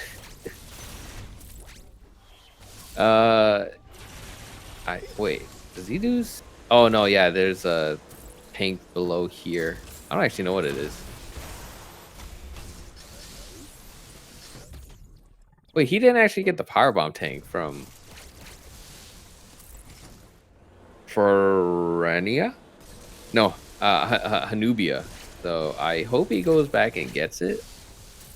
The one after Red Chozo. I'm sure he does. I hope he does. Because from the rules, if you miss an item, you lose like 5 minutes. Like just outright. Now, one thing we haven't even talked about was load screen. Load screens, there's a lot of load screens in Dread. Like, an incredible amount to the point where it's really annoying. Where to a point where there is a significant gap between digital and physical. Physical, NMG is 4 minutes slower than digital. Just on load time. Like, if you wanted to compete against digital, you would basically need a 4-minute head start if you had the same time. It is well, maybe not same time, but yeah, it's incredible. So Hundo, with how many load screens there are, it's actually significant. Keku doing the spark, yes. Now wall jump, flash, melee, spark. Ooh, a little bit too early, but he should be able to get it. Yes, the 4 spark, and it finished off the core. Perfect. Very sweet for Keku. Perfect Golzuna. Yeah, I was gonna say that one of the reasons why I don't run Hundo is the decision to put power bombs at the very end of the game, and they're required for multiple puzzles. So, yeah, it was definitely a rush decision. That's the only thing I could think of, because even if you had power bombs, they don't actually do a lot. Well, actually, besides running robos. Yeah, all they do is solve puzzles, and well, the robos actually die. Like the robos, Berenia robos, they actually die in one shot by the power bombs, which is cool, but it's only Hundo related. Besides that, you use 4 power bombs total after you get it, if at all, which is sad. Power bombs are pretty cool. Yeah, I like them in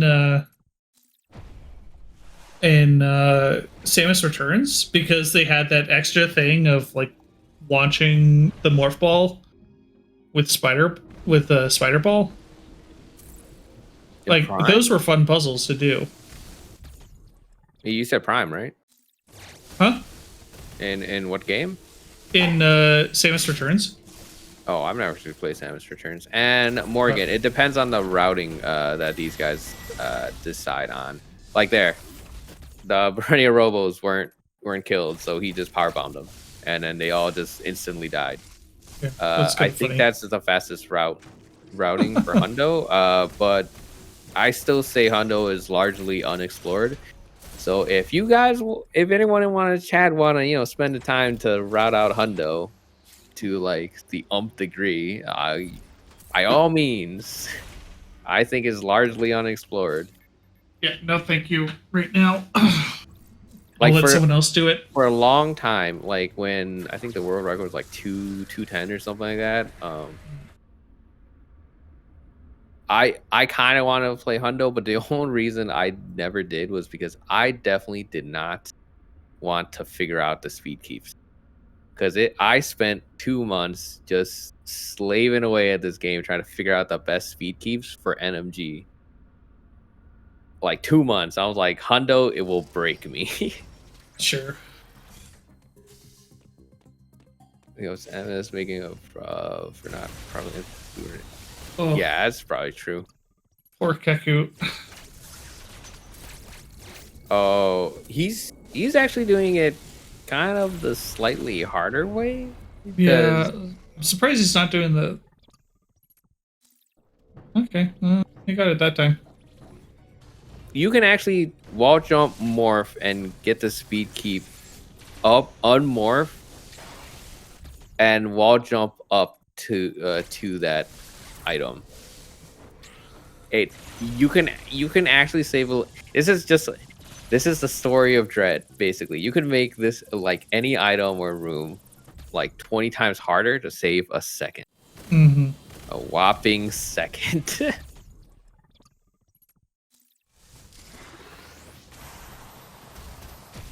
Which makes me a 125 player instead of a 150 player at this point. Oh, I didn't even know there was an item down there, man. It has been like 6 months since I even played this casually, so I have zero idea where anything is.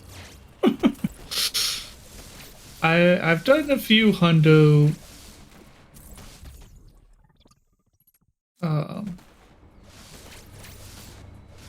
playthroughs just casually, so I have a pretty good idea of like where things are. But in terms of like the routing, I'm still learning. Oh, that was such a good speed keep.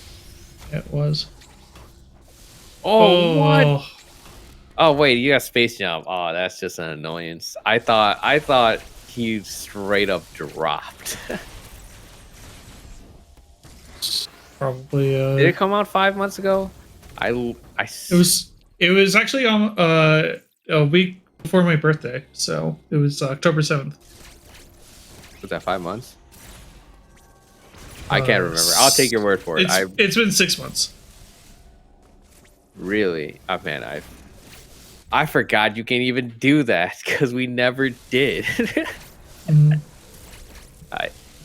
Grapple is largely just a movement tool in NMG, and you barely ever see it used. Like you use it for movement because and like the block. unfortunately, like a lot of the grapple spots are just completely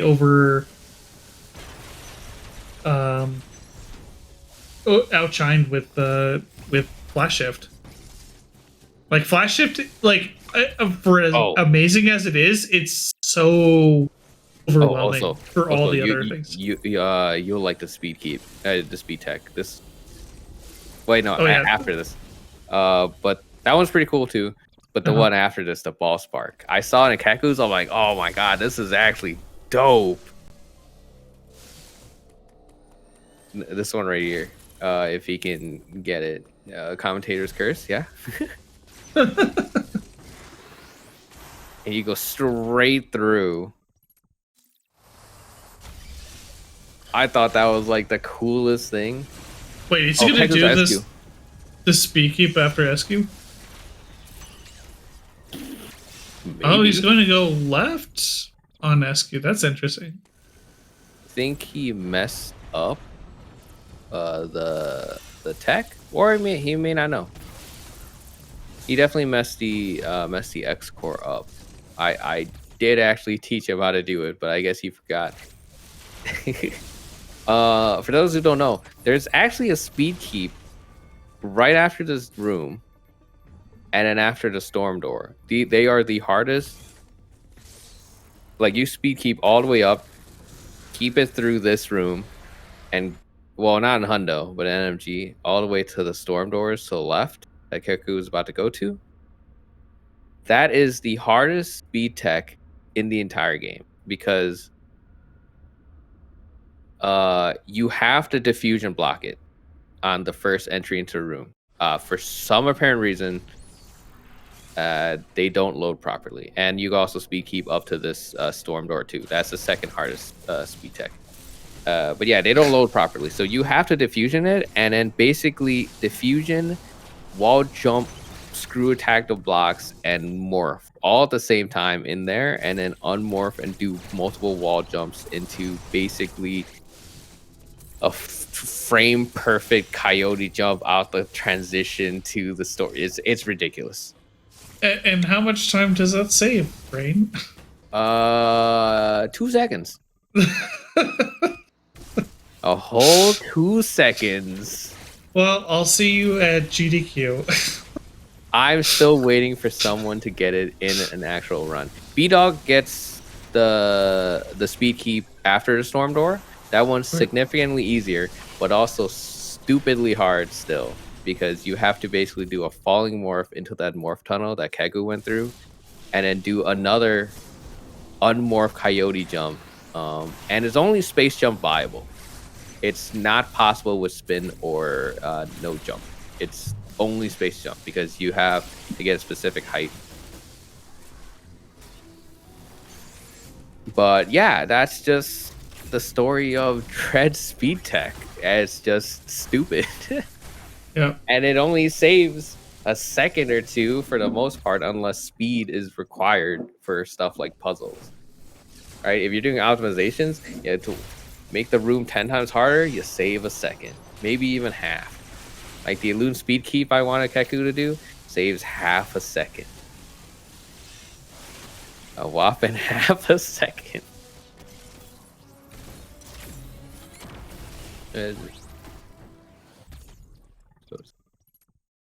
So the resolution's a little hard to tell, but I think Keku's at 151 missiles. I think Rubik's is at 223, 229. I think 223, because it's 225 is the... Keku's at 161 from chat, thank you, and 229. Okay.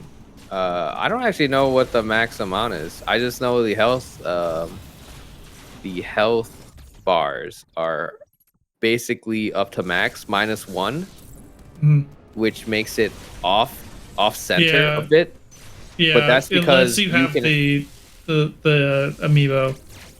Yeah, if you guys didn't know, you can actually use amiibo in this game and get a free resource refill once a day, and a free energy tank, which is way better than the Samus Returns amiibo, which locked the fusion mode, which was the hardest difficulty in that game. Locked? Yes, it was locked. Keku's stream froze. No. I don't really know what's gonna happen now, but he did get the Wave Emmy quick kill that Rubik's also got, so that's impressive. I'm sure he's scrambling to get the stream back in order while the 20 seconds of loading happens for getting an item.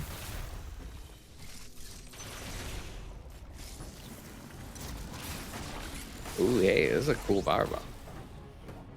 Commentator's curious about talking about locked mechanisms. Apparently, we do have the power. The funny thing is Rubik's was telling me to tell him if his stream would freeze. So this is not a situation that was expected, to say the least. Oh, that was a cool spark thing. Yeah. I'm surprised he didn't just screw tack through all of them, but Keku had a computer crash? Wait, do we pause the run?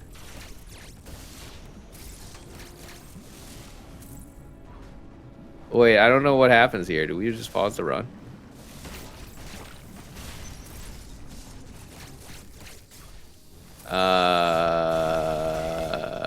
We'll have to. I'll just have to wait. Guess we'll just give him a time save, or I don't know. I'll message Whalerinth, but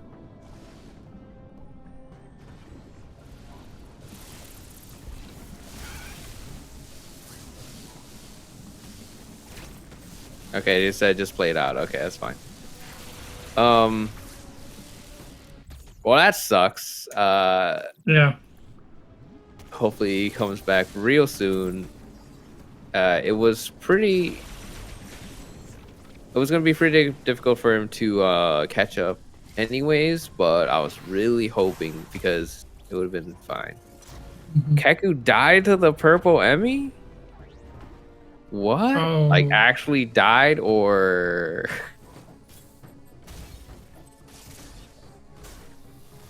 oh my god, he okay, so he has a streaming computer, so I guess that one died, but his...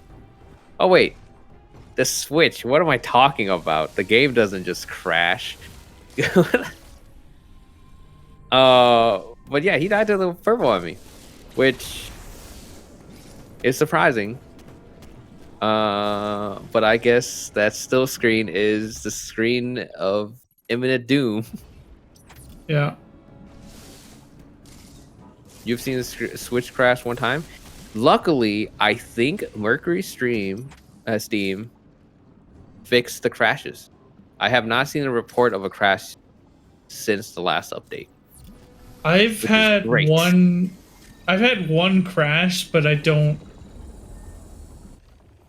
play as nearly as much as like the top runners do. Yeah, you only really would see a crash or risk a crash if you did like 2 runs in a row. Like anything more than 2 runs, you start risking crashing.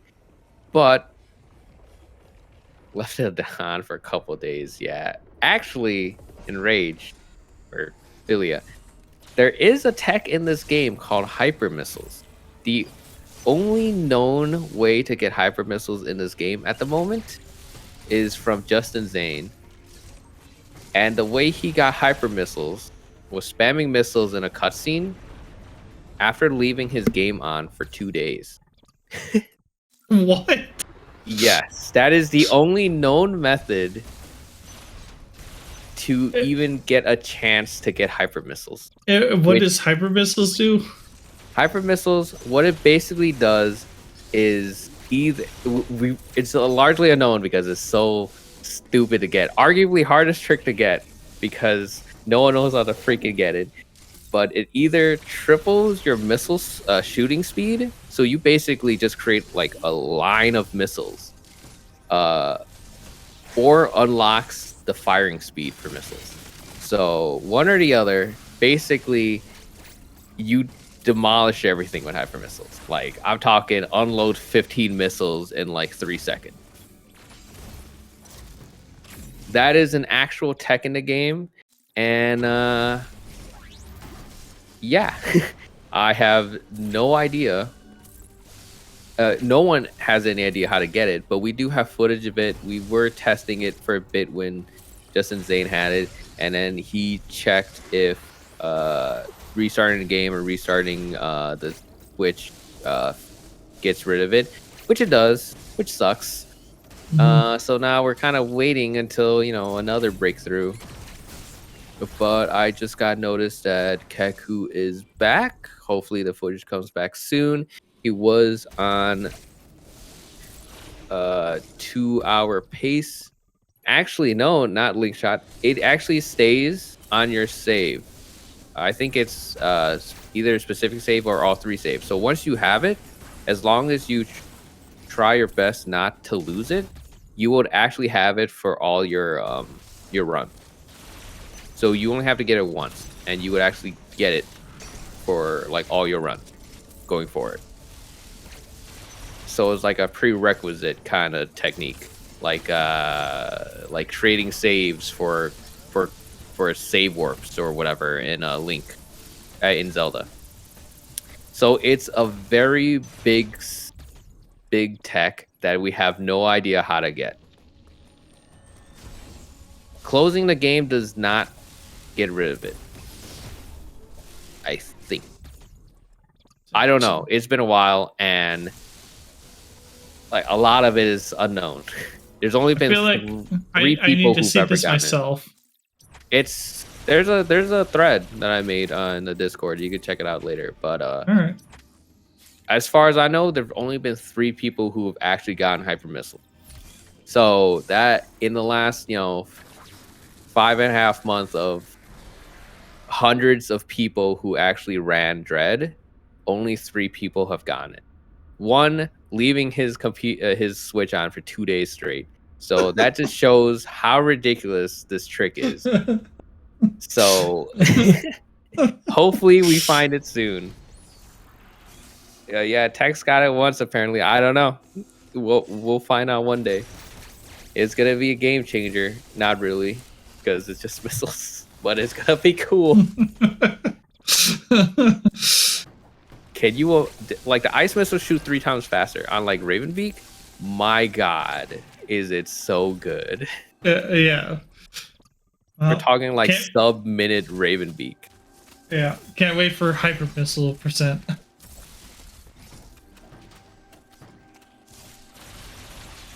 One day. But yeah, I wish there was a lot more to talk about right now, but it's just mostly cleanup. It really is. A lot of speed tech, a lot of flashing, a lot of acquisitions. If I knew more about the route, I would commentate more on the difficulty of it. Because most of these stuff is actually pretty hard to do, especially consistently. But I don't know enough. Well, I mean, honestly, I think it's more knowledge base more than mechanical prowess. I know there's one speed tech in the lava room in Cataris. No, yeah, Cataris, where they actually grab the what is it? The grapple block and then go around and then do a speed keep and then ball spark up and stuff like that. That one has a very difficult speed keep where you ignore the backtrack. We'll see if Keku does it. I don't think he does. I'll point it out when he gets there if I even notice it because it's probably a ways off. But yeah, that's the only one I know that is actually very difficult.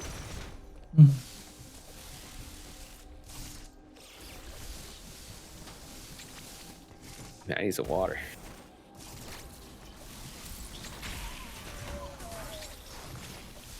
Oh, here's the pulse scanner that Keku got early, before he even goes Luna, which was surprising. I don't know how much the time save for going this later is compared to getting early.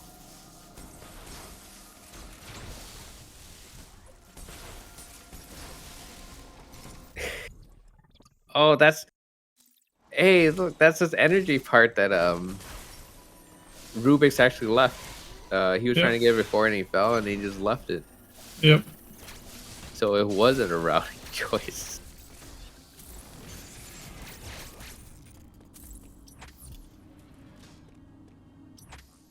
Time to clear up Ilum.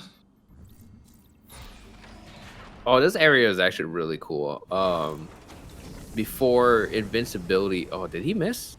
Was that actually a miss? Oh, that was a miss. Keku missed the speed blocks. Yeah.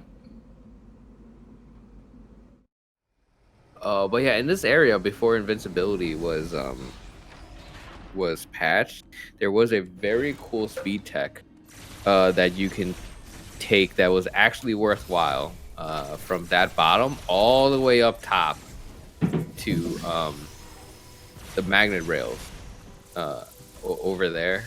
It's like a giant speed keep. It was actually really cool. Too bad it's basically worthless now.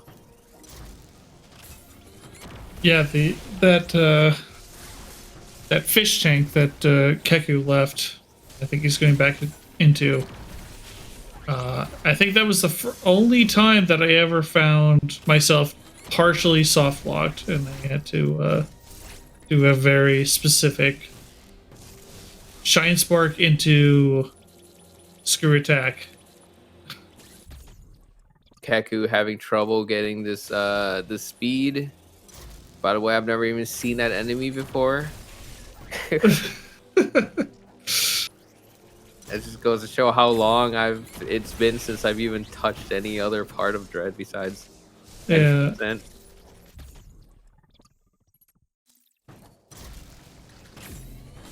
Keku. But yeah, this room just kind of oddly lags, like during loading.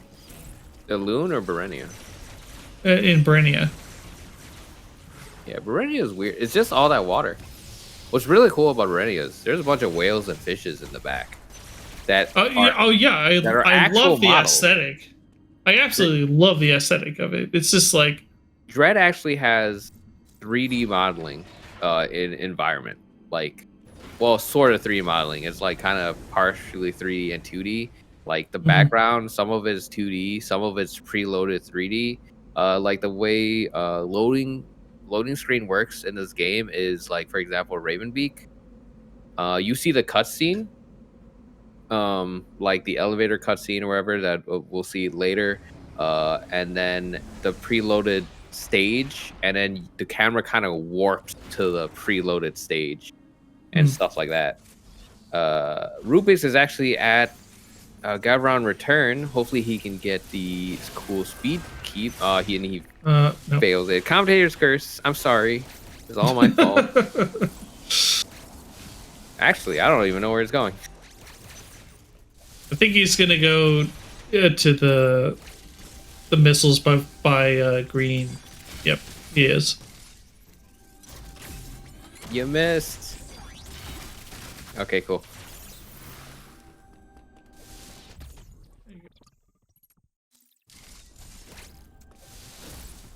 It's actually very difficult for sword missiles to miss because it's auto lock on. What's really annoying is Mercury Steam made it very difficult for us to really sequence break or anything. Like those storm missiles, you would think you can just like shoot 5 missiles at it like really fast in like basically the same time frame. It doesn't work. It's hard coded to storm missiles. Yep. Which sucks. Absolutely, it does. So, kind of wish that if we could do that, we would actually be sub-hour because we can skip like. Because we can skip plasma. We could skip a lot of things just being able to skip storm missiles. Yeah, like all of Illum is just skipped.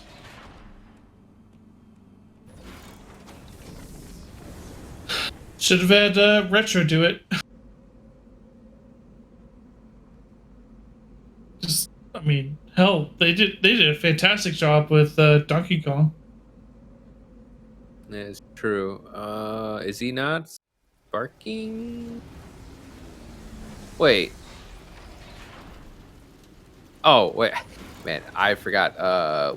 What was it? Rubix did the spark method for it. Keku just decides to just space jump, which is fine. I don't actually know the time save for that.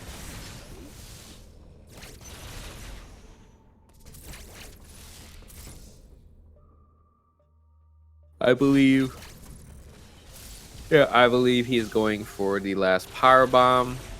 I think it's a power bomb.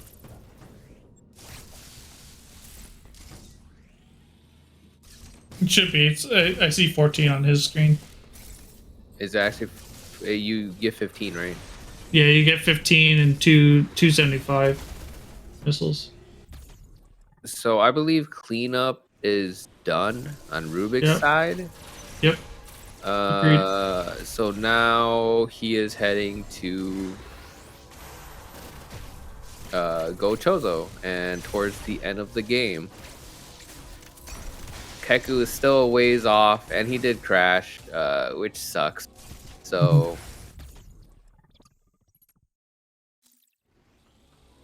we'll actually see if he dies. I would be very surprised if any one of them dies at this point. Crashing, maybe. I don't know if it's actually been fixed. Crashing, I think, is more likely than dying at this point. Let's be honest, Rubik's is just taking all the hits. Oh my god, he's already past half health. Oh my god, look at this. Look how much damage Gold Chozo does. It's ridiculous. It really is. Like, after Golzuna, everything does at least like 2 tanks. Actually, no, it's technically after Frozen Altaria. Everything does like 2 tanks. Yeah. At least. Like, Go Chozo Stab does like 4 tanks. On hard mode, it's basically an instant kill. Are they using it's an instant It's turbo kill, but well, at NMG it is. On hard mode, NMG is basically instant kill. I did just fine on my hard. You tank the stab. Not the second phase stab, but the first phase stab. Oh yeah, the first phase stab does like 2 tanks. Yeah. And the second phase stab does. And I had 3. On hard mode? Yeah. I don't remember any of that, but yeah, these things freaking hurt. No question, they hurt. But let's see, Rubik's is heading towards basically the last 3 minutes of the game. Off to Beak. He has turbo, so we'll see red parry skip. So yeah, this will definitely interesting. He's just gonna be blasting the crap out of Beak. You'll see some cross bombs, and yeah, just hold down shoot. You need 15 hertz to do what he did, or roughly 12 or 13 plus storm missiles to basically skip his gold armor, which makes him invulnerable for like 20 seconds. Yeah, I don't know about you, Rain, but I still can't do 15 hertz myself. I actually did on my all bosses glitches PB. I accidentally hit him too many times and accidentally did the red parry skip. Really? On like my first try. It was actually wild. Now I could do it like reliably, which is crazy. But oh man, he went into the sun. Right in the sun. I ruined PBs doing that. It's actually ridiculous. But what so here's one of the benefits of turbo, besides your hands not getting destroyed from spamming. Because he has turbo, he can actually missile weave and do the void cross, which is using cross bombs. And is he gonna die? Oh my god, Ruben's cutting it close. Don't get hit. Just using every E-tank as much as possible. But yeah, there is a strat called the void cross where you basically missile and cross bomb. And cross bomb does as much as an ice missile outside of phase 1. Phase 1, every bomb in the cross bomb actually does damage. So you can do a whopping 4,800 damage if all of them hit cross bomb. You don't want that much damage, but you can actually do 4,800 like damage. But yeah, it's a strat. It helps missile economy and it boosts the boosts the fight times down considerably. And turbo allows you to do missile weaving fairly consistently, which is the fastest form of basically shooting. Plus that, so that's the main benefit that turbo gets, or the most noticeable one. Yeah, and I am capable of doing single gold skip on 2 storm missile lock-ons, which I believe is 10 hertz. Yeah, it's around 10 or 12. It's a lot less less painful. Well, I'm old and Yeah, the main benefit for turbo is health. That's basically it. And that's a good thing, because dread hurts. it does. We will see ball spark. Actually, if you were to double jump past the rubble on the right, you wouldn't trigger the cutscene. Instead of doing the ball spark, getting the recovery speed keep, and Rubik's has finished the game. He has escaped exploding another planet on Samus's wave to galaxy destruction. Have you seen GG's to Rubik's? the SpongeBob meme where they have a fish?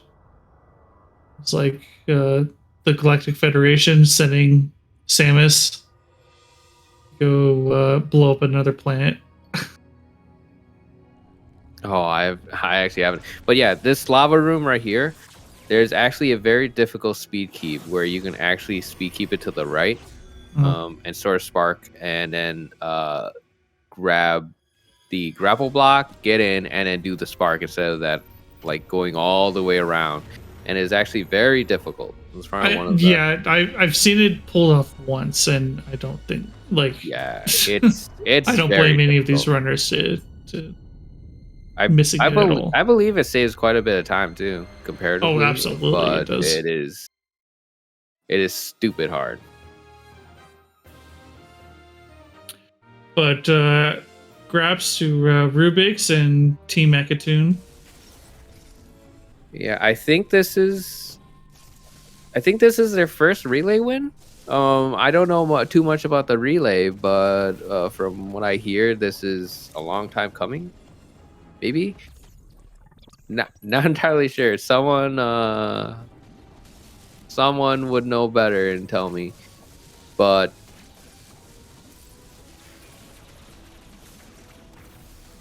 yeah, Kaku is fairly close to the end. Also,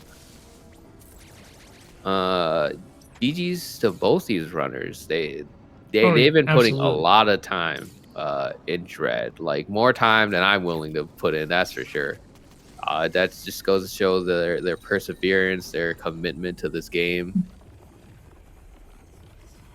and just how much they've optimized this run. And this game is still fairly new. It's only been 5.5 months, so you're seeing like kind of the tip of the iceberg kind of situation. Like it could go so much lower, maybe. Hopefully. I absolutely hope it goes so much lower. I just want hyper missiles. Where's my hyper missiles, guys? Go find it, please. Leave your Switch on for 28 days. I don't know.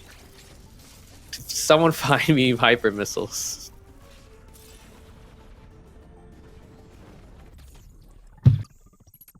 Oh my god, host finger. I was actually in a situation like that. It actually took me 2 hours to figure out my passing, because in Varia, I forgot to break the right blob to lower the water. So I actually didn't know about that. So I ran around literally everywhere and was lost for like 2 hours just because of that one blob. On my first casual playthrough. You could just grab that ledge. That's nice.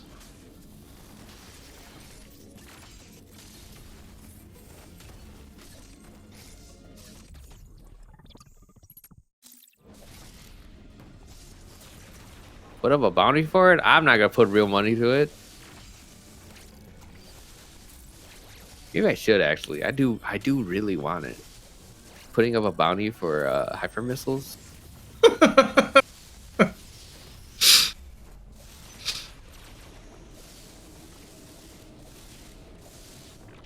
But it's such a wild, just a wild trick. Like, where would you even begin besides just leaving your Switch on and hoping it works?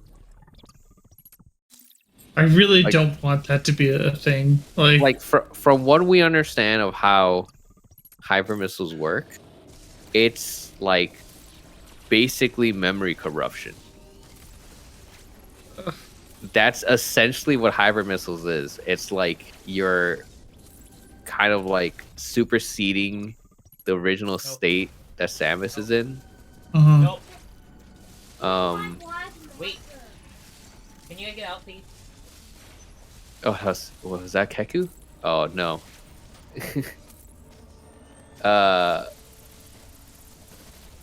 Yeah, like Tex said, it's it might have to do with counter sequences, because counter sequences do increase shoot speed. So you would somehow break a counter sequence, you would somehow memory corrupt the game or save corrupt the game or something, into giving you increased missile speed, and Keku missing the speed tech. This one is actually pretty hard for even intermediate runners.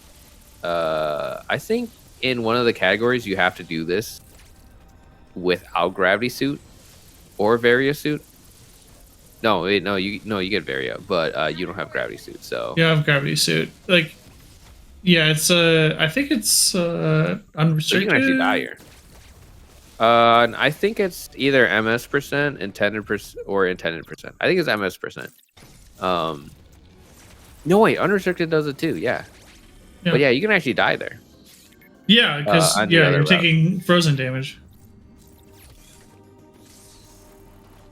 Yes, yes, Sano. There has to be, but we have no idea.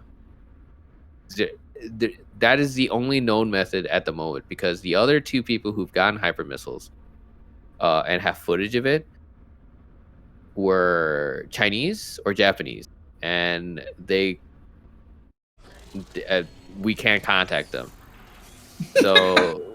So you know, the only person we could was Justin Zane, and we were testing it out with him, and then he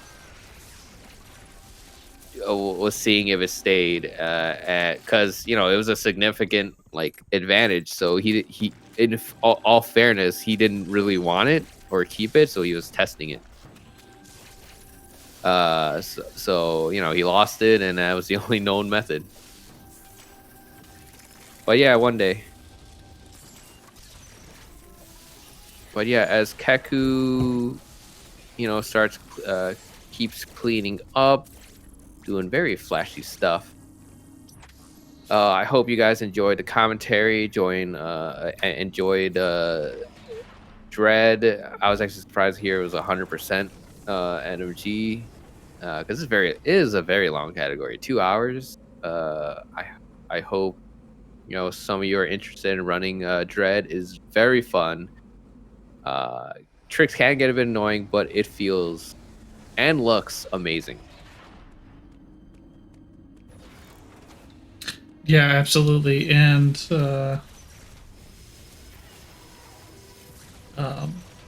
highly encourage, I think me and Rain have dedicated YouTube channels to helping players work on mechanics and improving themselves on Metroid Dread. Please check us out on YouTube. Yeah, but also check out these runners. I know Keku basically streams like almost every day at a weird time. He is in Hawaii. I'm not entirely sure what Rubik's schedule is. His isn't actually Rubik's Cuber there. It's actually Thane 9 or Thane 6. I'll have to check later, but yeah, be sure to check these guys out. They've put a lot of time in Dread. Yeah, absolutely. Yeah, Thane Q. Oh, I thought it was a 9. I'm clearly dyslexic or something. But man, it's gonna be a while till I come back to Dread, because I'm running SM and Prime right now. Or well, Prime eventually. But man, God, this looks so good. Look at that spark shot. I Oh. can't believe he missed. That was the longest. I didn't even know they do that. But that's probably one of the longest ones.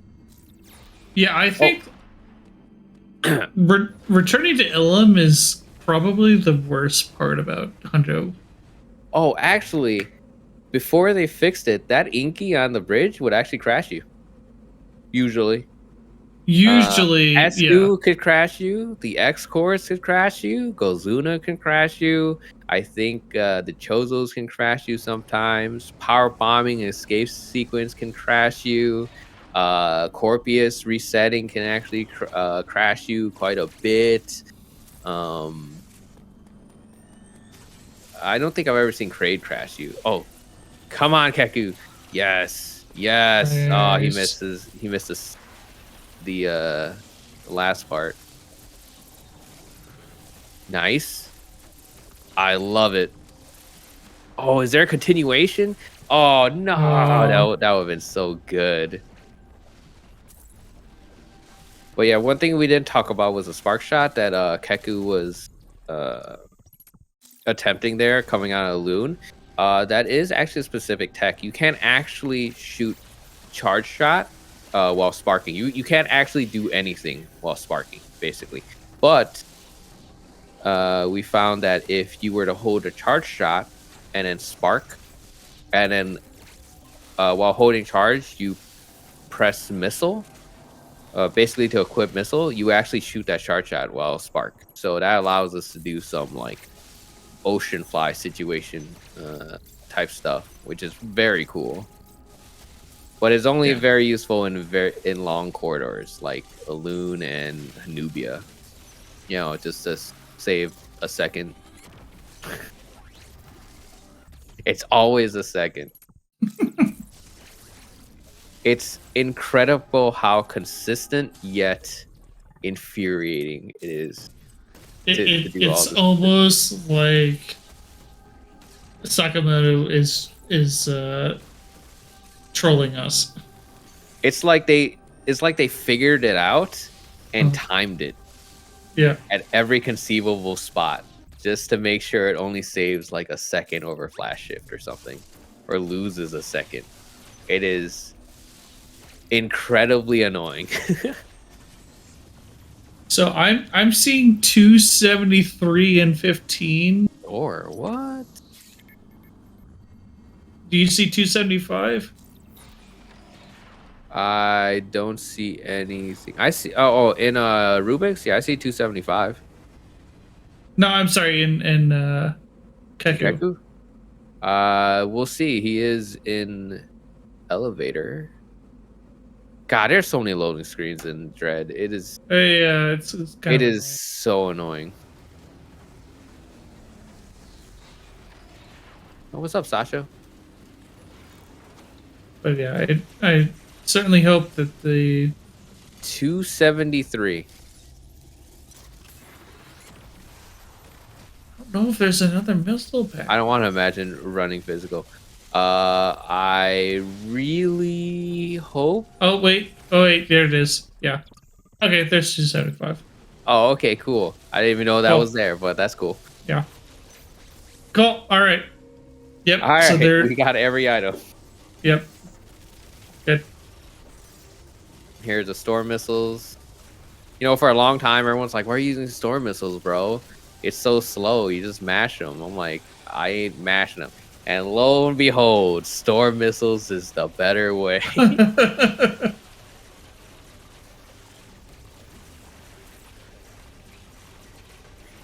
God, the mashing on Keku is, dude's basically a walking turbo. Yep. You guys aren't aware, he doesn't use turbo, as far as I'm aware. No, it didn't look like it was turbo, but dude must have 4 arms of stone. Between B-Dog and Keku. I mean, I personally don't use envious. turbo, but that's just because only really Kraid hurts for me. But yeah, it's a real concern for people running Dread 2, and having turbo be legal is a really big step forward. Because it hurts a lot, and it's not that it hurts. It also limits people who actually have like hand problems. Like I have like tendonitis or carpal tunnel or something. So running dread actually really hurts. Like I would actually lose grip strength pretty significantly if I ran dread as possible long-term damage. So turbo being allowed is so good, especially for the community. Whoa, what is? you forgot to... Well, oh no, he duck. wasn't crouch. Kaku.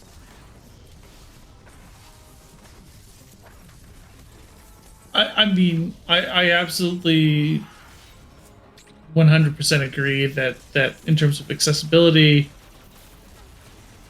Walking turbo, my dude. turbo needed to be allowed and everything, but Oh, we actually never talked about this. This melee crouch. It is a weird thing. If you melee, as long as you're not too far to away or under him, he will just miss.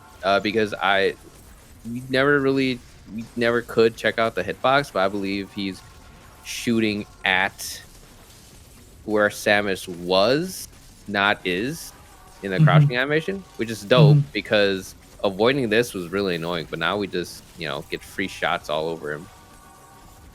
yeah, absolutely. Yeah, no, the running crouch is an absolute game changer in terms of Ring Beak, and like especially on Kaku, don't die, please. I know it's tempting, but don't die, please.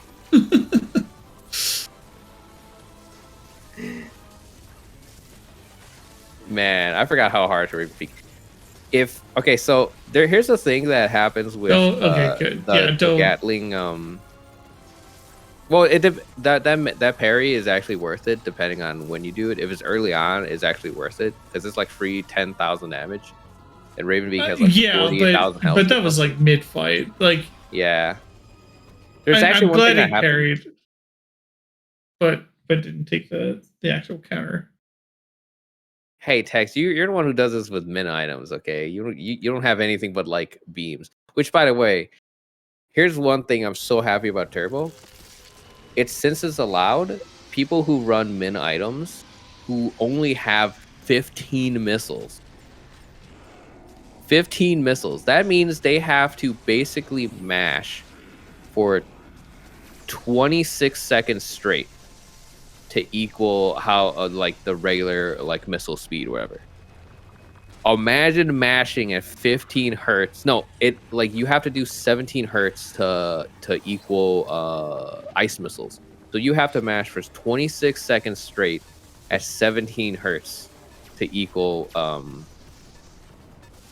the original amount, right? Like, thank God for Turbo for them. Like, if Turbo was loud, I wanted for that category at least.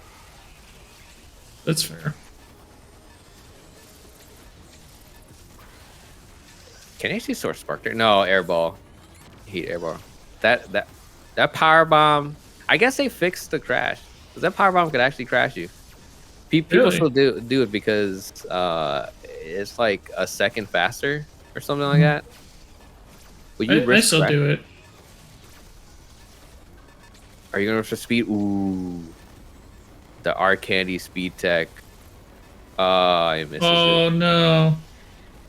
You could have kept the speed here, all the way here, and then all the way down to here. And yep. And you could have did that. That's probably one of the hardest speed techs in the game. I still refuse to do the quick shine spark into that ladder. It is actually no. That Sora Spark is actually faster than doing the speed keep all the way through. Oh, so we're doing a little interview? Oh, that's dope. We can. What's up, Keku? Hello. Hey, Kaku. I mean, we can, but like it said, they said we can do a little interview with the runners and stuff. So my Oh, cool. computer I understand. crashed and it messed me up. Oh yeah, I'm sure. It kind of sucked that your computer crashed. I was on 2 hour pace, so yeah, and then I Uh, messed up everything else after that. A But it's sub okay. 2 I hour? mean, Wait, it was fun, was right? that a PB run? No, I PB last night, so with a 159, but still, like, I was on 2 hour pace and just with all the mistakes that I made, yeah. Yeah, what happens if Rubik's pace is on? Because if without the crash, it might have been a close one. Yeah. Well, hard to say. It's hard to say, but like looking at the clear times, like Rubik's was at a 220 and Keku was at a 214. Yeah, so you made up. So you came in with a 15 or so minute deficit. So you made up 6 minutes on that, probably. Yeah, I don't know. I was just like, okay, go. Okay, I'll go. Yeah. GG, Kiku. GG. Yeah, GG's. Yeah, GG Yeah. guys. So how was the race for you? Yeah, I was watching a little bit of the beginning for you, Rubik's, and then like, I was like, oh, did you forget? That was a terrible. When I missed that item, I just You died tank in the inside. beginning? Yeah, Oh, so you and did forget. and you know what? I know why I forgot it, because I was watching your guys' stream, but since it's delayed, I was like, Our oh, I fault, wonder Rain. what. Well, no, I was just yeah, it's distracted. our fault. No, but then you guys reminded me that I skipped the item, and I was like, "Oh fuck, I gotta go back and get it." so then I panicked, and you noticed that I died through that vertical magnet door because I totally forgot about that glitch, and yeah, that was just a mess. Yeah, okay. that It usually never happens. Well, it's funny because I hit Adam skip, I hit the water skip. Oh yeah, did all second the try, hard Adam. tricks. You both got it very quick, which was Yeah. surprising. That just shows how much you guys practiced it. Oh, I know. Yeah, Yeah. practice the hard tricks, but not the easy ones. Oh, yeah, I can't You wait. didn't practice the routing. Yeah. I gotta practice some more. Movement is like a big thing. Like, for some reason, my stomach best says 155, and I'm like, okay. And then like, but then like, it always comes down to movement, no matter what Metroid game you play. Like even I ran Super Metroid for many years, or not many years, but like a couple years, right? And like, my movement still needs a lot of improvement. Like I have a 47 and 8%, but it's always that comes down to improvement, no matter what, regardless of like tricks and like how you do boss fights and stuff. It's always movement. So yeah, Yep. it just goes to show, even with this game, you gotta have really good movement too. Yeah, totally. That's any Metroid. Yeah. When you look at the top runners versus, I guess, some of the intermediate runners, like once you're an intermediate runner, you're probably going to get most of the tricks or all of them in a Metroid. But even if you're like 5 to 10 minutes off the world record, it's no surprise if 100% of that time is just because your movement wasn't optimized. You jumped a couple pixels too high here, you missed a shot, cancel infusion there. Yeah, but it's not only that too. It's also the consistency. You know, the consistency is another big thing. Like to how you do your runs and stuff. So crazy. Yeah, think what I that's always what- say. Yeah, what I always say is, what was it? Tricks save you a set time, but movement saves time forever. Good point. Exactly. Like you can spend in 5 hours learning one trick for 11 seconds, but if you'd put that just to improving your movement, you might have saved like a second in every room across the entire game. That's a lot more than 1 or 2 minutes. You hear that, Yeah, I feel chat? I feel like you guys are talking about me right now, because I practiced Hell Room for just a day straight, and I can nail it every time now. But yeah, it only saves like what, 5 seconds, 3 seconds, and if you die, it's like catastrophic. Yeah. Well, I guess the saying goes, swag above all else. Yeah. Well, yeah, I cool went into doing this it. going for swag for sure. Yeah. And by the way, that hell room saves 3 seconds. Yeah, and if you die, it's You know what? I need to save 1 frame. Gosh, Rain, tell me how to do those speed tricks. I just need to save 1 Dude, frame. the little speed tricks. Dude, okay, so there's a speed tech through, what was it, the right under spin, if you get the speed tech into the tunnel, you can save a whopping quarter of a second. Wow. But I have to head on out. But I thank this opportunity to Velvet for organizing everything. Thanks to Speed Gaming for helping with the restream. And as part of the Speed Gaming staff, the video for this will be the VOD for this will be up on YouTube probably this weekend or next week. So yeah. But you guys can continue on with the interview, and I'll be heading out. Thanks, guys. Great. All Thanks right. for Thanks, the run and Kaku. GG, I'll be back. Have a nice evening. GG. Bye. Got anything else about your run, Rubik's? No, I mean, I love this game. It's fantastic. I'm really happy with it. And it's incredible to just see how much better other players can be. Yeah, even just with little optimized things like movement, little tricks here and there. There's just so much to these games. Yeah, it's just a blast. Your run was really good. You definitely put up a wonderful performance. Thank you. I've been practicing hard. What was their end time, if you kept track? I did not keep track, but my in-game time was, I think, 2:20. So I think my real time was somewhere around between 2:07 and 2:10, I think. So that might have been a PB for you? I think that was a PB if it wasn't for that item that I missed at the very beginning, because that took me back quite a bit. But yeah, definitely. You might as well go back and check it, which is something I should probably do for my run. But I plan on watching my run back because I'm interested in hearing what the commentators had to say about it. Because I have quite a bit to say, but we can get to my run later. Hope has just joined us. Hope, as a runner of M2, how do you feel about your run? Can you hear me first off? Yes, sir. Yeah, you sound great. Okay, awesome. I'm the most tech ignorant millennial that is out there. I feel pretty good about my run. I remember kind of thinking back, I'm excited to watch the recording because I don't think I blew it anywhere.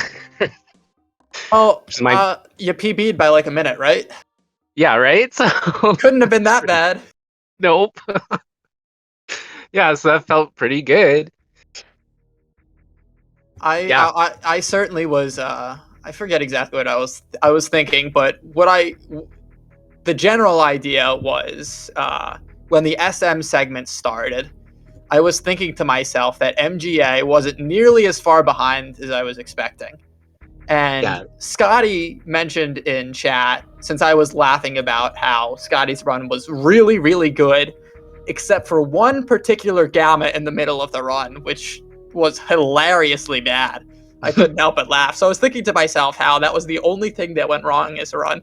And then he pops in the chat, into the Relay Discord, and is like, I was on PB pace until that one gamma. No. And I'm like, if he was on PB pace, and the gap between MGA is not as large as I anticipated, the gap between him and Professor School, that means the only circumstances that could have happened is Hope PB'd. And so I was thinking to myself that you had to have PB'd, and then that's why I asked. And when you told me you did, I was like, I wasn't surprised in the least. You had the sense. Your run was really good. Like there were a couple climbs that were a little rough, but yeah, and like a couple gammas that just were not cooperating, if you can imagine.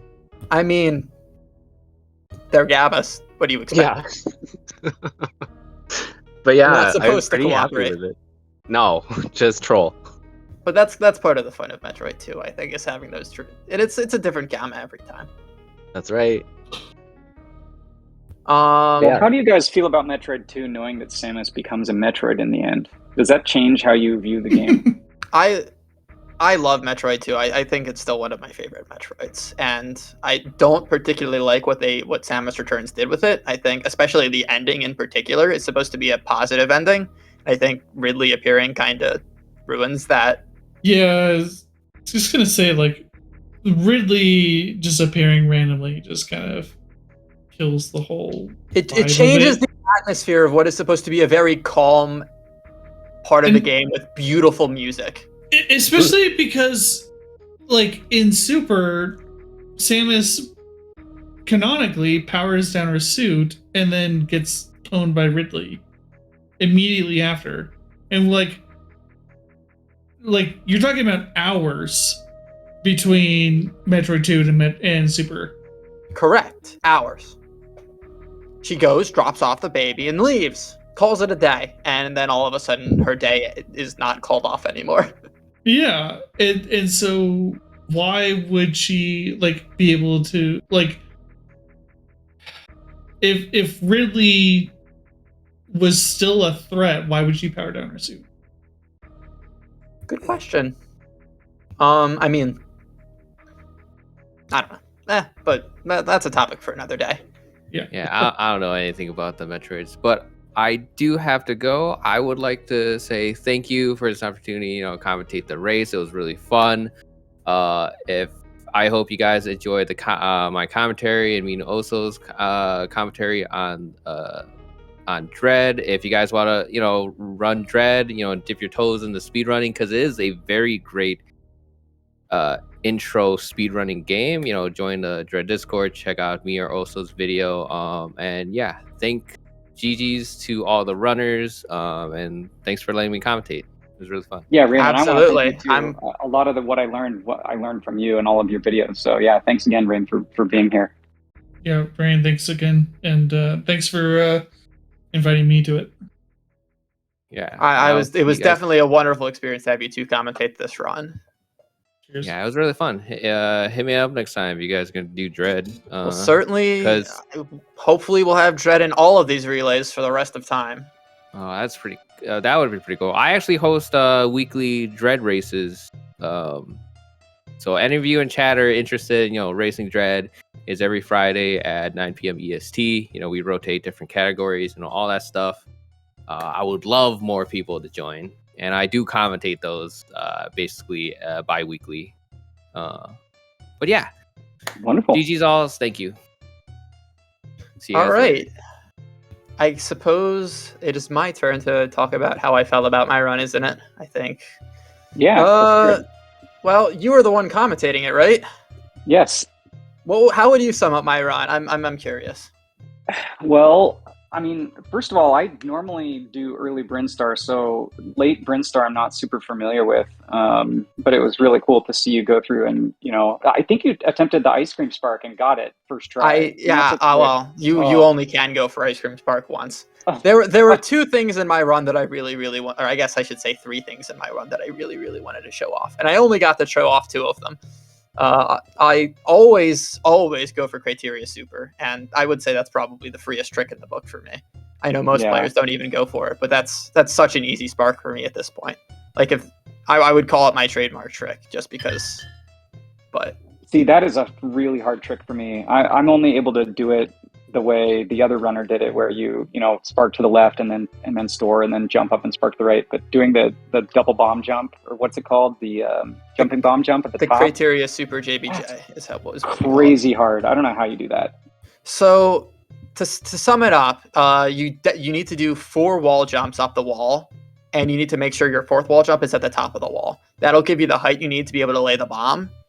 But you need to make sure you don't morph too early, or else you'll bounce. When you go to unmorph, you need to jump in the first 4 frames of unmorphing, and that'll allow you to get a vertical jump without activating your Shine Spark.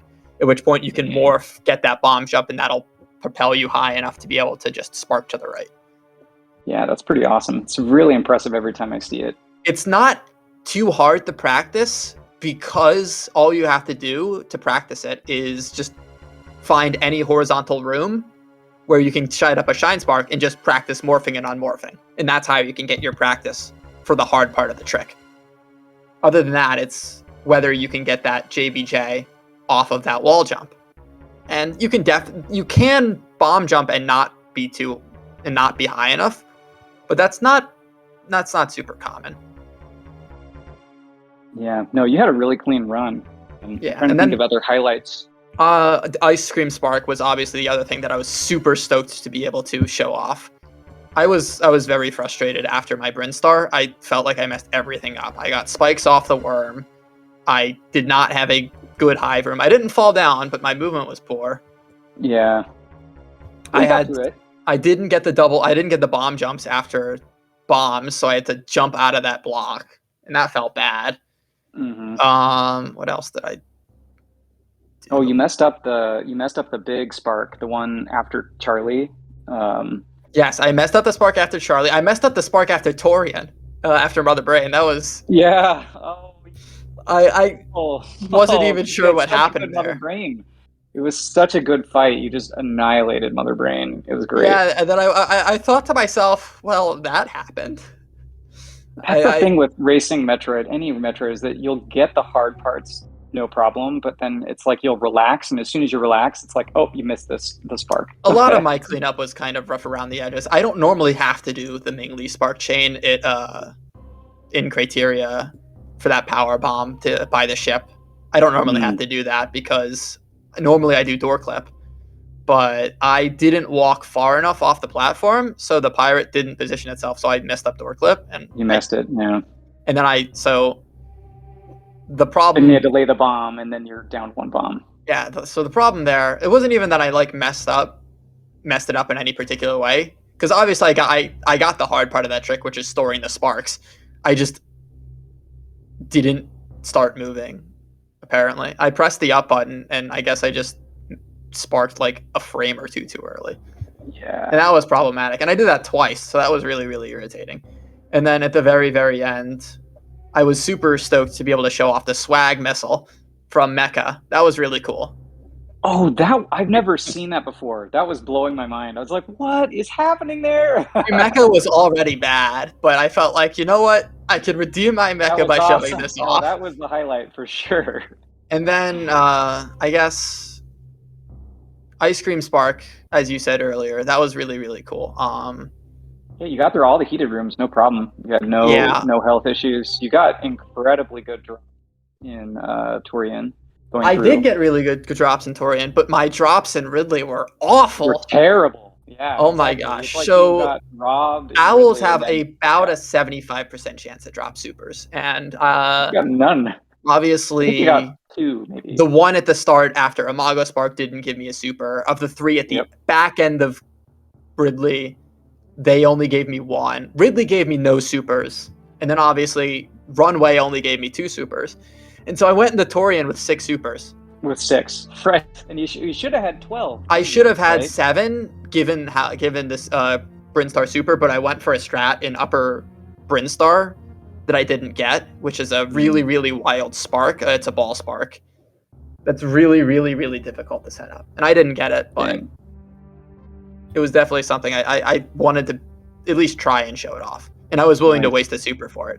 Fortunately, it didn't matter because my bad luck in Ridley was it was like every single Metroid wanted to give me double supers. I went into Mother Brain Room with 6 supers, going into Torian with 6 supers. Yeah, that's fantastic. And you didn't have to sit and farm. It just came. That's great. Yeah, so no, are you gonna try to learn are you gonna do like an early power bomb route in the future? Probably not. My goal has always been to get 110 using the old strats, just because I feel like 110 is always the goal for Zero Mission until early power bombs came around. And I feel like that's not at least it's not nearly as huge of an achievement anymore, just because a minute and a half of free time save, and I already have a 111. So that's like a 109 at this point shouldn't be too difficult. But I still want to get that classic 110 that everyone always talked about historically. Exactly, yeah. And then I guess the last issue I had with my run was I wanted to show off Escape Space Boost. But my movement was so bad I couldn't even make it to the top of the room holding that spark, so I didn't even get to try it. Yeah, that hurt. That was painful to watch. I didn't want to bring it up because that's one of those ones that you should just get. It's pretty free. Yeah, that was just bad movement. I mean, I also just didn't get the shine break, so that was also wonderful. Yeah. Well, I mean, you weren't even planning on running today, were you? No, I wasn't supposed to run today, but exactly. So you weren't prepared. You know what? Things happen, and you make the best of them. And you know what? I had a good time. I certainly didn't put up a good run by any means. There were a couple times where apparently I forgot where I was going. For example, when I went into Plasma Beam Room and cleanup, that was not intended. Hey, I did the same thing. I mean, I missed a bunch of items, and that's the nature of these games. It was honestly a matter of just me watching so much Metroid that my brain was blanking. a couple points in that run where I was kind of just like, my mind was wandering. And you know what? It's fine. Apparently, Destructor put up a equally hilarious run, so I am very much looking forward to watching that back. Yes, Probably I think there were some tomorrow. pretty funny things there. Yeah, exactly. And I will be looking forward to your commentary. I don't think we have any other runners who are interested in doing interviews at this point. Okay. So, yeah, we can conclude. Yeah, I want to thank everyone for coming out today. This event is an event that really only happens once a year, but it's something that I put my heart and soul into and look forward to every single year. It's different every year. It'll probably be an any percent relay next year.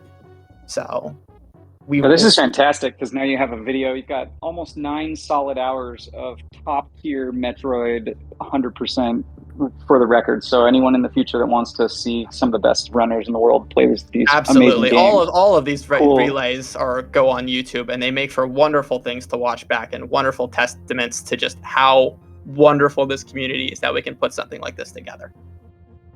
Super cool. Well, thanks a lot. Great work. Yeah, we'll see you next year, I guess, right?